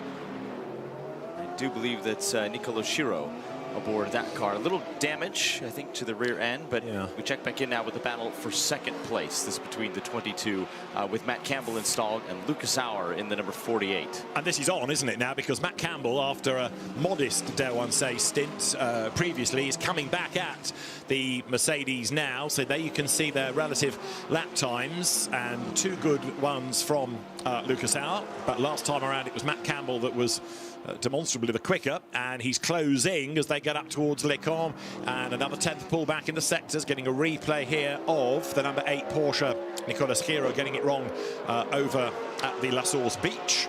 And he doesn't bother to put his towel out, but he goes all the way across the gravel and back onto the racetrack. Nicolas Schiro, Formula 3 champion, going back about 14, 15 years, but he is the pro in that Pro-Am car, but making a rare error. As the fight's on for second, then we're on that 483, just under 2 hours and 20 minutes to go, and you can see that pace judge of the last 5 laps of this Porsche, so above the average, then a couple of slower laps, and then a couple of good laps quicker than the class average, and it's all helping to bring this car. Gosh, could we get a Porsche 1-2? A Porsche 1-2 is possible, given the pace that the Colonel Edgar Racing Team entry is showing right now. David, it certainly didn't look like it if qualifying in the Super Bowl session was to be believed in terms of overall pace, but we saw in the evening hours the Porsche performance start to come to the fore a little bit, and they have had the longevity as well. And of course, Matt Campbell installed in a 911 at the end of a motor race is always a dangerous thing, but you could make the same argument for the gentleman Lucas Auer in the 48 above his Mercedes Race control AMG. to all teams. We have a slow car halfway between 11 and 12. And it's the number 8 Porsche, there it is. So that trip through the gravel has either done damage or it was triggered by a problem, but it's limping back. Yeah, you're right about Matt Campbell being a weapon, and Lucas Auer, and pretty much anybody in that top 20, top 30, really, right now. There are no dummies on this grid, that is for certain, as Nicolas Schiro. Slow car now between 14 and 15. Heads between, as you've heard, turns 14 and 15th. 14 and 15. Enrique Chavez Aston has just gone by. had an issue breaking evidently into the source and went through the gravel trap, as you said. It doesn't look low, though, does it? It doesn't look like it's a tyre, so... No, but there was just a little bit of a wiggle as he applied the power ever so gingerly. I don't want to speculate because I'm a commentator and not a mechanic after all, but all Slow this car not well. between 16 and 17. Nicholas Gira could do with just skipping off the racetrack. There you go. Brilliant. He's done it. Something else Now in the runoff of 17-18 on driver's right. Big crash here last year with the car on the line, and the driver's doing the right thing, getting off the racetrack. Nicholas Gira obviously disappointed with the fact that he's come this far, and yet the car has a problem, but he's bringing it back. It was 5th anyway in Pro-Am. It's not like it's dropped off the podium with respect, but the pit lane beckons. Hopefully they can get slow it back car out clear the of end. track in the pit entry road. Sportingly done, able to keep effectively green flag conditions without the field having to be slowed under full course caution. We can resume the battles that we had seen at play. Matt Campbell can continue his pursuit of Lucas Auer. But you're right, with a Porsche 1.3, it was Ferrari and McLaren that were the strongest of the two platforms. And Ferrari, what a topsy-turvy day. The 51 and the 50 both have been here, there, and everywhere in the lineup, but have reinserted themselves inside the battle for the top 5. But Porsche, I think, has emerged as the surprise. You can see 2 laps down there, a couple Ferraris, and then Ben Tuck with a whole heap of pace installed. That 74 now coming back to the 4. Kessel Racing had trailed the 991 in the Bronze Cup for most of the evening hours, and some incredible pace from Ben Tuck and some of his teammates. Matthias Jalbert as well has been a really, really impressive force inside that car that had to change out the door in the middle of the night. Yeah, I was going to ask you about that because you were on night watch, weren't you? What happened to make the door become an issue? Can you remember? Spoke to Ben immediately after, and I looked at, kind of peeked over the shoulders of the mechanics. I don't think they noticed I was not one of them since I was in a fire suit, albeit not in the same team colors, but they were looking at the pin where the door kind of slides in. These doors on these GT3 cars can be swapped in and out remarkably quickly. It looked like it had been bent. Ben said he didn't have any contact. He didn't hear any rattling, nothing that felt untowards, but he said there was certainly an issue with the door, and the team really only lost a second or 2. Wow. The door came off in 1 or 2 yanks. They only scrambling that had to be done was to get one from the back of the garage. It's not a part that you typically keep a spare towards the front end where you keep the brake discs and tires, but did it efficiently. But quicker to just swap the door rather than try and make it fit or make sure it latches. So yeah, just saves time in the pits. Doesn't look pretty, like you say, but it's doing the job right now. And Ben Tuck is ahead by 15 seconds from Leighton Fourie within the bronze battle. Leighton Fourie in the Paradigm BMW. This is Ben Tuck's view. Ben was up here with us for a short time last night. Very, very quick British silver driver. Flies under the radar a bit, and he's largely this year concentrating on the World Endurance Championship, but it's good to have him back on a GT World grid, and he breaks the beam as he goes through. And 12th place overall. We were musing last night about maybe a top 10. It could yet happen. You never know what the sting in the tail is with 2.25 hours to go. That's still the bulk of a normal endurance round. They're normally 3, and we've got, you know, more of that than we've got less. As you see the race leader, it is Bastien Bous up front now by 14 seconds. Qualifying pace from the 74 was to be believed. A top 10 is absolutely possible, but how about the impressive effort from, we've talked about it from Porsche as a manufacturer, but I think doing the lion's share of that effort has been the Lion Speed, number 80. Of course, the 22 has been impressive as well, but none more than Bastien Bous and the rest of his compatriots aboard the 80 that leads this field overall by quite some margin at that. Whatever the French or Flemish is for prophets of doom are now coming forward with weather predictions of rain before the end of the race. It might be about 4 o'clock, might be sooner, but there are all sorts of radar now showing big patches of blue hovering over Belgium, hovering over Liège, and getting closer and closer to Spa. How about that? Rain in the last half hour. We've had that before, if you think back to the year that Pierre Guidi and Vanthoor had their mega battle and Ferrari won. Was that 2021, but it could yet happen again that there's a sting in the tail from the weather gods who have made life so oppressive for people with the heat over the course of the weekend. Yeah, one prediction is 4 o'clock rain, another one is 3 o'clock rain. So which one do you prefer? Some of the teams just want to get through without more dramas, but let's wait and see. 24 hours of racing, you can see with these 3 different cars from 3 different manufacturers all strung out in line here, fighting for 2nd, 3rd, and 4th respectively on the road, each carrying their own respective battle scars, from a tussle here, a replaced door here, a knocked off wing mirror there, some bear bond on the front of the car. It's one of the features and the hallmarks of going racing for 24 hours. A lot happens in a day's time. Totally. I mean, almost every car in this race could write a book, couldn't it, about its travails over the weekend, maybe more so in practice and qualifying for some than in the race. But, you know, we've been hearing today from drivers saying, mainly Porsche drivers, we've not had a drink bottle for a while, we've not had the AC working, so we're a bit hot and bothered. And Thomas Preining was really suffering after his one stint earlier on because it had been a very physical one and he needed some liquid and he was a bit wobbly when he got out of the car. But you know, genuinely, everybody has got a story to tell over a race like this. And mercifully, conditions are ever so slightly cooler, would be cooler still with some moisture and precipitation in the air. But you're right, each of these marks, these battle scars, seeing these cars in Parc Fermé in their proverbial finish line spec is quite a beautiful thing. They're filthy, they have tire rubber, they have fluid on them, they have bits of other race cars that they've run into, but each of those little marks and scars tells a story about the race, doesn't it? And then some manufacturers wrap the car, don't they, and seal everything in and put it in a museum. Thinking of the Pink Pig 911 that won Le Mans class in 2018 as an example. It's in the museum, but for some it's heresy because they look horrible and dirty, but it is absolutely encapsulating history. It absolutely is. As you said, you can walk into a museum and you can see that car exactly as it was when it crossed the line. It's clever stuff. It's a lacquer that just goes over the car, and they do it as expeditiously as possible, but you get bits of champagne droplets and confetti. You get a handprint from when the driver leaned against the car to take the photo. You know, the little rubber mark of a racing boot that stood on the roof to celebrate. All really special things to see. Yeah, it's the total DNA of the car. There is a charging Lucas Auer, and he's taking with him for the ride Matt Campbell and Nicholas Nielsen. So this is second, third and fourth then. We're heading up to the end of another hour as the leaders go by, and still Bastien Bus leading by 14 seconds. That last lap only a tenth slower than what Auer is doing. So the pace of these three very evenly matched.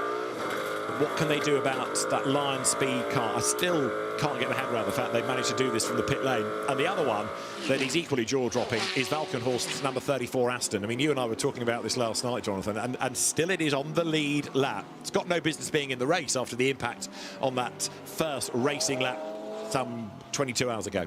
It would have been mighty impressive if it just finished the race on the lead lap, but it was a genuine contender for a while. It was an absolute threat. We saw a couple of Aston Martins running well inside the top 5, but to be sitting 7th on merit and on strategy is remarkable. And that car was 2 wheels in the air, and that might be conservative, I think, of an estimation. It had a proper whack.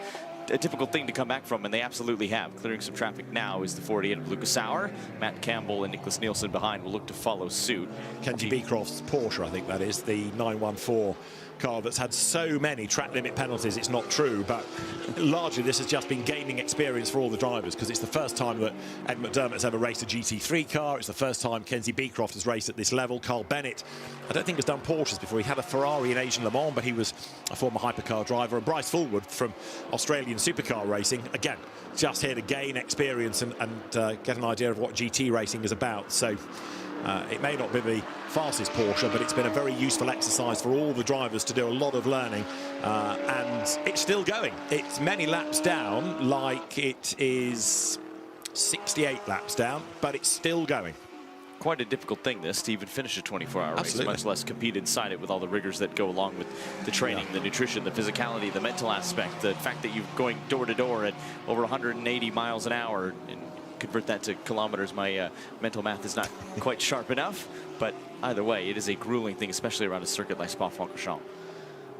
And these drivers now, with just over 2 hours to go, may well be handing over to a co-driver, who may in turn hand over to the third, but they're tired and the cars are tired, and there's an element of having to make sure that if there's any issue developing, it's being nursed. But equally, this is still a four-way fight for the lead, and it is as flat out as car and tyre and driver will allow. There is the cloud cover coming back as I look out of our window. This forecast of rain that might be within the hour is starting to look a little bit more relevant now, and the next update says it might be 3:30 and it will be light rain, mainly around Stavelot.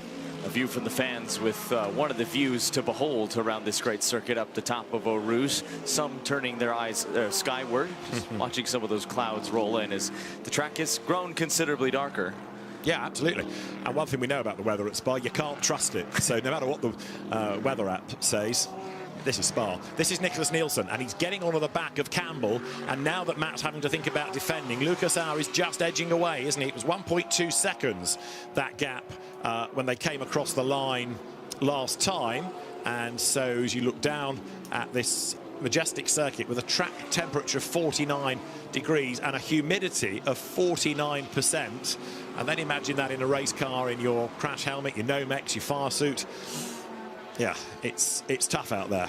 Your adrenaline as well does not do anything positive for your overall body temperature, but it does for helping you lock in and focus, especially in the battle for the top 3 here. Cruising, I wouldn't say easily. This has not been a Sunday drive. It has been a distinct effort from everyone involved with this Lion Speed crew, but they've enjoyed a gap that is closed by just a fine margin, sitting just over 13 seconds at the moment. One of the innovations this year has been the change to Superpole. We had the fastest 32 from qualifying go into the 4-part knockout. It was an idea conceived by Laurent Gaudin, the championship's general manager, and Didi Cazago, the sporting manager.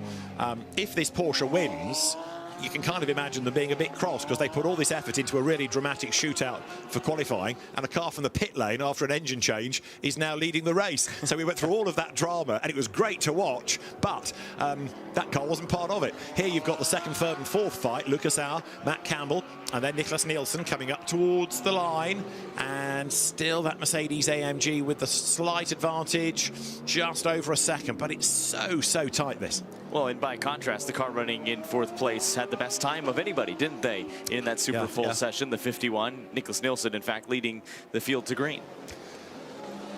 So next year we'll have a pit lane competition, a pit stop competition, and that's the type of the grid. How about that? That's my next idea. So the teams do a pit stop, and we'll time them all, and that's the grid. Right. Love it. I think they do that at Le Mans, don't they? There's some activity on Tuesday or Wednesday for the fans. There is the live gap between Bus, Porsche, our Mercedes, up to Lecombe, 13.1. It's actually come down from the line, 13.4 when they cross the stripe. And there you've got Matt Campbell still pressing on, and Nicholas Nielsen in that really frustrating position, Jonathan. He's close, but he's not close enough to make a move. And it has been so difficult for each of these manufacturers to pass a different manufacturer car. It's one thing if you're going up against another 911 and you're aboard a Porsche yourself because you understand how that car drives, where it might be strong or weak or what have you. But when we've seen different manufacturers fighting really just inside the top 5, it has been almost impossible to overtake. It's led to some of the incidents we saw, especially as darkness fell over Spa-Francorchamps, and in the morning hours, absolutely. You had to get a little bit creative, if you will, with where you launched an attack, and sometimes drivers got a little bit too creative and took too much liberty under braking, but such is the challenge of trying to make an overtake when it counts, and it certainly does, with everybody inside the top 5 now displaying such incredible pace. There you can see where the top 2 cars are on the circuit. So you've got one going up to Blanchimont, the 80 Porsche, and we're looking at 48 Mercedes here. Lucas Auer coming up through the 2 elements of Stavelot, now known as Campus, and then the Courbe Paul Frere. Has Nielsen dropped off the back of Campbell on this lap, or are my tired eyes playing tricks? Because he doesn't look quite as close as he did. Where's the Ferrari? Drop back. Quite a bit. I think actually all 3 of these drivers have separated just a little bit through some of the higher committed corners in Sector 3. As the 48 rounds the tight technical final chicane. Campbell would appear to close back up. Nielsen maybe, but less so. I think there certainly is more of a gap between these 2. The other interesting bit about this threat of rain, or certainly the cloud cover, go back to a Joe Osborne. I'll try this in English, which isn't my first language, clearly. Go back to a Joe Osborne point from earlier, which is the Ferrari tends to be at its best when it's really hot. And his expectation was temperatures would rise and the race might come back to Ferrari towards the end when it gets hotter. Now, I'm not saying it's cold, but this cloud cover is not going to allow the temperatures to get to what they were, which may go against the AF Corsa entry here in 4th place. And it might play into the hands of the Porsche 911 as well. You think of what manufacturer tends to do well when track conditions get greasy, slippery, and wet. It's the rear engine of that Porsche 911 GT3R. Yes, that engine is crept ever so slightly midwards, but still labeled as a rear engine design, mimicking and modeling itself after the road-going car that it is based off of, the now iconic Porsche 911. So we check in with the team radio of the 988. Track limit. 1017, by the way. Nice and concise. Yeah, track limit, don't do it again. That's 3 now for Jens Klingmann, and basically he's got 2 more before a penalty. So he's got 2 track limits that he can use up in 2 hours. So at the 5th one you get a warning, and the 6th one you get a penalty. So the team just trying to rein him in. The leader is on 3, Auer is on 2, Campbell's on 4, Nielsen's on 4. There are some large numbers floating around at the moment. And of course, further down, for people that have been regular transgressors, there are an awful lot of track limit warnings and penalties. Right there, look, coming out of the Lecombe sequence in 23rd place still, Jim Pla. But that's your bronze leading Ben Tuck. And Leighton Fury, 14 seconds back for Paradine in the red BMW. He needs another good stint or 2 in order to get closer, but I still think it's advantage Ferrari in that. It's been the quicker car race long. Actually, you've got to say, Paradine has done a very, very strong job to be in contention.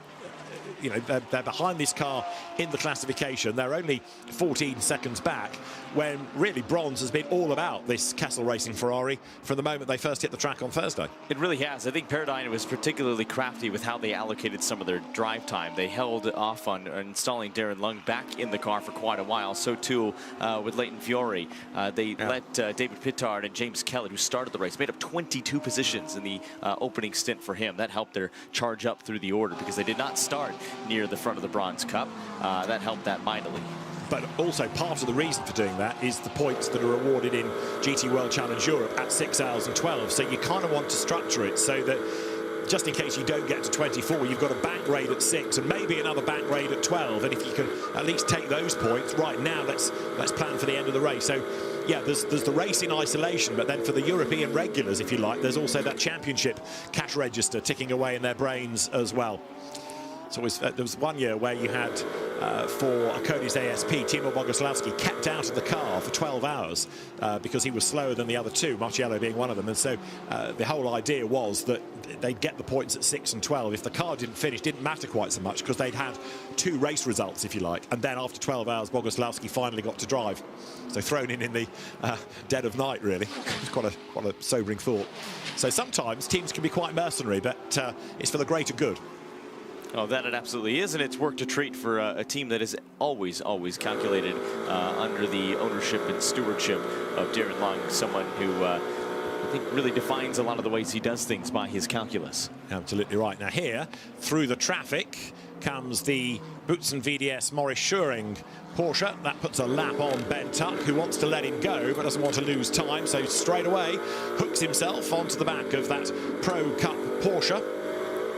Little tail wag there from Morris, the very fast Dutch driver. He's somebody else that really specialises in Porsche 911s. Maurice Schuring having raced in Carrera Cup Germany and in the Porsche Super Cup and in the DTM and in the WEC. But if it's got a Porsche badge on it, Maurice Schuring makes it absolutely fly. Downhill he goes now. It's interesting as well, you think of the Porsche factory drivers and the Porsche regulars that come to mind, and he is always in the mix, but maybe not always recognized at the top of that list, but he's always someone that you would want in your race car, isn't he? He is a sure bet, really in any circuit, in any category, especially in European trim, and in this 911 GT3R Evo, he seems as at home as he ever has been. Totally. There's the grunt and go Mustang, the surviving Ford, Finn Wiebelhaus at the wheel, and that car is a lap down, sadly, on the leaders within silver, all because of this car that got into it and turned it around. And it seems unfortunate that this, even after a stop-go penalty for causing the collision, is in the lead of the class again. The Optimum McLaren, it was at the chicane where the Mustang was tagged into a spin, and Eduardo Costadeng, if he'd realised, I think, could probably have driven into the pit lane. He may have had a finger wag for doing it, but it would have been less serious than limping around on a punctured tyre for 7 kilometres, but he didn't know he had the puncture until he set off. Been a very strange race, hasn't it, for the number 5 Optimum Motorsport McLaren. Actually led the field overall at one point in the hands of the German silver-rated driver Salman Awega. That was short-lived because it was off sequence, but it was at the point nonetheless. And has found itself involved in more than one tussle, including with one of his teammates. Yeah, that's right. The number 4 Gold Cup car, which has got Freddie Tomlinson at the wheel when we last looked there. 46 BMW, Dan Harper That's still the best of the BMs. It's a WRT car, and with 9 still on the lead lap, which is what we've had really since about 8 o'clock this morning. This number 46 entry still might gain a place. You never know what's up the road, even though you might think, oh, you know, we've come all this way in 6. Ugh. But who knows? Somebody else might have a problem. We're getting late into the race now. This is when things can happen. Cars, drivers, teams, all getting tired.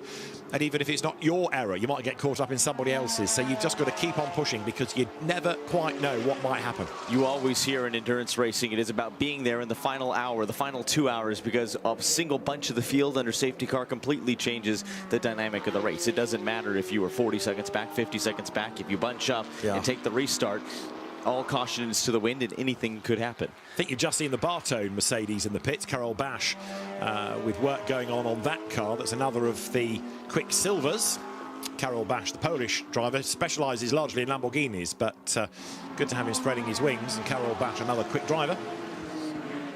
There going by is the silver leading Guillaume Oliveira McLaren. Oliveira, who's been in this championship in the past in a dynamic Porsche as well as a Garage 59 McLaren.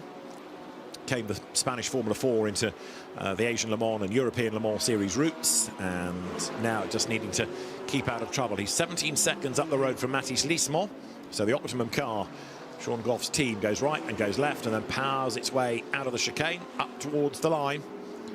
But a really different feel right now to Spa, a little bit cooler than we've had it pretty much all week, and certainly cloudier. Yeah, I think when conditions dropped, we saw at the end of warm-up, and even as the field fell under the evening hours, 2 BMWs tussling, including your Gold Cup leading Rova BMW. It's 998 and still in the hands of Jens Klingmann, with a fellow BMW just in tow behind. But the only rival really to worry about right now for 998, and it's quite a ways back, is Pla, the number 111 McLaren. No immediate threat there by any stretch of the imagination, barring disaster for the BMW at the lead of the Gold Cup, and has looked that way since the evening hours. But speaking of that temperature drop, we see not only the cars that were more competitive, like the turbocharged BMW, start to come to the fore. They prefer that cooler, denser air to feed those hungry turbos. You can see how hungry they are by the size of the kidney grills that mirror that on the road car. But I think also in a way it helped the Porsche 911s come back into contention, and they have stayed that way even when temperatures this morning got a little bit warmer. Not as warm as we'd seen throughout the course of this week, but warm nonetheless. So Bastien Boost there, race leader, 13.7 seconds to the good when he came across the line last time. And that Porsche, which I still think has got another Ricardo Feller and then another Thomas Preining stint in it to keep the drivers fresh, looking good. Lion Speed, the team that's not that old, Patrick Kolb, who has raced historic Porsches, then wanted to go modern racing, started his own team with Jose Garcia. Patrick's in the sister car in the Bronze Cup, but now Lion Speed, having proved what it can do in bronze, being given Porsche factory drivers and Porsche blessing, and here it is looking as though on its first outing at Spa for a pro entry, it may be a winner. And some engineers needing any form of refreshment. I think that's what we look like after a stint in the commentary box, and we're not even in fire suits or behind the wheel. I feel for these poor mechanics and engineers who have been toiling away since not just the start of this race, but all weekend long to prepare these race cars. Just look at how much gravel and rubber there is in the foreground of that shot. It's like a rallycross circuit. At Garage 59, you need a good table. You need somewhere to put your cups. And 80 Porsche of Bastien Boost then, with no time for frivolity, carries on downhill, heading into the right of Bruxelles once more. 14 seconds, he's stretching the margin, and it's worth doing, because if there's a problem, you've just got a little bit of a cushion. And we saw that gap start to wane ever so slightly, has now started to wax ever so slightly as well. Lucas Sauer dropping back by no more than half a second of a margin of where we saw him probably 20 minutes ago. But a slight ebb and flow nonetheless, may be attributed to traffic there. Coming through is that bright yellow man-filtered livery Mercedes AMG in the hands of Lucas Sauer. Matt Campbell, a consistent gap behind, and again dropping back just a little bit as Nicholas Nielsen is not helped by being caught behind the number 96, that new Temerario GT3. Credit where credit is due. Really, since the first third of this race, that 96 car has run solidly inside the top 20, often knocking on the door of the top 15. has been a fairly undramatic run. It's been kind of a non-story, and that's exactly what you want for a car making its 24-hour race debut. Not its global race debut by any stretch of the imagination. Nearly won a race in North America in a very short race format on the streets of Detroit, but Lamborghini's Quadricorsa is saying that they feel a win is imminent this year, and that is absolutely the target for the first GT3 car they've built from the ground up themselves.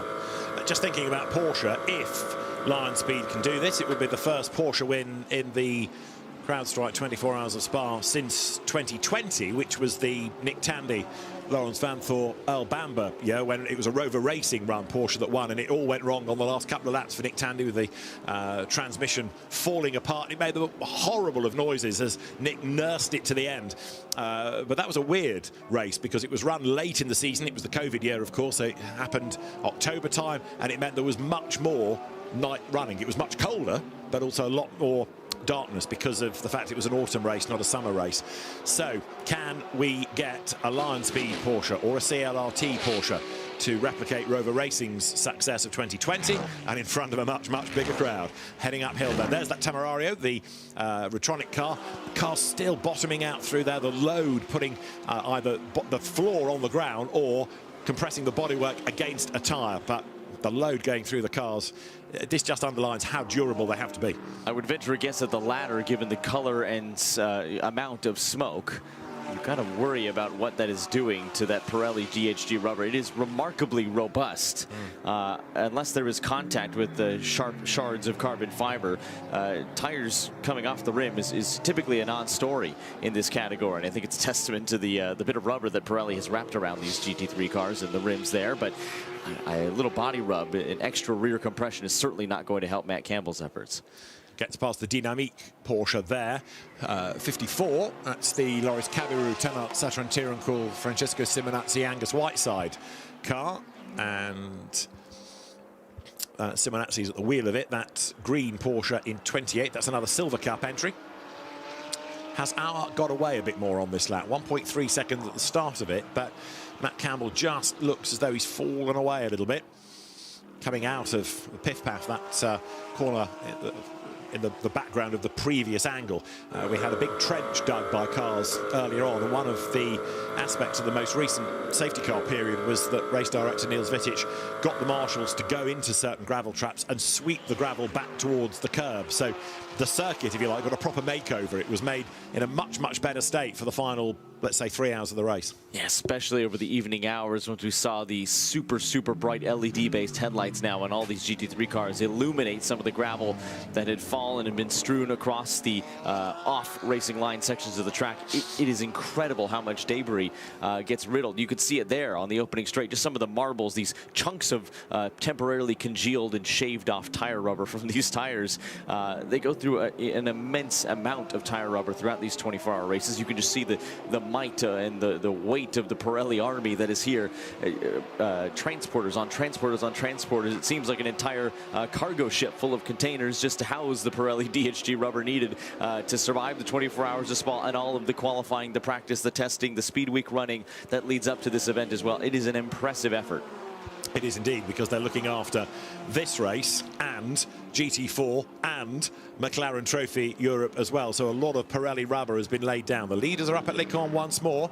So we're into our last 2 hours of this 79th CrowdStrike 24 Hours of Spa. The race that began way back in the 1924 season, when a Bingnan 2L was the winning brand. For many years, it formed a touring car race around the European Touring Car Championship and then a non-championship saloon car race. But as touring car regulations withered on the vine, there was no real common rule set, unlike Group A of the 80s. In 2001, it became a GT race for the first time, and it was a Labra Viper that won. Marc Douay, part of the safety car driving team, a winner with Christophe Bouchou and Jean-Philippe Belloc. And we had another Labra Competition Viper win the year after. And one of the people aboard, a certain Vincent Voss, who of course now, along with Thierry Tassin, a winner of the event, Pierre Dieudonné, a winner of the event, oversees WRT. They kind of work for Vincent. It's his team, really, with Yves Wirtz. But if you've done anything in Belgian motorsport, you work at WRT these days. That seems to be how it goes. Oh, absolutely. Hidden under that cappy off Finn Wares is one of the brightest strategic minds you will find anywhere in the paddock. It is a marvelous racing circuit with a rich history. Ben Considuris actually was kind enough on our way into the circuit earlier in the week to give me probably 20-30 minute tour to take me on the roads of the old circuit. What a treat that was. A massive 14.9 kilometer facility that was would be far too dangerous today, was probably far too dangerous for the time and the era of the cars it was running, and was changed multiple times throughout its rich history in accordance. Even the layout that we have now has been tweaked and changed with safety in mind, but still retains, I think, the heart and the soul and the characteristic that is Spa-Francorchamps. It is technical, it is fast, and it is treacherous, and it bites. And when it bites hard. You don't have small crashes here at Spa. No, this is true. That original public road circuit is regaled in his inimitable way by Brian Redman in his book. If you haven't read it, I commend it to you. On the subject of books, just published is Gary Watkins' tome on 20 years of GT3, which we are celebrating, which talks about the history, the key players, and all the different manufacturers that have built GT3 cars. And knowing Gary, it's been done properly. Stefan Rattel said when he read the proof, he said there were lots of things in there I didn't know about, or I'd forgotten about, or people didn't quite fess up to at the time. So even he's been learning things. So it is out now. I think it's an Evro publication, 20 years of GT3 racing by Gary Watkins, and you need to get your order in because it's going to be a great read. There in the pit lane is the Rutronic Lamborghini. Rutronic Racing second last year in a Porsche. Luca Stolz is getting ready, as you can see, in that Winward Racing garage, ready for another stint in 48, and with an hour and 3/4 to go, gets himself ready. The car is on the 54-minute mark. There it is. So a couple of laps. Now we have a stop-and-go penalty for the silver leader. Number 5, Guilherme Oliveira's McLaren, is being given a 4-second stop-and-go penalty for being short on the technical pit stop that most teams did during the night. Now, that was the 5-minute technical pit stop, effectively to change brake discs and pads, but all the data has been reviewed, and it was short by 4 seconds, so they're giving a stop-go to that team to make up the difference. There it is, and there's confirmation of it on that graphic. And this is where you lose races. 4 seconds might seem like nothing, but a stop-and-go of 4 seconds plus the, 72 drive time through the pit lane. Good night. It is a monstrously long, dauntingly long pit lane here at Spa-Francorchamps. So long, in fact, that we used 2 of them to organize the fast 69-car strong field, a combination of both the Grand Prix and endurance pit lane. It's nearly a kilometre. It's 994 metres if you put the 2 pit lanes together. So you do that at the pit lane speed of 50 kilometres an hour. I mean, that's going to cost them a lead for sure, and it'll be hard to come back from that. So I feel for our pit reporters. I had a meager 3-hour stint down there, but the 3 of them have been patrolling all the race long and doing a sterling job of it. But it is a lot of ground to cover. Yeah, and our pit lane camera guys as well, who have been up and down in their fire suits as well, because it's another regulation. Here comes the McLaren then to serve the stop and go, and this is going to give this car, the Rinaldi Ferrari of Alessandro Balzan, then the class lead. So 45. The Rinaldi car. It's rare sometimes to have anything other than an AF Corsa Ferrari, but you've got now a Rinaldi one leading silver, or it will when it crosses the stripe, and you've got the Kessel Ferrari leading in bronze. So Alessandro Balzan, who was an Alpha 147 Cup champion 24 years ago, triple Carrera Cup Italy champion, European Ferrari champion, Le Mans Cup champion. He's even won on the other side of the pond. He was an IMSA GT and a GTD champion in his CV as well. So we've got teams ready. This is in the F1 pits. That is Francesco Braschi getting ready for 52 to come in from Gilles Stadsbader. But this car now takes up the lead of silver. So Alessandro Balzan for Rinaldi ahead, and Lucas Auer just sits and waits. The ultimate pro. No pacing around. There's no need to do that and expand energy. Just sit and wait, sit and wait. The car will get to him. It's Lucas Auer at the wheel. It'll arrive. It'll be exactly as he last got into it, pretty much. They'll put some new tyres on. They'll fill it up with fuel. They'll send him out. And then he can get on and try to bring the gap down to the number 80 Porsche. But it's going to be a big ask. 11.8 seconds last time. It was a fractionally quicker Mercedes than Porsche. maybe Bastien Boost just a little bit ragged into the chicane that time, but he was trying to clear the Retronic Lamborghini, and over the line he goes. Throughout the evening stints into the dawn hours as well, the 80, I think, of any of the Porsches was the most aggressive in clattering the curbs, especially the bus stop chicane, particularly the first of the two. When you switch the hands and you hop on the binders, you breathe off the brake pedal and you turn the steering wheel to the right. They take a huge chunk of that right-hand side sausage curb before settling the car and getting the nose pointed down the deceptively short front straightaway on the run into turn 1. La Source that has remained largely intact from the original designs of this circuit, but I've been impressed with the amount of curb that Porsche 911 has been able to take. Oftentimes, we talked about it over the course of the evening, you can use that as an aid to help get the nose turn. You can help that to aid the rotation of the car, but to do that consistently over the course of a 24-hour race and have the car hold together is an impressive thing as well. It's not a small hit. These cars are stiffly sprung in race trim.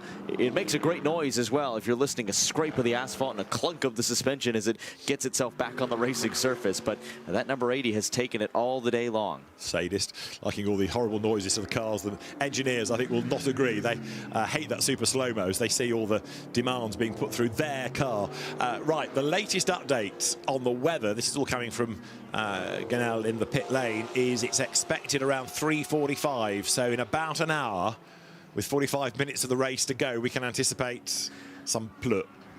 Oh boy, and that's crept up a little bit from the previous prediction of about a half an hour as well. Oh boy, oh boy. So it's waited for me kindly. Exactly, you wanted rain, you might get your rain, Jonathan. Nicholas Nielsen we're on board with now. He's still third and nearly 7 seconds back from Lucas Auer as Maurice Schuring gives way. I think that's Alessio Picariello's helmet I saw getting into the car. So the Belgian driver with a very Italian name strapped on board. This car was a threat up until that contact with 22, the Schumacher CLRT car. So they'd spent about 20 hours getting up there. And then that damage on the front of the car after the little clash at La Source. You see that Intercontinental GT Challenge roundel on the front of it. This, of course, round 3 of Intercontinental GT Challenge. Porsche going all in, all of its cars able to score points, and we've got 2 more IGTC races. Season finale at Indianapolis in September, the Suzuka 1,000-kilometre race, which is always a highlight of the season. Got a big entry and a hugely enthusiastic crowd last year. The return of the event, it had been sort of put into a stasis period after COVID, but came back last year and was a great event, no question about it. Endurance racing round in the U.S. as well. The Indianapolis 8-hour we saw last year, we'll see this year will look different in next year's time. We'll get to that in a moment because the 48 Mercedes has hit the lengthy pit lane entrance, but it did wonders, I think, attendance-wise and popularity-wise for the American leg of this regional championship, Intercontinental GT Challenge, putting its calendar together with a host of internationally acclaimed events like the 24 Hours of Spa, now the 24 Hours of the Nürburgring, but also the Indy 8-hour, which broke attendance records last year and has subsequently led to attendance records being broken again at Sonoma, and the Circuit of the Americas, the next round, where we will transition to an 8-hour round, the Texas 8 hours, which I think will be a fan favorite in a very exciting city. Yeah, absolutely right. That's on next year's IGTC calendar. COTA replaces Indy. Right, a bit more shuffling in the pit lane because Ayn Guven, 22 Porsche, has been in. That, I'm starting to think, might be dropping away a little bit now. It looked really strong when Guven was in it around about 9 o'clock this morning. Now I'm not quite so convinced. He pulled some great moves, but subsequently, the stronger Porsche has been that Lion Speed car. It certainly has. It's quite a busy race as the 22 as well. I mean, the highlight package comprised a lot of that black Porsche 911 with gold trim. Phenomenal livery, but I think plenty of drivers have seen it in their wing mirrors.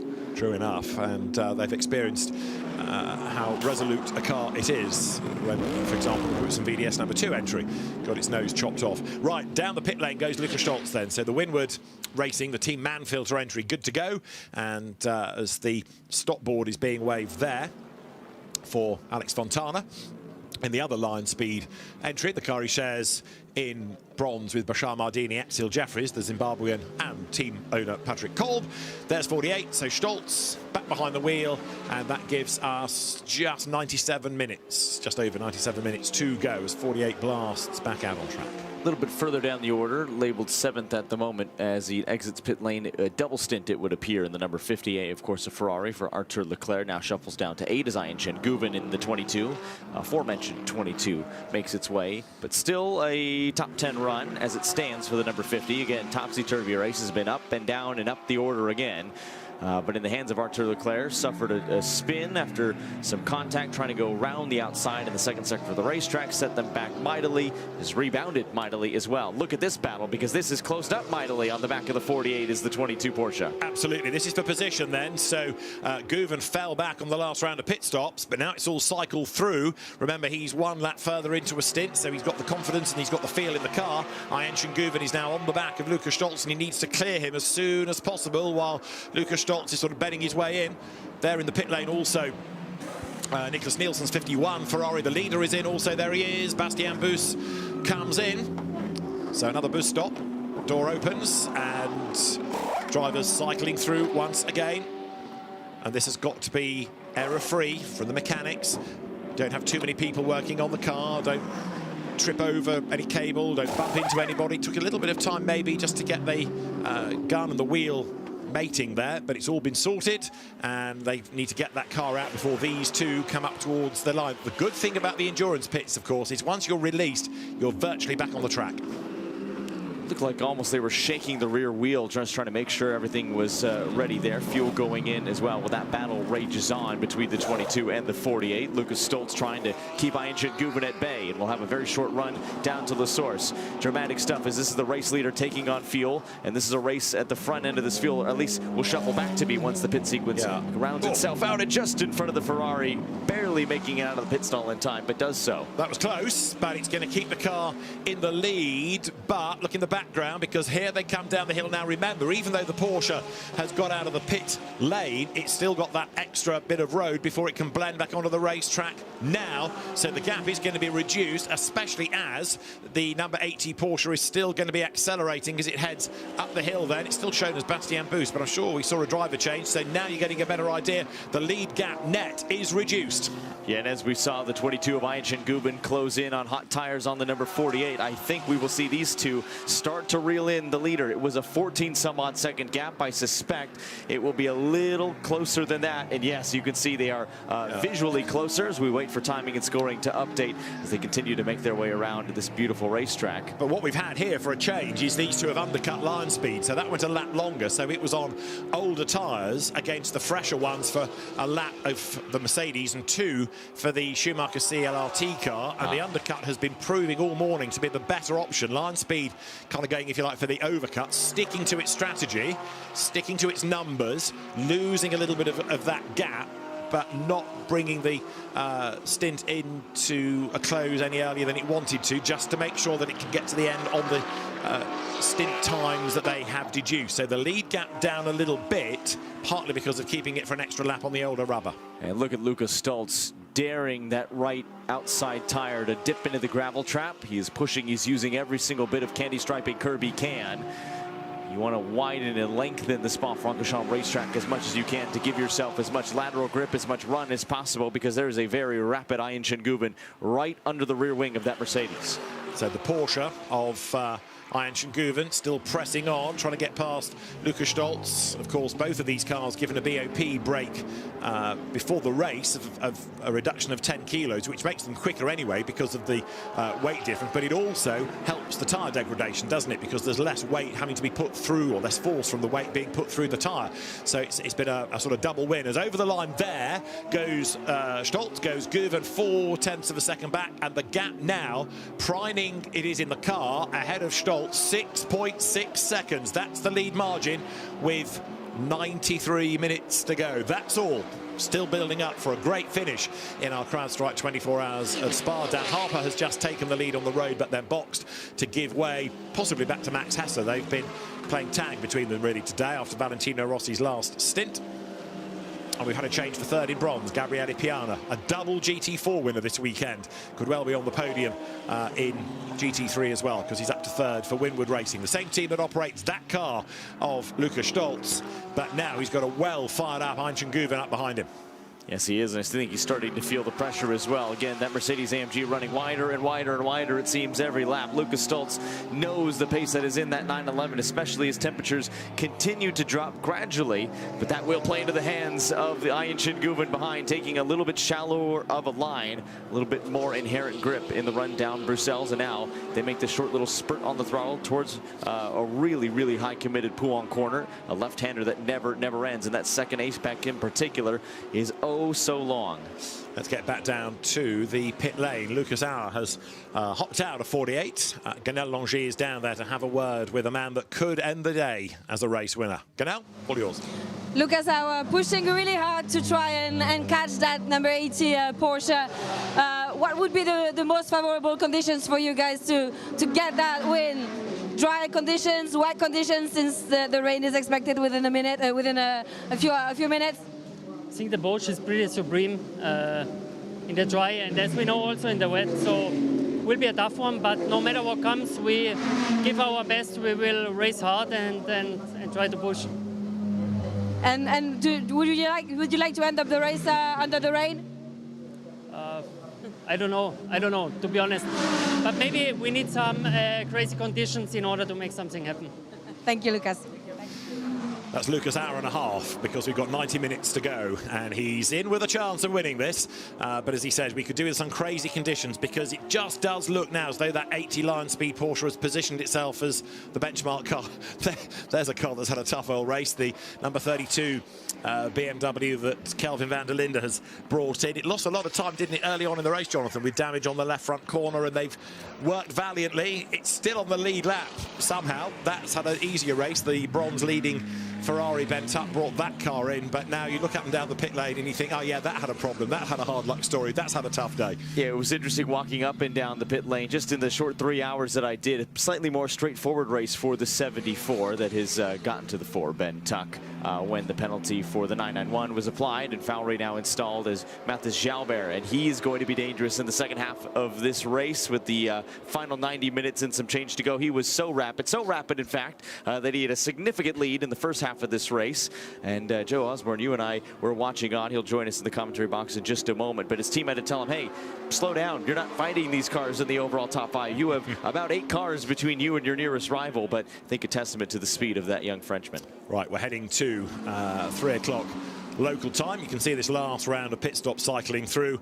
We'll plug Joe Osborne back in for one final stint, but before Jonathan Grace is allowed out of the car, as it were, let's just have a quick prediction. You've sat up all night with us all, you've watched the race, you've been here soaking it up since Thursday.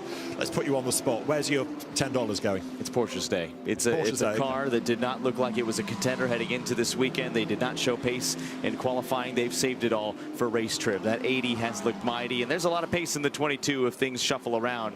Lucas Stoltz and that Mercedes-AMG has been locked in more than one battle, but I think on a weekend where Ferrari was the favorite, I think Porsche is going to upset their party, potentially with 2 cars on the podium.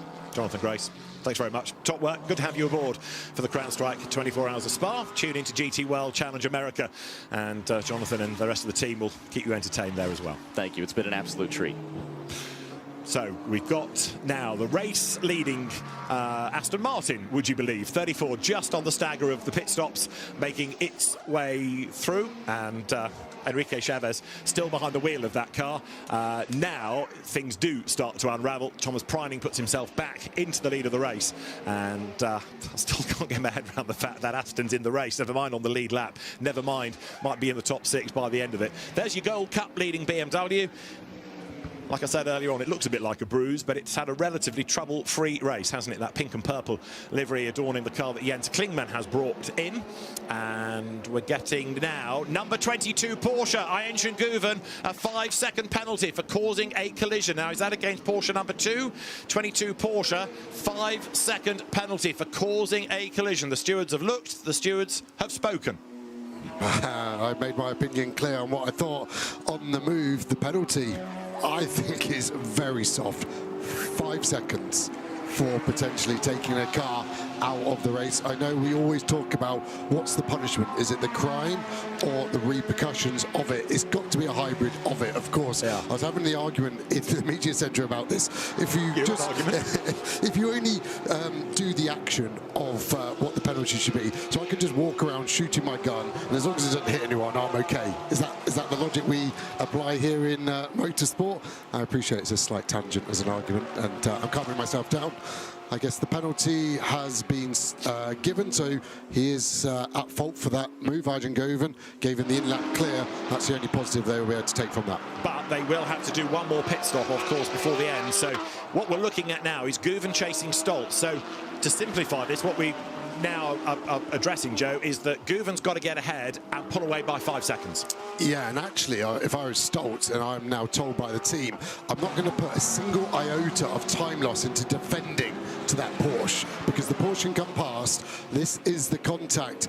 That one makes it look more like a racing incident, but the one where you see it more from behind, my point was Goven didn't need to do it. He'd got the move done. The move was a semi-dive bomb in itself. It was clean, so that was fine. He unwound the lock and he ran into the Boots and VDS Porsche, and the damage was done.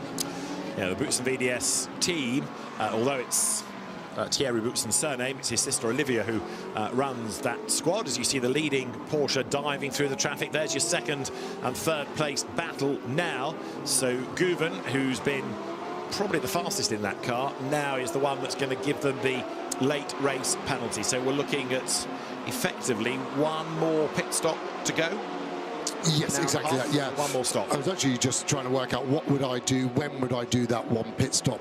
If I'm a lead car, I do it as late as I can into my stint. Okay. Well, as far as Bastien Bus is concerned, it might be a race win. There's his car, and he is with Ganel. Bastien, you've been flying, you guys, for the last hours. It seems that no one can catch you. You've been giving it all. You look quite tired now. Yeah, I'm fully done for this time. Tommy did a mega stint after the safety car restart. I basically just kept the gap. Now he's back in the car for the last time of the race. So we cross our fingers and hope that we don't get any uncertain moments or safety cars or full course yellows, and that the race will go like this to the end. There may be some rain coming. It would be maybe stressful for you guys to get some rain? I think it would be stressful for everyone. Of course, it gives everyone else another chance. For us, we have to survive it. No matter what, we have a great team, great car, so we just have to focus on delivering and not making mistakes in the last stint. Are you done with your stints? Me personally, yes. Thanks, Bastien. Thank you. Right, Bastien Bus done, but he would quite like to keep his overalls on as a race winner for the top step of the podium, wouldn't he? As here you have in super slow-mo that Porsche launching itself up the curb, and at the moment an advantage of 6.8 seconds. They certainly can't relax, can they? Now, you were musing about doing that stop as late as possible within your final stint, yes? Or within the final part of the race. Yeah, exactly. Just essentially to buy you the most chance of getting it done under a full course yellow or safety car. The other option is to go as soon as you can get to the end without stopping. So you would leave pit lane with 60 minutes and 59 seconds. I think that's what WRT are going to do, because the positive of that one is that if there is a safety car, full course yellow, you will then have track position. So you've done your stop. The problem is you may be a lap down at that point, but when you're outside, for me, if I'm not going to be on the podium at Spa, I roll the dice. So I think that's your plan B strategy. So with potentially 60 minutes and 59 seconds, which is 24 minutes from now, I think we might see a few cars stop, but then the others will go for another 50 minutes from now. So as the drivers work this 506th lap, Goven still can't think about getting away by 5 seconds because he hasn't managed to find a way past as yet. So pressure is on here. He's still got to push as best he can, as there you can see the cars going down the hill, and once again the yellow Mamba Mercedes just having the advantage, but a tighter line through Bruxelles there from Goven. Ganel's been keeping us up to date about weather, and she's still convinced that within about half an hour, 40 minutes, we might end up with the first of the spots of rain falling here. Yeah, the radar I'm looking at certainly agrees. Been giving my weather lessons, something I learned about orographic lift this week in research of why we get such wild weather here at Spa, and essentially it's the hills and it's the forest, and when warm air hits that, it shoots up and then it creates rain. That rain at the moment, where it's going to come is where you're looking on the shot. It's that far right corner, Stavolo 2 by the medical centre. That's where the rain should hit first, and then it will sweep across the whole of the track. So drivers, we will keep an eye out for potential saying rain T15. Wow. It's an unexpected shot because there's a load of smoke coming out of the back of the 991 BMW. This is significant in bronze. James Kellett, second place. Now, is that mechanical or is that a tyre that's let go? I think it's more than a puncture. Let's have a look. It's coming through the chicane and just touches the curb. It loads. It's the rear left, isn't it? It seems so much smoke to me. It's got to be suspension failure. We might be able to listen. There is a puncture potentially. Hopefully. Let's listen in, yeah. Oof. Oh. Like it. Does it feel like it's punctured, or do you think it's just the sensor? No, it's definitely punctured. I'm boxing. Right, so James Kellett brought it in. I think they've changed the tyre because, of course, Paradine are up at the top and he's now in the bottom pit. So while we looked at that replay, they've swapped the tyre over. So, gosh, if it had to happen anywhere, that was the right place. Yeah, great driving from Kellett as well. And good peace of mind as well to jump on the radio and tell him box. I just can't believe how much smoke it generated. So I think he's turned in okay to here, and then it's let go. You could see that first puff of smoke, and it's literally at the apex of the last corner. He has a split second to make that call. The Porsche does mega as well to avoid him. That's Jill Magnus there trying to get to the end of this race. They've not taken a checker flag this year, and look, the tyre's just completely disappeared. It's almost sort of unraveled itself into the wheel arch, and Paradine were ready, and the teams have a set of tyres ready to go. They normally use an expletive to describe that set of tyres that's ready in any type of fight, and that has been put on the car in good manner, and that was as quick as they could have done it. So there is this fight still raging on for second spot. Down through Pouan goes 48 Mercedes. Now, while, of course, Lucas Stoltz here is trying to keep Guven at bay, the gap to the leader is widening, isn't it? Lucas Auer saying we need some crazy conditions maybe to do something, but 9.2 seconds now is the margin between the top two.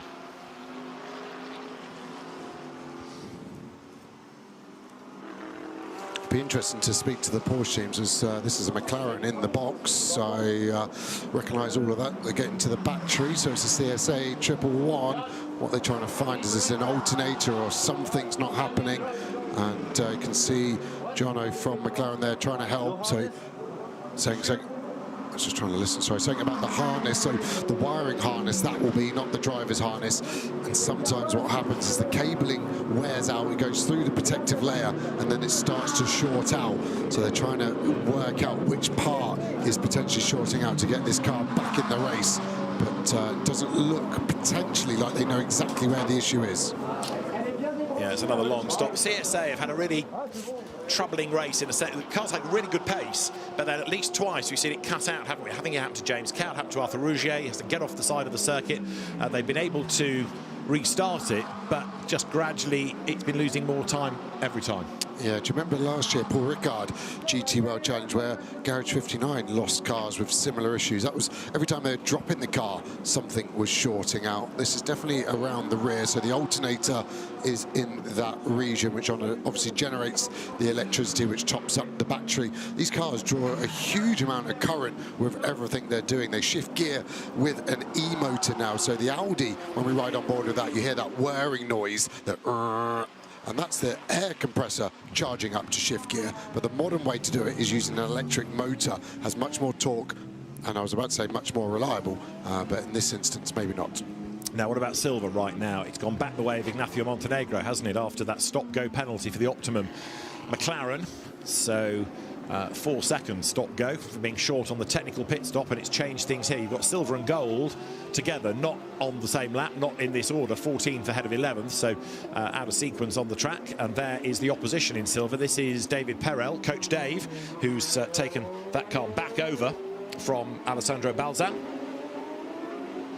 Perrault's had a good run. He's done a lot of mileage, hasn't he, David, who raced many moons ago, ran out of money, got involved in sim racing, built up a business, got the money to go racing again, and through GT World Challenge Europe, IGTC, ELMS, WEC, you know, he's become a regular Ferrari racer, a lot of racecraft, and so much time in the sim.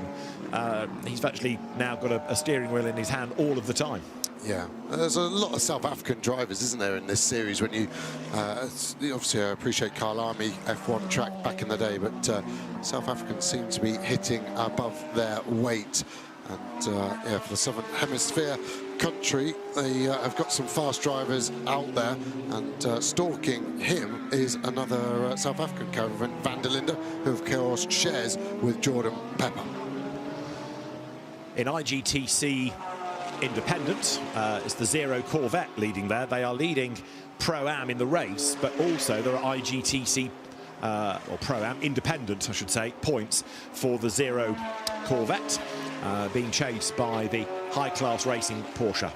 The top speeds in silver with the Audi of Santalok topping the times, topping the speeds. Haven't really seen a great deal of Audi after the dramas for Trezor early on. Yeah, 5 different manufacturers in the 5 top speeds there. Ben Green, our Pro-Am leader in the glorious sounding Corvette, going down into Pouhon. Got a comfortable lead, isn't it, for the Pro-Am class? 3 laps at the moment from the 86 Porsche. And Ben Green here will just be hopefully bringing it home. This car picked up a penalty earlier in the race, and I'm struggling to remember exactly what they did. Got a drive-through. Yeah. I want to say it was early track limits, but so long ago I need to double check. We were talking about the brains trust behind this car earlier on. I was talking about John McGregor, who had a Bathurst 1000 win with Craig Lowndes and did his GT Alan IMSA Championship win and GTE at Le Mans class winner as well. He would like to point out this is the dream team running this Corvette, both him and Maxime Macam. So yes, they've got all the right people calling all the right shots with this. And you've got to say that the 2 Royals, the Malaysian Princes, have done a very good job. Yeah, a lot of racing in Asia, but here they are on a different platform that they don't come to very often. But the car has largely kept out of trouble. Okay, we talked about that early drive-through, but and it's not battered. Didn't it turn around an Audi early on? Wasn't it Stephen Pellet's car, 28 at La Source? Ben Green got in the back of it and turned it round. Very clever. Yeah, you're right. You've jogged my memory. Yeah, that aside, I think it's had a really good trouble-free race. It didn't even have a real mark on it from that instant either. So car kept clean, and the Corvette, again, like a few of our newer GT3 models, seems to be gaining traction in terms of reliability and pace. And it's just great to have so many options of cars to watch, to drive, for customers to potentially buy in this series. And the bonnet of the 86 has come up a few times, and it looks like the tape is starting to give way. Luckily for them, it's on the rear leading edge, so the pressure is kind of pushing it down, you would assume. But actually refueling that might be quite hard next time. The refueling nozzle goes right next to the number on the bonnet. It's not pretty, is it, anymore, that? But it's going to get to the end. Talking of not pretty, not you, Joe, this 999, just going through Piff Paff. This is the car that Patrick Charlet and Jordan Boisson, Marvin Klein and Benjamin Pack have been involved in the state of. Marvin Klein at the wheel of it. He's somebody that really specialises in Porsches, but he's been thrown into this car, and he's been the fastest of the 4. Twice a Carrera Cup France champion, Marvin Klein. Yeah, fastest lap for this car is a 2:18.7, which Klein did himself. That pace is strong. That would put him inside the top 10 if he was running as a pro. Top speed overall in the Pro-Am Cup here. Ben Green, so the first time we've seen a 270 plus, and that is the gap, isn't it? 4Ks to a couple of Porsches, to an Aston Martin, and then from Paulette in the Audi that got turned around from Ben Green. Right, there's the bronze leading now, Mathieu Jaubert Ferrari. And the drama for James Kellett has certainly widened that. The race control to all teams. Light rain reported on the start-finish straight in front of the F1 pit lane. Which is exactly where they've just come, along the pit straight. It's where we are. So if we peer through all the bits of things stuck to the windows, can't really see very much in the way of rain on the window yet, but it was light rain that Niels Fittich was reporting, but it's coming. That's the point. Yeah, nothing on the windscreen yet. We're going to keep an eye out for wipers, aren't we? We saw this earlier in the weekend. It's the easiest indication. I've said it before about the wipers. There's a few strategy on the wipers. The one I preferred was actually not to put the windscreen wiper on for as long as I could, just so I could work out exactly how much rain had fallen on the track. Obviously, every time you wipe it, you kind of lose reference of how much there's been, and then you've got to go and feel. Track temperature is still going to be in the high 40s, so it's going to evaporate quickly. We saw earlier in the night cars boxed for wets because of the rain, and it wasn't the right call. This is going to be a big headache for teams to make the right decision. Ideally, teams would actually have 2 sets of wets ready. A brand new set, they're soft and they're very grippy, but the tread block is at its biggest, so the whole tread block starts to move around. It's like driving on jelly. And then you would have an older set, a scrub set, which is effectively the same compound as their wet, but you've made it into an intermediate. So that'd be better for damp track. It's full standing rain, water from heavy rain, you would go to the wet. If it was just damp, then maybe that used wet would be a better option. In bronze, 42, Javier Segura, the fastest in terms of a top speed in a car that was really badly delayed early on, wasn't it? That car lost about 10 laps with the damage after it went into the back of the blue Paradigm. Christian Hahn, BMW in the lap 2 crash, and then its bonnet popped up, didn't it? And they had to spend a long time making sure that the bonnet on the BMW was down and stayed down. Here, look, Rovera has got back up to Guven, so this is no longer second and third, it's second, third and fourth. You were saying earlier, this is still a car that's going to win this race, 51 Ferrari, and with 71 minutes to go, it's getting closer to success. Fastest man of this stint, 2/10 quicker than Preining in that Lion Speed Porsche with the huge 14-second advantage. On average, he's been a second lap faster than these two. Of course, I think the Porsche of Guven is getting held up by Stoltz, but this is the pace, and what can we see? We've seen the Ferrari manage to overtake at the end of the Kemmel Straight. The job here for Rivera is to stay as close as he can. He's been pulling away a second a lap from his teammate Leclerc in the car behind. And Alessio Rovera, while he's been in relatively clear air, he has been able to get up there. He's been doing the good lap times, but now it's going to get tougher, isn't it? Because Guven's not going to let him by, just in the same way that Stoltz hasn't rolled over to let the Porsche get through. The rain still not really coming to anything over here, but the teams, having been warned about it, looking across to see if anyone's yet thinking about an umbrella. The answer is no, and as far as the drivers are concerned, it's still a dry track. Can you remember my very niche point on the 22 Porsche? Where the bumper has been melted. And the rain light wasn't there. Exactly. And what happens if it rains?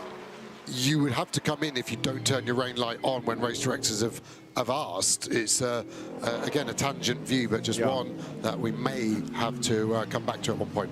Okay, and there's no bodge they can do, really. They can't just sort of stick a high-vis sticker on the back instead, can they? They've got to have the light.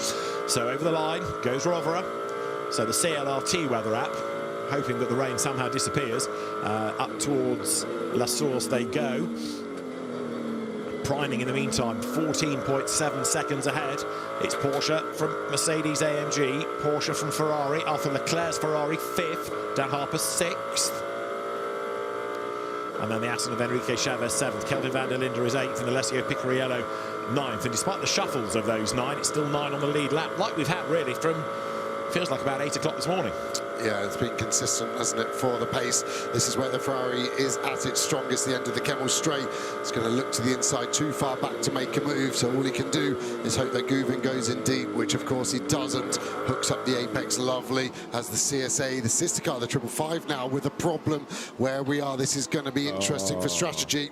It's another McLaren having another of these seeming race control to all teams. We have a slow car, stop car on the start-finish straight in front of the F1. Sai Sanjay, the driver, just quickly to say. So we've seen roughly 40 seconds of lenience until we get a full course yellow. We have been so far 15 seconds. Like I said earlier, I wonder if Niels Vicic is tempted to give longer now we're at the end of the race. These McLaren seem to have a cycle and then can go. Just advise all your drivers to stay to the far left on start-finish, because we have a stop car on the start-finish in front of the F1 pit lane on start-finish. And remember last time, as soon as the full course yellow was called, the McLaren got going, so he'll want to avoid that. Exactly, and it was a McLaren on the start-finish straight as well, wasn't it, the Greystone one? So Lightning could strike twice here. He's doing everything he can to stay green to give everyone an opportunity, but we are so close to being able to get to the end of this race on one stop if a full course yellow were to be called. Remember, pit lane will close if it's a short full course yellow.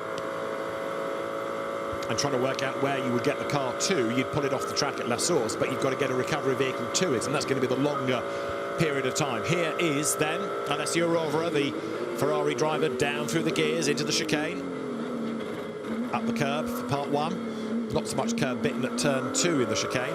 And then to the timing line he comes once again. There's the yellow light on the panel, and there is the McLaren on the track. The drivers are doing what they're requested to do. In fairness, it's not really on the line. You'd make the dive after that car, but it's not good. If you were trying to overtake and dive to the inside, that's why I didn't like it. It's the stationary nature. You can see the lights flashing. Is that Sai Sanjay just trying to power cycle it? Could he have got it onto the grass, onto the inside? I think we're going to have to make a decision in the next 20 seconds either way.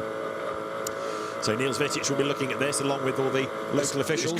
It's coming. Race control to all teams. The stationary car has disappeared. Track clear. So it comes past us, and then 555 gets going again. So yeah, right thing done. Give the driver time to cycle it through. No knee-jerk in race control. So it's play on. Any teams that were banking on that going yellow, demoralised. Those that wanted it to stay green, pretty happy. But outside, it is definitely becoming more overcast. Yeah, it really is, isn't it? And even the crowd seem to be understanding the chance of rain and are now moving from just the open areas to the covered grandstands in preparation for what could be coming in the final 67 minutes. Which is being led by Thomas Preining, 2020. That COVID-affected race is the last time you would celebrate a Porsche victory. Mercedes AMG second, Porsche third. Then it's Ferrari, BMW, and that is Jeff Machiels getting ready with Andrea Bertolini standing behind him, talking to Louis Machiels in the shorts. Jeff's dad, who of course was a regular co-driver in recent years with Andrea Bertolini, now pretty much retired from racing, is Louis, but concentrating on race control to all teams. Activities. We have a slow car now going around turn 8.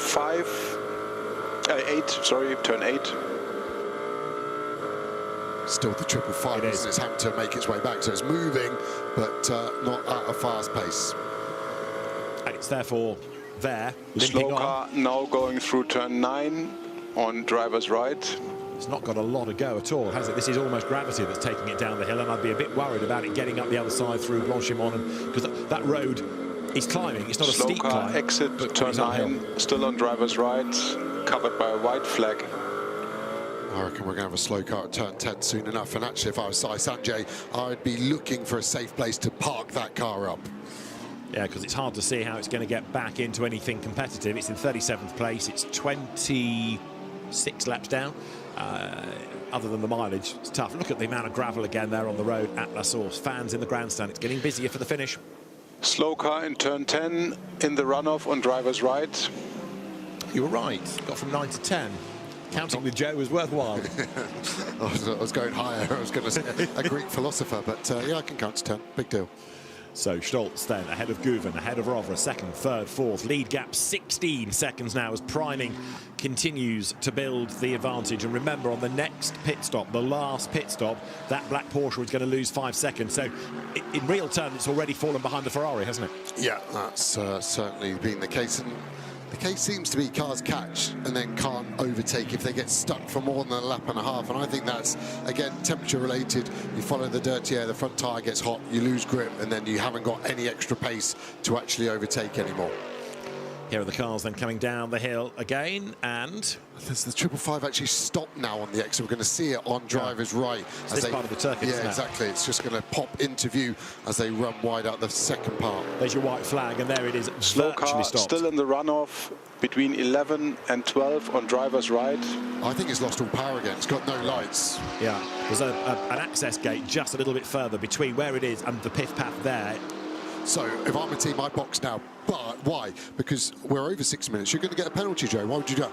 If you get any full course yellow, you can do 65 minutes. Yeah. So they're going to box now before that time and before the full course yellow has even happened. So just for info, the car is now stationary in the runoff between turn 11 and 12 on driver's right. Track is clear. Please respect the yellow flags there. It's a tough one for race control, this. Yeah. What do they do? Let's see if people box. I think you've got to take the risk if you're anywhere outside the top 3. Let's listen in. This could be quite important for all the other teams to listen to as well. Here you go. Okay, mate, you can try function 7, but the box is full manual. You'll need to use the clutch up and down. Okay, you can try function 7. Right. So he's now got a manual try gearbox. function 7. Function is the left rotary on the floor of the center console. You need to go clockwise, so you see function 7. That's it. Keep going on that. So you see 7.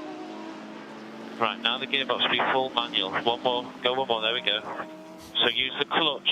So if it was a full manual gearbox, see if that shifts for you. No power, even if I use the clutch. Copy that. Go to ignition 2. Go to ignition 2. I don't think I can make it back to the pit speed. The car is stopping. Try ignition 2 again. Just go back off on the switch and back on. If you think it's in position 2, move it up to 1.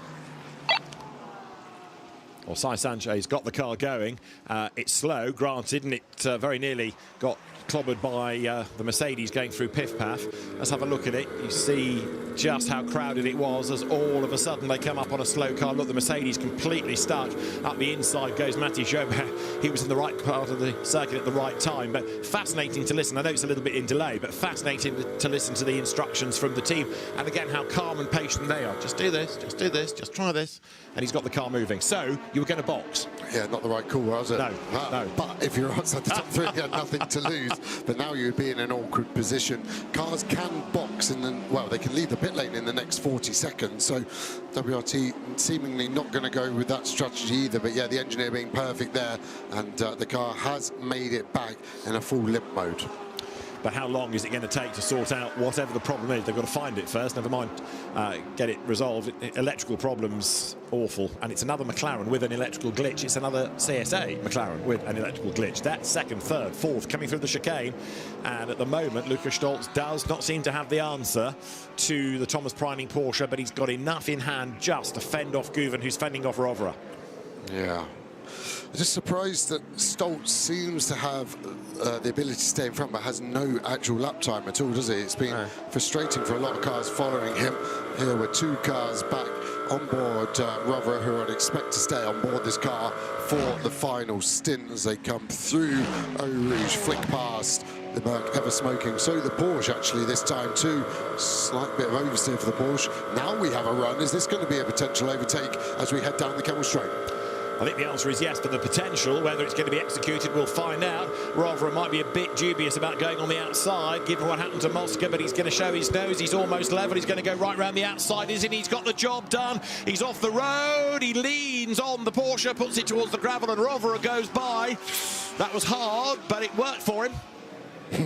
If Nick Nielsen gets a penalty against another Porsche for something similar, what happens there?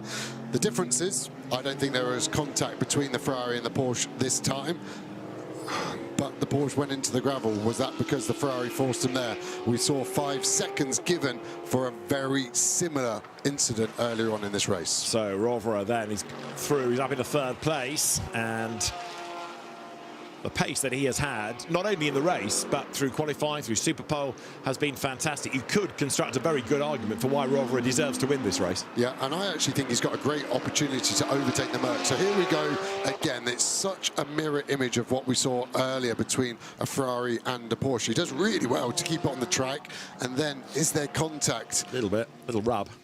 This will be a better view. So unfortunately, we can't see the driver's hands to see if he unwinds the lock. So we're going to pop to the left. We're going to get it done on the brakes, which gives us the advantage because we're in front of the Porsche now. Maybe contact there. We keep on. I think that's just gravel. That's not contact. I'm not sure there actually was contact at that left apex. I think it was just the curb popping him up. It's been noted. So, Rovera, released from behind Guven. Look at the way Guven's fallen back. Might be a different story when the Ferrari gets stuck behind the Mercedes. Let's see. I'm not sure it's going to get stuck. The delta of top speed, basically, the Merc the slowest, the Porsche in the middle, the Ferrari the fastest. So I don't think the Porsche can overtake the Merc, but the Ferrari can do the Porsche. I think it's going to do the Merc just on straight line, being as much as 5 or 6 kilometres at the end of the Kemmel Straight, where he overtook the Porsche the lap before. Out of La Source then comes Alessio Rovera. We are into the last hour of the race. Now we've got 58.5 minutes on the clock as the cars plunge their way downhill. And you can see this fight going on between Stolz and Rovera. And Guven is not coming back at them. No, he isn't. Just one thing to add, sorry, Rovera is on 5 track limit warnings. The next one will be a 30-second penalty. That is not what you want going into the final hour of this race. Race control to all teams. Marshals report light rain in turn 6. So the marshals feeding back to race control. We may start to see the slippery warning Race flag. control, just for info to all teams. The track is still declared wet from last night. Track is still declared wet since last night. Nice move from Niels Vittich there, just to make it nice and clear. Why is that important? Teams, by the rule, cannot fit a wet tyre unless the track has been declared wet. It's a historic rule, goes back to when sometimes the wet tyre was actually quicker than the slick tyre because of its soft compound. So he's just saying, just so you know, I've never stopped saying it was not a wet track. It's physically dry. By the rules, the teams can now choose either a wet or a slick tyre. So Rovera on this lap, 4/10ths quicker in sector 1 alone. You were saying that he didn't expect, or you weren't expecting him to get stuck behind the Mercedes. He's almost there, able to challenge, isn't he? Whereas Guven, another one, losing 4/10ths. So you're right, the Ferrari's the quicker, but how much longer before a pit stop? A good 20 minutes. Yeah, Rovera actually has turned his rain light on. Is that a mocking insult to the Porsche behind, which we think is lacking one? I was always taught that's where the 2-finger salute came from for the English. That was the archers showing the castle dwellers. They've still got their 2 fingers, which was the punishment. They'd get cut off if they were caught. So I wonder if that's just a little hat tip. Look at my rain light. Rovera through the chicane, a little bit closer under braking then to the back of Stolz as they again power now up towards the timing line. Through they go, and while this battle develops, 8/10ths is down to half a second. Priming is 18 seconds up the road, and in real terms Guven 25 seconds off the lead now, 20 seconds on the track plus the 5 he's going to have to serve on the penalty at the pit stop. Yeah, a little bit closer than the lap before, but still not sure this is close enough to get an overtake done. Although Stolz is slightly wide, this is going to be a big reel in now. This is suddenly move on as the slipstream's going to really fire into effect any moment now. So Rovera has done one move round the outside at Le Combe. Here comes another. He gets a toe, and Stolz just able to put the car in the middle of the road and make sure that there's no way by. Remember, it was Stolz that Mosca rubbed up against and did the most recent of the 3 punctures for that car. And this time it is the more experienced Rovera who thinks, nah, not this lap. Sits back in behind. Into Bruxelles they go now. Lap 518. Seems to have the advantage, grip and speed though. Look how easy he is to get it to the apex. Almost too much grip, got on top of the curb at Brussels, which is not normal. The Air Force mechanics working for one of the best and biggest teams in world motorsport have seen it all before. The Merc disappears ever so slightly. This will also be a bit intentional from the Ferrari here, just to give himself some clean air through these fast flowing corners, to just look after his front tyre somewhat. Still no rain on the windscreen yet. To Piff Paff they come.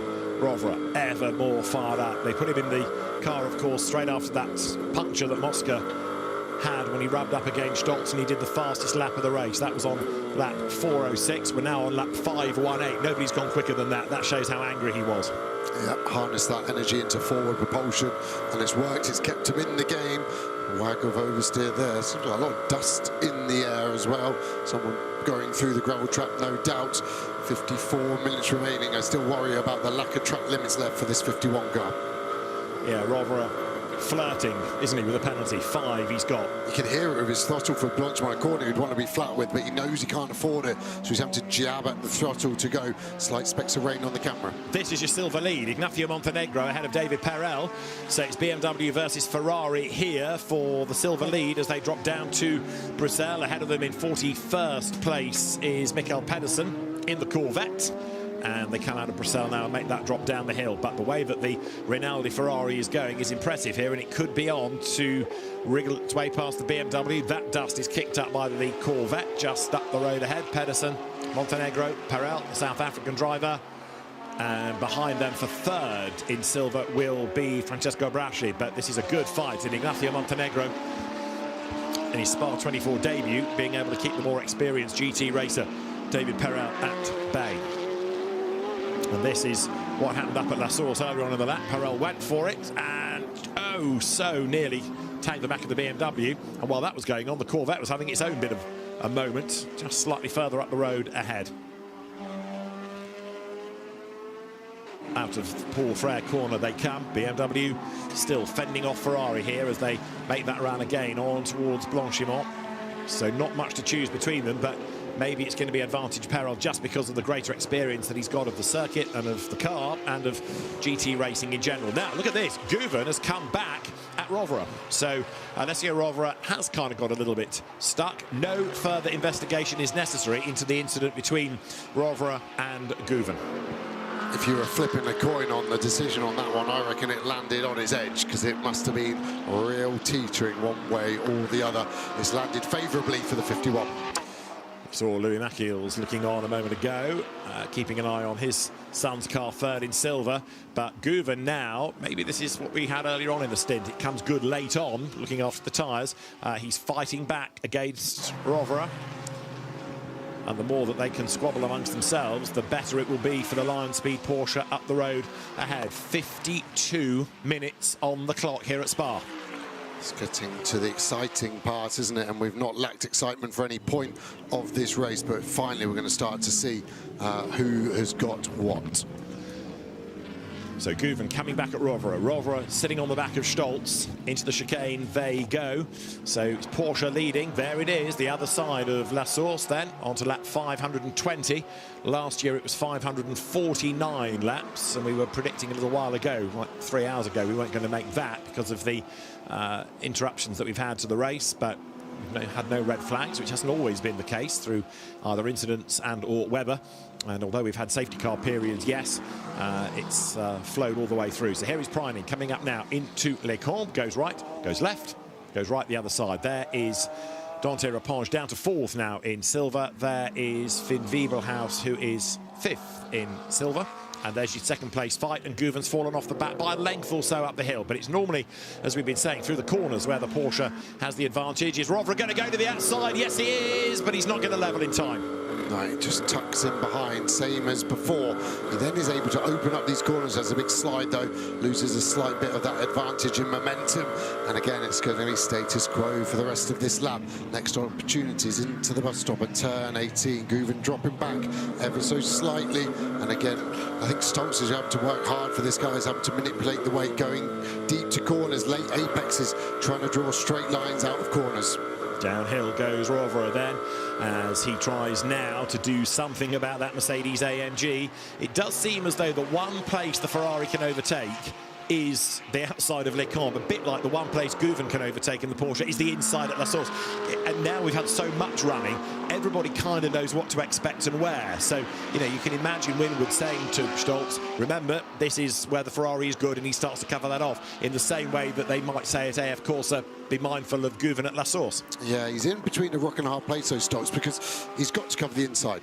That's not for question. But all the running that you talk about is also rubbing up the racing line, which is the outside there. So that's where I think Rivera is able to break so late. Race control to all teams. Marshals report light rain now in turn 10.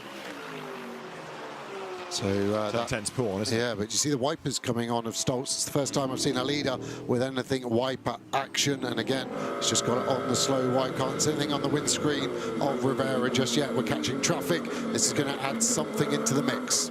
Preining's already cleared that traffic, of course, as he's gone by. So over the timing line, 49 minutes and counting, still to go. So the clock ticks on down, and we are round and about 14 minutes off a pit stop, if you look at the stint time. Yeah, and when are people going to box? Now I think everyone is just waiting for a full course yellow as Lockenham gets out of the way, but quite in the middle of the road, and then moves over to give it a bit more space. And again, it's the same sort of distance, isn't it, for the Ferrari? Potentially not close enough to get the move done. But he's very quick going up the hill, is Rovera, and again, he's just about close enough to get a toe. That's where Guven seems to struggle through a Rouge. Spends the rest of the lap coming back, and here comes Rovera. Stolz knows what's coming, and This is Rovra to the outside line, but he's not able to get fully alongside, and there are now some spots of rain starting to fall on the windscreen. Not enough to make the track treacherous, but Rovra crawling all over the back of that Mercedes AMG. Is there a gap at Bruxelles? Well, if there is, he's not able to really take advantage because he can't get up alongside in time. Stoltz is metronomic, isn't he? He's just one of those drivers. I just generally can't remember a single mistake out of him, and he's just able to do the same thing. And Rivera is just trying to prise open that safe to go and steal the cash that's hidden inside it. I guess the greedy part of me would kind of go, well, if Rivera could get past Stoltz, has he got the same pace as Preining? Yes, he does, on average. And at the moment, Stoltz potentially is taking it away from us of a lead battle, but he does not care about that. He wants as many points as he can for the championship in GT World Challenge Europe, but also in IGTC as well, of course. No more wiper action just yet for these cars, but it's in the air, and it is definitely in the area. But is it going to develop? Is it going to soak the circuit? And at what point does that lack of rain light, not the fact it's not on, the fact it doesn't exist on that Porsche, going to be a factor? If it's just a bit of drizzle, might not be a problem. But if it's torrential rain, you could argue they've got bigger problems anyway. So down towards the chicane comes Lukas Stoltz. Thomas Preining's already been across the line. We've done 23 hours and 12 minutes. Or if you prefer, 47 minutes to go. The Ferrari is in. So this is Rovra coming in with 48 minutes done. This is the undercut, so we haven't seen it really done for Anger, but now is the time. And I think this is because they know if they don't do it now, the gap to Preining is too big. So we need a clean pit stop, of course, and then we need to pray for no traffic on the outlap for the AF Course Ferrari. They also need to pray that there isn't a safety car or full course yellow effectively in the next 12 minutes would clear them of that, hurting them potentially. Brand new set of Pirellis going on. They're going to get the hardest drive of their life. 45 minutes remaining, so the team will probably short fuel the car. Still needs to be connected for the 44 seconds, but they won't put potentially 110 kilos of fuel inside that. Now, Preining has got another 10 minutes before he runs out of stint, but do they come in next to try and counter this? He can't afford it. If there's a full course yellow, right, he loses the win. He's lucky that it's got 20 seconds, so the maximum real difference in amount of laps, I could see the gap being sub 10 seconds by the time Preining pits if it all stays green, but he's lucky to have a 20-second advantage right now. And Rovra is going to stay in to the end as the quickest of the three. Now, what does Lion Speed do? And it brings the car in. Do they keep Preining in? I'd suggest so. I would say so too. I think everyone is looking to do this sort of last double. It's not effectively a double because it was a short 38-minute stop for a stint for most. So it's a stint and a half. Drivers adrenaline. They know that's their last pit stop, hopefully with the amount of rear right punches they've had. Right, Rovra down the pit lane. Is this a winning car? Is there a sting in the tail? Is there anything else that can try to trip up Ferrari?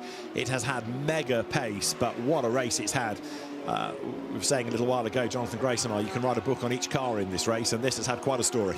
It's just about going to stay on the lead lap as well, interestingly. So that's the other negative of doing your pit stop early. The leader coming into the last chicane now, 20 seconds behind the 2-minute pit stop, 2 minutes 20 last time by for Thomas Preining. What was his lap time?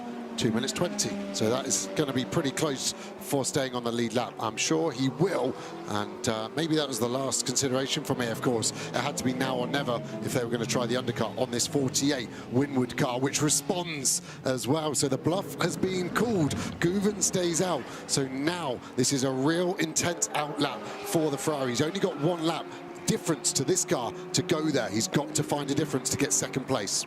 So down the pit lane then now comes the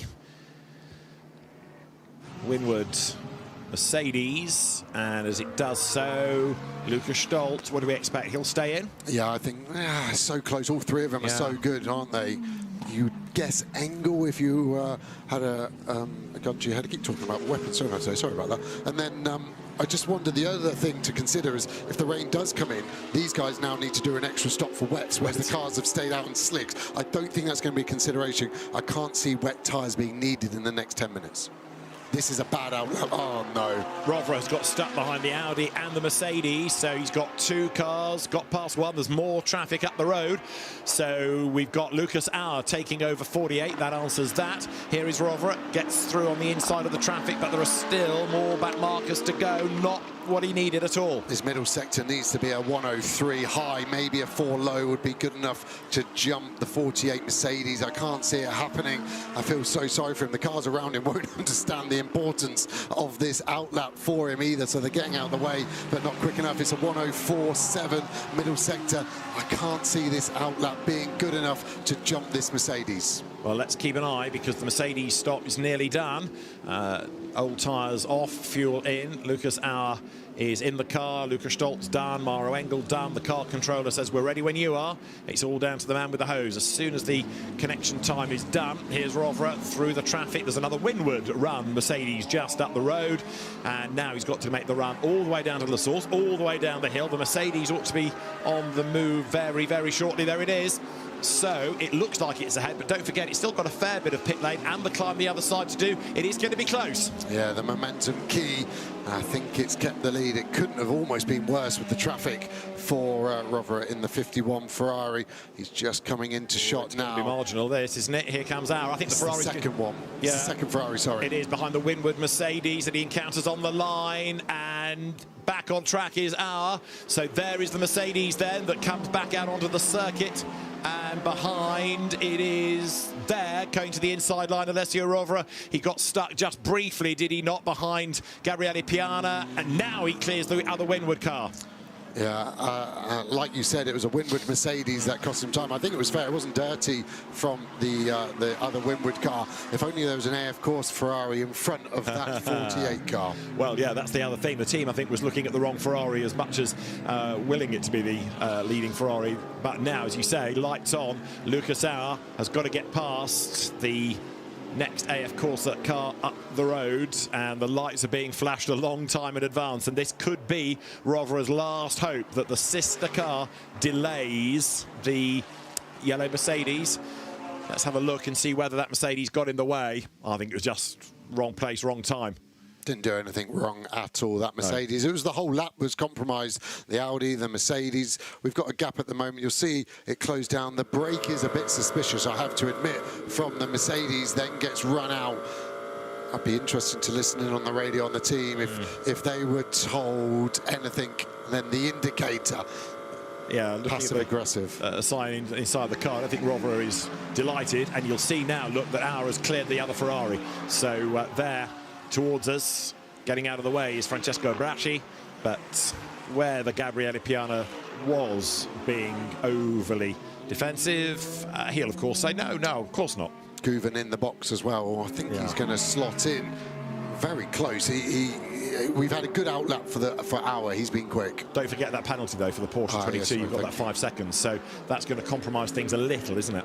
Yeah, exactly. That will mean these two are clear, and if we're going to see anything but an 80 Porsche win, Rivera needs to clear the Mercedes ASAP. I say within 3 laps to have any chance. ASAP for AF. Right, down the hill goes the number 51 Ferrari, and the gap to Auer, it was 11 tenths over the line. And remember, when he caught that Mercedes in the previous stint, he couldn't get past. There's Guven making his way out of the pit lane. Is it Guven still? The transponder says yes, so he will fall back in 4th, just ahead. I think the Picariello there, and the Boutsen VDS car goes ahead on the run up the hill. So the 5 seconds have certainly hurt Guven, and that is not the same Boutsen car, is it? That's the number 10, Gilles Magnussen. Hey, get this, number 10 not only might finish a race, it's going to finish a 24-hour race. How about that? When there's feast, there is famine. Absolutely. It's gone one way or the other. A bit of smoke coming out the back of the black Porsche. I think it's probably just an oil breather. It wasn't a huge amount. It was just a puff of smoke somewhere in the middle of the diffuser. Sometimes these engines, when they get hot, the oil obviously expands, and then they just breathe out the excess gas. So something to keep an eye on. But that car definitely needs some rear-end work at the end of this race. Does it ever? So that does now look as though the Schumacher CLRT car is just a bit too far back with 39 minutes to go. You've got Thomas Preining then in the lead, but he's still got to do his last pit stop, and he's about 4 minutes away, 3 minutes really away now. So there is one absolutely vital pit stop to come for Thomas Preining. And let us see what Lion Speed can do when they have to turn around that car in the next couple of laps. This is Lucas Auer then in second place, and for third, Alessio Rovera, and he's not getting up yet with that Mercedes AMG. Through traffic, clear the Porsche going through Blanchimont. Rovera, absolutely nothing to lose here. He's leaving nothing on the table as he hurtles through Blanchimont. If you want an illustration of what new tyres do, how easy flat Blanchimont was there. Last time we rode on board there, we were on and off the throttle 4 or 5 times, and that's why the lap times drop at the start of the session. Even though the fuel should slow the car down by about 1.2 seconds, the new tyres worth around 2, so you're 8/10 up on the deal at the start of your stint. And of course, these cars won't be full of fuel because we're not doing a full 1 hour, 45 minutes for Rivera at the start of his stint. Number 2 Porsche Picariello has just come in, so there's another shuffle to the order. So it's Preining from Leclerc, from Harper, from Chavez, from Van der Linde, all of whom owe us a pit stop. Yeah, so they're praying for a full course yellow. That would shuffle them up. It would almost seal the win for the 80 car, and that's what we're looking at now, aren't we? And I have to say, Auer's pace is really good, isn't it, at the start of this run so far? Rivera unable to do anything about him. But he is a bit nearer, I would suggest, coming up to Les Combes this time. It's lap 5:25 for them. Thomas Preining a long way up the road, of course, because you lose about 2 minutes on that pit stop. Down to Bruxelles, they turn. We've got Ferrari still leading in silver, Alessandro Balzan from Jeff McGill's now. Silver has been really shuffly today. That's probably been the most up and down sort of a battle, although it's always been a nail-biter for the outright win. We're not quite into the last half hour, but we're not far away as the second and third place battle comes downhill. Rovera looking more of a threat, staying as close as he possibly can, but not wanting to sit in the dirty air for too long. Out of Pau they go. That's where we had that last report of some light rain, but it's just not amounting to anything. It's teasing everybody. Yeah, the humidity's so high it could break at any point, but all the weather radars have no idea what's going on. I can actually see some blue sky again now to my left down towards Stavolo, so maybe the false dawn of rain has blown away. Has the wind blown away for the 51 Ferrari from what was such a dominant start of this race? It was indeed, but those 3 tyre issues, one, a slow puncture that went bang, another slow puncture, and then contact causing a failure. They've all added up as 50 gets away now. Arthur Leclerc, having brought the car in, actually second and third place battle. It is Auer ahead. Behind him, Rovera. This is the run down to the chicane. Get to the braking zone. You can see the Ferrari starting to edge a little bit nearer. Just up the road ahead is Ben Green, 28th, and he's in the Pro-Am leading Corvette and the IGTC independent leading Corvette. He's got the Tsunami Porsche of Fabio Babini ahead of him. So Auer has to get between the two, and as Ben Green slowed out of good manners, I think he has, and the Porsche likewise. So the team saying these are leading the race, get out of the way. And both drivers very experienced. Fabio Babini has been around for a long, long time, and they slow right down as into the pit lane comes Thomas Preining. This is the most important pit stop of the race. It really is. They couldn't have gone a lap longer. It was now or never, and that's what it will feel like for Lion Speed, who are going to serve this car for one final time. 27 pit stops done already. The 28th one is going to be the one that feels like the most important. So Thomas Preining brings it in. This car, don't forget, started in the pit lane. A pit stop is round about the 2 minutes and 1 second mark. And for as long as Lucas Auer is having to defend from Alessio Rovera, the lap time is not going to be as quick as it could be if he were running on his own. Into Bruxelles they come. So look at the track map. 48's at Bruxelles. And we know where the leader is. He's in the second part of the pit lane, the other side of that pointy hairpin of La Source. Downhill comes Rovera. Clock 35 minutes, and Preining thinking, where's my pit, but he's heading towards it. 28 degrees on the thermometer on that new pit building. Rovera's view peering at the back of that Mercedes AMG, and Lion Speed ready. Take a deep breath, everybody. Make sure this is absolutely perfection. This is a ballet undertaken to get the car, cycle through. Don't let the wheel run away. That would be a penalty. final check of something on the rear end there. The mechanic just giving it a nod, I assume. Rear brake pads, they probably know they're okay. The only thing they would have done to check that is if the rear pad was low, they would just tell the driver to wind the bias forward to put more load through the front axle, but I think that was more of a precautionary check than anything else. Clean the screen while the refueling hose is still connected. Even if you don't need all the fuel, you've still got to be connected for the regulation time. And you can see all the bugs on the front and the rubber splattered on the front as well. This is your second and third place fight, and just up the road is a little bit of traffic, and this might help the Porsche, which now drops down and gets away. Thomas Preining is going to bring it home, and look what's ahead of him. It is a Winward Mercedes. Rovera had a bad hand dealt with that. Marvin Dean sitting now behind the wheel of it, but there is the line speed Porsche. Then it's going to keep the race lead as Thomas Preining goes back out onto the circuit, stays within the white line. Now he can accelerate away, and line speed think they got a win. 33.5 minutes are on the clock. Porsche leads at Spa. Lots of traffic in front, and traffic that looks like it's having its own race as well, so Preining will be on his toes. He can't afford to lose too much because he has been getting caught while the other two were on the undergut. I think the gap could be down to maybe 15 seconds from the 20-second high he did have before that last round of stops. Got to be careful through the traffic. There are some drivers here who will be fully cognizant of who and what, but he's got to be mindful that there are some bronzes that may not be expecting his arrival. Anders Fjordbach is the next one in the high-class racing Porsche, and he does everything absolutely right. Anders a very, very experienced driver, very quick driver too, and he lets the gold leader go as well. So Thomas Preining out of Pouen. This is lap 5:27 for him now.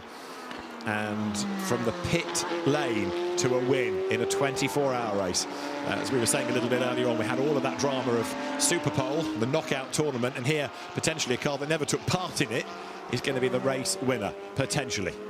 An amazing performance in front of a record attendance crowd as well. 132,000 people have attended this Spa 24 hours, and there's been so much drama as well. The weather's been hot, so fair play to them. We've been having to remind people to drink because of local government issues and stuff like that. We've been spraying the crowd with water, but the action has been hot on and off the track, that's for sure.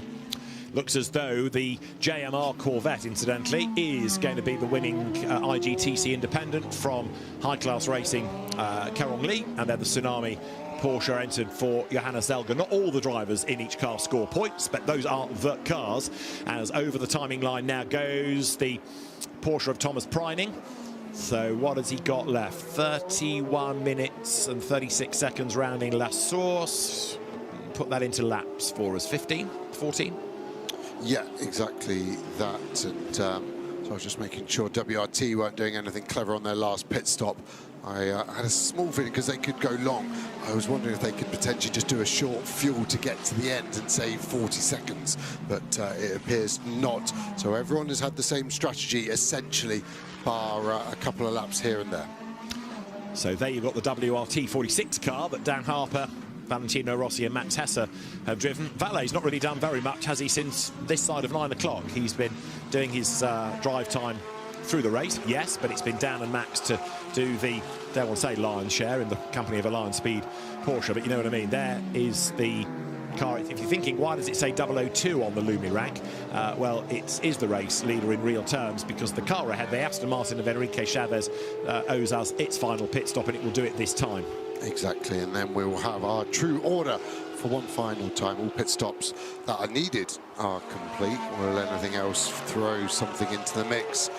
And the mix is this Winward Mercedes, isn't it? I'm sure they're going to do everything right, but we did see Rivera get held up through a Rouge, a corner that can be done flat, can definitely be done with just a lift off the throttle. Remember, that car had a small break just as its teammate was coming out in front. Yeah, that's right. So whether that's going to get looked at, we'll wait and see. It might just be that AF say, oh, it's part of racing, we do the same.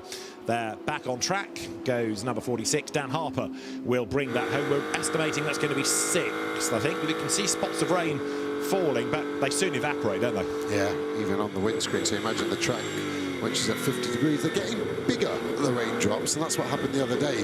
Because of the humidity, the raindrops are huge. So when they when they do fall, they are fast and hard. Yeah, it's probably going to descend as soon as you and I set foot outside.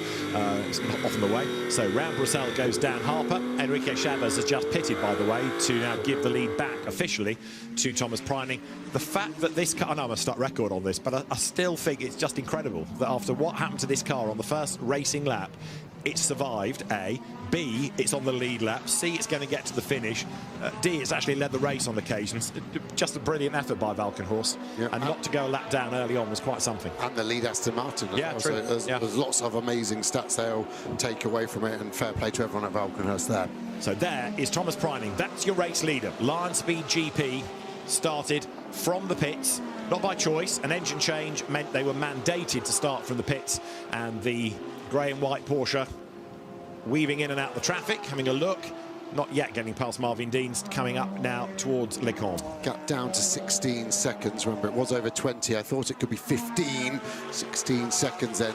Lucas Auer is back. Rivera 1.7 behind him, and then Guven 5.3 behind him, and then Leclerc 14 seconds behind that. That's our top 6.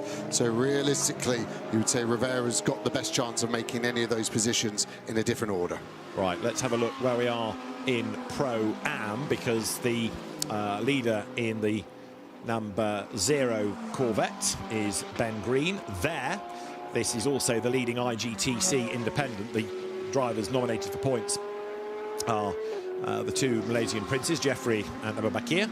So no points to offer to Ben Green nor Jordan Love, but they will get on the podium as Pro-Am winners. So there's the Corvette, 27th place overall. Ben Green down towards the left-hander of Paul, and a good job done by all concerned here. Some good brains that have operated cars both in Europe and down under in supercar racing, as well as in the 24 Hours of Le Mans over the years. This is the car that's going to be second in Pro-Am and also in IGTC Independent. It is the currently driven by Anders Fjordbach Porsche, but the high-class racing car, Karong Lee, Bob Yuan and Leo Yi, the other drivers. So 32nd place overall, but as Anders Fjordbach brings it up towards the chicane, it's really his team, High Class Racing, that operates this, and he is the very rapid Danish driver that's going to bring that car up towards the line. And then what do we do for third? It's going to be the 999 Mercedes, third in Pro-Am, and that has Marvin Klein at the wheel of one of the many tank tape specials that we've got circulating at the moment. This car that we saw having all of the tape applied to it a little while ago. Patrick Charlet, Jordan Boisson and Benjamin Pack are the other 3 drivers. The car is in 33rd place, but third within Pro-Am as it goes now around La Source. Marvin Klein, double Carrera Cup France champion, switching his attentions for this race at least to a Mercedes AMG.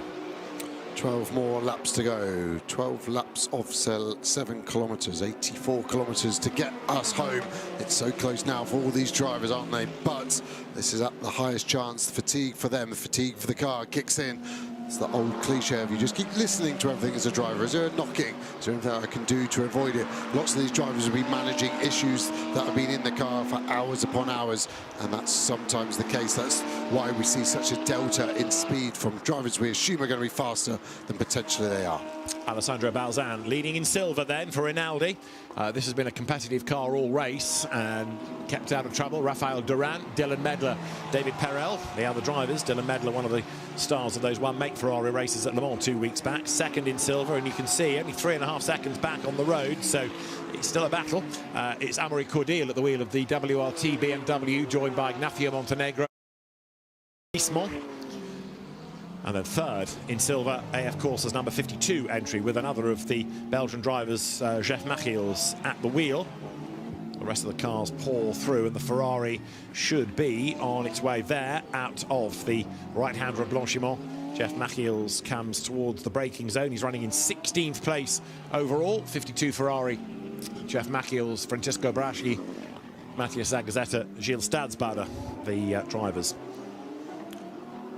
Just looking down the order of Rivera's 1.2 seconds behind. I know I just said we've got 84 kilometers now, 84 Ks to go, sorry, but to put that into context, if you're running a 5K run, you've got 40 meters left of it if you were in this Spa 24 hours. Not that far to go. Now we've got a change in bronze, haven't we, here? Because James Kelly, despite that recent puncture, is ahead of Mathis Jobert.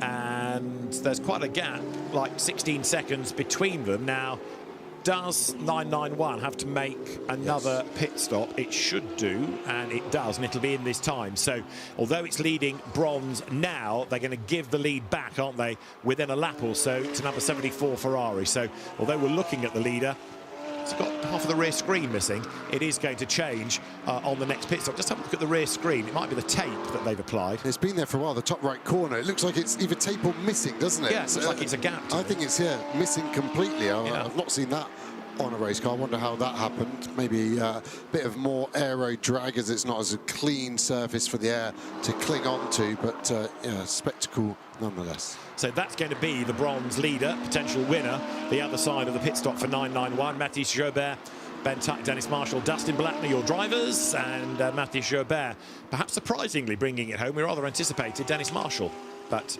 74.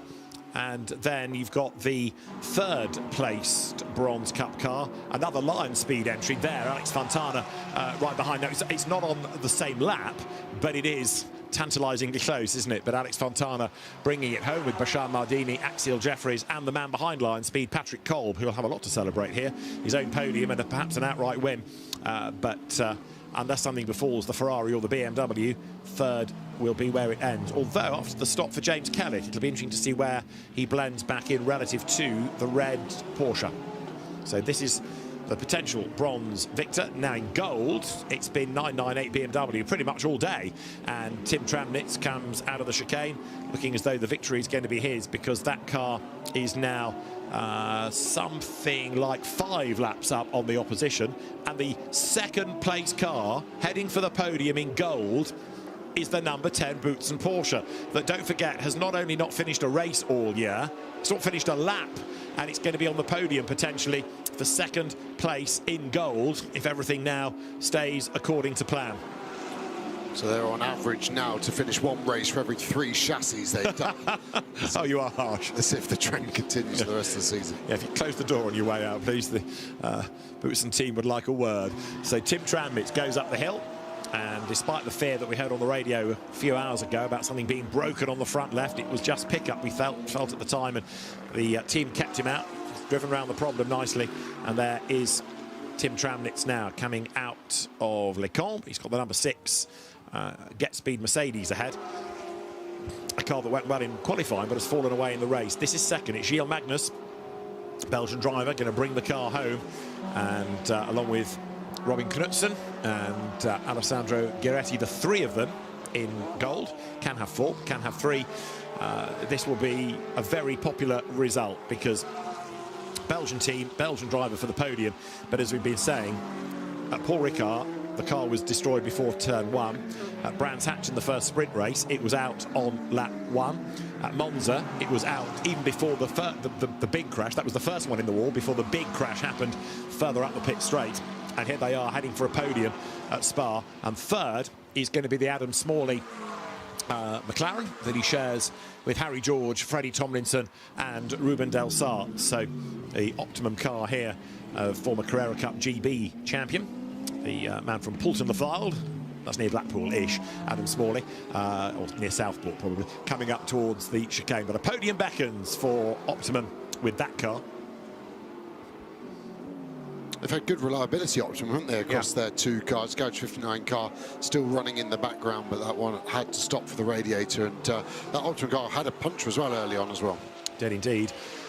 But for Lion Speed, it is showing good speed, is it not? Thomas Preining's Porsche then now comes out of Blanchimont on towards the bus stop.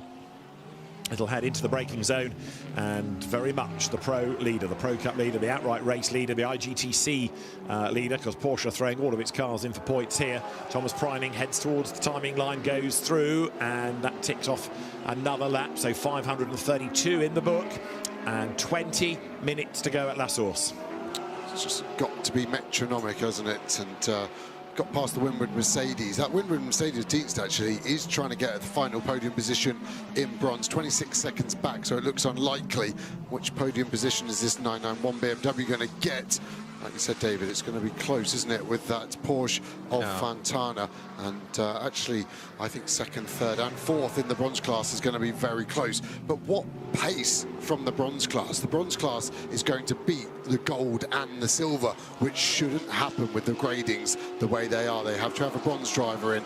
Yes, they've got some very shiny silver drivers and a very fast gold in Dennis Marshall, but they are going so well, and massive congratulations to Dustin Blattner on all of his stints. Years ago, we used to see Kessel with an overall entry, didn't we? And it was a quick car, but just occasionally they'd fall foul of pit lane regulations or be a little bit sloppy that would cost them places. But now Kessel is a very, very well-drilled team, right up there with AF Corsa, and you can see the AF Corsa entry on the back now of Lucas Al. So Rovera still going for second place. He's not prepared to sit there for third. They've come so close, so keep on pushing. It's always strange as a driver. Not everyone's going to agree with me on this statement, but second to third is quite a small delta in achievement. Fourth to third is massive. Second to first is a massive difference in the finish. But third to second, it feels like the smallest difference on the whole grid is the risk versus the reward. Does he want to lose a potential podium to stand one step higher? Let's see. But it is also points for GT World Challenge Europe Endurance Cup. It is also points, thinking, for manufacturers within the global competition. It is also points as far as the IGTC is concerned. So from an employee's point of view, keep on pushing. Yes, it's one race in isolation, but it's all affecting the championship. Remember, the GT World drivers have scored points at 6 and 12 hours already, and there Lucas Al darting around in the mirrors of the Greystone GT McLaren, trying to get the message to Zach Meakin to get out of the way before Rovera comes and dive bombs him up towards the chicane. They both go through, but Rovera now has an opportunity, not able to take it. No, it was close though, wasn't it? Meakin tried to get out of the way. He's got great traction, actually, right on the rear end of this Ferrari. Windscreen looks pretty well done, doesn't it? The air bubbles have come out really, really bad on a lot of cars here. I wonder if the humidity has made it harder to fit the tear-offs, just the moisture in the air. That won't be a problem now. Rivera will be staring through that, and he's probably bored of staring at the rear of this man-filtered Mercedes. Downhill they go with 17 minutes still on the clock, and as they climb the hill once more, Alessio Rovera totally focused through the air bubbles on that tear-off screen on the back of that Mercedes AMG, trying to work out what he can do, if anything, to find a way by. They're heading up towards Les Combes. He's tried here in the past. He pulls out of the draft more in hope than in anticipation, and he's got to slot back in once more behind Lucas Al. That's the only opportunity I feel of the lap is at the end of the Kemmel Straight. He's just got to stay as close as he can, patiently waiting, the stress building.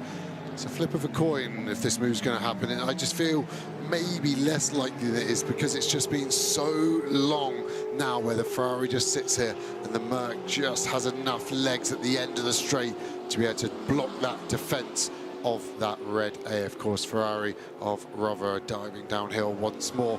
Picture perfect, both hit the apex within a millimetre or two of where they would have wanted to be. There is the pace comparison. You can see there's a relatively big gain for Rovera on lap 5.531, sorry, but then it just kind of stagnates, ebbs and flows one way or the other with traffic, with dirty air and everything that goes that way. I think it's going to be traffic that is really the best chance for the 51 car here. He will just be hoping that the run gets stopped of Lucas Al in front, and that allows him to pounce. We saw it nearly the lap before from Zach Meakin when he was able just to get some momentum there. That Porsche isn't going to help. Coming across just ever so slightly on the Ferrari, but both will be easy flat through there. No compromise made as we're getting into the final 15 minutes of the race. So now the drivers are counting down how many times will I do this corner, how many more, as the crowd look on, ready to see who the winner is. Thomas Priding in the lead at the moment. Pace is still strong, low 19s on the last lap. It was a 19.2 for the Lion Speed Porsche. 19.5 and 19.5 for second and third place cars, respectively. 3/10 gained again, gap up to 17 seconds. Meanwhile, this gap, Mercedes to Ferrari at just half a second, 3 seconds further back to Ayjen Guven in that Porsche. Remember, got given a 5-second penalty for contact at the source, turn 1 with the Boutsen VDS Porsche. That could be the difference between him getting a podium or not. So right now, you've got Lucas Auer half a second up on the slightly frustrated Alessio Rovera. He's tried so hard in this race. He's tried so hard to find the way past number 48, but it's just not happening for him. And so as they climb the hill once again, Mercedes-AMG still staves off that attack from the Ferrari. Downhill through Bruxelles they go. Behind them in fourth place is Guven, who's 3 seconds back, and as you were saying, lapping a little bit quicker, half a second gained last time, so he is still pushing hard. And the drivers again plunge downhill, but Thomas Preining at the wheel of number 80, leading the way. He, Bastien Bus, Ricardo Feller. Of course, Bastien and Ricardo had a sprint win earlier on in the season, and it looks like an endurance victory. They had power steering dramas at Paul Ricard. They, of course, got wiped out at turn 1 at Monza, like quite a lot of the front of the grid did. Different story here, potentially. I know we've still got 13 minutes to go. Notice there's no interviews coming from the pit lane because drivers at the moment say, don't want to talk, too nervous, there's a long way to go, we're not finished yet. We're all thinking, yeah, 13 minutes, we know what the order is, but in the pit lane, nerves will be a jangling, won't they? Yeah, and the teams will just be trying to ignore everything, any worries that they've got. They would have been doing everything for the last week. Good karma, holding doors open for old ladies, buying people drinks, anything they can do to try and get anything on their side as we fly through this final part. And again, you can see that Ferrari so good, able to hit the apexes, really roll speed through the corner, but is unable to get past the Mercedes. Thomas Preining, if he can hang on in there for another 13 minutes, effectively, he's going to have his first ever win in GT World Challenge Europe. It will be a first endurance win for Bastien Bus and Ricardo Feller. They've been sprint winners, but not endurance winners. So it would also be a first win for Lion Speed. It would also be the first time the 24 Hours of Spa has been won by a car that started in the pit lane. So there's quite a lot of history being made right now as you look from Alessio Rovera's point of view at the climb uphill. The Ferrari 51 always demon through that first sector, as you see on the circuit performance graphic. Porsche number 80 the best in the second sector. Yeah, we go into the garage of Lion Speed. You can see that pensive look, kind of want to look, kind of don't want to look in equal measures, and they're just going to have to will it home. 6 more laps to go. Just to make the point about the pit lane start for number 80 Porsche, it wasn't the first one in the queue even, because 84 Audi elected to start from the pit lane by choice and was at the front of the queue before they were, so they weren't even first out. They were the second in quite a long queue in the end of cars that started the race from the pit lane. But Thomas Preining going up the hill and is now 17 seconds ahead of Auer, who is 7/10 ahead of Rovera. Ayjen Guven is closing though. The 4th place Porsche. Can we get Guven for the podium? Look at this. He's 2.2 seconds back from Rovera with just over 11 minutes to go. Rovera not making the progress against Auer, but Guven for the podium, it might yet happen. Yeah, not much to lose. I spoke about which positions have a bigger weight. 4th to 3rd is one of the bigger ones. So Guven will be fired up to maybe right the wrong. Be interesting to get his point of view on that incident. Of course, drivers never admit mistake, but sometimes they show a weakness of maybe I wouldn't do it again sort of vibe. But Porsche haven't put in here to drive around and just keep out of trouble, have they? They put in here to be fast. You know, that's why they threw him into the DTM last year.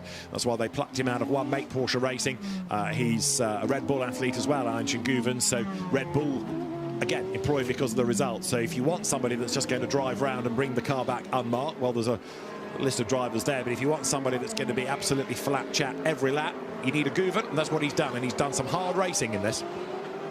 Yeah, that's for sure. He's proven that part of his armoury, and there's just an optimum car in the way at the moment. But the number 5, I think, of Avega will get out of the way. AF Corsa's faces say the dream is over, but Guven is 1.7 seconds back.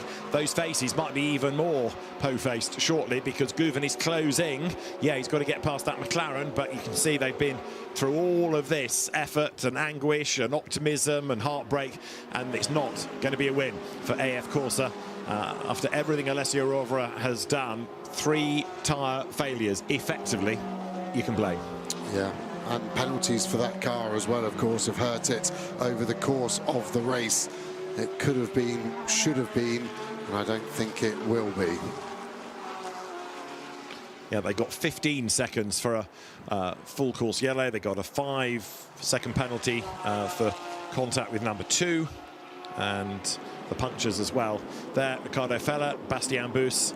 Settle in, if you can settle, with 10 minutes to go, to watch the pictures, to bite their nails, to barely breathe. A little light on the back of the Porsche are blinking. They're the Lion Speed engineers staring at all of the screens, all of the data. And Thomas Preining will be hearing every noise inside that car. They've really made their garage quite dark, haven't they? It looks quite ominous. And Preining here, just looking at another AF Corse Ferrari, isn't he? And he'll be slightly perturbed by that, but that 52 car in front is on for a class podium, so he's not going to play a silly game because that is 3rd at the moment in the silver class, 16th overall. Through he comes then. So number 80, Thomas Preining, race leader. He's got, it will be about 8 minutes and 35 seconds when he comes over the line, and a lap at the minute is 2 minutes 19. The fans there on the Formula 1 pit lane, that's where the finish will be, but there'll be another checkered flag the other side of La Source for ceremonial purposes, and then the podiums, of which there are many, will take place in the fan zone. So the cars go into the fan zone itself at the bottom of this straight, just on the left. It's near where the Ferris wheel has been, and that's where the podiums, the 9 podium ceremonies, 10 really, because we have a trophy for the best Belgian driver. That's where they'll all take place. So they flick through Eau Rouge with 8 minutes on the clock, and Ricardo Fella dares not dream. 4 more laps. That's all it is. These drivers in the pro cars, obviously one of 3. The cars have done 530 laps, so these drivers will have done around 170 laps each. Just 4 more for this car to get to the end. It's always a big responsibility to bring the car home. I guess it's also quite a feather in your cap. You know, it shows the pace you've got, the trust the team has in you. Yeah, it's a massive honour, and you feel it across your shoulders. You've got to carry the weight, and all you're focused on is not messing up. But that isn't good enough to be a professional driver. You need to be fast and not mess up. He would say, luckily for Preining, he hasn't had to bring his A game in terms of pace and racecraft at the end of this, but he hasn't put a single foot wrong. Neither have his teammates either. It's been faultless from the whole crew at Lion Speed. Yeah, looking at our chart of what's happened to cars during the race, all you could argue about is that engine change pre-race. The only other thing that we've had to note, no air conditioning and no drink bottle earlier on in the day for Thomas Preining, but it's just gone round and round and round, which is just what you need, and they've kept out of the pits, they've kept out of strife. He's on 3 track limit warnings, so there's not really a concern there. Also, fair play to the mechanics for the engine change. It's not an easy job that to change a whole engine at a racetrack, of course, so that install has gone well. Fair play to Porsche for being able to supply engine, fair play for the engine being fast, fair play for it being reliable out of the box. So it actually adds an even bigger dynamic, doesn't it? Not only the pit lane start, I still think it's a harsh penalty, but the whole motor has stayed together. And some quick maths would suggest that the number 48 drivers, Stoltz, Auer and Engel, only need 2 points across the remaining 2 endurance rounds to win that championship. So this has been another really good bank raid for the Team Manfilter. They might not get the maximum points at the 24-hour mark, but they've done well at 6, done well at 12, and done well, of course, in previous races. Into the chicane they come. Rovera still, as he has done for most of the day, staring at the back of that yellow Mercedes, but neither of them able to stare at the back of the race-leading Porsche. Thomas Preining is already on the run down towards Eau Rouge, the other side of these buildings, the other side of that hairpin. Guven gap 1.5, 3 laps to go. Could be a consideration. He could be near, but he won't have much time to make a move. No, he's got to really send it, hasn't he, if he does get near that Ferrari. What about traffic to help the case? Might be possible, but it's not that busy up the road, got to say. And in fact, the next back marker they'll catch is the Winward Mercedes. So if it's going to help anybody, it will be 48, the team car. There is Guven. Head down, keep charging. Enrique Chavez is 7th in that Valkenhorst Aston. The indestructible Aston Martin. Dan Harper 6th, Arthur Leclerc 5th. There's Guven 4th in the black Porsche. This is 3rd, Rovera 2nd, just up the road. There is Lucas Auer out of Lecombe. 5 minutes to go now. All the other classes was just eyeballing. Doesn't look like there's a change for a podium position. Optimum will just miss out on the silver class with the 5 car. They're going to end up 20 seconds or so behind that. But the other classes all looking pretty set unless there were an issue. So downhill goes the championship leading now. GT World Challenge Europe powered by AWS Endurance Cup championship leading.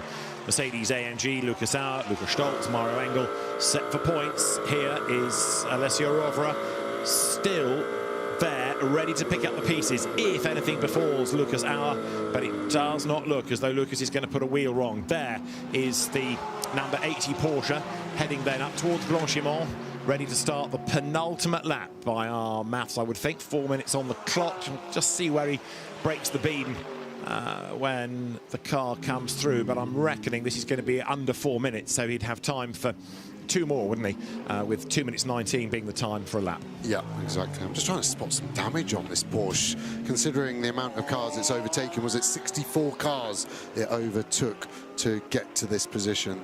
And again, that just adds to performance. All the bits of bodywork that get knocked, all the development that goes into the cars, they're all in wind tunnels in development. So as soon as you do some damage, the drag, the aero efficiency drops off. So of course that's going to be a massive benefit of why this car has been so fast, is that they've kept it clean. So downhill goes Thomas Preining, flicks in towards Eau Rouge for the penultimate time, past the huge grandstand built on the far side, full of fans who've come back for the finish of this 79th CrowdStrike 24 Hours of Spa. As ever, it has been not only a fantastic race, but a massive production from SRO Motorsports Group for Stefan Rattel and his team of Patricia Kiefer, Laurent Gaudin, Sophie Perrin, who works on the event so hard for a whole 12 months, for the entire media team, Tom Hornsby and Emma Spearing and everybody else in the media centre feeding us all the information, and Mike Scott, Ed Kingsford, Richard Hay and West Gillett, who have done a huge amount to make sure we haven't missed a single thing on track, whether it's been in the 24 hours or the support races. 100 people involved in the television production side, whether it's been cameras and riggers, whether it's been the tech team, whether it's been broadcasters, because we've had not only our English stream, but we've had a French, Italian, a German, a Flemish. I think Japan have done it off-site as well. And so 100 people, 10 different nationalities looking after the television side of all of this. And shall we give a hat tip as well to Niels Vitic, who has not left the race control room for over 24 hours. He's kind of become an honorary member of the commentary team as well. But Niels Vitic and everybody in race control as well deserve a big round of applause, because they've run a complicated race very well indeed. And thanks for your company, whether you've just joined in now, whether you've been with us all the way through. It's been great to have you with us for this latest outstanding CrowdStrike 24 Hours of Spa. Through the chicane goes the silver leading Ferrari of Alessandro Balzan. We've got just under 2 minutes to go. That means there's less than a lap time left in the race. Is there anything left drama-wise of this race? Is the Lion Speed car just going to cruise round, enjoy the sights, take in the scenery for what could be the biggest victory of that quite young team's history so far? Bastien Bous, 23 last week, is going to be the youngest overall winner since Jules Gounon, who was 22 in 2017. For IGTC purposes, this is the first time Mauro Engel and indeed Maxime Martin won't win this year, as there the leading Porsche starts its last lap. Bastien Bous was Porsche's best place driver prior to this. The gap between him and Engel will be 21 points, but as Engel's not racing in IGTC again this year because of DTM commitments, this car and Bastien Bous as a driver could become IGTC champion. 15 of the top 16 in the race are IGTC point scorers, only the Aston Martin not eligible for that. So as the Porsche comes up the hill for the last time, Thomas Preining, Bastien Bous, Ricardo Falla are set to win this year's CrowdStrike 24 Hours of Spa. The car has just looked so poised, hasn't it? From the first 6 hours onwards, looked okay in the opening part of the race. The team looking on. It will be the longest minute and 40 seconds from this point onwards as they wheel that car down all the way. Race control to all teams. Just for info, we have a car stopped in the shortcut in turn 9 on driver's left. Please respect the yellow flags. Other than that, track is clear. Looks like 32 BMW. So out of 8th place, Kelvin van der Linde has stopped. It's just sort of the corner before this, at the top of the hill, Speaker's Corner, as there, Ricardo Feller and Bastien Boost. Talk about going and sitting in a dark room when things get stressing. That's exactly what they've done. You're right.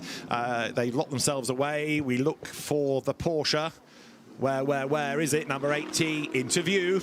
So Thomas Preining is going to bring it home, and it's hard here to run out of superlatives for an astounding job from the back of the field, from the pit lane to start off with. We've never had a car from that far back, have we? I believe 29th was the lowest place we'd had a winner before. So this has really upset the record books, and it's going to be a hard one to beat. 64 positions gained for this 80 Lion Speed Porsche. There is a checkered flag at the line, but then there'll be a ceremonial one the other side of La Source, but it's the one coming out of the chicane that matters. It's going to be a first Endurance Cup win for Lion Speed. It's going to be a first GT World Challenge Europe win for Thomas Preining. It's going to be a first CrowdStrike 24 Hours of Spa win for Thomas Preining, Bastien Boost and Ricardo Feller. Porsche wins the CrowdStrike 24 Hours of Spa. Lion Speed GP from the pit lane start brings it home as a race-winning team. Second is going to go the way of Lucas Auer, Maro Engel and Lucas Stoltz, and third to the number 51 Ferrari of Alessio Rovera, Tommaso Mosca and Nicholas Nielsen. Fourth over the line, Ian Schunguven in the Porsche he shares with Matt Campbell and Fred Makovici. What a race and what a result. It was so many races in one, wasn't it? It was Ferraris to win, and then it went away from so quickly. Then Mercedes led for so many laps. Then Porsche, like we said, suddenly came forward. BMW were an outside shot. What could have McLaren done if they had some reliability? And then Aston Martin never quite on the door, but still a 7th place for Chavez after that lap 1 incident. Applause all round, up and down the pit lane, and the fans, many of whom come here year after year, knowing just how tough it is to be able to get to the end of the race. Let's hear from the winners.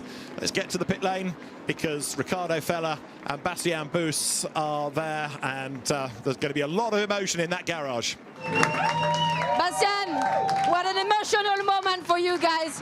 You won the 24 hours. You won the CrowdStrike 24 hours of Spa, starting from pit lane. That was a flawless job from you guys. I'm speechless. Yeah.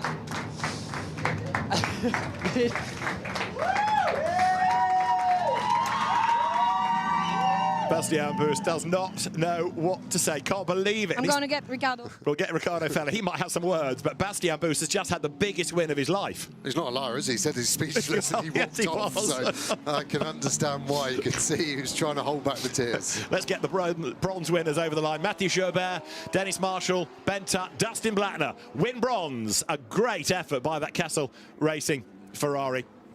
And there you've got the gold winner in the background and the silver winner behind that. Right, let's have a go at Ricardo Feller. Let's see whether he's any better at expressing his emotions to Ganel.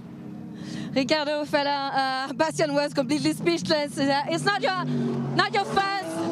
first ever 24-hour race. You know how hard it is to win those kind of races. You started from pit lane yesterday. Could you ever imagine getting that win today? No, absolutely not. It feels amazing. I'm also a bit speechless. Just want to say a very big thank you to the whole crew that they didn't give up, even though we had to start from far back and not everything went as planned. And yeah, they kept believing and they did an outstanding job. And yeah, they fully deserve it. So I'm very, very proud. That Porsche car was so fast over the last hours. Yeah, it was.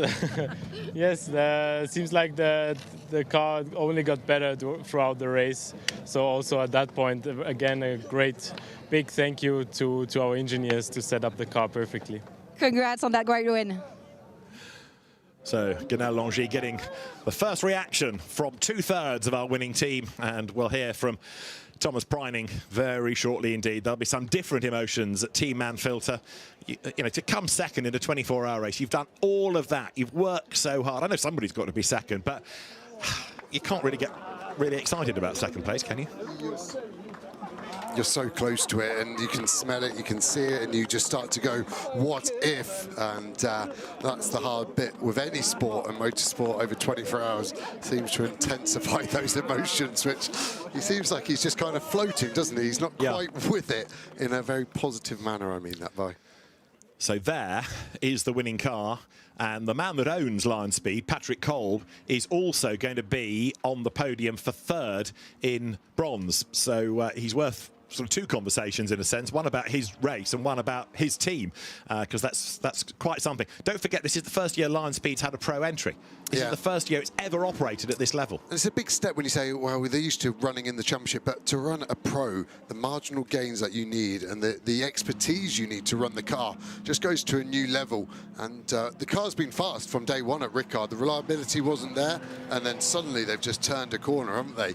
And that car has run faultlessly for 541 laps around here at Spa. And like I said, it hasn't got a mark on it. And the drivers have got to be commended for that, because there's been a few poor driving standards out there, some damage to cars that wasn't needed, but this one seems to have survived everything. So Thomas Preining slowly brings the car back, getting the pickup to help with the ride height, help with the weight, but also to savour the moment. And years ago, the cars used to be sort of taking the flag at the exit of the chicane and then wave down the endurance pit lane, and that was that. But a full in-lap, all the marshals are there in time-honoured fashion with all of the flags, and Thomas Preining going off the road, as you see, to now get that rubber. He's been trying to avoid it for the majority of the race. Now he wants as much on the tyres as possible, as I say, to make it a bit higher and to make it a bit heavier. Exactly, and fair play to all the marshals as well. It's a huge amount of them out there to keep all the drivers safe, to keep the race running smoothly. You could hear them reporting weather to Niels Vitic, so very cosmopolitan feel as well to the marshalling team here for the Spa 24. Yeah, quite a few British marshals as well, and there the cars come to the pit lane, and you know, much as this is an event, capital A, capital E for many, it's just yet another race. If you're a driver, because, you know, some will already be dashing to the airport, their last stint done, or their car retired in the night, and they're already, perhaps, most of them, thinking about where do we go next weekend, but not Bastien Bus, not Ricardo Feller, not Thomas Preining. They are thinking about the podium, they're thinking about a party, perhaps, because they've just won the biggest and best GT3 race in the world. Not to get too deep, but as a driver, you give your whole life to this. From a karting age, where you're missing parties, you're focused on this, your schoolwork's terrible, you're putting all your eggs in one basket to drive around in circles. So when you finally get that bit of redemption, which these guys have got, makes it all feel slightly worthwhile. And that's the life of a professional racing driver. There is a huge amount of sacrifice, but there's also a huge amount of blessing in what you get to do. And if you can do it for a manufacturer, if you can do it for Porsche, it's got to mean something. And Porsche, which is not in sort of an identity crisis with its motorsport activities, but it's pulled out of the hypercar program and World Endurance. It's concentrating on, as ever, its one make program with new cars coming into certain areas next year and concentrating on GT3. But if you're in a good program with Porsche and you're winning races, what's not to love? There's the winning car then. The SRO officials explaining where the car needs to go. There's Arthur Leclerc in the background, sorry. It'd be quite understandable if the drivers didn't know. They probably hadn't paid attention to that, where they should be parking at the start of this race, starting from pit lane.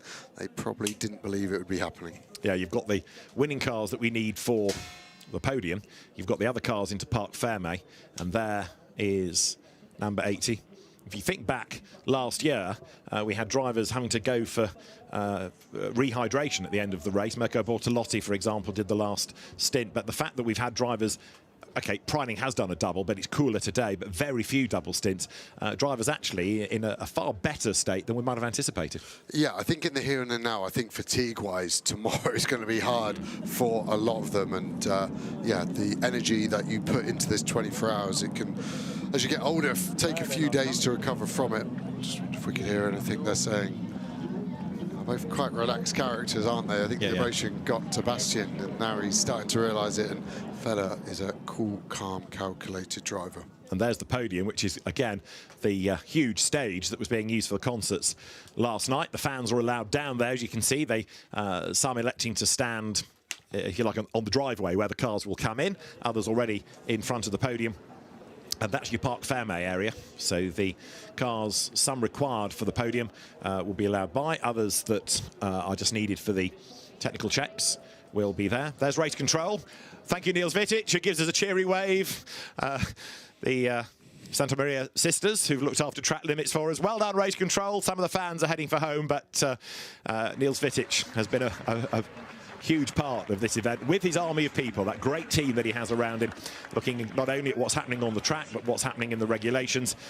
Jackie Groom, for example, and all the numbers that she's had to crunch about stint times, and other people looking at track limits, other people looking at the drive time and whether it's been, you know, the right amount in the right time, whether people have gone too far or under. Remember, we had that stop go for a technical pit stop. So many regulations exist, but they all have to be checked and all the data has to be there. Stefan Ruhl, the chief timekeeper from Swiss Timing, again, his team of people have done an outstanding job to provide the data for us to be able to understand the race, as well as the officials to police it. Yeah, we can't have such a professional event at such a high international standard without all the backroom staff and all the rules, regulations. 144 pages of the sporting regs. That's before the Spa 24 supplement. And yeah, it's a huge amount to digest. Well, we've heard from Bastien Bus, we've heard from Ricardo Feller. Let's hear from the man that brought him home, Nina Jade Pauls, with Thomas Preining.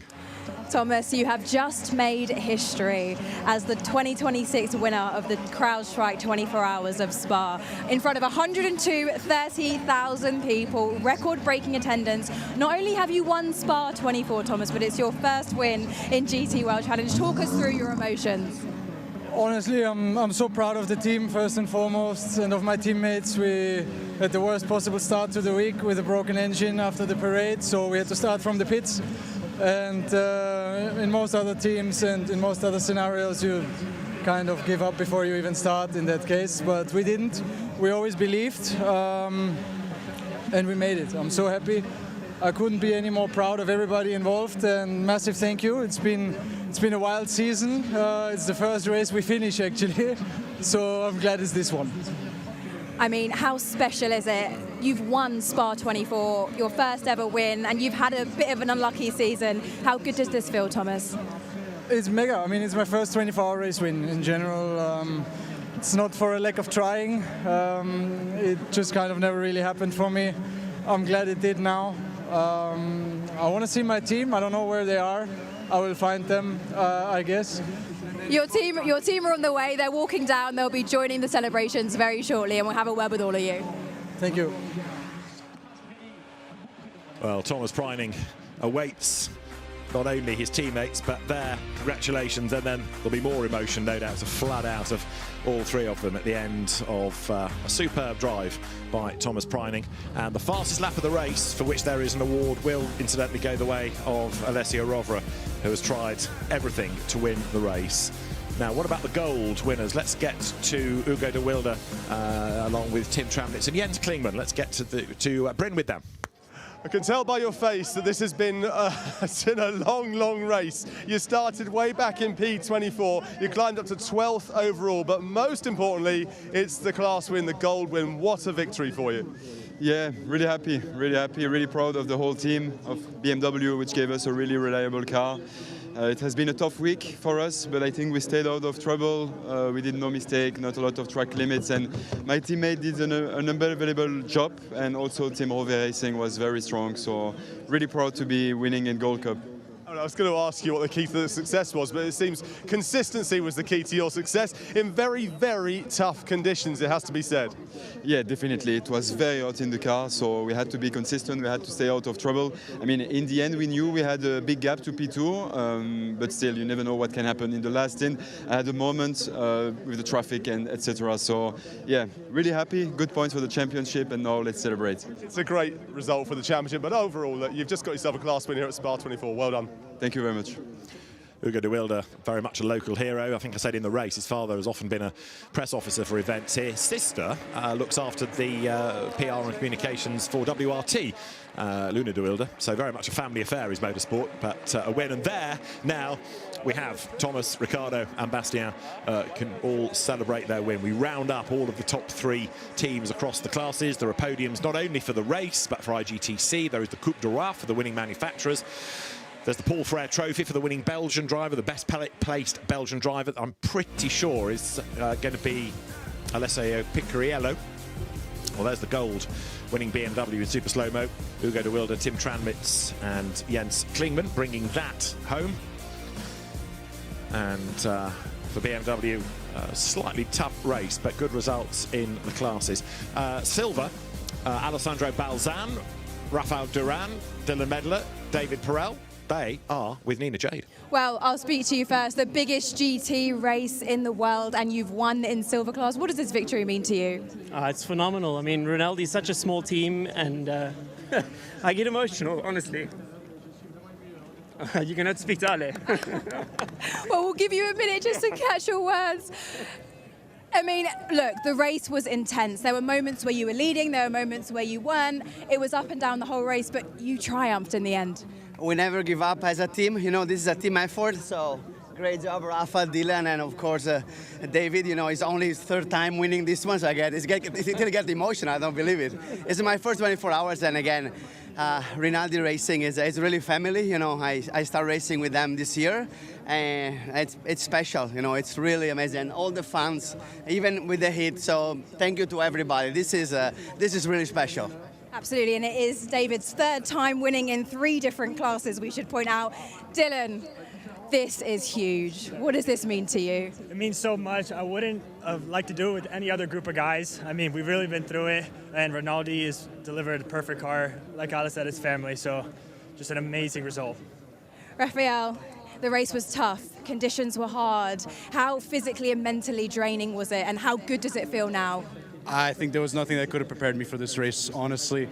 My first 24 hours of Spa, and it did not live up to anything of what I was expecting, but I honestly, it's going to take me a couple of weeks to process where I am right now and the environment, and I could not have done it without the team, Rinaldi, and the drivers, because it was very unexpected, and I'm so happy. Well, congratulations, enjoy this. Thank you so much. Yeah, Rafael Duran, who we've seen in GT4, and we've seen him in the Ferrari Challenge, as also Dylan Medler, but making that graduation. So top work from them and the Rinaldi team. Facts are still coming. We've touched on the fact that Ricardo Feller and Bastien Bus are also winners of this for the first time. That's the first IGTC win. Thomas Preining was the best point scorer at Nürburgring in 2024, but was second in the race. Let's get back now to bronze winners and Bryn. It's not a bad debut, is it? If you're going to come to Spa and race in the CrowdStrike Spa 24 hours as your debut and take a victory in class, I think you should retire now. It was amazing. Now I would like to continue and to race again in this, with this team, with these teammates. It was an amazing race. The lineup was amazing. I think my teammates did a perfect job, and I had just to finish the work they did. You were saying to me that you didn't really have an amazing pace, but it was consistency that was the key, and just great performances throughout. Yeah, exactly. I think in a pure pace we were not struggling, but not the fastest car on track. But yeah, my teammates did a perfect job, and at the end the strategy was good also. And the important thing is that we took maximum point for the championship at the 6 hours, 12 hours and 24 hours. So for the team it's just perfect. Yeah, that is absolutely, it's the definition of perfect. Congratulations, what a fantastic result. Come back next year, you better win to keep that record at 100%. Well done. Thank you. Mathieu Chaubert brought the car home. Interesting, actually, that I think we said at the time, we were slightly surprised it wasn't Dennis Marshall, but Mathieu Chaubert has fitted into that squad very, very nicely, hasn't he? Yeah, exactly. And 10th overall for that car. That's joint highest finish ever for a bronze car in a very competitive field this year as well. Now, what about Pro-Am? The Corvette is victorious there. And Jeffrey Ibrahim, Abu Bakir Ibrahim, the two Malaysian princes, Ben Green and Jordan Love with Nina Jade. Yes, here with our 4 Pro-Am winners. Not your first Spa, but your first class win. Yeah, I mean, great result for everyone. I'm just immensely proud of Johor Racing. You know, it's their second year of competition. Second year trying Spa 24 hour with the Corvette, and it's just such a fantastic result for everyone. You know, everyone works so hard in the background, and my 3 teammates did a fantastic job as well, and we made it hard for ourselves at one point, but we came back in the end, and really happy for everyone. That's the nature of Spa sometimes. It's a real roller coaster of emotions. How special is this for you? Oh, it's extremely special, and I can't begin to thank these two legends standing here next to us and all the boys and girls at JMR standing behind you. Like, we wouldn't be here today without this whole team, and how far the team has come as a collective in the last couple of years is pretty impressive what they've done. And to be at Le Mans only a couple of weeks ago competing and then to back it up here and to end up with a win is extremely special. So I can't thank them enough to be a part of it. Well, congratulations. And then coming over here, this was one of the hottest Spas on record, if not the hottest. We'll get it verified. Yeah. Does that make this win feel even better for the work you put in? It felt like home for me. So you're used to these conditions, it was quite easy. Everyone else, it was like home to me, but no, it was really hot, but thankfully our aircon in the car worked really well, so yeah, really happy to everyone. We had few hurdles in the start and everyone pushed all the way until the end, and we did not give up. It's our third Spa here, and we finally win it, so really incredibly proud of everyone involved, the whole team and all my teammates. We worked so hard for this one, so yeah, happy. It was a tough race. Like your teammate said, you made it hard for yourselves a little bit. That's the roller coaster of Spa, but talk me through your emotions. Just unbelievable. It's my second time here. We had a tough time last year, but yeah, here we are, winners of Spa 24 Pro-Am, and I'm very grateful for that. Congratulations. Enjoy this, guys. Thank you. So well done to the JMR team. And excellent job. The point made, yeah, they're improving all the time, and now coming to race on an international stage like this. Yeah, they've done well in GT World Challenge Asia, but hey, WEC events and GT World Challenge Europe, IGTC events, this is something different. It's a big step up, isn't it? And yeah. That's the first win for Corvette since 2009 as well, when they won it overall. So good to see Corvette on a top step of a podium. Now let's get back to our winners, because Nina Jade has rounded up all three of the CrowdStrike 24 Hours of Spa winners. Bastien, you were speechless when Gwenelle spoke to you a little bit earlier, but you are our youngest overall winner since Jules Gounon in 2017. There were 15 previous winners on the starting grid, and you three have just joined a very exclusive club. At what point did you start believing this race was yours to lose? Oh, I think we believed in it from the very beginning, but we knew it was a long way forward. So yeah, after the night when I woke up and saw Tommy was in P2, I started to believe a bit more, and we did the right calls at the right time, and thanks to the team for that, and thanks to the two legends next to me for keeping everything in one piece and delivering when it matters. It was a really strong lineup between all three of you. You guys left nothing on the table. Ricardo, your first win in endurance. Yeah, feels good. Feels good. I mean, everyone's always looking at Spa. It's obviously the highlight of the season, and everyone who competed in this race knows how tough it is to win it and how much can go wrong. And to have a day like this is just amazing. Well, if you're going to win an endurance race, this is the one to do. Congratulations. Thank you. So, Bastien Boost, Ricardo Feller, Thomas Preining, they have done it. And Lion Speed, a young team, Patrick Kolb, amateur racer, wanted to step up to the big league of GT racing, started his own team, and what a day for him. He's on the podium as a driver, third in bronze, and it's his team that wins the biggest and best GT race in the world. On the podium is the Belgian circuit speaker, Vincent Franssen, and he's going to call forward the dignitaries for the podiums and indeed the drivers in due course. And we're going to start with the overall podium, and for that we'll await the drivers, and they will head to the podium shortly. It's going to be the top three in terms of GT World Challenge Europe Endurance Cup, as well as Intercontinental GT Challenge. So it's the same podium, if you like, for both the race and IGTC. So we won't be far off, hopefully, getting drivers there. They make their way around the back of the podium. Hopefully there are SRO officials there to round them all up, because herding drivers is a bit like herding cats, but... I find offence that, if I was a cat. Would you really? No. Well, I'd be quite proud. I've been linked to a bloke that's just won the 24 Hours of Spa, especially if he drives a Porsche. Let's look at the result. Ricardo Feller, Thomas Preining, Bastien Bus, the winners from Lucas Auer, Lukas Stolz, Maro Engel, and then Alessio Rovera, Tommaso Mosca, and Nicholas Nielsen rounding out the podium. Fourth, Ian Shinguven, Matt Campbell, and Fred Makovici from Lilo Wadu, Arthur Leclerc, and Sean Galisle. Valentino Rossi was sixth, along with Dan Harper and Max Hesse.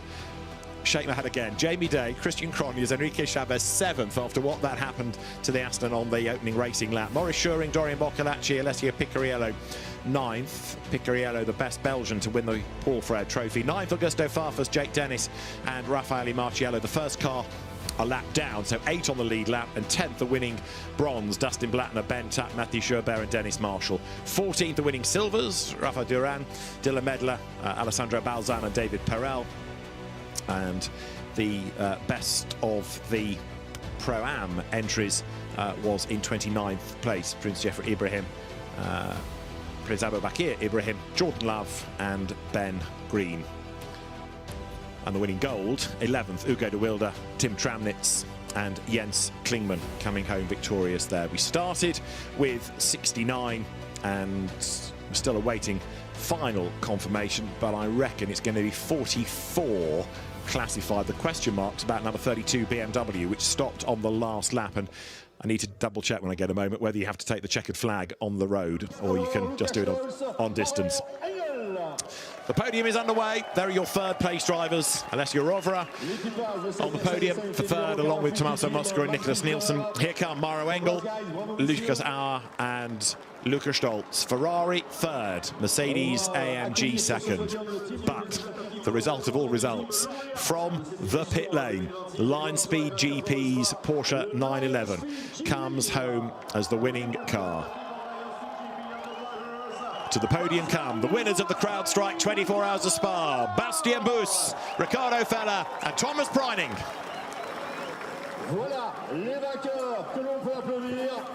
Handshakes all round, a fabulous effort for a relatively young team, not as experienced nor successful as Winward nor AF Corsa, but it's Lion Speed GP that wins at Spa.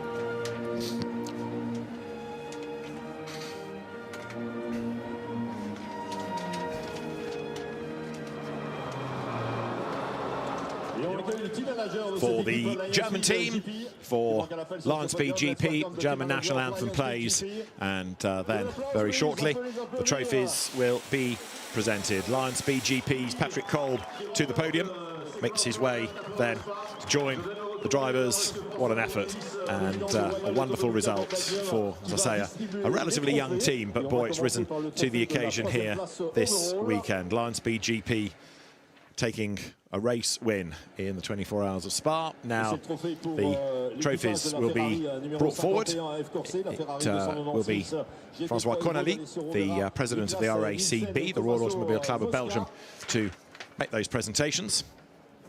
And he studies the trophies to make sure that they go to the right people, starting, I think, with the team, and then the winning drivers, and then we'll go to second and to third. But quite a moment. I mean, if you, as a driver, look around you, as a team owner, you look around and you see just who you've beaten. That's AF Corsa over there. They've won Le Mans, for example. They've won this before. That's quite a scalp to claim.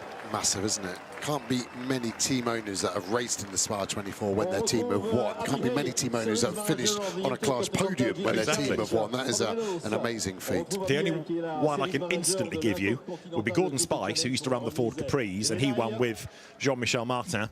And the other one would be Tom Walkinshaw. who won in the Jaguar XJS days, and TWR was very much his team.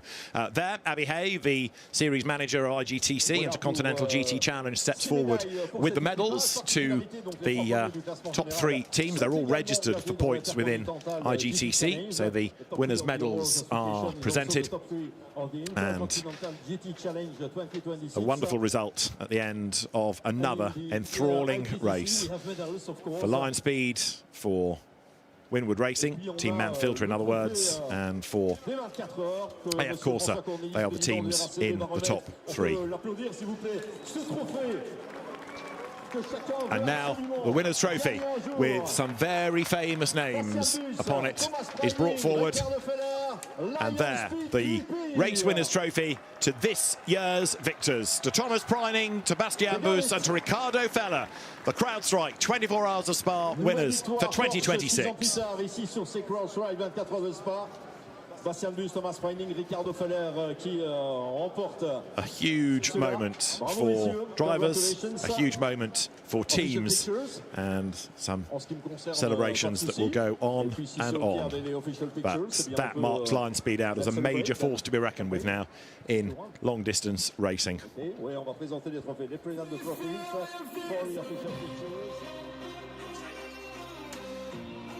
Well, as the winners start their celebrations, a couple of laps from home, I was mentioning a number of people that had had an enormous part in this. You all have as viewers. We have just ticked over 2 million viewers on our YouTube streams from the English, the French, the Italian and the German. So whether you've been with us or them, thank you for making this achieve mega numbers.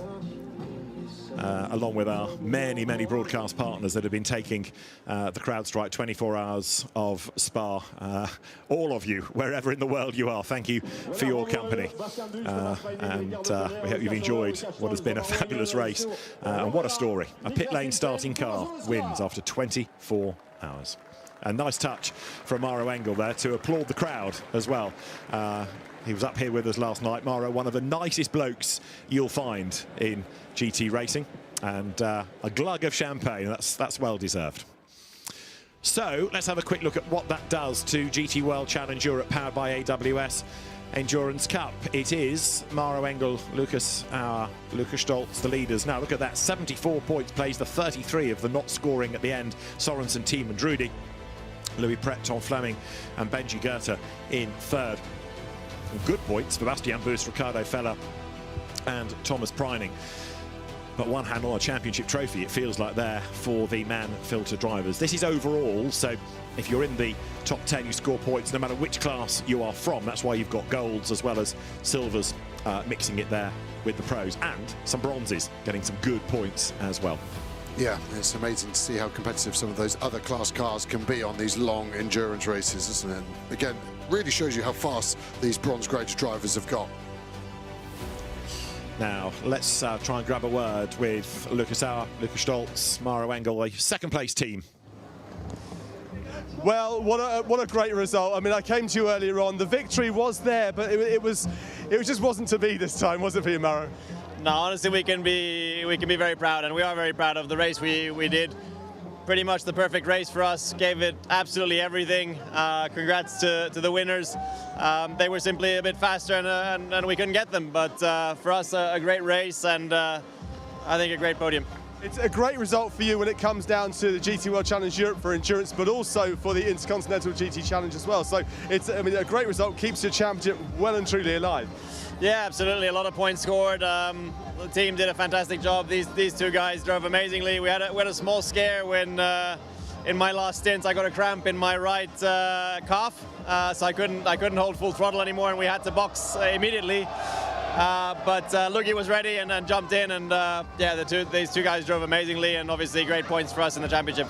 Let's quickly hear from them then. Let's go to first of all, that was a decent performance for you there. Shame you didn't get the victory for yourself and the team, but it's the next best, isn't it? Yeah, I think we extracted almost perfect race. I mean, the boys and girls from Wimbledon, also my two teammates, they did amazing. We had 0 penalties, 0 issues with the car, so it was basically the perfect race. Solid points for us. Obviously, it's bittersweet if we finish second, but I think today that was our maximum. Very much so. Luki, let's have a quick chat with you. I mean, you did a fantastic job in the car as well. Thoughts on the crowd, on the temperature, on the atmosphere, on being back here for the Spa 24, the CrowdStrike Spa 24?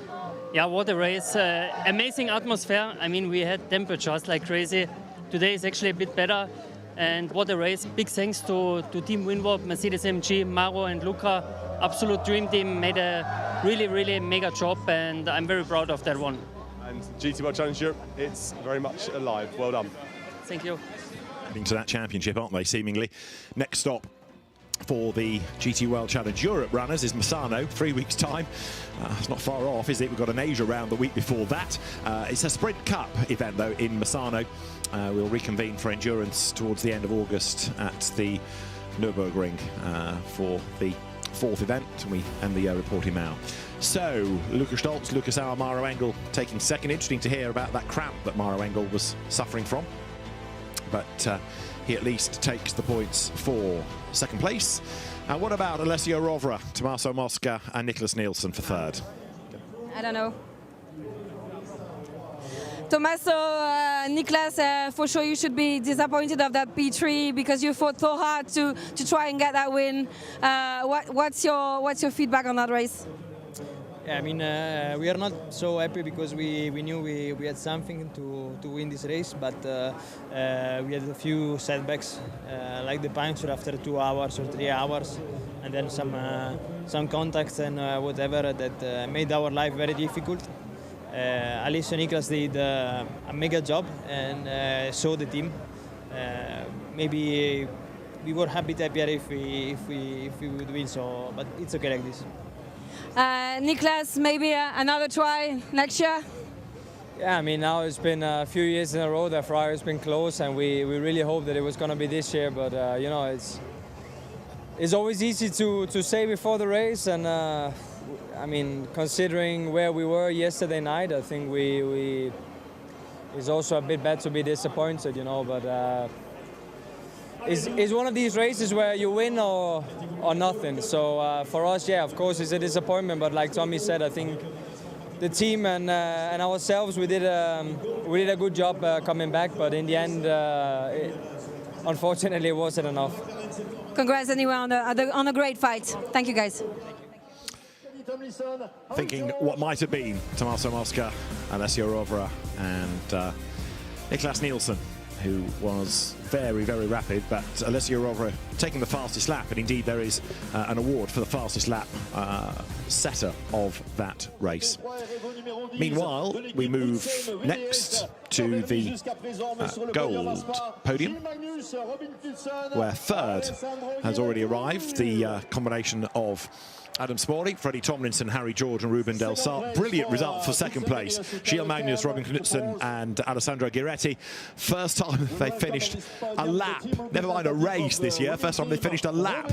And number 10, the Boots and VDS Porsche second, but the Gold Cup winners for 998, it's going to be Tim Tramnitz along with Hugo de Wilde and Jens Klingman. In fact, Hugo de Wilde is going to be the second best Belgian driver across the line, isn't he, looking at that? So well done to the Rover Racing drivers. Hugo de Wilde, Tim Tramnitz and Jens Klingman step forward as the Gold Cup winners. Here are the winners of the Gold Cup. Hugo de Wilde, Tim Tramnitz, Jens Klingman. Congrats to Hugo. All smiles, the Rover Racing drivers then make their way to the yellow step out of the Belgian colours for the podium. And Hugo de Wilde, local hero for the top step. Tim Tramnitz and Jens Klingman celebrate the Gold Cup win.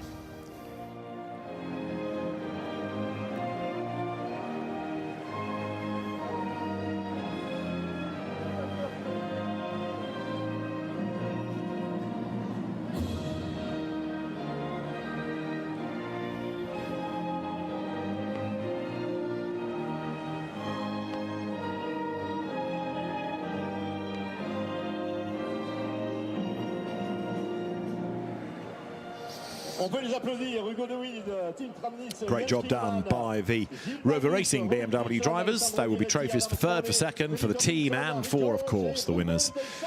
And we welcome to the podium Bernadette Spinoy, the Directrice Générale of Total Energies Marketing Belgium, and she will make the presentations to the winning drivers.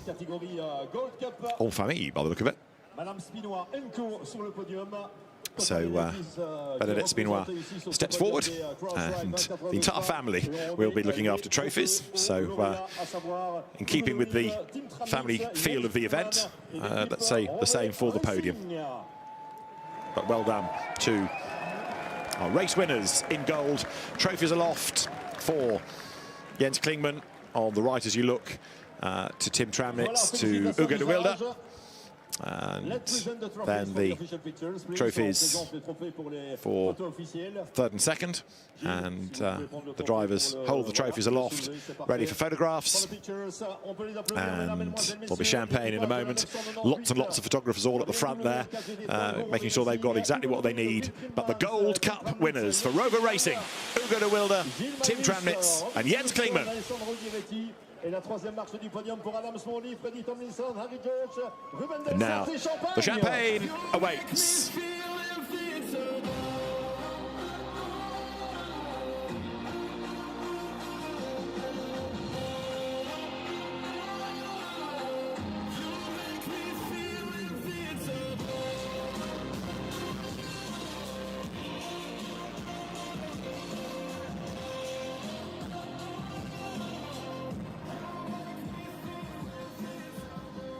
Now let us get back to the podium.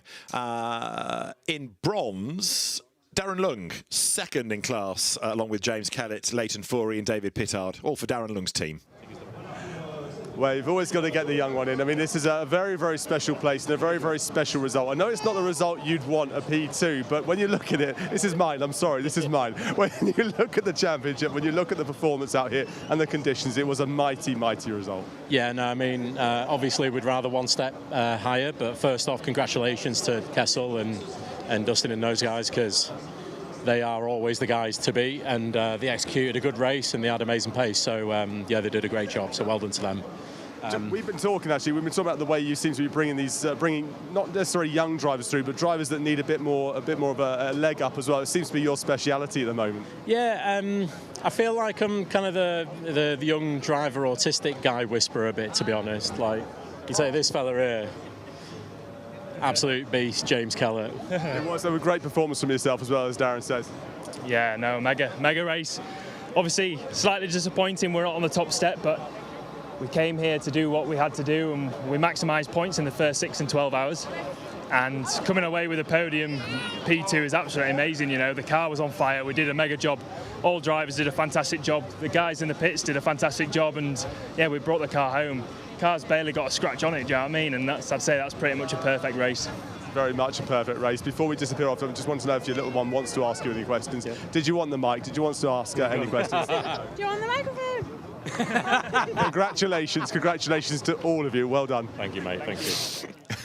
Bryn, you're nearly out of a job, but well done, well played. So very happy Lung family, second place. Darren, a really good competitor. Really, really nice bloke, and as we've made the point, Bryn's just reinforced it. He's given lots of people an opportunity to come and have a go in GT racing, and James Kellett, he's certainly given a good opportunity to. James, no slouch from Ginettas and Porsches, but being able to now, without much of a budget, show what he's capable of on an international stage. And of course it was with Dan Harper that he was British GT champion a couple of years ago. Let's just flip to gold for a moment and address the point situation there. Louis Pret, Benji Goethe, Tom Fleming getting points at 6 and 12 hours, so they're ahead of Hugo de Wilde, Jens Klingmann and Tim Tramnitz. Simon Birch, Frederick Schadhoff and Malte Edrup are third, and then it's Arthur Rougier, Simon Gachet next. So gold, a fascinating battle. And those drivers, as we saw at the start of the race, regularly, of course, now able to pitch for an outright victory. Tom Fleming, one of the real stars of the Gold Cup early on. So, the next podium is for silver, and to the podium, you can see already have come for third place the Ferrari quartet, Matthias Zagazzetta, Jeff Machiels, Gilles Stadsbader, and Francesco Braschi. Then, for second place, the number 30 BMW crew of Ignacio Montenegro, Matthias Liesmont, Amaury Cordier, and Mathieu Dietrich, and then it is going to be our class winners, Rafael Duran, Dylan Medler, David Perel, and Alessandro Balzan, and they make their way onto the top step for the Rinaldi Racing team, and that is another German squad.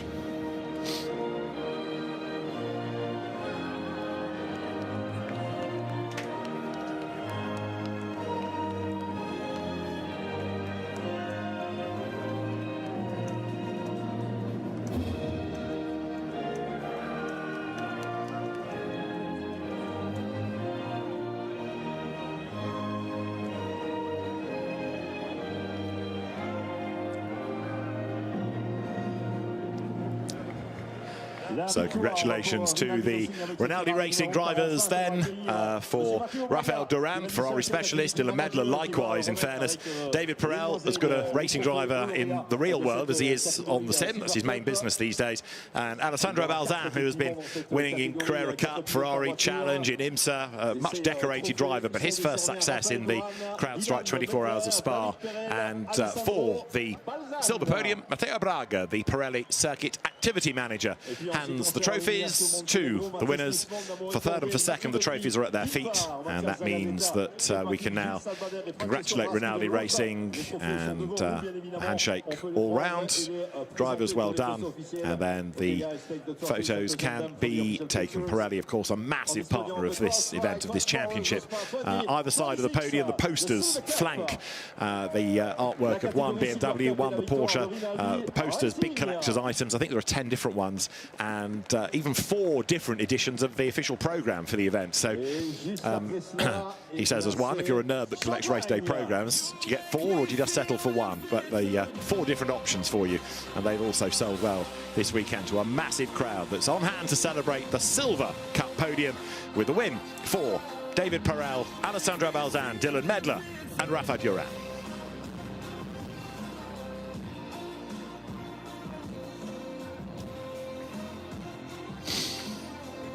A class win in silver for Ferrari, and it's going to be a class win in bronze for Ferrari as well, and we'll get to that podium very shortly. Drivers with their phones out for selfies, and over the hills the sky is blue once more here at Spa. The threatened rain, what rain really at the end of the race, just a few sprinkles that never amounted to anything at all, but all teasing the teams and giving them something else to fret about late race. The CrowdStrike 24 Hours of Spa then concludes for 2026 with some hard luck stories and some heroes made as ever. And for Rinaldi Racing, celebrations as the Ferrari team comes home victorious in silver. Already work going on the track, doing a bit of sweeping, a bit of clearing. It'll be busy again this week in the championship. In silver, Ignacio Montenegro, Amaury Cordier, and Matthias Liesmont are ahead by 28 points from Sebastian Nogard and Ariel Levi and Rocco Mazzola, who were out right at the very start. The first racing lap, they were gone. Another retirement, Alex Malikin, Alexei Nesov and Max Hofer.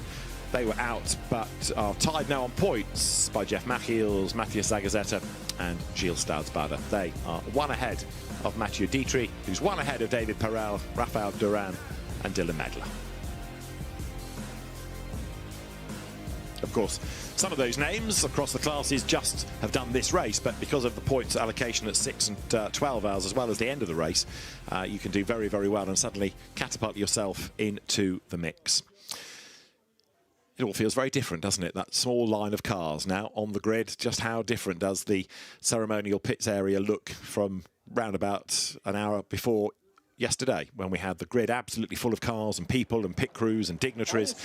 And the podiums continue at Spa, because Now, Alessio Rovera makes his way to the podium in order to receive the fastest lap award, 2 minutes 17.340. He did it on lap 406, and a third place in the race, but Alessio Rovera takes the fastest lap award. It should be Matteo Braga, it is indeed, who gives the award to the fastest man at Spa, Alessio Rovera, with the fastest lap trophy. There's a Pirelli wheel, as it were, a Pirelli tyre, and there is the trophy as well. So third place, and not only the fastest lap of the race, but pole position as well. Alessio Rovera leaving nobody in any doubt as to his speed around the Spa circuit. And congrats. What a quick guy. What a quick guy indeed. Vincent Franson making the announcements on the podium, and he's never said a true word. Alessio Rovera, dynamite, and third place almost seems poor reward, doesn't it?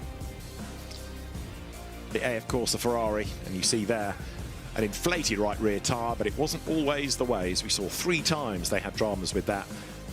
But for the punches, it could have been a whole different story. Certainly that car never lacked pace, but it did lack a bit of luck. So from the fastest lap award, there is still bronze, the IGTC Independent and Pro-Am and the Coupe Droit and the Best Belgian Driver awards to come. So the 10 podium ceremonies rattle through as best we can, rounding up drivers and teams and dignitaries. But there's another big team of people trying to make this rattle by as quickly as. And the next podium, having done the fastest lap category, is the bronze podium. And here for the third place will be Alex Fontana, Bashar Mardini, Axel Jeffries, and the man behind Lion Speed, Patrick Kolb. Patrick have a podium as a driver and a podium as a team owner as well. And out they come. Very happy indeed will be Patrick Kolb. Then for second place, you heard from Darren Lung and James Kellett. They're going to be joined by Leighton Foury and David Pittard. A real shame that the other Paradigm car never got a racing lap in. It was eliminated in that accident on lap 1. But the Lung family, along with James Kellett, Leighton Foury and David Pittard, the Nürburgring resident, effectively lives a stone throw from the circuit, make their way to the podium. And the race winning team in bronze from the Kessel Racing squad to the podium will come Dustin Blattner, Mathieu Joubert, Dennis Marshall and Ben Tuck. For Ronnie Kessel's team, a great result, and as the team is there represented, the drivers will be next. Ben Tuck, Dennis Marshall, Mathieu Joubert and Dustin Blattner are our Bronze Cup winners.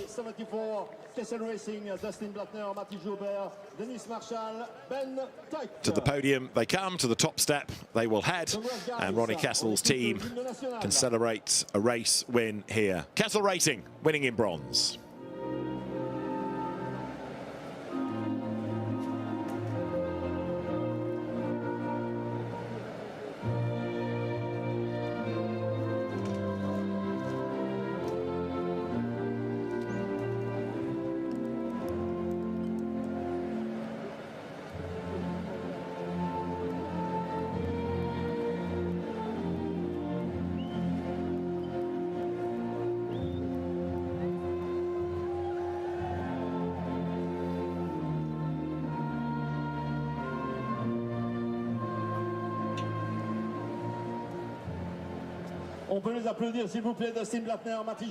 So the Swiss anthem plays for Kessel Racing, and for a delighted team there will be the trophies presented. It is once more going to be, we understand, Bernadette Spinois from Total Energy Marketing Belgium, the Directrice Générale, FMI, who comes with the trophies. And for the 4 winning drivers in the Bronze Cup car, Dennis Marshall, who's been a Gulf 12 Hours winner, a decorated GT driver in Audis before he came to partner Dustin Blattner in the Kessel Ferrari. Mathieu Joubert, Caterham champion, Dustin Blattner, again a winner last year in GT World Challenge Europe of the sprint bronze, the endurance bronze and the overall bronze, the combined championship. And Ben Tuck, a Dubai 24 Hours winner, a DTM trophy racer, the GT4 category in Germany, but from British Club Racing came Ben, and a very, very rapid silver driver indeed. Great to see him as a class winner. Bronze then, as you can hear in the background, being Ferrari, chased by BMW, chased by Porsche, and now more champagne to soak the podium.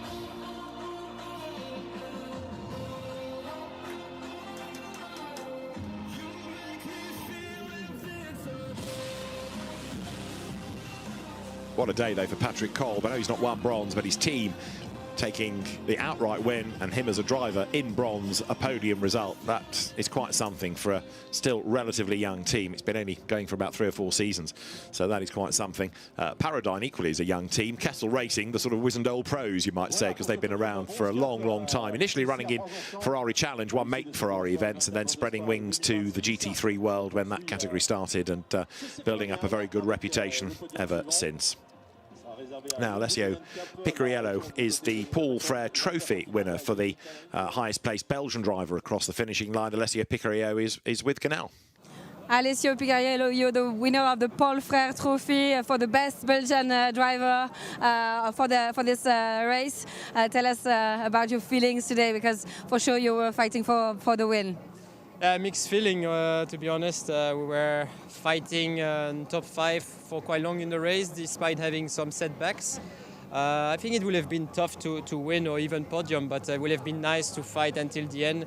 Fortunately, some stuff happened, which was a shame, and then the car was damaged, and we just wanted to survive. But then, last lap, the BMW broke down, and it gave me back the trophy of the best Belgian, so 2nd year in a row, which is a good bonus, and I'm happy to get it. Yeah.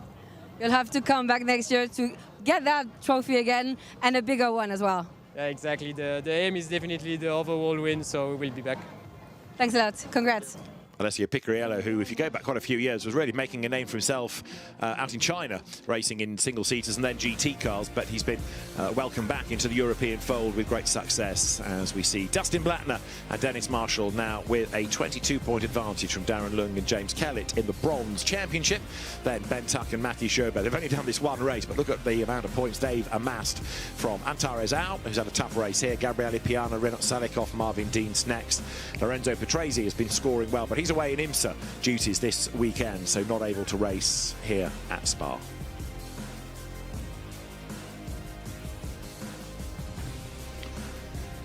So the bronze victory to Kessel Racing once more. Dustin Blattner and Dennis Marshall building that championship lead at the end of a very successful 24 hours for them. There's a Pro-Am class to celebrate. There is the IGTC Independence to celebrate, as well as the Coupe de Roi for the winning manufacturers and that Best Belgian award. The Paul Frere Trophy to Alessio Picariello. Paul Frere, great racer and journalist, and also one of the people that said to the RACB, you need to go and talk to that Rattel bloke, because he's got this really good GT category, and that would be the best thing for what was then a really struggling 24 hours of Spa. In the Independent Cup, we will have the winning drivers then onto the podium. For 3rd place from number 79, Porsche, I should say, is the Tsunami RT crew. Johannes Elger is the driver who is registered for points, and he's joined by Fabio Babini, Daniel Gaunt and Nico Menzel.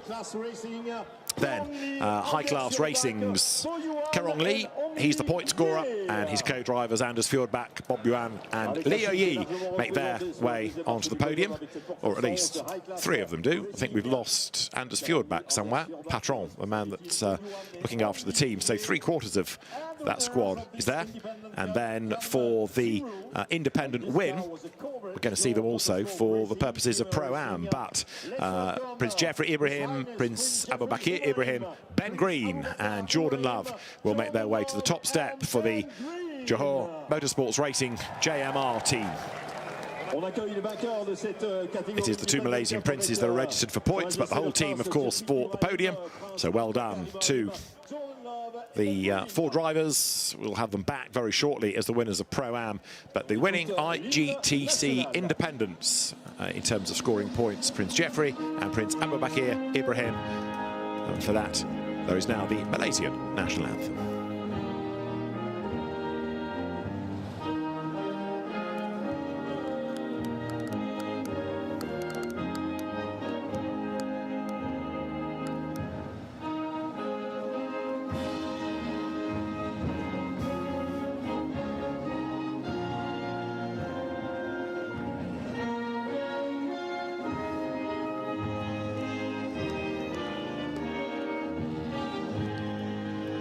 That's a victory for Carnival Zero, Joe Motorsports Racing GMR. It's a Corvette Z06 GT3 Air. His Highness Prince Jeffrey Ibrahim, Prince Abubakar Ibrahim, Jordan. So for the Tsunami RT drivers, Johannes Zelger, Fabio Babini, Hiroshi Hamaguchi, Nico Menzel. The trophies, or the medals, presented by the series manager, Abby Hay. Hiroshi Hamaguchi brought in at the 11th hour to replace Daniel Gaunt.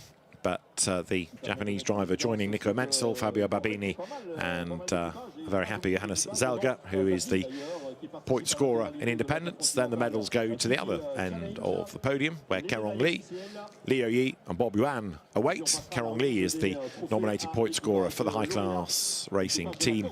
And then the JMR drivers, Johor Motorsports Racing, Prince Jeffrey Ibrahim and Prince Abubakir Ibrahim are the point scorers, but there are medals also for Ben Green and Jordan Love. So the medals presented, and for our Corvette drivers, an IGTC independent class win and a Pro-Am win in the race. So they won't be going far before they're back on this podium. In fact, the Pro-Am podium almost could start now, couldn't it? But the medals and the trophies go to our independent cup drivers from the Intercontinental GT Challenge. And champagne awaits for the top 3 teams in this CrowdStrike 24 Hours of Spa.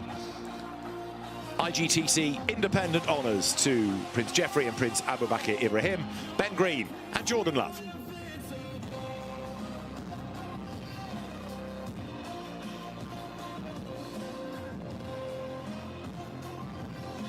Very happy Johannes Zelger celebrating his podium with Hiroshi Hamaguchi and Fabio Babini. So the drivers can make their way off the podium, and are very happy. Patrick Kolb is with Ganel Longy. He's been a podium visitor as a driver and a podium visitor as the winning team owner. Patrick, what a day for you as a driver, for sure, being on the class podium, but as a team principal as well, as you won the overall standings here at Spa. Yeah, I must say I have no words. It's incredible. We started here in GT World Challenge in 2024. Started with 1 endurance car in Bronze Cup. We got our first podium in Bronze Cup now as a team. We fielded our first year as a pro car, supported by Porsche as well, supported by Potentia. And it was such a hard start to the year. I mean, we had so many tough calls. We always had the speed, and now finally it paid off. It's incredible, and just to celebrate this with the entire team couldn't make me more proud.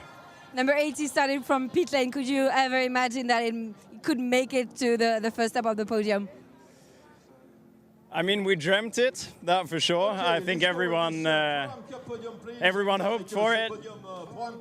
We believed in it, and as I always say, choose to believe. We always have to keep on pushing, and then in the end, you see where you end up.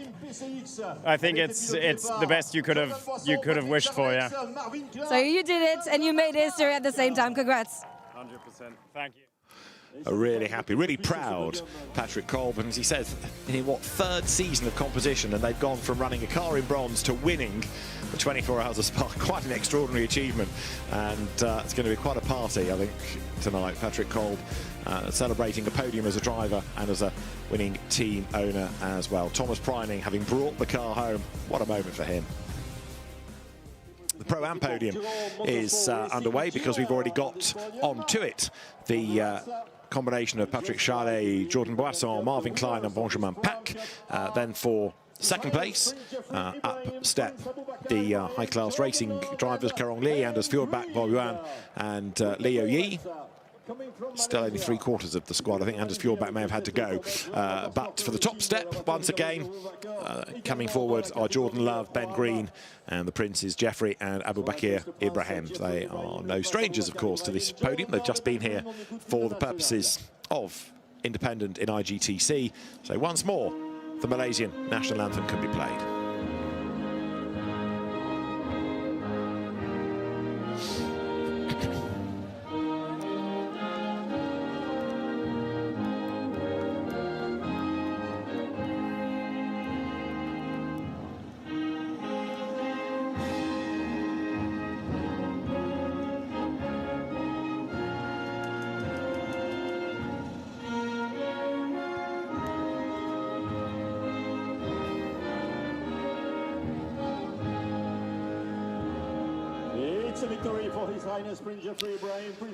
So well done to Prince Jeffrey Ibrahim, to Prince Abu Bakr Ibrahim, to Ben Green and to Jordan Love, brought in late to replace Afiq Yazid, who was initially on that entry list, as he had actually been at Le Mans, but was replaced there as well. But a win here for the Johor Motorsports racing team, a fine effort, and that squad coming home with more than a little assistance from that brains trust of John McGregor as the race engineer and Maxime Macan as the strategy engineer. Matteo Braga from Pirelli is there with the trophies. They go to the winners. Second and third have the trophies in front of them. And so now, with a handshake, the celebrations can get underway as this rather treacherously soggy podium will have more champagne sprayed upon it. The team's trophy goes to JMR, and that, the top three in Pro-Am, won by Jordan Love, Ben Green, Prince Abu Bakr Ibrahim and Prince Jeffrey Ibrahim in the CrowdStrike 24 Hours of Spa.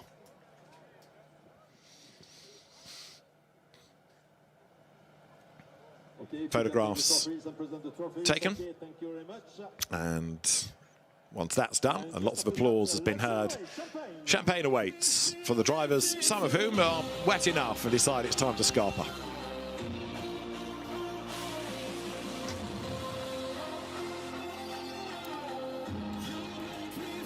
Very happy Kerong Lee taking more points in the independent part of IGTC. And as the team and drivers make their way off the podium, celebrations down in Pro-Am. Good to have the Pro-Am class as an annual part of the CrowdStrike 24 Hours of Spa, not for points in the championship in GT World Challenge Europe. Now, what about the manufacturer's situation after all of this? Mercedes-AMG only now 15 ahead of Porsche. Big gap to Ferrari, third ahead of BMW M. And then Audi, that's had a really tough day, tough 2 days really, with that accident eliminating a car on the first racing lap and then the wheel coming off Alex Arca's car. They never had too many numerically anyway, but it's been really difficult for Arca's team here. Santalok having to uphold honours. I think 30th was the best Audi home. Etienne Shelley bringing the Santalok car to the line.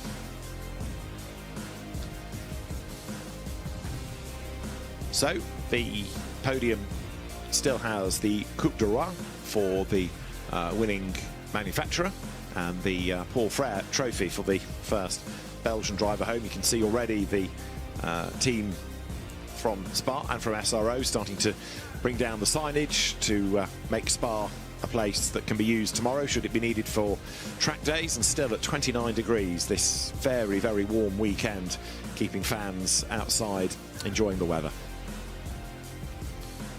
29 degrees on the 28th of the 6th, and there drivers with photographs with the iconic Eau Rouge part of the circuit in the background. Some will be going to the press conference in the media centre behind me. The CrowdStrike signage there being taken down. So for some, the day's only just started. As for others, it's time to head for home.